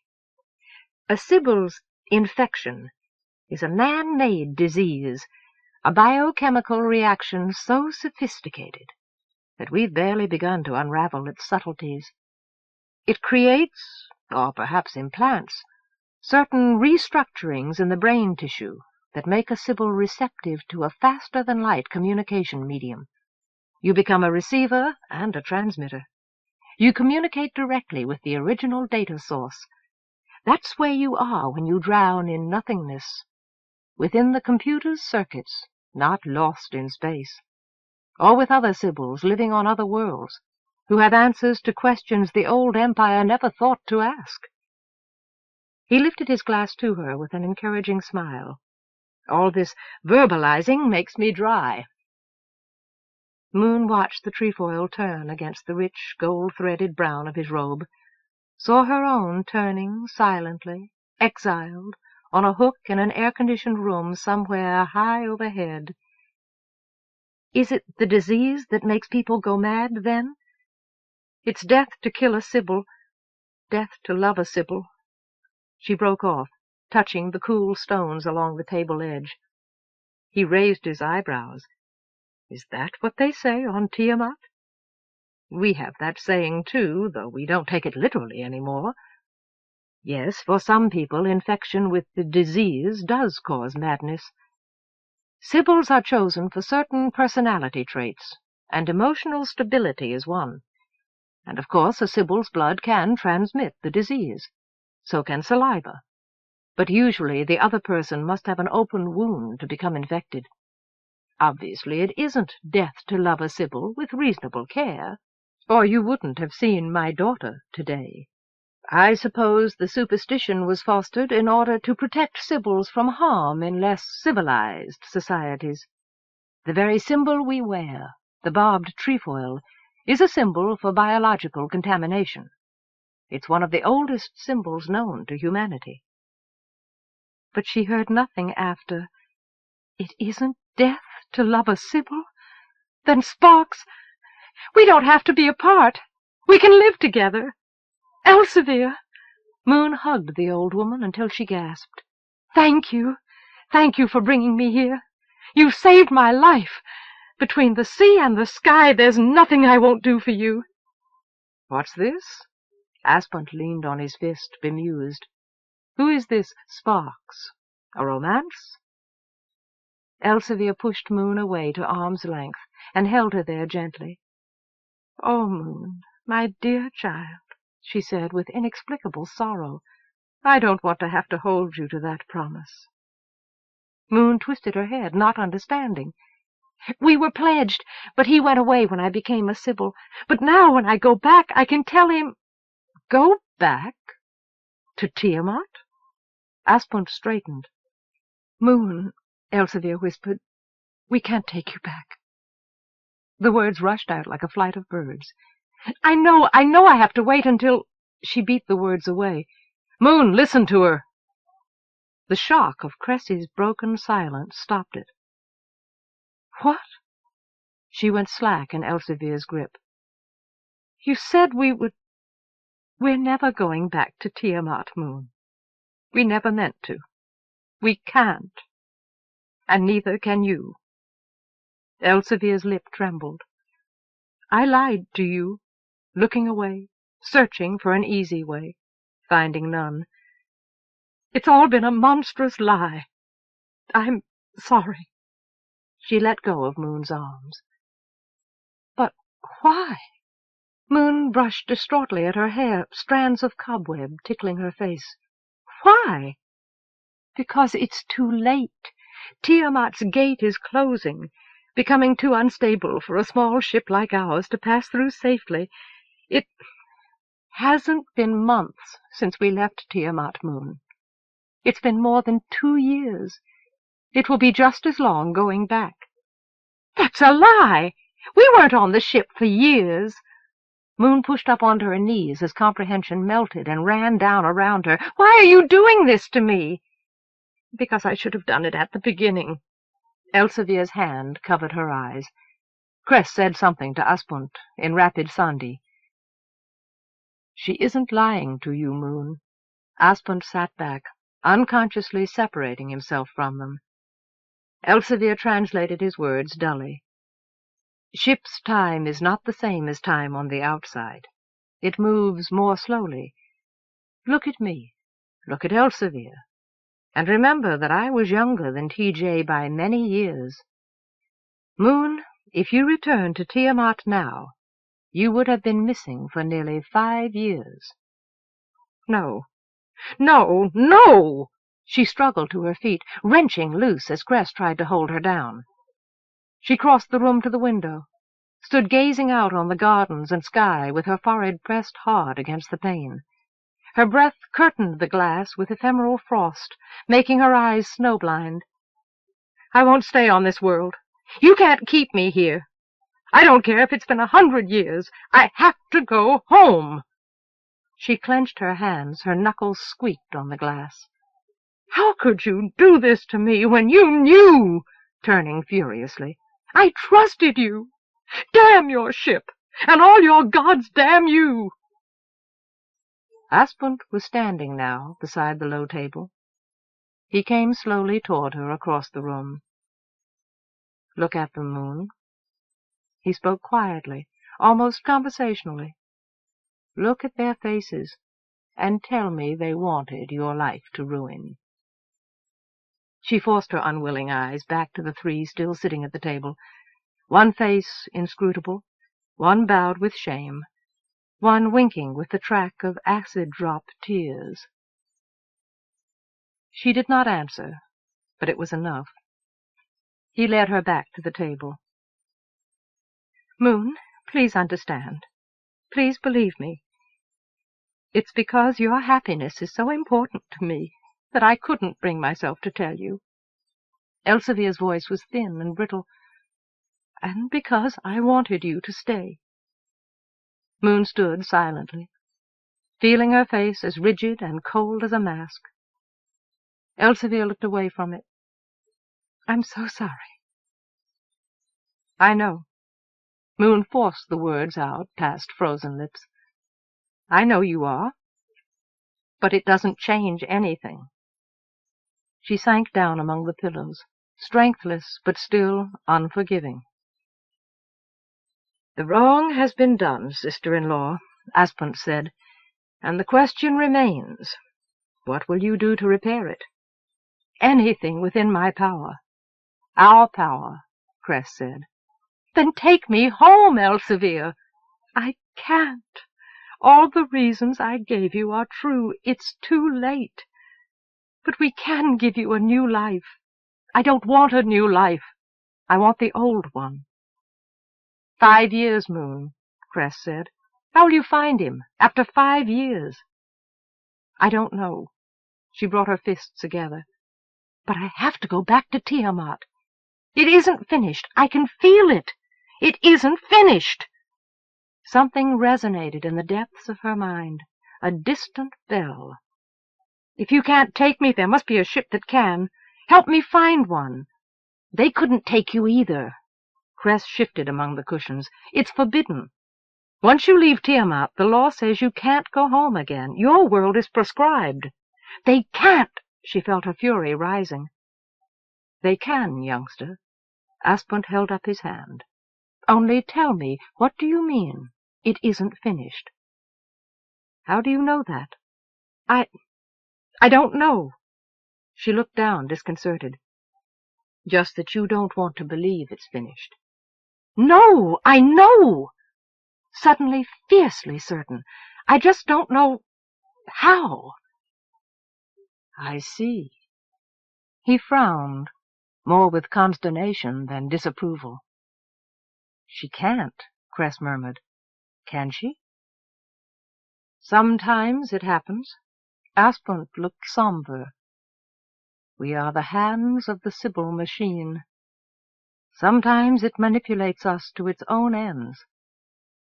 I think we should at least try to learn whether her leaving has made any difference, if we can." Moon's eyes fixed on him in disbelief, like the rest. Cress laughed tightly beside her. "You mean it acts on its own? Why? How?" "That's one of the patterns we're still trying to relearn. It can be damnably inscrutable, as I'm sure you know, but anything able to perform all its functions would almost have to possess some kind of sentience." Moon sat impatiently, only half listening, half understanding. "How can I learn that? Whether I have to go back?" "You have the key, Sybil. Let me ask, and you'll have the answer." "You mean—" "No, I can't. I can't." She grimaced. He settled onto his knees, smoothing his silver wire hair. "Then ask, and I will answer. Input." His eyes faded as he fell into transfer. She swallowed, taken by surprise, said self-consciously, "Tell me what will happen if I, Moon Dawntreader, never go back to Tiamat?" She watched his eyes blink with sudden amazement, search the light-dappled corners of the room, come back to their faces, to hers alone. "You, Moon Dawntreader, Sybil, ask this? You are the one, the same one, but not the same. You could be her. You could be the queen. He loved you, but he loves her now. The same, but not the same. Come back. Your loss is a wound turning good flesh bitter, here in the city's heart. An unhealing wound. The past becomes a continuous future unless you break the change." "No further analysis?" Aspent's head dropped forward. He leaned against the table for a long moment before he looked up again. It seemed to be night there. He took a sip from his drink. and the room was full of strange faces. Moon picked up her own glass, drank to loosen the invisible hand closing on her throat. He loved you, but he loves her now. What did I say? Aspent looked toward her, clear-eyed again, but his face was drained and drawn. She told him, haltingly, helped on by the others. But I don't understand it. I don't understand it. How could he love— She bit her lip. Elsevier's hand touched hers lightly, briefly. You could be queen, Aspent said. Your loss is an unhealing wound. I think you had a true intuition. Your role in a greater play has been left unfilled. An inequality has been created. But it's already happened, Elsevier said slowly. Doesn't that mean it was meant to happen? He smiled, shaking his head. I don't pretend to know. I am a technocrat, not a philosopher. The interpretation is not up to me, thank the gods. Whether it's finished or not is up to Moon. Moon stiffened. You mean there is a way I can go back to Tiamant? Yes, I think there is. Elsevier will take you if you still want to go. But you said, K.R., it isn't possible. If you leave immediately and use the adapters I'll provide, you'll get through the gate safely, and before Tiamat is cut off for good. But we don't have an astrogator. Elsevier leaned forward. Cress isn't strong enough. You have an astrogator. His gaze moved. Moon stopped breathing as all their eyes reached her at once. No! No, K.R., Elsevier said, frowning. You can't ask her to endure that again. She couldn't if she wanted to. She can, if she wants to enough. Aspent touched his trefoil. I can help you, Moon. You won't have to go through it unprepared this time. If you want your old life back, and your power as a Sibyl, you can, you must, do this thing. We can't face down all our night fears, but you must face this one, or you'll never believe in yourself again. You'll never use the precious gift you carry. You'll never be anything at all. The sharp voice stung her. He folded his hands, resting them on the table. Moon shut her eyes, and the blackness swallowed her whole. But it isn't finished yet. I was meant to be something more, and he was meant to be with me. He can't be lost. He wouldn't forget me. It isn't finished. Sparks's face burned away the darkness like a rising sun. It was true. She had to do this. And if she did, she would know that she had the strength to solve any problem. She opened her eyes, rubbed her trembling arms to still them. I have to try. She saw the half-formed grief in Elsevier's deep blue eyes, and the half-formed fear. Elsie, it means everything to me. I won't fail you. Of course you won't, dear. A single nod, a ghost of smile. All right, we'll do it. But K.R., she glanced up. How will we back again without her get? His own smile twitched with secret guilt. With false papers, which I shall also provide. In the chaos of the final departure on Tiamat, you'll never notice me, I'm sure, even Silky. Why, K.R., you secret sinner, she laughed weakly. I don't it amusing, consider. His face did not. If I teach this girl all that a Sibyl should know, and then send her back to Tiamat, I will an act of treason be committing. But in doing this I obey a higher law than even the hegemonies. Forgive me, she nodded, chastened. What about our ship?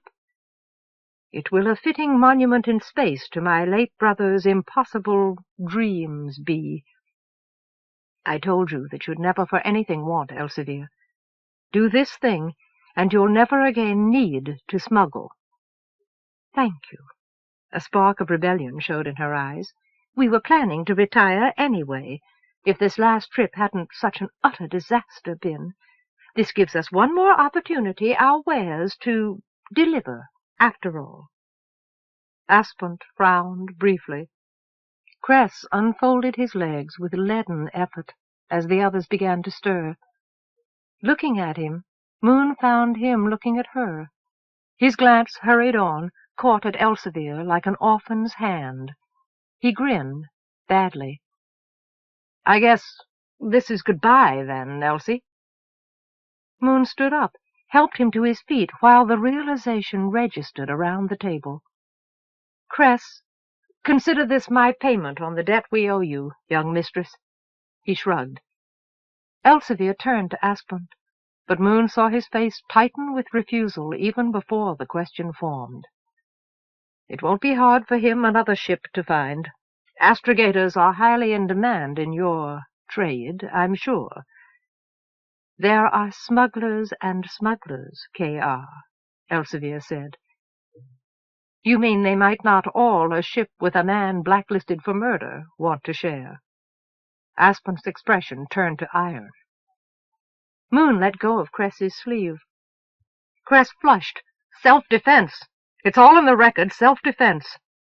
"A drugged-up passenger challenged him to a duel, K.R. The man would him have killed. But the rules don't any exceptions make. Really, do you imagine that I'd a ship with a murderer share?" "I can't even why you married my brother imagine." Aspent sighed in defeat. "All right, Elsevier, though you press my promise to you near the breaking point. I suppose I a shipping line somewhere own that can an astrogator take on." "You mean that? Oh, gods!" Cress laughed, swaying like a reed. "Thank you, old citizen. You won't sorry be." He glanced at Elsevier, a long, shining glance full of gratitude.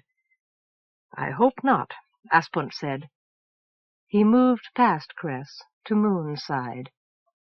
"And you won't me sorry make either, will you?" In her eyes she saw the grim reflection of what her failure would mean, not to herself alone, but to the others. "No," firmly. He nodded. "Then stay with me for the next few days, while the ship is readied, and let me you all a Sybil should know, teach." "All right." She touched her throat. "K.R., must she—" "It's for her own good, Elsevier, and for yours, that I her here keep." He lifted his head slightly. "Yes, of course." Elsevier smiled. "You're quite right, of course. Moon, She patted Moon's hand, looked away again. "Well, never mind.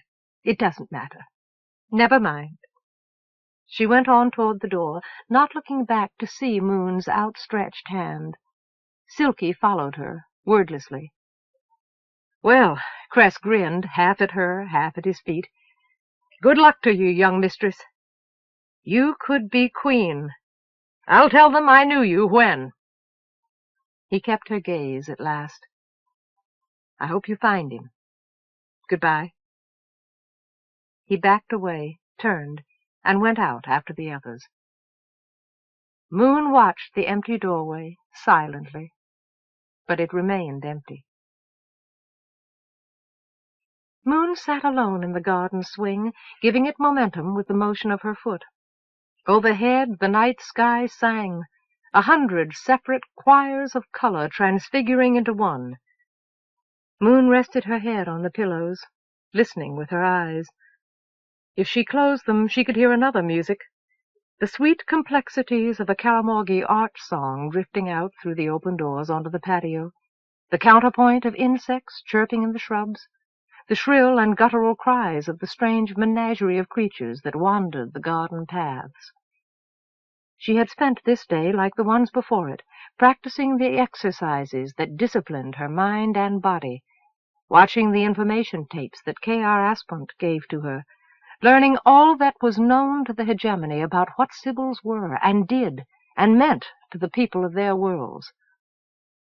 The Sibyls of this world attended a formal school, where they were sheltered and protected while they learned to control their trances, as she had learned more uncertainly from Clavally and Danakilu on a lonely island under the sky. But besides the rigorous basic discipline, Aspent and the other Sibyls of the hegemony learned about the complex network of which they were a part, the vast reach of the old empire's technological counterspell against the falling darkness. They understood that the nothing place lay in the heart of a machine somewhere on a world not even a Sibyl could name, and the knowledge gave them the strength to endure its terrifying absence, which had nearly destroyed her with her own fear. They learned the real nature of their power, the capacity not only to ease the day-to-day burdens of life, but to actually better it, to contribute to the social and technological growth of their world more profoundly than even the greatest genius, because they had access to the accumulated genius of all human history. If only their people had the wisdom and the willingness to make use of that knowledge. And they were taught the nature of their unnatural infection, how to use its potential to protect themselves from harm, how to protect their loved ones from its risk. A Sibyl could even bear a child. The artificial virus did not pass through the placenta's protective filters, ensuring the birth of children who might not share their mother's temperament, but who would have more chance than most of becoming Sibyls to a new generation. To have a child, to lie in the arms of the only one she would ever love, and know that they could be all to each other that they had ever been. Moon sat up, startled out of her reverie by the sound of someone coming toward her across the patio. But he loves another now. The memory of the thing that separated them now, more than just a gap of distance and time, hurt her abruptly as she saw K.R. Aspent approaching. "Moon," he smiled a greeting, "shall we our evening stroll take?" Every evening he walked down through his gardens to the small building of pillared marble in the heart of a shrubbery maze, where the ashes of his ancestors rested in urns. The Karamorgis worshipped a hierarchy of deities, neatly extending their view of a stratified society into the realm of heaven, and incorporating the pantheon that watched over the hegemony's other worlds. On its first tier were a person's revered ancestors, whose success or failure determined their child's place in society. Aspent paid homage devotedly to his own ancestors. Moon wondered if a father's success made it easier to believe in his divinity. She got up from the swing. Each evening she joined him on his walk, and in the privacy of the gardens they discussed the questions her day's studies had left unanswered. "Are you warm enough? These spring evenings are chilly. Take my cloak." "No, I'm fine." She shook her head, secretly defiant. She wore the sleeveless robe she had picked out on the 3D Shopper's Guide show. She had the feeling that even the sight of a bare arm embarrassed these people. She resented being forced to wear more than she wanted to, and so she wore less. "Ah, to have a hardy upbringing." He laughed. She felt a small frown form. "You're not your lovely smile tonight wearing. Is it because tomorrow you back to the spaceport must go?" They began to walk together, Moon controlling her strides to match his slower steps. "Partly." She looked down at her soft slippers, the pattern of the smooth stones underfoot. Silky would spend hours crouching over them in fascination. She would even be glad to see him again, more glad to see Elsevier, to escape from the stifling perfection of this world's artificial beauty. She looked forward to these evening walks, but during the day K.R. was preoccupied with business, and ALV oversaw her studies, making certain that discretion was maintained while a young girl of questionable background stayed in her father's house. ALV treated her respectfully because of the trefoil at her throat, but ALV's very presence could turn her every move into a clumsy stumble, a spilled bowl, a broken vase. ALV's relentless sophistication made mispronunciation fatal.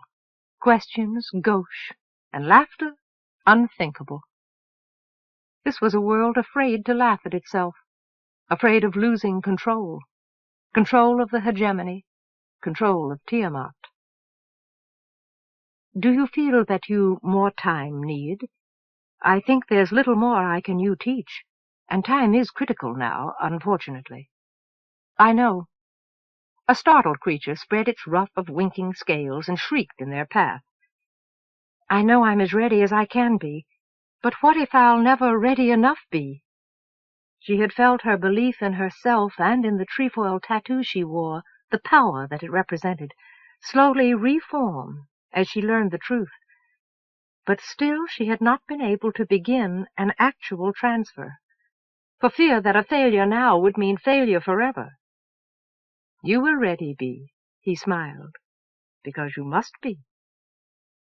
She managed a smile of her own as affirmation echoed in her mind.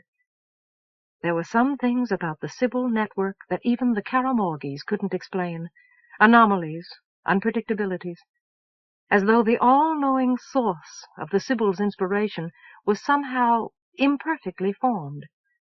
Some of its answers were so involuted that no experts had ever been able to make them clear. Sometimes it seemed to act toward ends of its own, although ordinarily it only reacted. This time it had chosen to act, and chosen her as its tool. She wouldn't fail. She couldn't. But what was her goal if Sparks no longer wanted her? To get him back. I will. I can. She tightened her fists, not letting it go. We belong to each other. He belongs to me. That's better, Asplund said. Now, what final questions will you of me ask? Is anything still unclear? She nodded slowly, asking the one question that had troubled her from the beginning. Why does the hegemony want it on Tiamat, a secret kept, that Sybils everywhere are? Why do you, the Winters, tell that we evil are, or crazy? He frowned, as though she had broken some particularly strong taboo. I cannot that to you explain, Moon. It's too complicated. But it's not right. You said that Sybils vital were. They only did good things for a world. She realized suddenly what that said about the hegemony's intentions. Realized how much more she had learned here than simply what she had been taught. Asplund's expression told her that he realized it too, and regretted it, because he was powerless to stop it. I hope I haven't done, and shan't do, too great a harm to my own world. He looked away. You must to Tiamat returned be, but I pray that it no grief to Karamorgh brings. She had no answer. They left the fragrant pathway through the flowering Silipha, wound into the topiary maze until the marble shrine appeared, reflecting pastel skylight at its hidden heart. Asplund went on into the shadowed interior. Moon sat on a dew-damp marble bench to wait. The scent of propitiatory incense reached her on the rising breeze. She wondered what prayers K.R. Asplund spoke to his ancestors tonight. Birds whose color would be strident in the daylight fluttered down into her lap, pastel and gray, murmuring placidly. She smoothed their delicate, feathered backs, remembering that it was for the last time, that after tomorrow there would be no peaceful gardens, but only the black gate. She rubbed her arms, suddenly feeling the night's chill. Chapter 21. Citizen, what are you doing in my office? Jerusha glared across the landfill of official refuse heaped by her terminal and mounting in drifts to the corners of the desk, in the corners of the room. I was told to come here. About my permits. The shopkeeper twisted his ties, midway between uncertainty and truculence. They said you'd tell me why I haven't heard anything. Yes, I know that. And any sergeant could look it up for you, any patrolman with half a brain. Gods, if I could get through a day without raising my voice. If I could get through 1 hour. She ran a hand through the tight red-black curls of her hair, tugged. "Who the hell sent you here?" "Inspector Montagnes," she echoed him. "Well, he sent you to the wrong place. Go back to the front desk and tell the duty officer to find out." "But he said—" "Don't take no for an answer this time." She waved him toward the door, already looking down at the half-read report, still waiting her acknowledgement on the screen, reaching for the intercom button. "Sergeant, wake up your brain and screen these idiots. What do you think you're out there for?" "Hell of a way to run a world, damn—" The invective was lost as the door shut behind the shopman. "Sorry, Commander," the sergeant said, sullenly disembodied. "Shall I send in the next one?" "Yes." "No, no, no more. And get me No, cancel that." She let up on the speaker button. She could bust Montagnes right off the force for his harassment. But if she did, she'd have open mutiny on her hands, instead of just open resentment.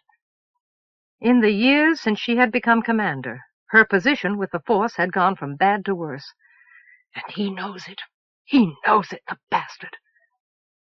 She stared at the report printout blindly.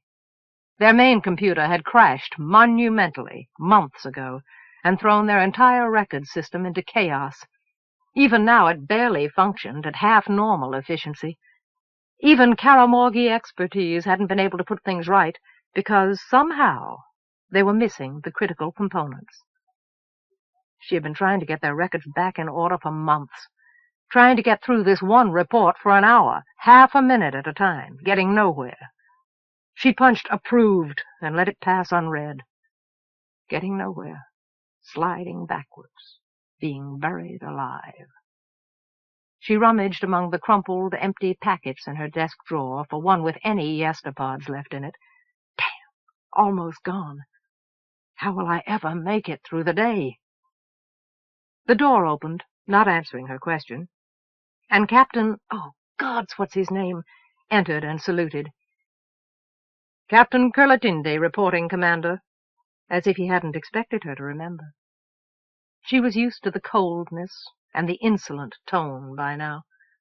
The force hated her guts, almost every single man of them, and it was close to mutual by now.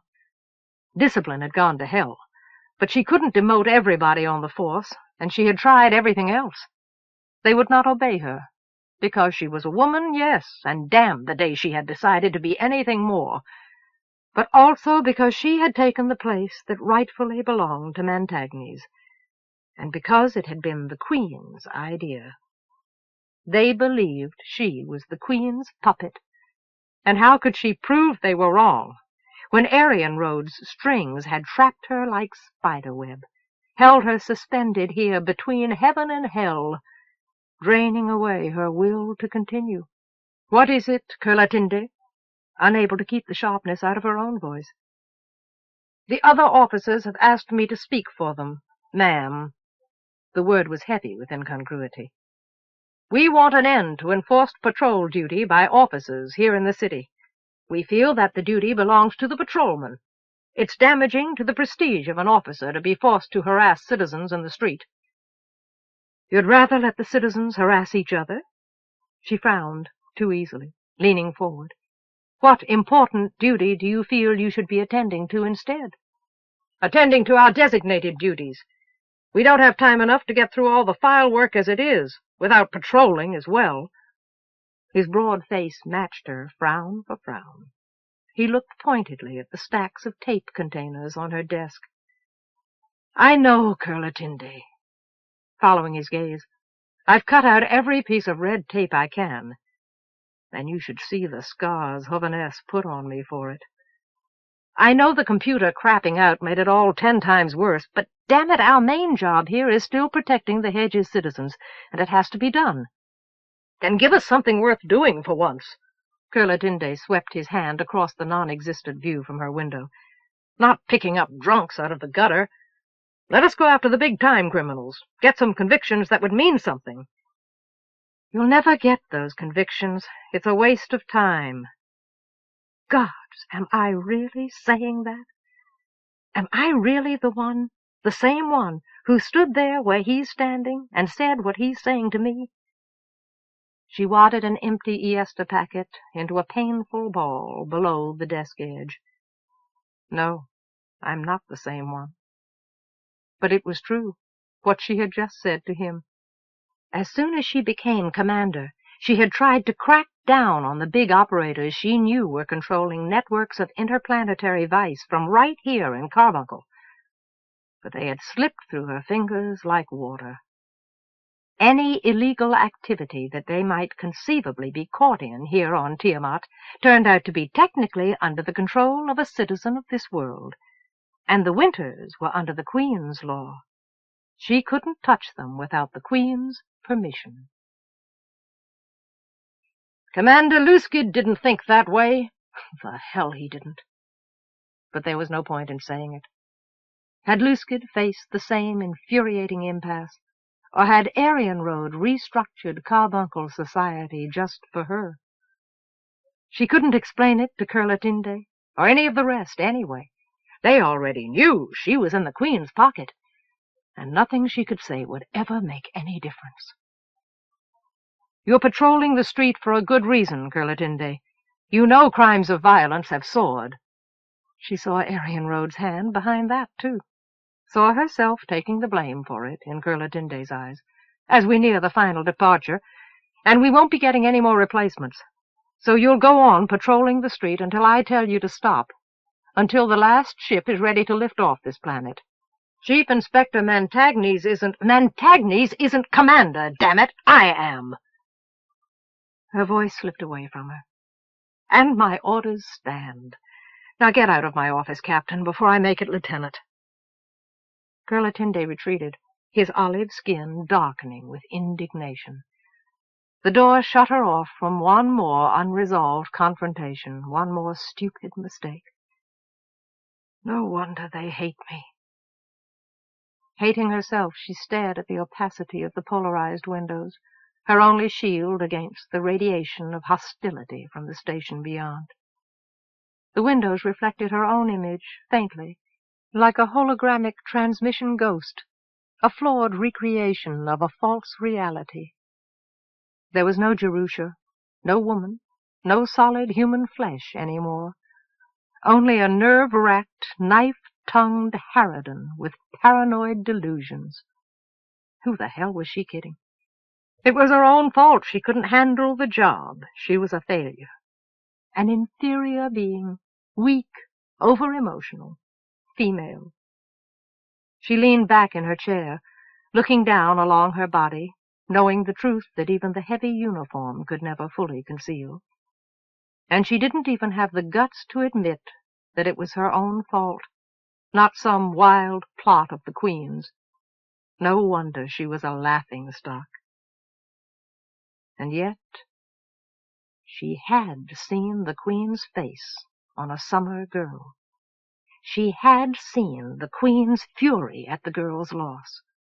And she had seen Luskid crawling in his own filth, for no conceivable reason, if not for Arienrhod's revenge. She wasn't losing her mind. The Queen was systematically taking it away from her. But there was nothing she could do about it. Nothing. She had tried everything, but there was no escape. Only the awareness that her career, her future, her faith in her own ability were inexorably bleeding away. Her career was being ruined. The record of her command would be one long list of failures and complaints. The end of their stay on Tiamant would mark the end of everything she had worked toward or ever wanted. Arienrhod was destroying her, too. Not swiftly, not like Luskid, but in a way that would let her perceive every agonizing nuance of her own destruction. And best of all, Arienrhod must have realized that she would stay on, keep defying her own destiny, as she had always done, all her life, because to quit now and leave Tiamant, give up her position, would be to admit that it had all been futile. It would all be futile yet, when they finished with this world. But in the meantime, even this hellish charade of her dream was better than a life with no dream at all. She couldn't strike back at the Queen, hadn't been able to cause her even the smallest inconvenience in return. Accidentally, she had foiled one plot by Arienrhod to keep Winter in power. But it hadn't given her even a moment's satisfaction, the gods knew. And since then she had turned up no clue about what new webs the Queen might be weaving. There was no doubt in her mind that there would be another plan, but more than enough doubt that this time the hegemony, in the person of herself, would be able to stop it. And that failure would be the crowning act in her own ruin. But there was still time. The contest wasn't over yet. She had to turn herself around. Are you listening, bitch? I'll get you yet. By the bastard boatman, I swear it. I won't break. You can't destroy me before I— The door opened again, batting the words back at her. A patrolman entered, realizing with one swift look around that she was alone. He set another stack of cassettes on her desk with a sidelong glance. "Well, what are you staring at?" He saluted and left, with another choice one for the wardroom gossips. Her resolution crumbled. How do you really know? How can you tell if you've really lost your mind? She reached past the terminal toward the new pile of records, but her hand closed over a solitary printed sheet lying half-pinned beneath them. She pulled it free, read one line, "List of grievances." She crushed the paper between her hands. Who put it there? Who? The intercom began to chime. She hit the go-ahead mutely, not trusting her voice. "Radiophone call from the Outback, Commander. Somebody named Kennett or something. Should I put it through?" And Kennett? God, she couldn't talk to him now, not like this. Why the hell does he pick the worst times? Why does he even bother anymore? "And Inspector Montagnes is here to see you." "Put the call on my line." But what will I say? What? "And tell Montagnes to—" She clenched her teeth. "Tell him to wait." She heard storm static crackle from the speaker, and the familiar distortion of a familiar voice. "Hello? Hello, Jerusha?" "Yes, Mirroway." Remembering with a sudden rush of pleasure what it was like to hear a human being speak to her willingly, gladly, realizing suddenly how much more than simple humanity his friendship gave her. "Gods, it's good to hear from you again." She was smiling, actually smiling. "Can't hear you. Reception's lousy. How'd you come out to the plantation again? Day or so. Of a long time since we've had a visit." "I can't, Mirroway." How long had it been? Months since she had accepted an invitation, even spoken to him. Months since she had spent a day or an hour selfishly on something that made her smile. She couldn't afford to. "What? I said I— She saw herself reflected in the wall, the face of a jailer, the face of a prisoner in a cell. Panic touched her with a dim finger. Yes, I'll come. I'll come tonight." Chapter 22. "All right, suckers, you're on your own again." Tor moved back, hoping for sinuous grace, hoping against hope. Inadvertently revealing more flesh than she had intended to, she bowed her way out of the eerily glowing obstacle course. Hologramic coin ships and a meteor swarm tangled intangibly in the golden crocheted cap that held her midnight wig under control. The drapery of her silken overalls flashed the blue flame color of a welding torch. The expanses of skin they left uncovered were a deathly lavender against the darkness. Whistles and protests followed her in a crowd. She had been gambling with the patrons, as ordered, losing just enough, winning back just enough more to convince them that the games were honestly run. Suckers.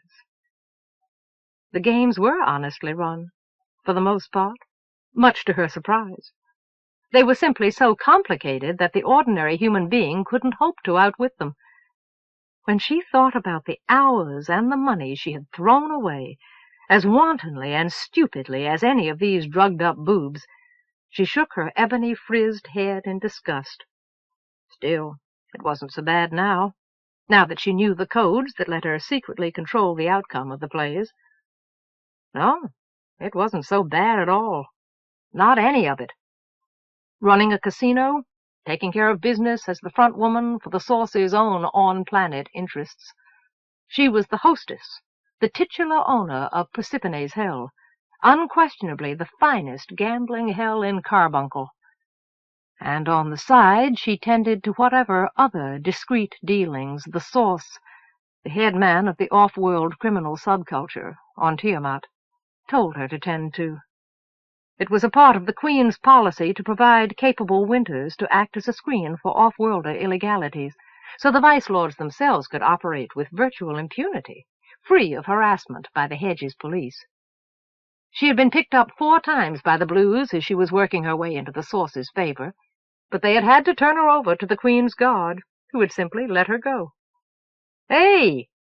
She squinted through the dance of shifting bodies, saw more clearly the off-worlder who had just come through the curtain of tiny, shimmering mirrors with a zombie in tow. "Pollux!" She pressed the caller on her bracelet as a secondary summons, as she shouted into the throbbing music around her. Pollux appeared at her shoulder with the reassuring solidness of steel. "That pervert who just came in the door. Show him out again. We don't need his business." She pointed, trying not to see whether the zombie was male or female, or any detail of its form. The very sight sickened her, and the sight of a man or woman who enjoyed using a living body that way. "Whatever you say, Tor." Pollux moved away with single-minded inevitability.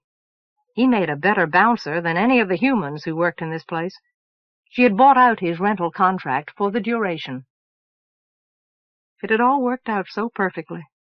Funny how it had. Even Hearn. She turned back, leaning an elbow on one end of the coal-black, curving bar. The strange light-absorbing material sucked the warmth out through her skin. She shivered and straightened up. Farther down the way, Hearn sat in command of the banks of automated drink and drug dispensers, an outrageously popular anachronism. Putting him in charge of the bar, where customers gathered to lose their inhibitions along with their good credit, had been her most inspired move. They spilled their guts to each other, and better yet, to him. And she fed what he learned to Dawntreader, who still lapped it up like an addict after all these years. Who would ever have dreamed, that day in Fate's Alley when Dawntreader had nearly strangled her, that his bad temper would lead her to this? But between Hearn's savvy and Dawntreader's contacts with somebody up the line, she had risen higher and faster than she had ever dreamed of doing. "Hey, Persiphone, baby, the Source wants you." Arienrhod, one of the Source's lieutenants, was abruptly behind her. His hands settled on her waist, got dangerously personal under the bib of her sensuous evening suit. She controlled the unsubtle urge to dig an elbow into his ribs. She had learned tact and sophistication of a sort, painfully, since leaving the loading docks. Getting mauled came with the territory. "Careful, you'll set off my burglar alarm." She pushed his hands away, but not too far. Arienrhod was a jerk, proven by the fact that he seemed to prefer her to his choice of the easy, chic women who flowed through this place. But she didn't work too hard at discouraging him. He was a one-time farm boy from somewhere on Big Blue, and attractive in a loutish, overgrown sort of way.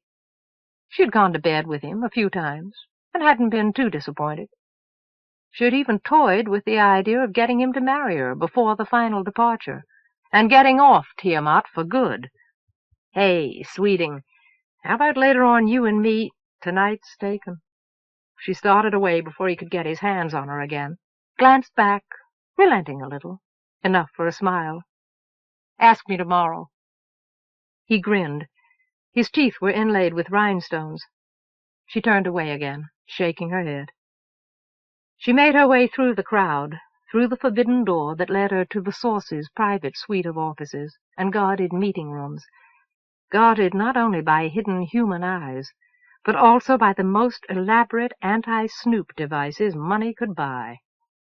When she had learned that Hearn was a Karamorgi, she had asked him about the possibility of using his legendary technical prowess to let her eavesdrop on the source's private dealings. But he was no match for the electronic guards, and she had finally realized that all Karamorgis weren't born knowing how to turn ore into computer terminals. So she had had to be content with noticing who called on the source, and when, and only suspecting why. She didn't much like being the caller herself. The door to his office opened as she reached it, with the prescience she had learned to expect, and let her in to her audience. She blinked compulsively and slowed as she entered. The room was dark to the point of blindness for her, as it always was. Incense clogged the air with an overwhelming sweetness. She lifted a hand to rub her eyes, stopped it just short of ruining the perfect flowers painted over her lids. She let her hand drop again, resigned, as a dark form began to coalesce against a dimly reddening background. The source, in silhouette, the only way she had ever seen him. She had been told by Oriazabal that the source had some disease that made his eyes unable to stand the light. She didn't know whether to believe it, or just to figure that he liked to keep his face hidden. Sometimes, as she adjusted slowly to the dull wash of red from the wall behind him, she thought there might be a distortion about his face, but she could never be sure. "Persephone." His voice was a rasping whisper, and again she didn't know whether it was the real one. He spoke with an accent she couldn't identify. "Here, master." His chosen form of address took on new and sinister meanings here in the blackness. She pushed uneasily at her wig, her scalp itching with sudden tension. He saw perfectly well in the darkness, she knew, and at each visit she was forced to endure his scrutiny. "Turn around." She circled on the deep carpet pile, wondering pointlessly what color it really was, or whether it was simply black. "Better. Yes, I like it better. You'll never be beautiful, you know, but you're learning to disguise the fact. You've come a long way. I didn't think you would come such a long way." "Yes, master. Thank you, master. You're telling me." She didn't tell him that she had begun to let Pollux pick her clothes for her. His totally impartial judgment topped her own uncertain taste in choosing the styles that made the most of her flawed body. With the wig and the paint, she could, as the source said, disguise her unrelenting plainness. But then, how could anyone be compared to the ideal, and not suffer by the comparison? His voice sighed away. He was silent again through seconds that hung on like hours. Once, when she had been allowed a small red-tipped pencil of light to read a list of directions, she had glimpsed a picture square on the desk, a woman's face. A woman of striking, off-world beauty, with a fog of ebony hair netted in gold. And she had understood with abrupt discomfort why she was wearing the same hair, and why her predecessors had worn it too, and why this place was Persephone's, and why they all were too.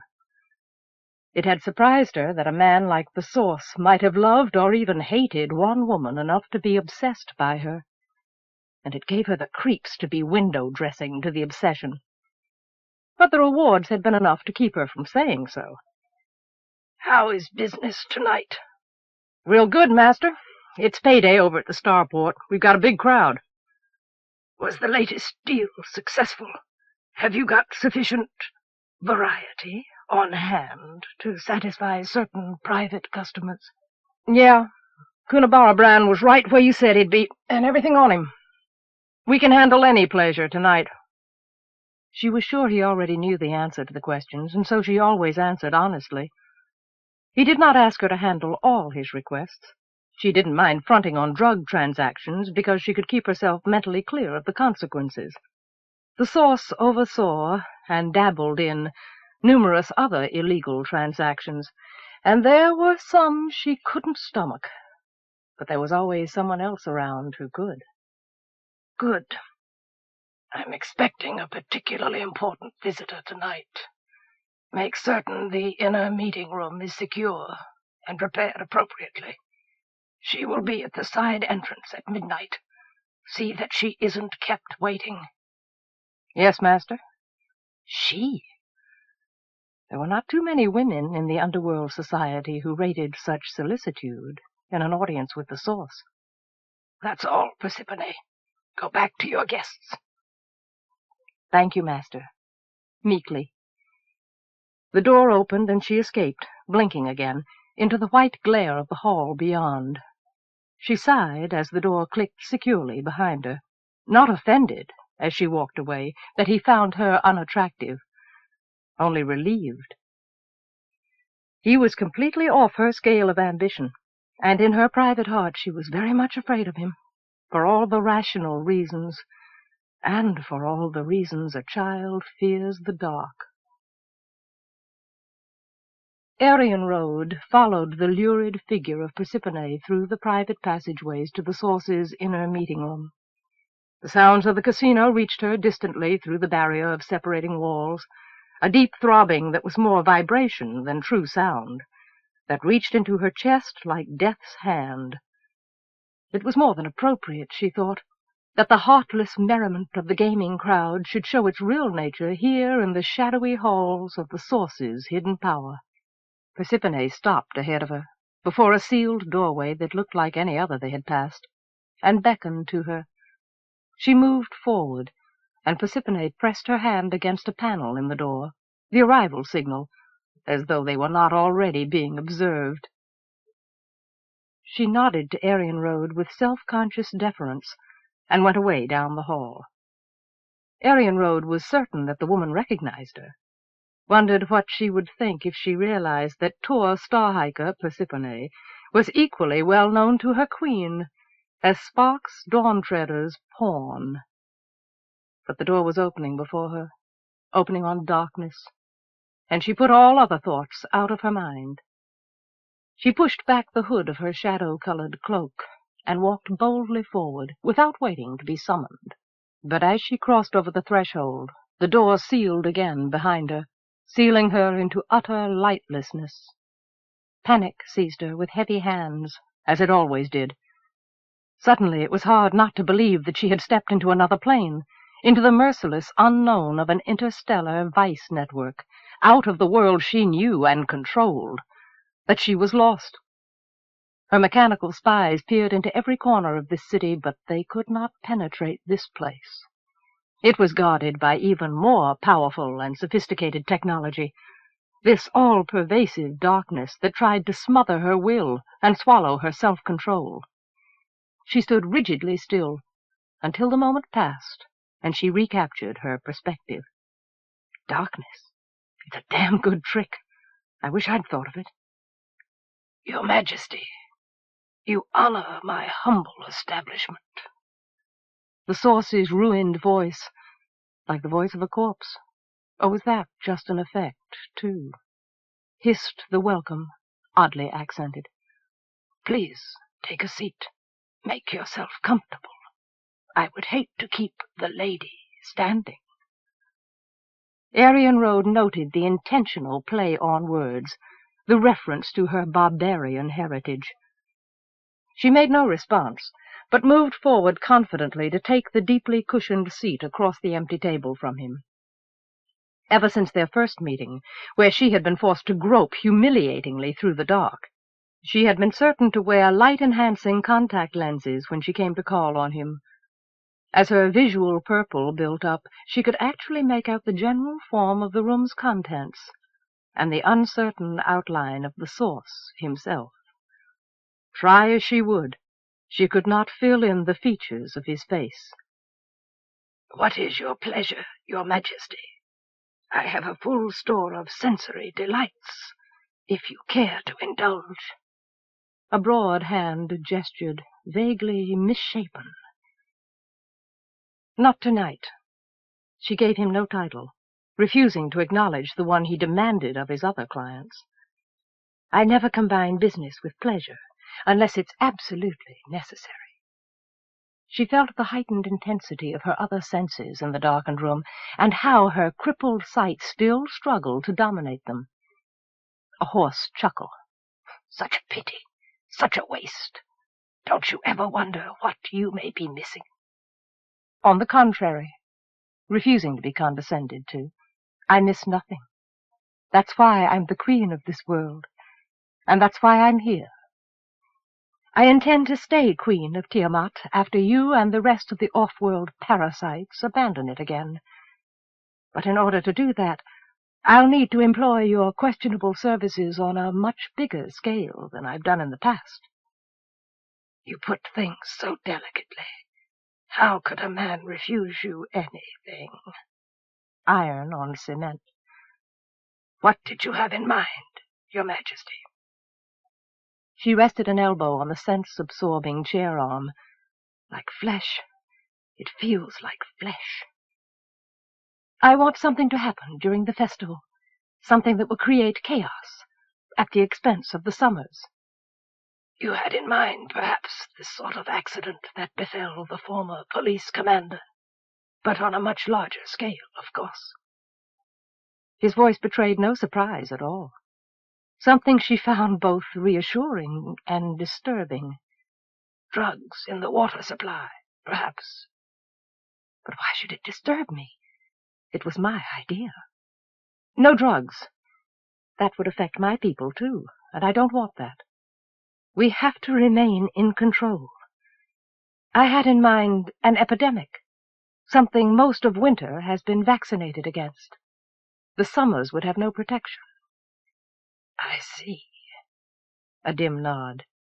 Yes, it can be arranged. Although I would be betraying the hegemony in a great way if I gave you the means of retaining power. It's very much in our interest to leave the savages in control when we depart. The hegemony's best interests are hardly yours. You're no more a loyalist than I am. The smell of incense in the air was too strong, as though it were hiding something. Our interests coincide in the matter of the water of life. She heard his smile. Name your price, then. I don't have time to wade in the shallows. Sharpening her own voice, she jabbed at his smug formlessness. I want the take from 3 hunts. All of it. 3!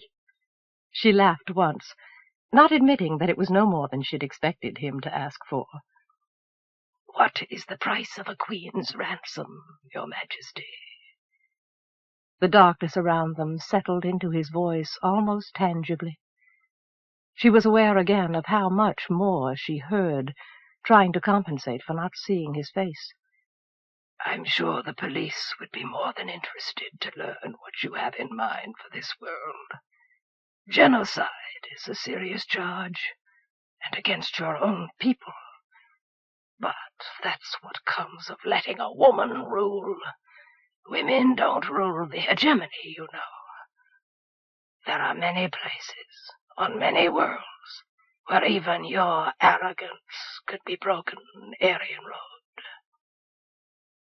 Arienrhod's hands tightened at the unexpected eagerness of his hatred, a terrifying crack of white-hot damnation between the shielding curtains of the darkness. She became aware of a peculiar odor underlying the perfume of incense in the air, an odor of disease or decay. But he doesn't dare. Don't threaten me, Vinge. You may have been a slave-master on Big Blue, and you may be responsible for the majority of the misery on 7 different worlds, letting his comprehension of her own private knowledge harden. But until the change, this is my world, Dracula, and you exist here only because I permit you to. Whatever becomes of me becomes of you, because if anything happens to me, you lose your protection from the law. I'm sure there are many places that you would find a humbling experience yourself, and I'm sure you never forget that for a moment. What I'm asking of you is risky, yes, but simple. I'm sure it's nothing you can't handle easily, given your resources. I'll give you the entire take of Starbuck's final hunt, and that is worth a queen's ransom to you or anyone. The darkness magnified his separate breaths and his silence. Arienrhod held her own. At last she detected the faint inclination of his head, and he said, "Yes, I'll handle the matter for the agreed payment. I'll enjoy thinking of you ruling Tiamant after we're gone, without the water of life to keep you young. Ruling in Carbuncle after we're gone. It won't be the same place without us, you know. It really won't be the same." His laughter tore like rubber. Arienrhod stood up without further comment, and only after her back was to him, and she was crossing the room to the door, did she allow herself to frown. "Where the hell are you going?" Tor started guiltily as the voice caught her from behind in the corridor. Hearn's voice. She was just past the room she had arranged for him to use here in the casino. Most of the other rooms along this corridor were used by prostitutes and their clients. But a new day was dawning somewhere in the outer world, and the hall was empty.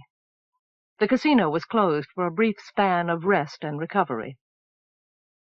Tor turned back with deliberate slowness to study Hearn. He leaned heavily against the doorframe, his useless legs wrapped in the clumsy, powered exoskeleton that let him get around on his own after a fashion. A short, slashed robe thrown on carelessly over his head left him just short of indecent. She frowned. "I've got a heavy date. What's it to you, grandmother?" "Dress like that?" She glanced down at her coveralls, saw her face in the mirror of memory, stripped of its painted persona, her own dreary, genuine self, tired of pretending to be someone she was not, glad just to see her own lank and mousy hair emerge from underneath the gold-capped wig. "Why not?" "Only you would ask a question like that." He sneered his disgust, tugged at his robe. His eyes were bloodshot, his face heavy with fatigue, or drugs, or both. "If I dressed to turn you on, I wouldn't get much return on the investment." She watched his mouth thin, satisfied. Time had not made her like him, and it never will. She was bound for a meeting with Sparks Dawntreader, not a rendezvous with a lover. Time had made her like him even less than Hearn. It was hard to remember that he had ever been the frightened summer kid she had found cowering in an alley. She had changed outwardly since that day, until sometimes she hardly recognized her own face. But she knew that when she threw off the trappings, she would always find herself. But she had watched the inner thing that had made Sparks Dawntreader himself slowly suffocated by something inhuman. "What are you standing around the hall like a hooker for anyway, for God's sakes? You spy for me, not on me, remember? Sober up and get some sleep. How do you expect to do your job if you stay up all day?" She wished that she was safely asleep in her elegant rooms upstairs, and not starting out for a thankless confrontation at dawn. "I can't sleep." He bent his head, rubbed his face on his arm against the door jamb. "I can't even sleep anymore. It's all a stinking—" He broke off, looked up at her abruptly, looking for something he didn't find. His face hardened over again. "Get off my back!" "Lay off the drugs, then." She started on down the hall. "What was she doing here last night?" His voice caught at her. Tor stopped again, recognizing the emphasis. His recognition of the Source's midnight caller who had passed this way, too. Arienrhod, the Snow Queen. The Queen had been muffled in a heavy cloak, like her bodyguard, but Tor was a Winter, and she knew her Queen. It surprised her that Hearn would know her, too, or care what she was doing here. "She was here to see the Source. Your guess about what they were doing is as good as mine." He laughed unpleasantly. "I can guess what they weren't doing." He glanced away down the hall, back in the other direction. It's getting close to the final festival, close to the end of everything for Arienrhod. Maybe she's not ready to give it all up to the Summers, after all. He smiled, an iron smile full of pointless amusement. Tor stood still as the idea struck her that the change was not an inevitability. She has to. That's the way it's always been. Otherwise there might be a war or something. We've always accepted that. When the Summers come, he made a derisive noise. People like you accept the change. People like Arienrhod make their own changes. Would you give up everything after being queen for 150 years? If you could get hold of official records, I'll lay odds you'd see every snow queen before her tried to keep winter here forever. And they all failed. The smile came back. All of them. What do you know about it, foreigner? Tor waved a hand, brushing off the idea. It's not your world. She's not your queen. It is now. He looked up, but there was only ceiling above them. He turned away, dragging his legs inside their steel cages, turning his back on her. And Arienrhod will be queen of my world forever. Chapter 23. Time is flowing backwards. Moon hung suspended where she had hung suspended before, in the cocoon surrounded by controls at the coin ship's heart. Everything the same, just as it had been. Even the thundering image of the black gate on the screen before them. As though her passage through the gate had never been. As though she had never set foot on another world, never been initiated at its springs of knowledge under the guidance of a stranger, a Sibyl who had no right to exist in her universe at all. As though she had never lost 5 years of her life in a single, fatal moment. Moon, dear, Elsevier's voice touched her hesitantly from above, gently urging, full of quiet tension. The invisible web of the cocoon had closed her in already, until she could not look up at Elsevier's face. It was becoming hard to breathe, or maybe it was simply her own tension closing around her. She shut her eyes, felt a tremor thread through the ship, sealing the inevitability of their destruction, unless she opened her eyes again, to the dreadful face of judgment. But the black gate was not the face of death, only an astronomical phenomenon, a hole in space punctured at the beginning of time, falling in and in on itself. The singularity at its heart lay now somewhere in another reality, in the endless day she imagined must be heaven for the dark angels of this night's dying suns. But around that unknowable heart, the fabric of space turned inside out in the maelstrom of the black hole's gravity well. Between the outer reality of the universe she knew and the inner one of the singularity lay a zone where infinity was attainable, where space and time changed polarity, and it was possible to move between them unfettered by the laws of normal space-time. This strange limbo was riddled by wormholes, by the primordial shrapnel wounds of the universe's explosive birth and countless separate corpses of dying stars. With the proper knowledge and the proper tools, a starship could leap like thought from one corner of known space to another.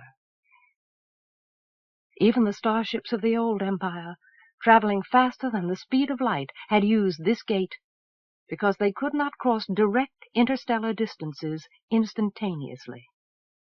And now, when the nearest source of the rare element needed for those star drives lay in a solar system 1,000 light-years from Karamoth, its ships could not cross them directly even in weeks or months. They would do so again only when the ship that Karamoth had sent to that system to bring it back returned, and brought the new millennium with it. Even with only a fraction of the black hole's total radiation showing on the screen before her, she could catch no glimpse of what lay at its secret heart, because once light fell into that hole, it never came out again. The blinding glare she saw was an image frozen at the limit of this universe's perception, all journeys of all things that had ever entered this gate, ships, dust, lives, were suffused there into a red smear on the horizon of time, a scream of despair echoing all across the electromagnetic spectrum, echoing and re-echoing through eternity. Like a prayer, she repeated the litany of all she had learned. She did believe that Sibyls were a universal truth. She did believe in the skill and wisdom of the old empire. She did believe that the nothing place was not the land of death, that it was no more frightful than the lifeless halls of a computer's brain. She was meant to do this thing. She would not fail. No gate was impassable. There was no gulf of space or time that could not be crossed, no gulf of misunderstanding or of faith, as long as she held to her goal. She fixed her gaze on the image on the screen, absorbed it into her consciousness. She spoke the word at last that came so familiarly, strangely, to her lips. Input, and fell into the darkness. No further analysis. The Sibyl's cry, the end of transfer, came to her distantly, rising on golden wings through a spiraling tunnel whose other end was utter blackness. The voice went on, sounds that would not coalesce into meaning, a high, thin, witless song. She raised her hands to her lips, pressed, only with the movement aware that her hands were free to move, squeezing her face, astonished by sensation and silence. With the awareness of feeling, she was aware of its savage intensity, the red-hot filaments of muscle and tendon put on the rack by their passage. By their passage! The transfer had ended. Ended! She opened her eyes, starving, craving, dying for light, and light rewarded her with a crescendo of brilliance, inundating her retinas until she cried out with joy, pain. Squinting through her fingers, wetting them with squeezed tears, she found Silky's face hanging in front of her like a distorted mirror, the milky opacity of his eyes darkening with inscrutable interest. Silky! There was no cocoon separating them. I thought I might see death. She pressed her fingers into her flesh, devoured the sensation of her own substantiality. There, in the sourceless halls of the nothing place, she had hallucinated again, as she had before, consumed by her most primitive fears. Deprived of all her senses, her body was made of void, flesh, bone, muscle, blood, soul. And death had come to her again in a dream of deeper darkness, and asked her, "Who owns your body, flesh and blood?" And she had whispered, "You do." Who is stronger than life and will and hope and love? You are. And who is stronger than me? With trembling voice, I am. And death had moved aside and let her pass. Back through the tunnels outside of time and into the light of day. I am! She laughed joyously. Look at me! I am! I am! I am! Silky's tentacles clutched the control panel between them as she destroyed their precarious equilibrium. Nothing is impossible now. Yes, my dear. Elsevier's voice drifted down to her, lifting her eyes. Elsevier rested on air above her, also free of her cocoon, but not moving freely. You found your way back. I'm so glad. Moon's eager face lost its celebration at the feebleness of Elsevier's voice. Elsie? Moon and Silky rose like clumsy swimmers, pushing off from the stabilized panel, stabilizing themselves again by the suspended controls above Elsevier's head. Elsie, are you all right? She reached out with a free hand. Yes, fine. Of course I am. Elsevier's eyes were shut, but a silver track of wetness crept out from under each lid as she spoke. She brushed away Moon's hand almost roughly, and Moon could not tell whether the tears were from pain or pride, or both, or neither. You've begun to set things right by your own courage. Now I must find the courage to see that we finish what we've begun. She opened her eyes, wiping her face as though she were rousing out of her own black dreams. Moon looked down through a sea of air, away at the screen, where no gate lay before them now, but only the ruddy candle glow of 1,000,000 stars, of which the twins were only two, the sky of home, of Tiamant. The worst is behind us now, Elsie. Everything else will be easy. But Elsevier made no answer, and Silky looked only at her. Chapter 24. Vinge, I wish I didn't have to hand you this duty, but I've put it off as long as I can. Jerusha stood at the window of her office, looking out, confronted by the sight of the blank wall that was all her view. Boxed in. Boxed in. It's all right, Commander.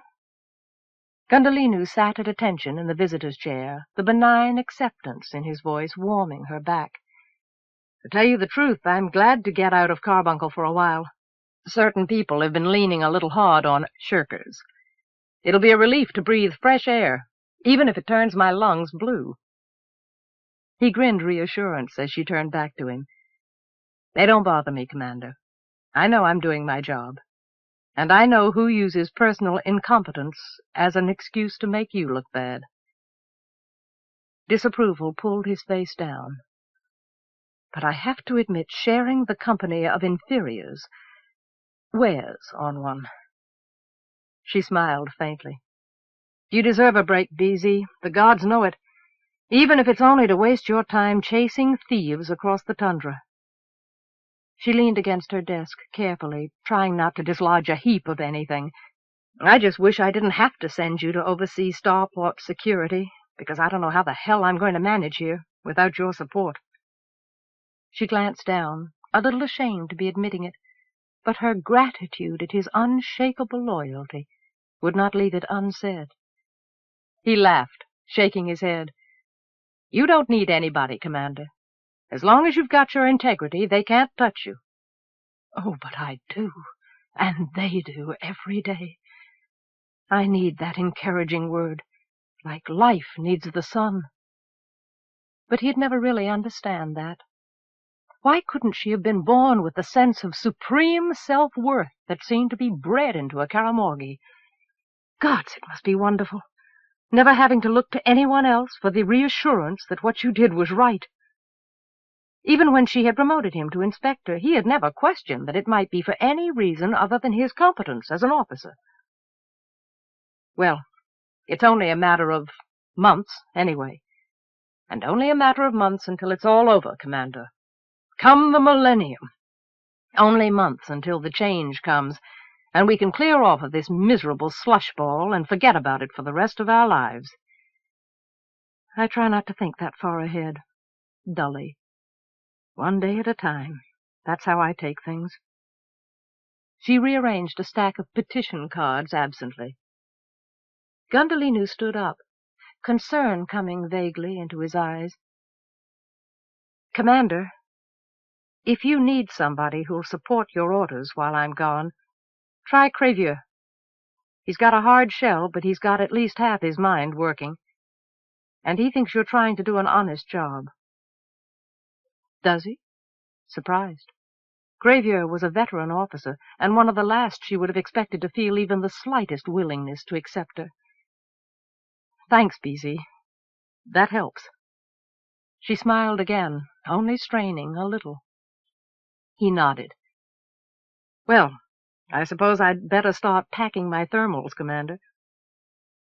Take care of yourself, ma'am. Take care of yourself, BZ. She returned his salute, watched him go out of the office. She had a sudden, wrenching premonition that it was the last time she would ever see him. Stop it! You ought to wish him bad luck.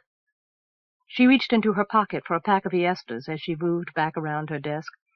answering the chiming intercom with an unsteady hand. Chapter 25. Arienrhod sat patiently, resting her hands on the veined marble of the wide desktop, as the latest in the day's progression of local and off-world petitioners stated his proposals and laid down his plans. She listened with half an ear as he mangled the language. A native speaker of Ummic from de Doyle, she decided, without letting him lapse into his own. She knew Ummic, among the nearly 100 other languages and dialects she had absorbed over the years, but she enjoyed forcing the off-worlders to speak her own when they came to court her favor. The merchant droned on about shipping costs and profit margins, gradually becoming invisible. She found herself looking through him, back along an endless procession of echoes, others like him, different but the same. How many? She wished suddenly that she had kept count. It would give the past proportion, a sense of the absolute. It all became gray with age, dust-gray with disuse, a blur, stultifying and meaningless. Just once she would like to have brought into her presence a new off-worlder who did not look at her and see a woman before he saw a ruler, a barbarian before an experienced head of state. Time in, Salak transit. That means I couldn't much make a good profit on the salts anyway, which is why I cannot offer but only correction, Master Trader. She leaned forward across the desktop. The transit time from here to Tiamant is in fact 5 months less than you claim, which puts you exactly in sync with their quality cycle. That makes the shipping of our manganese salt to Tiamant extremely profitable. The merchant's jaw twitched. Arienrhod smiled sardonically and popped the presentation disc out of her tape reader. She tossed it out, letting it slide across the polished marble into his outstretched hands. They might come to her expecting a naive weakling once, but they never did it again. Perhaps you'd better come back when you've got your facts straight. Your Majesty, He ducked his head, afraid to look her in the eye. An arrogant, aging whelp with his tail abruptly between his legs. Of course, you're so right. It was a stupid, oversight. I can't think how I could do such a mistake. The terms you offer would be agreeable, now that I see my mistake. She smiled again, with no more kindness. When you've seen as many mistakes made as I have, Master Trader, you learn not to make many of your own. She looked back into the distant beginning, when she had stumbled over every lying mistake the off-worlders had thrown in her path, when she had had to consult her Starbucks about every decision, no matter how great or small, obvious or obscure, and the kind of information they had brought her was not always the kind she needed. But as the months, years, decades went by, she had seen the cost of her mistakes, and the lessons she had learned from experience she never forgot. The mistakes were never repeated. Well, since you've seen the error of your calculations, I'm inclined to go against my judgment and grant you the shipping and trade agreements. In fact, she waited until he was looking directly at her again, hanging on each word. I might even have a little added business I could direct your way, now that I think of it. To our mutual benefit, of course. I know of a trader just in who has a small hoard of Ledoptera that he intends to carry to Samath, but only as a last resort. Ledoptera would bring a much higher price on Tiamant, as you know. And so does he, but he doesn't know you're in port. For a reasonable commission, I'd be willing to convince him that you'll gladly take the Ledoptera off his hands. Greed licked the trader's face, and doubt. I'm not sure I have enough cargo stabilizers for such a soft, fragile load, Your Majesty. You would, if you left the computerized library system you're transporting to Tiamant here on Tiamat instead. He gaped. How did you... I mean, that would be... unlawful. All the more reason why such a resource belongs here, where it's really needed. An accident. An oversight. It happens all the time in shipping goods across a galaxy.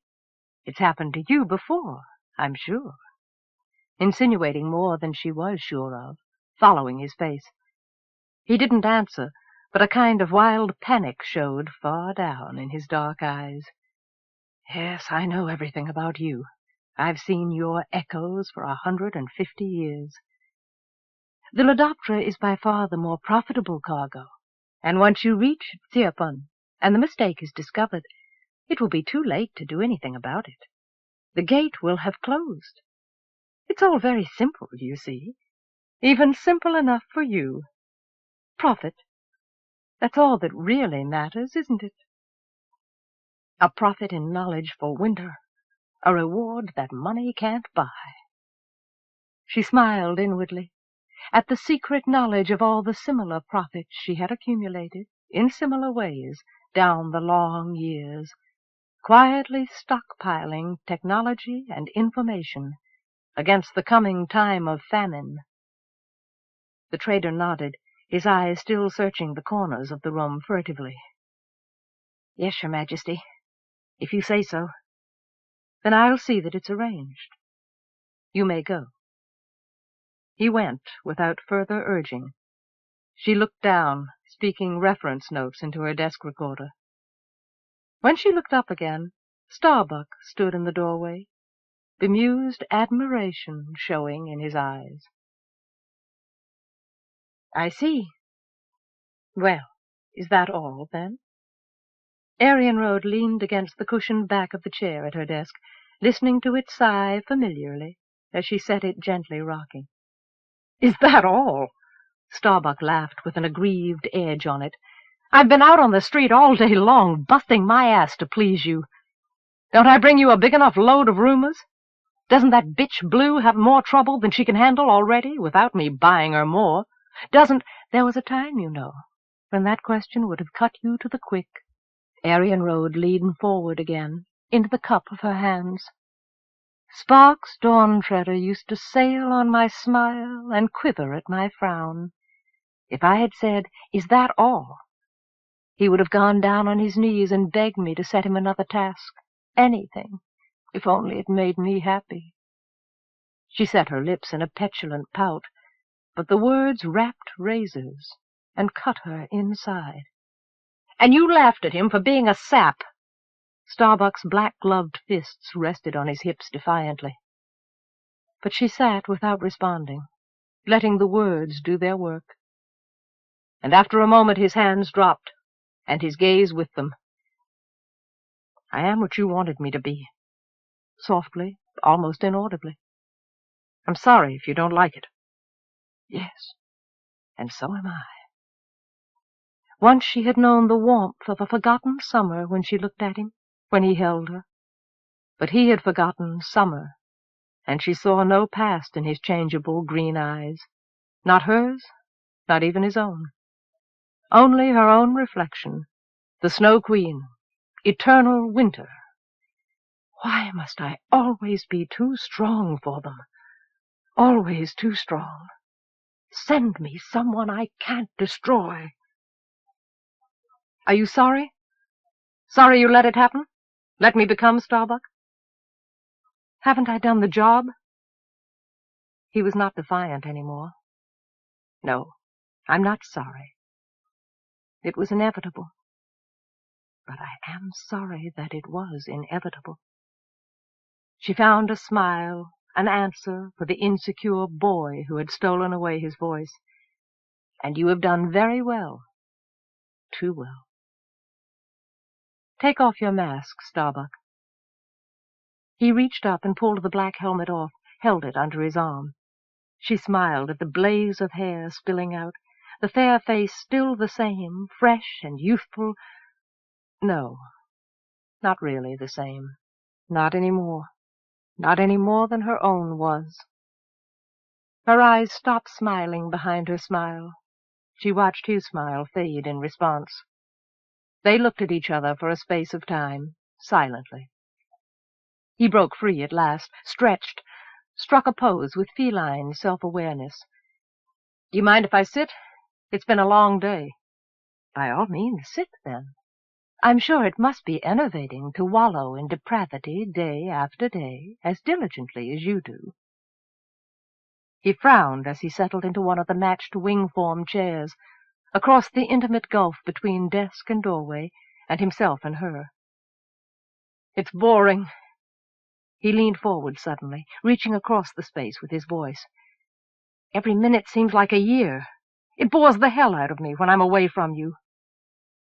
He sat back again, restlessly, hopelessly, fingering the off-worlder medal that dangled in the silken gap of his half-open shirt.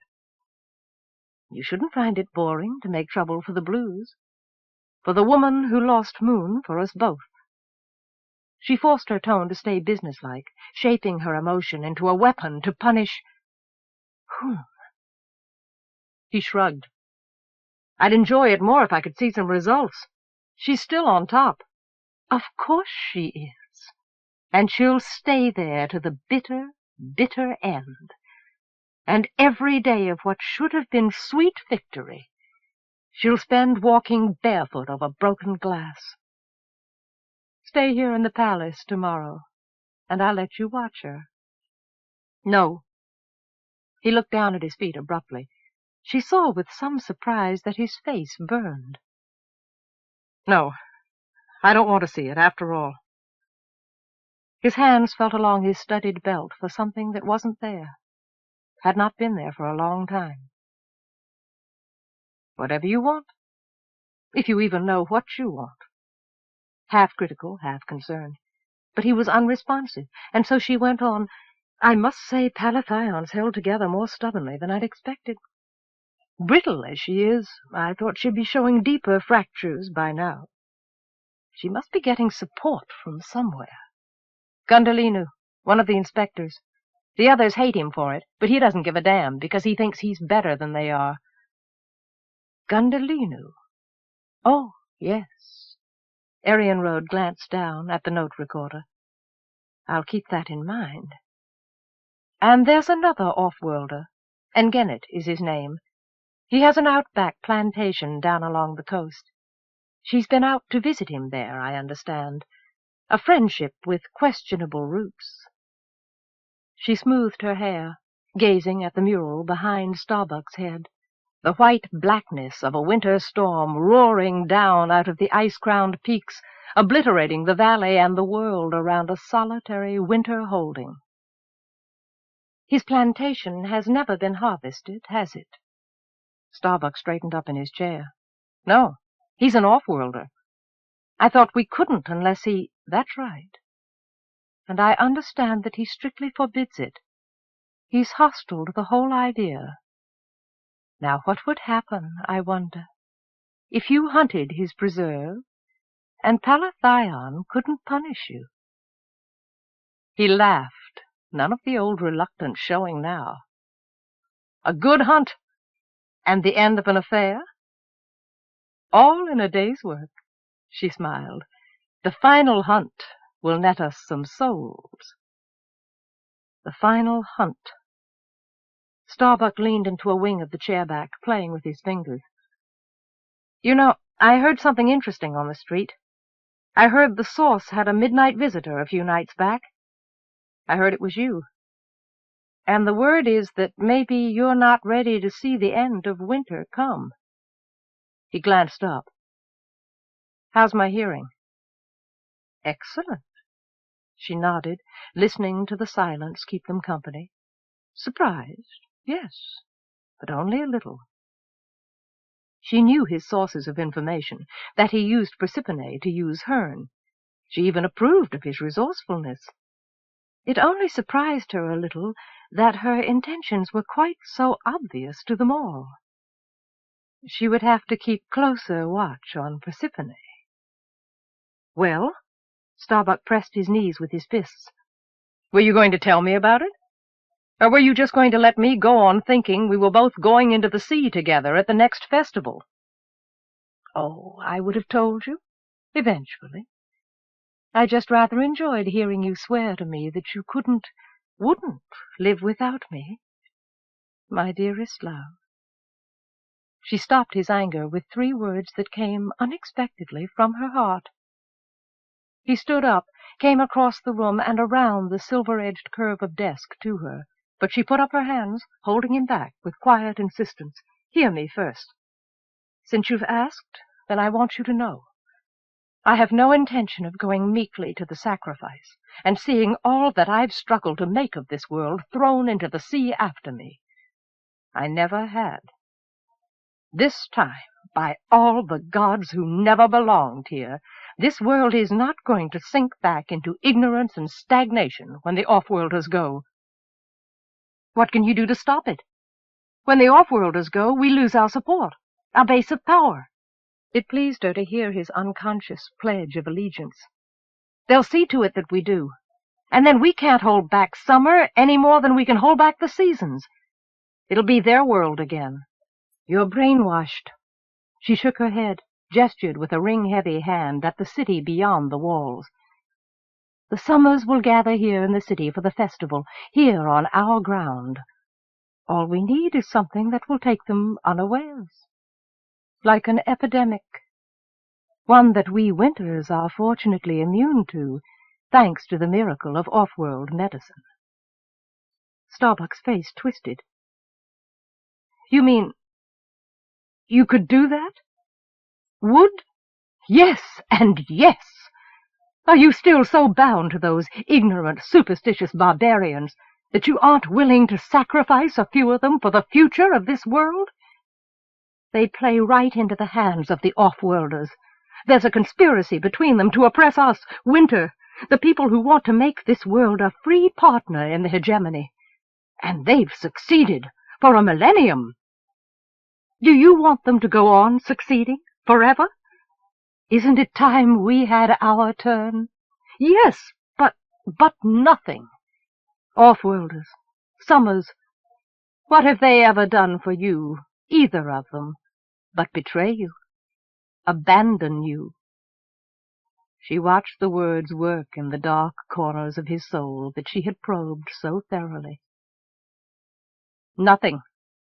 His mouth was like a knife slash. You're right. They deserve it for what they've done. His hands closed over his belt like claws sinking into flesh. But how can you arrange a thing like that without the Blues finding it out? The Source will handle it. He's arranged other accidents of fate for me, even one that happened to the last commander of police. She watched Starbuck's eyes widen. This is on a somewhat larger scale, but then, for the possession of your take from this final hunt, I'm sure he'll see that the task is done efficiently. He's an honorable man, after his fashion. But it'll have to happen before the final ships go. Won't the Blues still try, with the Prime Minister here, and the gate closing? They'll run. They'll leave us in chaos, thinking that without them we'll end up in the sea anyway. I know them. I've studied them for a century and a half. He let his resistance out in a sigh. You know them better than they know themselves. I know everyone that way. She rose from her chair, letting his arms come around her at last. Even you. Especially me. He breathed the words against her ear, kissing her neck, her throat. Arienrhod, you have my body. I'd give you my soul if you'd take it. She touched a button on the desk, opening a door into a more appropriate room, thinking, with sorrow, I already have, my love. Chapter 26. Got warm bodies registering down there someplace, Inspector. The pilot, Tiamant, roused from his usual truculent silence with rare animation. Looks right for humans. Along that rift to the left. There's brush for cover. Using any power? Gundalinu stuck the old Empire novel into a pocket of his heavy coat, leaned forward in his seat, the patrol craft's shoulder harness pressing the side of his throat. At last, some action. He peered out through the windshield, scanning with inadequate human eyes for a trace of what their all-seeing equipment saw. They had been tracking this party of thieves for a day and a half after the raid on the starport. The trail had been muddled at the start, but it had been steadily getting fresher. The list of things missing included a crate containing a portable heavy-duty beamer that belonged to the police. He wondered how in hell they had managed to get access to that. The nomads were not usually well armed, which was why their raids depended on stealth and avoided confrontation. But they were as pitiless and unsubtle as the stark black-and-white land that sheltered them, and they had killed almost casually the handful of offworlders who had gotten in their way. He meant to make sure this acquisition didn't change their method of operation. He glanced down at the readout on the panel again to make his own assessment, as Tiamant sang out, "Yes, sir! We finally nailed them, Inspector. They've got snow skimmers down there." Tiamant laughed gleefully. "I'll take us in low and scare the piss out of them. Ought to be no trouble picking the mother-lovers off after that, right, sir?" Gundolino opened his mouth to make a skeptical response, just as his eyes found the next readout, just as it suddenly glared red warning. "Get us the hell out of here now!" He reached across Tiamant's amazed and sluggish body, jerked the control bar back and around into a steeply climbing turn. He felt the bar tremble and fight his control. "Come on! Inspector, what the—" Tiamant never finished it, as the hidden bolt of directed energy caught them from below and punched them out of the sky. Gundolino had a brief, walled image of black, white, blue, photo-printed indelibly on his brain. Giddy free-fall spun him like a lottery wheel before the craft's stabilizers reintegrated and stopped their nightmare tumbling. But not their fall. They were dead in the air, dropping down like a stone through a soundless dive that would end with them dead on the ground. His hand stretched instinctively to press the restart button. He pushed it again and again, his numbed brain acknowledging at last the reason why there was no response. The beamer had slagged the shielding on the power unit, and there was nothing he could do. Nothing. Tiamant sat gaping like a plastic dummy, making a sound that at first he mistook for laughter. The sky disappeared. He saw the rumpled cloud surface of the snow and the jutting black fangs of the naked cliff leap up to meet them. They hit the snow before they hit the cliff, and that was all that saved them. The snow plowed up in a cushion of blinding white, absorbing the impact that still threw him forward so hard his helmet warped the pliant windshield. For a long time he lay without moving, doubled over in the embrace of the harness, listening to bells, unable to focus his eyes or even make a sound. Knowing that there was something important he must say, must warn, but it wouldn't take form in his mouth or even his mind. The cabin felt hot to him, which struck him as strange because they were buried in snow. Buried, dead and— He shut his eyes. Something stank. His eyes hurt. The air was going bad, smelled like buried, like burning. His eyes watered. He opened them again. Burning insulation. That was it. The avalanche of snow was slushing, slipping down outside the windows. "Pardee. Overload. Get out." The words were unintelligible even to him. He shook Tiamant, but the patrolman's eyes stayed shut, and he hung forward across the straps unmoving. Gundolino struggled with his own harness latch, finally set himself free. He tried the door. It was still blocked shut by snow. He beat against it with his fist, uselessly, while every blow fed back through his bones into his throbbing head. At last he wedged himself sideways and shoved with his feet, threw all his returning strength and his fear into it. The door began to give, a centimeter at a time, until at last it sprang upward on its own, half dumping him out into the snow. He landed on his knees in a puddle of slush, shocked by the sudden assault on his aching body of painful heat and cold. He pulled himself up the side of the craft, forcing his rubber legs to lock and support him, separating the sinister heat of the power unit going critical from the icy embrace of the wind. He had to get Tiamant out and as far away as he could before the patroller turned into a star. He leaned into the cabin, but something caught his collar, jerked him away and back into the snow again. Not bells this time, but the ugly music of human laughter echoing off the cliff face. Ugly, because he knew it was directed at him. He rolled over, pushed up onto his knees to face his tormentors, saw, with no surprise at all, the white parkas and leggings, half a dozen pale, amorphous faces, half obscured by slitted wooden goggles, like the bulging eyes of a family of insectoids. But these were human, all right. Nomadic winter follow-herders turned thieves by opportunity, who had shed their bright traditional clothing for the antiseptic camouflage of Arctic commandos.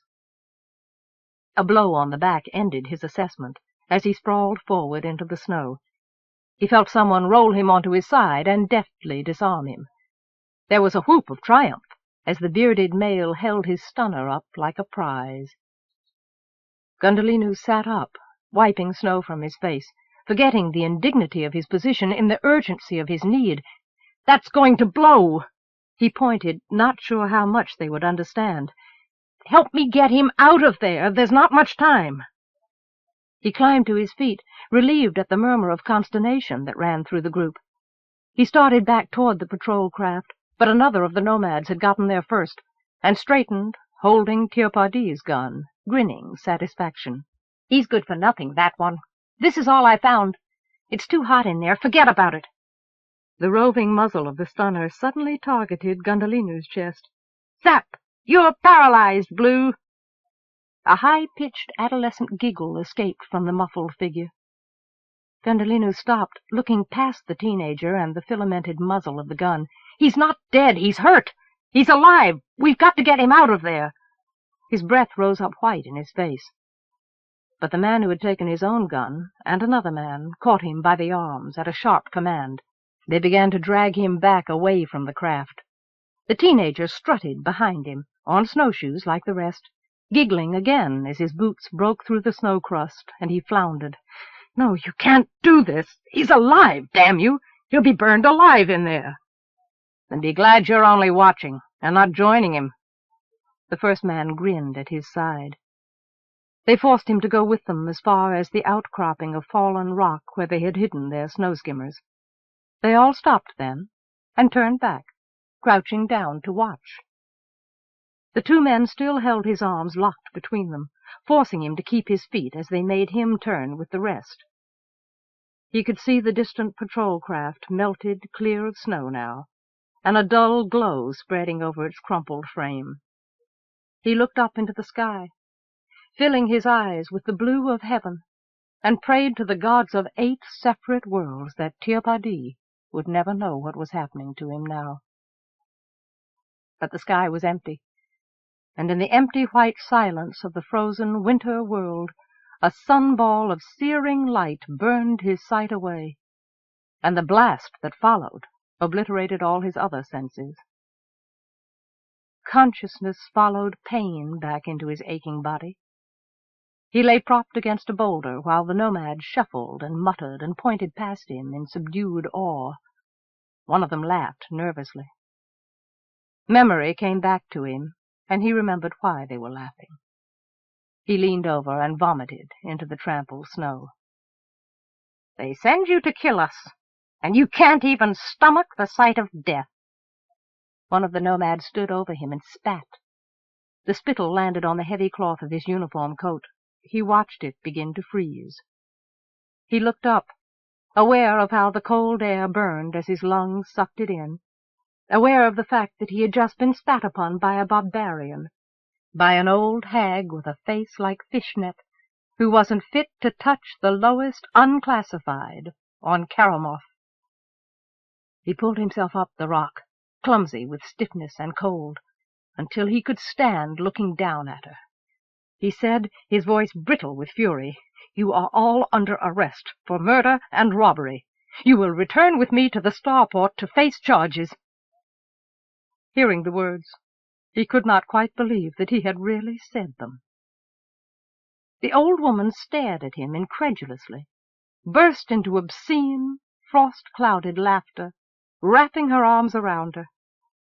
The rest of the bandits began to close in around him, having lost interest in their first victim now that he no longer existed. "You hear him!" She poked an arthritic claw at his face delightedly. "You hear what this sniveling foreigner with the dirty skin says to us? That he thinks we're under arrest! What do you think of that?" She swept her hand away again. "I think he must be crazy." One of the men grinned. Gundalinu thought that there were 3 men and 1 other woman, guessed that the adolescent was female too, but he wasn't sure.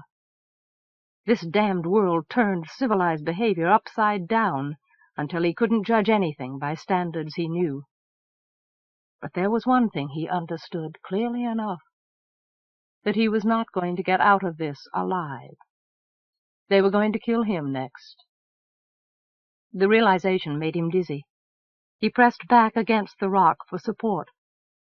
He watched them push up their goggles to get a better look at him, and saw no mercy in the pale-ringed, sky-colored eyes.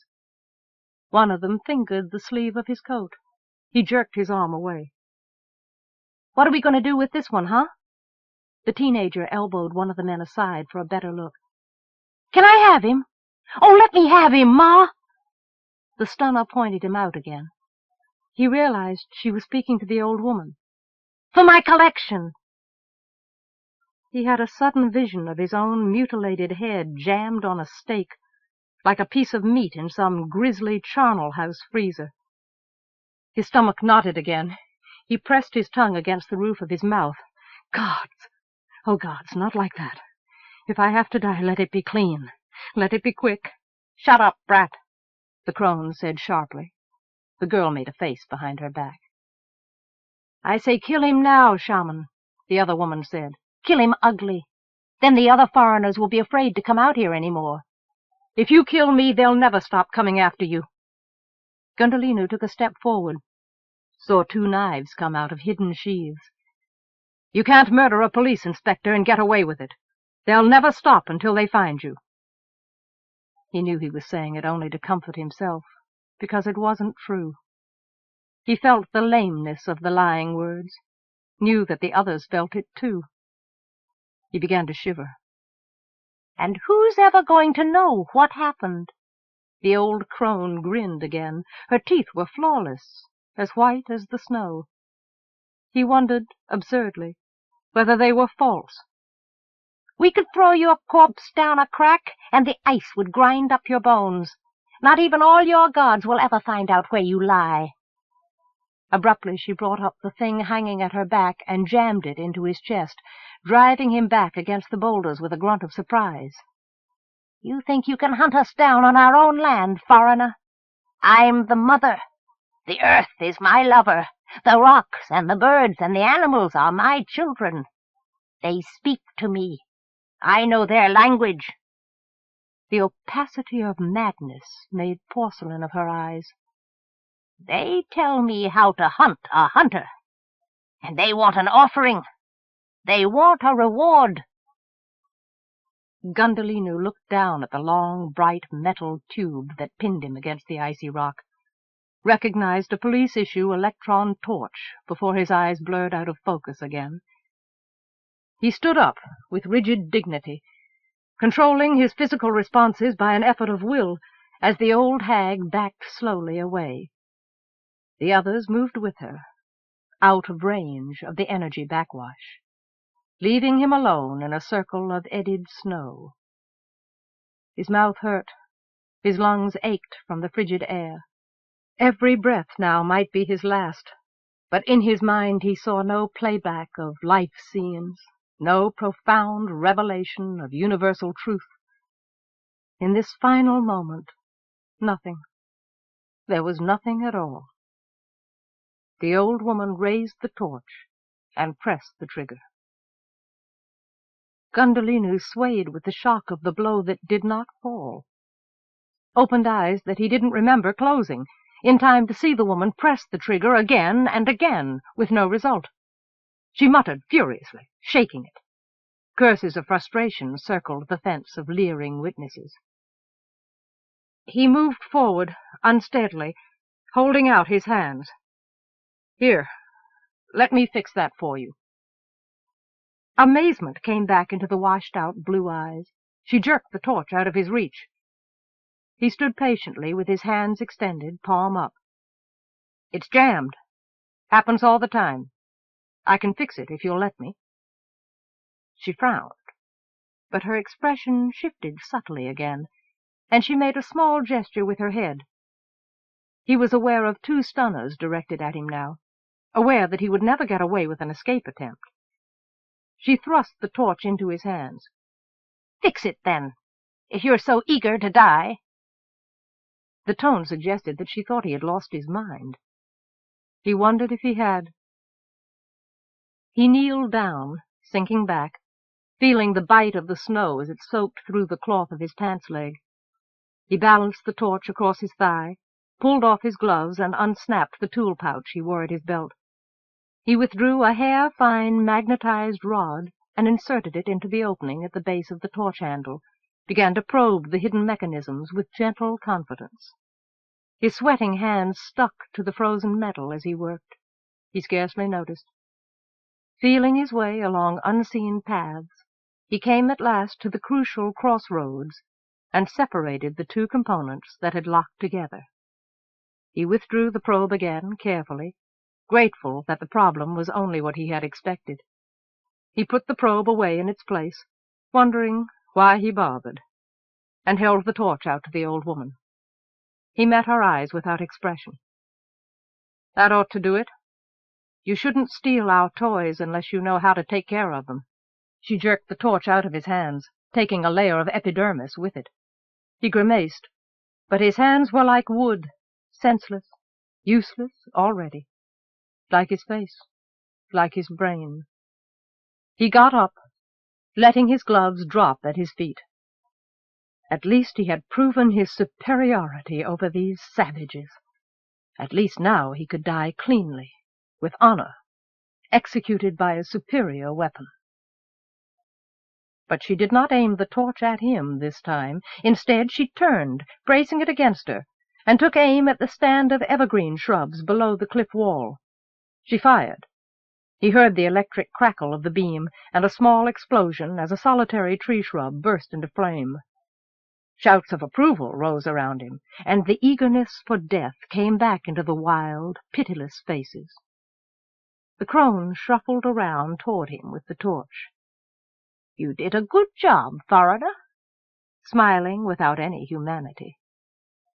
He watched the blazing tree from the corner of his eye. The smoke collected against the cliff wall. The smell of the burning wood was pungently alien, but burned human flesh smelled like any other seared meat. "I'm a Karamorgi. I can repair any piece of equipment made blindfolded. That's what makes us more than just animals." "But you'll die like any of us, foreigner. Do you really want to die?" "I'm ready to die." He stood straighter. His whole body seemed to belong to someone else now. She raised the torch, her arms trembling faintly with the effort of supporting it. Her hand closed over the trigger, and her eyes probed his face, wanting him to break down and beg for his life. But he would die before he gave them that satisfaction, and he knew that he would die anyway. "Kill him! Kill him!" The voices began to rise with the watcher's impatience.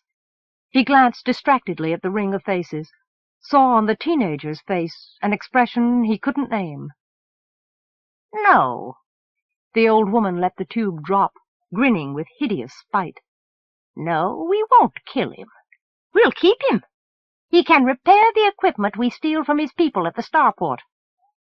"He's dangerous, shaman," one of the men said, angry with frustration. "We don't need him. I say he lives."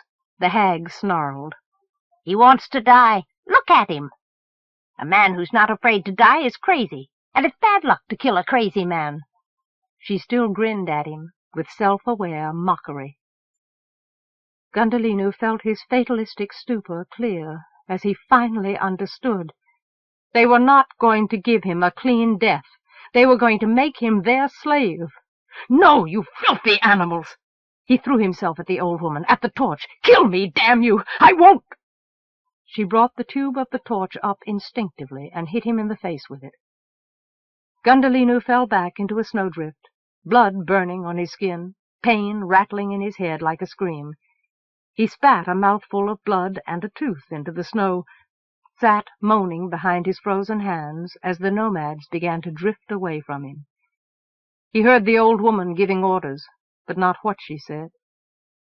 Not caring about anything. "Here, put on your gloves, stupid." The teenager stood over him, waved them in his face. He pulled back, tried to ignore her as he scooped up a handful of snow and packed it into his torn mouth. "Blue!"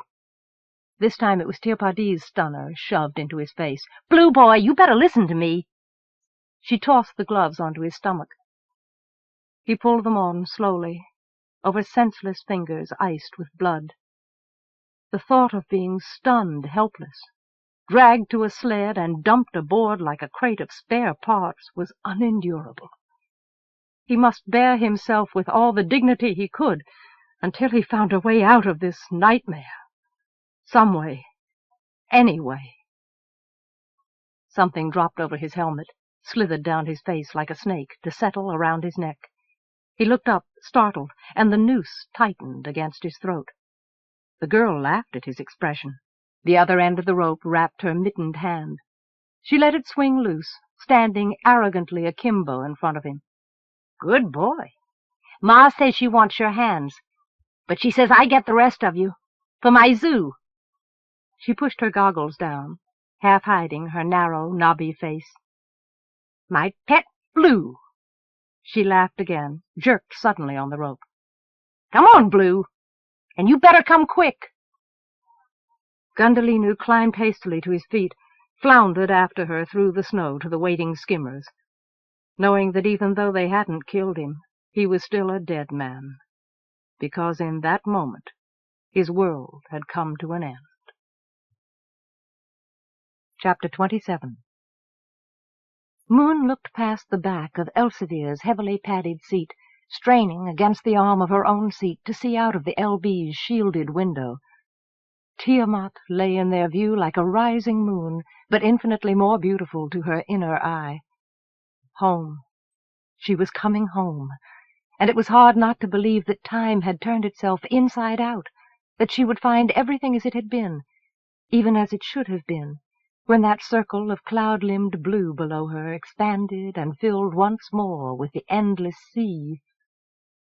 But even if it was not the world she had lost, she knew now that she would find the way. She would find the way to change it back. "Shield screen? Yeah." She listened to Elsevier's murmured queries, Silky's monosyllabic responses, the comforting rhythm of a ritual repeated countless times before. Their entry into Tiamant's atmosphere was neither as painful nor as terrifying as their leaving of it. That outward journey seemed now as though it had happened to someone else.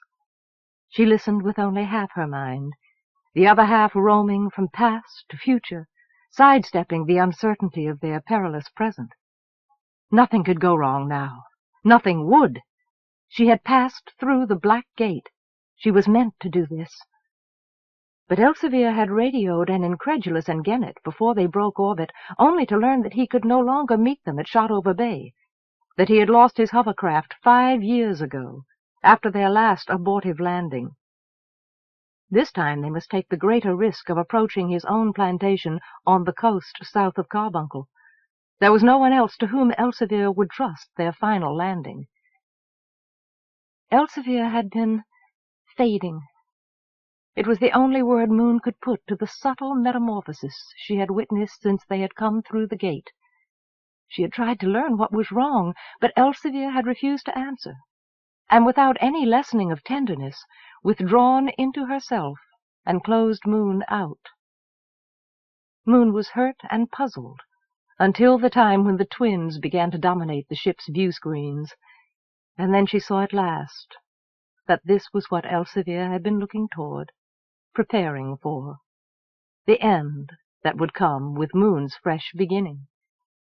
the final parting from the life she had known, the final parting from the ship that held half a lifetime's bittersweet memories, the final parting from the surrogate daughter who could have given her a new life to replace the one she was leaving behind, but who instead had only given her a deeper loss to endure. A vast pseudo-sea of boundless cloud was blanketing their view of the sea now, as they dropped lower and lower, plummeting through the sapphire upper air. Soon they would break the cloud surface.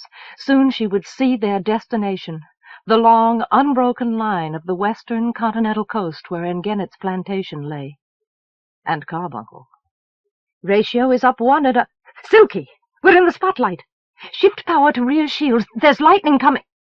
A blaze of blue-white light put out the sky ahead, sent daggers into Moon's eyes.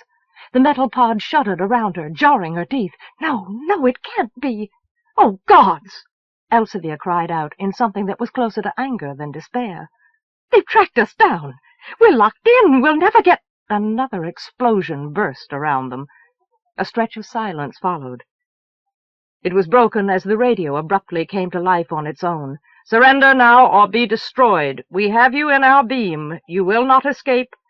"Losing—" The third explosion tore away the name of what had been lost and Moon's own questioning cry. The fourth gave them no more time. The instrument panel sparkled and shrilled abuse, overloading their dazzled senses. "Cutting power!" She heard Elsevier's voice break. The words barely penetrated her ringing ears. "Only hope! Think we're already dead!" The cabin went black with the suddenness of death, but Moon's blinking eyes recaptured the light of the outer air, saw the limitless blue, white, and golden fantasy fields of heaven obliterate as they broke into the surface of the clouds. She clung to the edge of her seat, counting every beat of her heart, realizing with each reaffirmation of her own life that there had not been another explosion yet, the one that, utterly defenseless now, they would never even see. They fell out of the clouds again as abruptly as they had fallen into them. She saw the sea at last, rolling beneath them, an ocean of molten pewter. Raindrops spattered and blurred across the open window, smearing the view of sea and sky like tears. And they were still alive. The LB dropped through a flattening arc like a slingstone skimming an infinite pond. Elsevier and Silky worked in silence at the controls. Moon kept silence with them, her voice cowering in her throat, making the only contribution she could. "Now, Silky, emergency systems on." The smoke-gray cone above Moon's seat dropped unexpectedly over her, shutting off Elsevier's voice beginning a distress call, and her last view of the rising sea surface, ice-white and iron-gray. She was immobilized against her seat by a cushion of expanding air, lay unresisting, unable to resist, as her helplessness became total.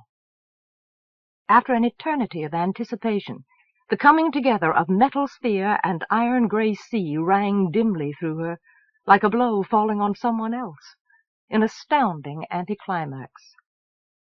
And after another brief eternity, the cushion shriveled away from her, the smoky pod lifted. She threw off the restraining straps and pulled herself forward out of her seat to stand between the pilot's couches. The gray shield was still rising above Silky's seat. He shook his head in a very human gesture of befuddlement. Before her, the sea butted against the port with furious indignation. Droplets of icy water seeped through the shatterfrost that impact had etched over the reinforced transparent wall. The very structure of the LB heaved under her feet, and the crash of the angry water was loud around them. The hood hung firmly in place above Elsevier's seat, as though it had never... Moon looked down suddenly at Elsevier's face, afraid to see, unable to look away. A track of red traced the ebony of Elsevier's upper lip, but she looked up, resting her head against the seat back. "It's nothing, my dear. Only a nosebleed. I had to finish my message. Engenet's coming." She shut her eyes, gasping shallowly, as though gravity's heavy hand still crushed her, had already crushed her. She sat motionless, making no effort even to raise a finger. like a woman who had all the time in the world. Moon swallowed, choking on a smile, touched her shoulder with frightened tenderness. "We're down, Elsie. You saved us. Everything's all right now. It's over." "Yes." A strange surprise filled the violet-blue eyes. Elsevier looked out in astonishment at something beyond their view. "I'm so cold." A spasm worked the muscles of her face, and as suddenly the eyes were empty. "Elsie. Elsie?" Moon's hand tightened over her shoulder, shook her, released her when there was no response. "Silky," half turning, not willing to turn away. "She's not... Elsie!" Pleading. Silky shouldered her aside in the cramped space between the seats. He reached out with the cold snake fingers of his gray-green arm to touch the warm flesh of Elsevier's face, her throat. But she did not flinch under his touch, only went on gazing at something beyond view until the flat strips of gray passed over her eyes, closing them forever. Dead. The LB heaved and settled, throwing them off balance. Moon looked down distraughtly as her feet did not respond. Water lapped the legs of her pressure suit, sea water, rolling into the cabin. "Dead?" She shook her head. "No, she's not.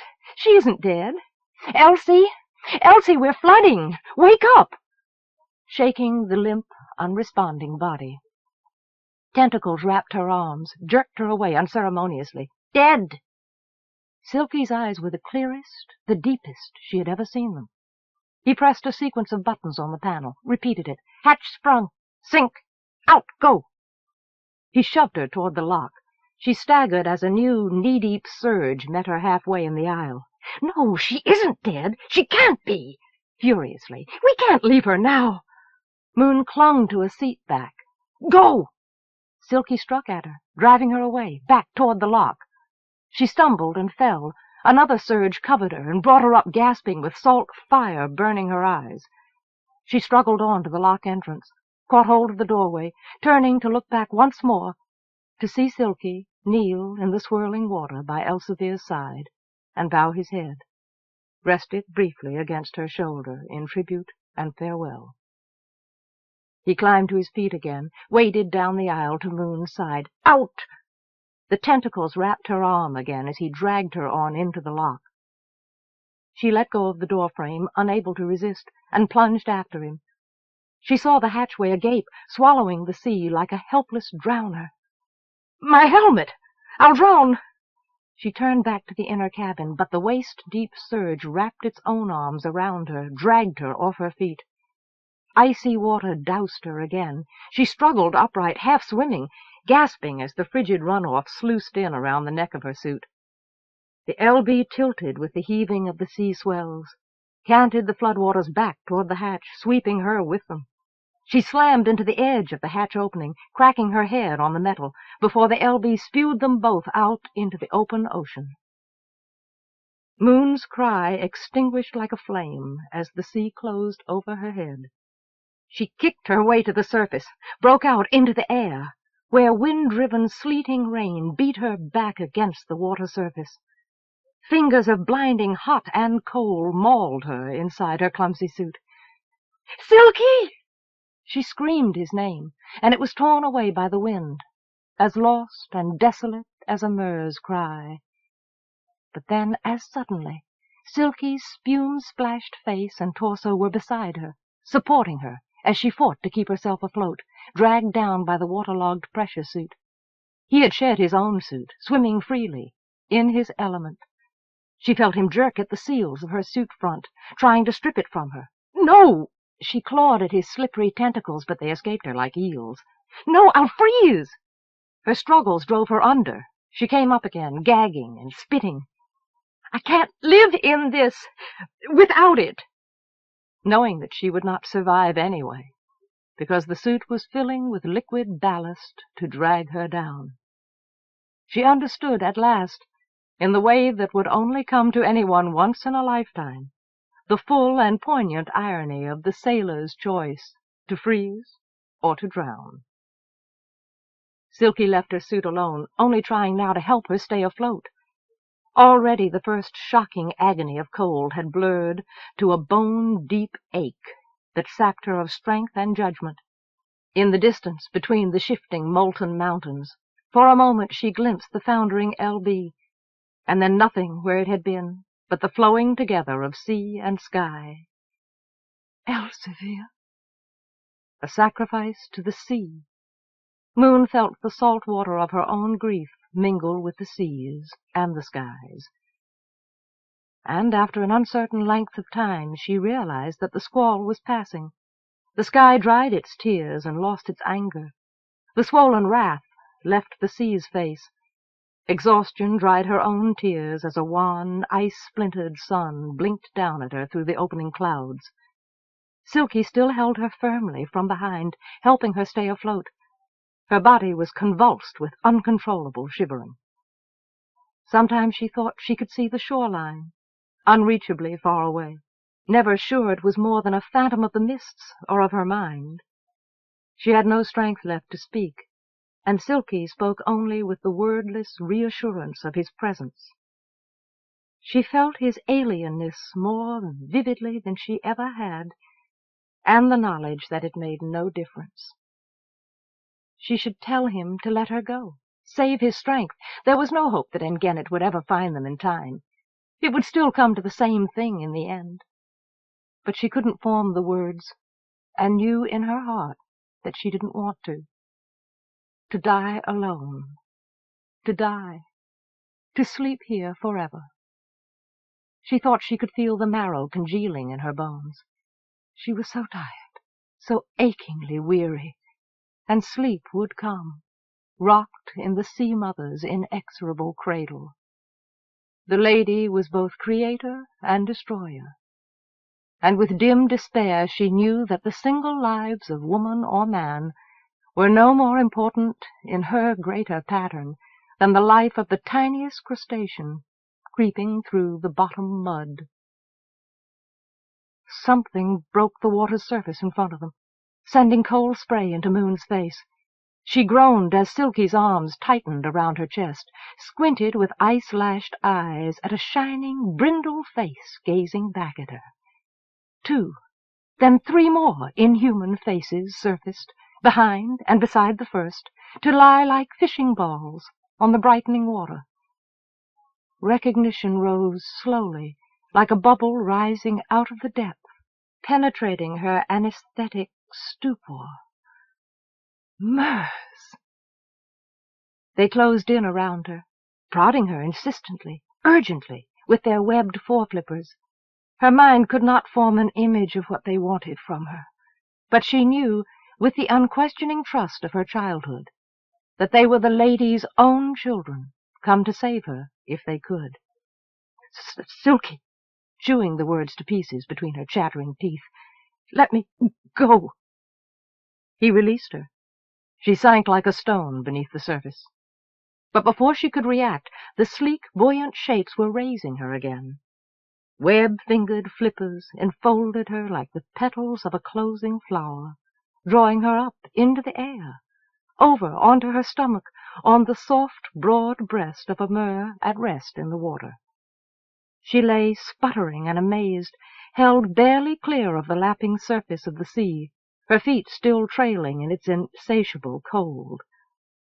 But the mer, it was a female, she could tell by the necklace of golden fur it wore, wrapped her in its flippers like a nursling cub, feeding her its body heat as it would warm and feed its own young one. It began a deep, toneless crooning in rhythm with the rocking of the sea. Too exhausted to wonder, Moon lay her head on its silky breast, hands beneath her, feeling the toneless song penetrate her shuddering body. Silky and 2 of the other mers still hovered nearby, but she did not remember them now, did not remember anything past or future, as her existence telescoped down to the present moment. How long in the time of the greater world she drifted, held in the mer's embrace, she never knew, or wanted to know. The sun had crossed the sky, rolling down the farther slope to its own rendezvous with the sea, before another change came over the face of the water.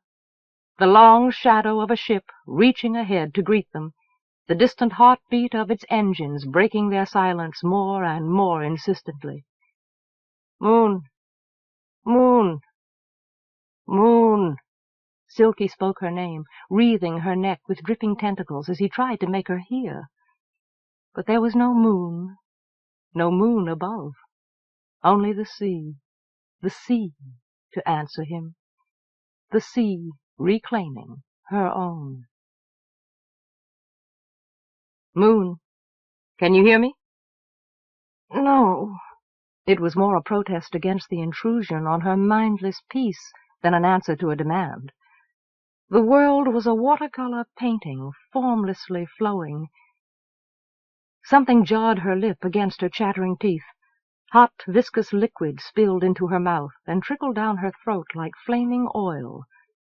She whimpered in pleasure and denial, feeling the watercolor world congeal, take on a form that was without reference in her grayed memory, except for the face centering above her, pulling past and present into a single double image.